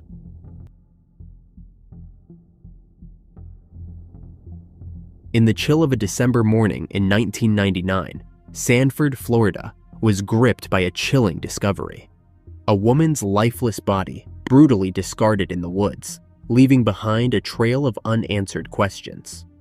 Sherry Holtz, just 50 years old, was found with signs of unspeakable violence. For nearly a quarter of a century, the person responsible remained elusive. That was until forensic science advances led investigators to someone close to home.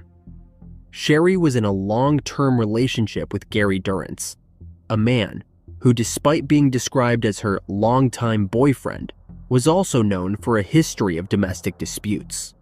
The couple had lived together in a shared home in Sanford with 3 other roommates. Their relationship, while significant, was fraught with tension, marked by frequent arguments and incidents of domestic violence. In the years leading up to the crime, Sanford had become familiar with the couple's troubled dynamic. Police records from 1996 to 1999 revealed multiple domestic disputes between the troubled couple. These incidents painted a picture of a relationship struggling under the weight of constant fights and arguments. On December 2nd, 1999, just 2 days before Sherry's demise, a particularly volatile argument led to Gary kicking Sherry out of their shared residence. This act was a pivotal moment in the case and set the stage for the tragic events that would follow. With Sherry now estranged from her boyfriend and left to fend for herself, she spent her last hours at a local bar, a place she frequented for solace and social interaction.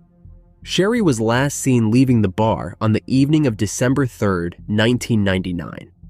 Her departure from the bar would be the last sighting of her before she was found lifeless in the woods of Sanford on December 4th. Sherry was found lying on a concrete slab about 20 feet into the woods, her body showing clear signs of a violent and brutal assault. The nature of her injuries, blunt force trauma to the head, strangulation, assault, and a slashed throat, were horrific signs of a crime of extreme violence. Her body was positioned in a manner that suggested a deliberate attempt to hide her, and a bloody lock blade knife was found near her body. Although the knife was suspected to be a crucial piece of evidence, the technology available at the time was insufficient to analyze the DNA samples effectively. The blood on the knife, combined with the other DNA evidence collected, proved difficult to test due to the limitations of forensic technology in 2000.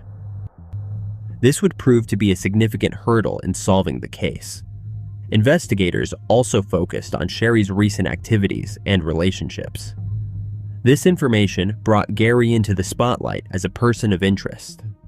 Witnesses from the local bar where Sherry was last seen provided valuable information.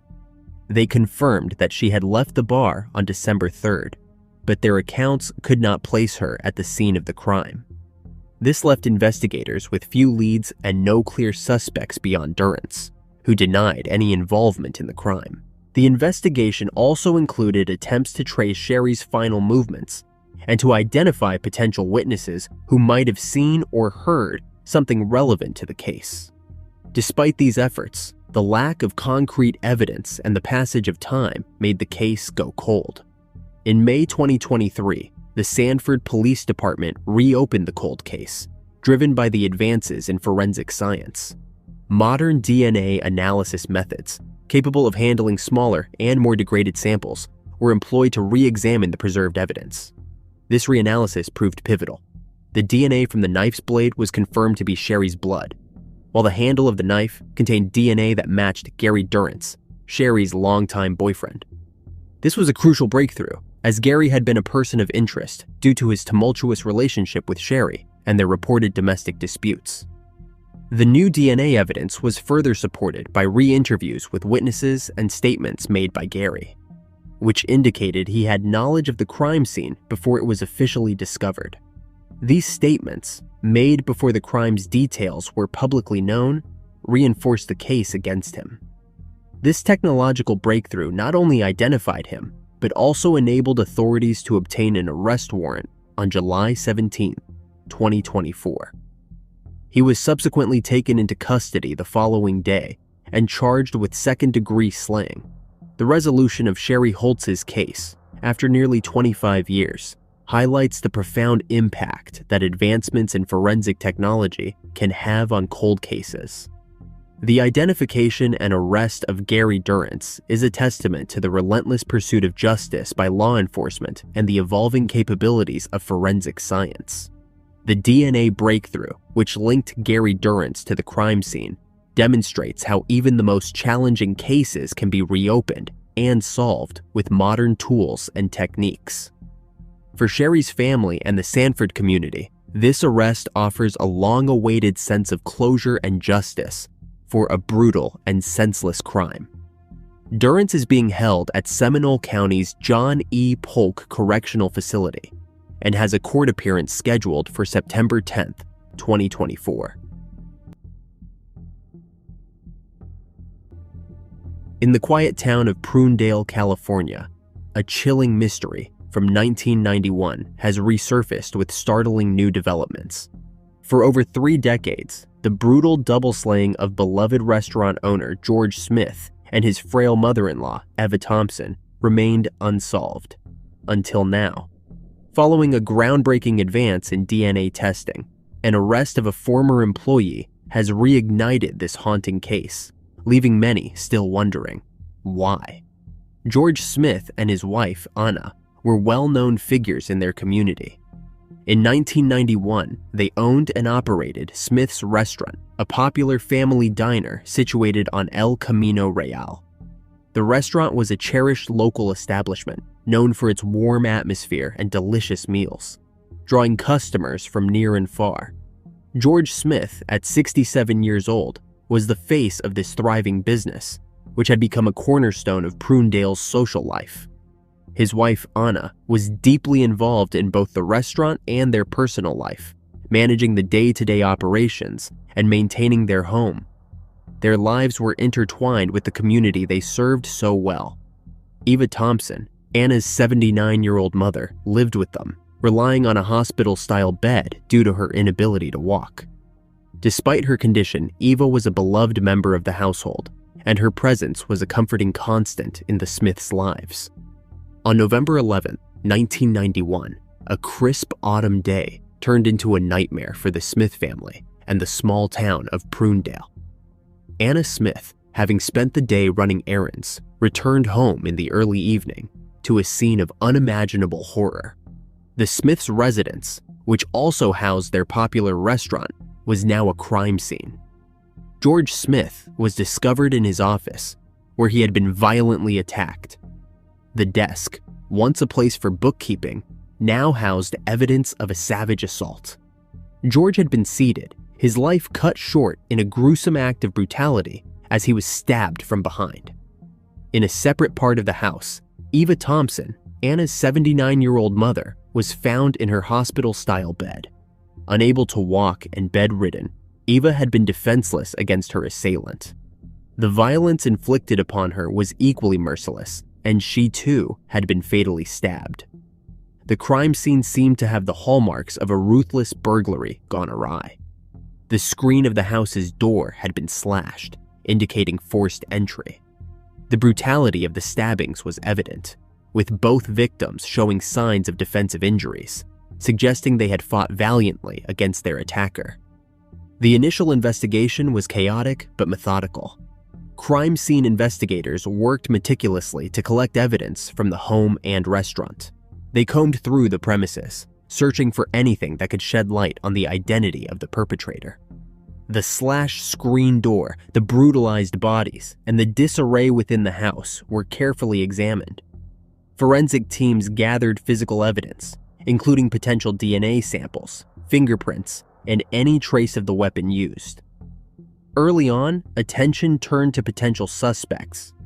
Given that the crime involved a burglary and was committed with a knife, investigators considered individuals with a motive and knowledge of the property. The sheriff's office faced the difficult task of piecing together a case with limited leads. They followed various avenues, including interviewing potential witnesses, analyzing financial records, and exploring rumors of buried treasure that had circulated among the townspeople, but to no avail. The investigative efforts were hindered by the lack of immediate forensic breakthroughs. The DNA technology of the early 1990s was not as advanced as it would become, and initial tests did not yield conclusive results. As a result, the case remained open, with suspects, but no arrest was made. Decades after the brutal slayings of George Smith and Eva Thompson, a breakthrough came with the advancement of DNA technology. In early 2024, an additional round of DNA testing on evidence collected from the crime scene yielded crucial results that had eluded investigators in the years prior. The reevaluation of forensic evidence, made possible by improvements in DNA analysis techniques, provided the concrete evidence needed to charge Ira Ulysses Bastian with the crime. Bastian was a former employee who worked at Smith's restaurant about a year and a half before the crime. Bastian's tenure at the restaurant was marked by his reliability, but little did anyone know his connection to the Smiths would take a dark and violent turn. His past employment at the restaurant, combined with his familiarity with the Smiths, made him a prime suspect in 1991. Bastian was not apprehended due to a lack of evidence then. The renewed investigation focused on the DNA samples recovered from the crime scene, including traces found on the weapon and at the points of forced entry. The sophisticated testing, which went beyond the capabilities of early 1990s technology, allowed investigators to match the DNA to Bastian with a high degree of certainty. This advancement not only linked Bastian to the crime, but also helped confirm his involvement in the brutal acts committed against the Smiths. As the evidence mounted, so did the investigation into Bastian's potential motive. Among the theories was the speculation that the slayings were driven by a desire to find hidden treasure. Rumors had circulated in the Prunedale community that George Smith and his wife had buried valuable items, such as gold coins or rare currency, on their property. This theory of buried treasure became a central element in the case's story, fueling speculation about why Bastian might have targeted the Smiths. Bastian's prior employment at Smith's restaurant gave him a unique insight into the layout of the property and the habits of its owners. Investigators explored whether this familiarity could have facilitated the crime and contributed to the motive. If Bastian was indeed aware of any rumors about hidden valuables, it would have provided him with a potential incentive to commit the crime. 85-year-old Ira Ulysses Bastian was arrested on July 15, 2024, and taken into custody without incident. Following his arrest, he was charged with 2 counts of first degree. At his arraignment on July 16, 2024, Bastian pleaded not guilty to the charges. His defense will likely focus on challenging the DNA evidence and the specifics of the alleged motive. What was once a cold case plagued by insufficient evidence was reignited through cutting-edge DNA analysis, allowing law enforcement to finally link Ira Ulysses Bastian to the brutal crimes. For the Smith and Thompson families, and for the community of Prunedale, this case is a painful reminder of the profound impact of violence, especially against those who are elderly and defenseless. As the legal process unfolds, there is a collective hope that justice will finally bring some measure of closure to a case known for such senseless brutality.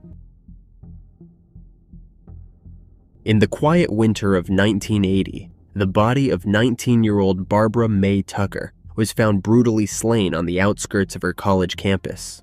For over 4 decades, the case was cold, until a discarded piece of chewing gum and the relentless pursuit of justice uncovered a dark secret that had been buried for years. Barbara May Tucker was a vibrant and driven 19-year-old who had a promising future ahead of her. A sophomore at Mount Hood Community College in Gresham, Oregon, Barbara was pursuing a business degree with aspirations that extended far beyond the classroom. Known for her tall, athletic build, she was a standout in sports, having competed in national basketball competitions and earned several awards for her abilities on the court. Barbara was also an avid artist with a deep love for creativity. She spent her free time sewing, knitting, crocheting, and even writing poetry and music. She had dreams of opening her own craft supply shop one day, combining her love of business and the arts. Little did anyone know that her life would be tragically cut short, and the small college town of Gresham would be left searching for answers for decades to come. On the evening of January 15, 1980, Barbara was on her way to a night class. Barbara had plans with a friend to grab ice cream after her consumer credit practices class, a small reward after a long day of learning. As the evening set in, Barbara made her way to campus, unaware that danger lurked nearby. After her class, she was seen heading toward the parking lot, intending to leave for the night. But something went terribly wrong. It was there, in the darkness, that Barbara's life was brutally taken from her. The next morning, on January 16th, students began arriving for their classes at Mount Hood Community College, unaware of the grim discovery that lay ahead. Near one of the parking lots, in a wooded area between Kane Road and the campus, something caught the attention of a group of students, a sight so out of place that it drew them closer. There, partially hidden among the bushes, was the lifeless body of Barbara. She lay on the cold ground, her clothes disheveled, her books and purse scattered nearby, as if abandoned in a hurry. The horror of the scene was undeniable. The tall, athletic young woman, who had once been so full of life, was now a victim of a brutal assault.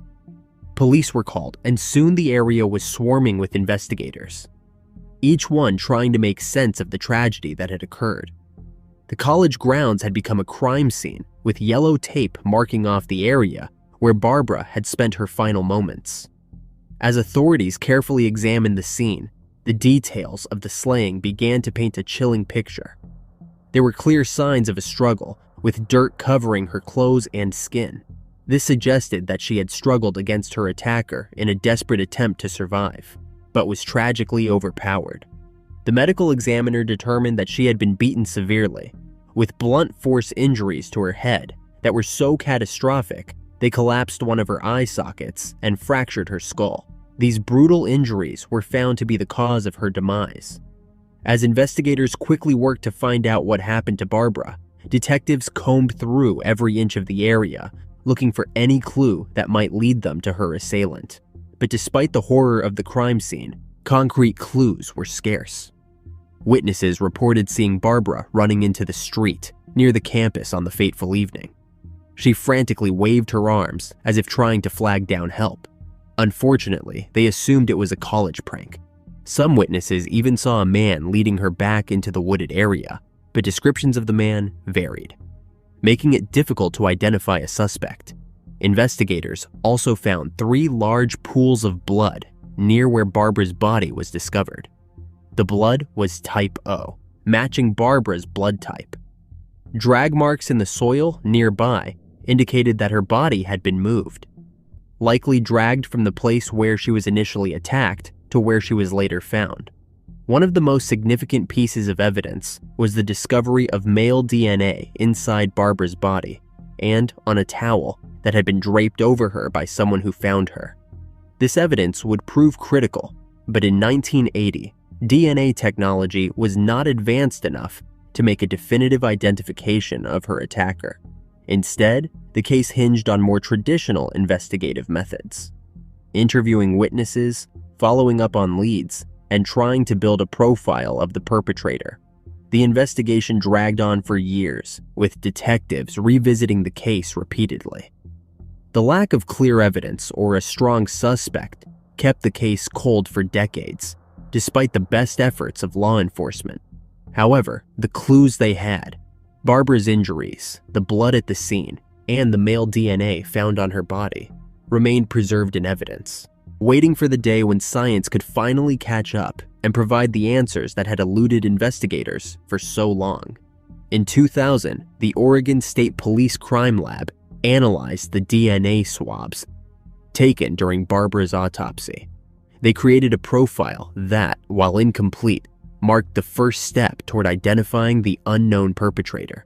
But it would take another 2 decades and the emergence of genetic genealogy to unlock the true potential of this evidence.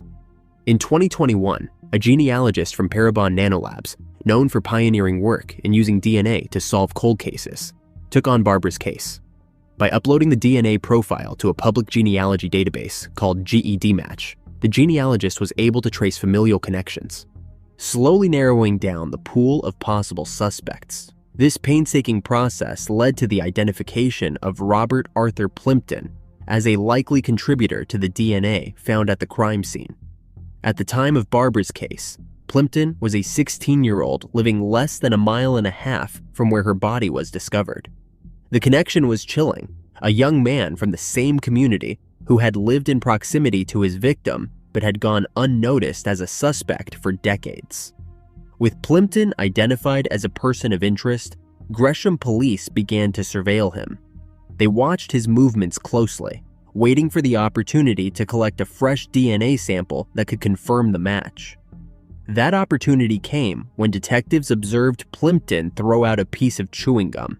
The gum would become the critical piece of evidence that finally tied him to the crime.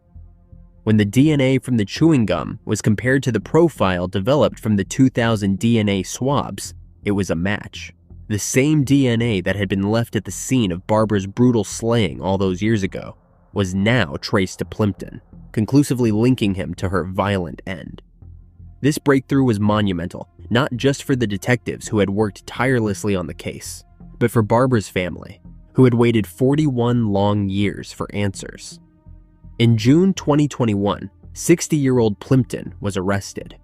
He had lived much of his life in relative obscurity, but as investigators began to dig into his past, a darker picture of his character began to emerge. Plimpton had a criminal history that included a conviction for second-degree kidnapping in 1985, just 5 years after Barbara's life was taken. He had also faced charges of DUI, parole violations, and, in 1997, allegations of attempted sodomy and assault. Though these charges were ultimately dismissed, they painted a disturbing portrait of a man with a history of violent behavior. Despite this past, Plimpton had managed to evade suspicion in Barbara's case for decades. He had lived his life, got married, and had children, but the breakthrough in DNA technology had finally caught up with him. and there would be no escape from the evidence that now pointed squarely at him. Plimpton was charged with first degree in connection to Barbara's case. He pleaded not guilty, maintaining his innocence despite the overwhelming DNA evidence against him. His defense team argued that there was reasonable doubt. They questioned the reliability of the eyewitness accounts and suggested that the DNA evidence, while compelling, was not enough to definitively prove his guilt. The trial, which took place between February 26th and March 15th, 2024, was a bench trial with Multnomah County Circuit Judge Amy Baggio presiding over the case. The prosecution laid out a meticulous case, presenting the DNA evidence that had led to Plimpton's identification and highlighting the similarities between Plimpton's history of violence and the nature of Barbara's slaying. One of the key moments in the trial came when Judge Baggio reviewed the DNA evidence linking Plimpton to the crime scene. She noted that the match between the DNA found on Barbara's body and the DNA from Plimpton's discarded chewing gum was incontrovertible. Even with the defense's efforts to cast doubt on the case, the scientific evidence was too strong to ignore. In her ruling, Judge Baggio expressed no doubt about Plimpton's guilt. She stated that Plimpton had assaulted and beaten Barbara Tucker to her violent end. Unfortunately, despite the evidence of assault, Plimpton was not convicted of that part of the crime. The prosecution was unable to prove beyond a reasonable doubt that the assault had occurred while Barbara was still alive. Even so, the conviction brought a measure of closure to Barbara's family, who had waited so long for justice. Her sister, Susan Potter, spoke of the deep pain that had lingered for years and the relief that came with Plimpton's conviction. She said, "Just not giving up. We always had hope. At one point, we thought he had lost his life. Maybe it would never be solved. I just wished it could have happened when the rest of my family was here, especially my parents." Detective Aaron Turnage told them he would not rest until the case was solved. He had the following to say, "I promised Susan I was going to solve this case. If that means working around the clock, that is what happens. There has been lots of hurdles, and sitting down and experiencing that with the family last night is something I have never experienced in my career. It is pretty awesome." While nothing could bring Barbara back, the knowledge that her assailant would finally face the consequences of his actions provided some solace. Plimpton remains in custody in Multnomah County, awaiting sentencing. His conviction on first-degree charges ensures that he will spend the rest of his life behind bars, unable to harm anyone else. In 1996, a young woman's life took a horrifying turn when her car broke down on a quiet Midland County road. What seemed like a stroke of luck, a stranger offering help, quickly morphed into a nightmare as she was abducted and assaulted in an isolated field. For decades, the crime went unsolved, the attacker vanishing without a trace. But nearly 30 years later, advancements in DNA technology broke the case wide open. In the days leading up to the crime, 18-year-old Nikki Triple was like any other young person navigating her daily life. Living in the quiet rural expanse of Midland County, Michigan, she was preparing for another evening at home after a long day. The weather was typical for January, cold and potentially hazardous for travel. On the night of January 7th, 1996, she set out to drive home, likely expecting the ride to be uneventful. But as she traveled along the isolated roads, her vehicle experienced a mechanical failure that left her stranded and alone in a sparsely populated area. At that moment, the man who would become her assailant drove by. He was a stranger, seemingly arriving as a good Samaritan, offering his assistance. He presented himself as a concerned individual ready to help, which, in her vulnerable state, seemed like a stroke of luck. She accepted his offer, trusting his appearance of goodwill. With the car pushed off the road and the immediate danger of being stuck behind her, she was given the option of a ride home. The man's offer appeared to be a straightforward act of kindness, one that the woman gratefully accepted. Little did she know, this act of apparent generosity would soon turn into a horrifying nightmare. Instead of taking her home, he drove her to an isolated field in a remote part of the county. There, he brutally assaulted her, a horrifying betrayal of the trust she had placed in him. After the attack, he instructed her to get dressed and then drove her back towards the road. As they drove, the sight of approaching emergency vehicle lights triggered a desperate attempt by the man to evade detection. He stopped the car, allowing the traumatized victim to escape. She ran to her home, where she immediately told her mother about the assault. Her mother, in turn, contacted the police. Nikki was quickly taken to the Mid-Michigan Medical Center emergency room, where she was treated and an assault evidence kit was collected. Despite these immediate actions and the evidence gathered, the investigation faced a major setback. No suspect was identified at that time, leaving the case to grow cold as the years went by. The assault evidence kit, collected, was meticulously preserved, but without a suspect to match it to, the trail hit an end. Throughout the late 1990s and early 2000s, law enforcement continued to work on the case sporadically, but the lack of progress and the passage of time made the prospect of solving it appear increasingly more difficult. The victim, meanwhile, faced the profound impact of her trauma, struggling with the lasting effects of the assault, while the case against her attacker seemed to drift further into obscurity. By the 2010s, technological advancements in forensic science began to offer new possibilities for old cases. But even with these advancements, the case remained unsolved as the detective team faced the daunting task of piecing together long dormant clues. The assault kit sat in evidence storage, and for nearly 2 decades, the investigation seemed to be at a standstill. In 2016, a wave of hope surged through Michigan as the state launched a project dedicated to examining long-neglected assault kits, including the one tied to this cold case.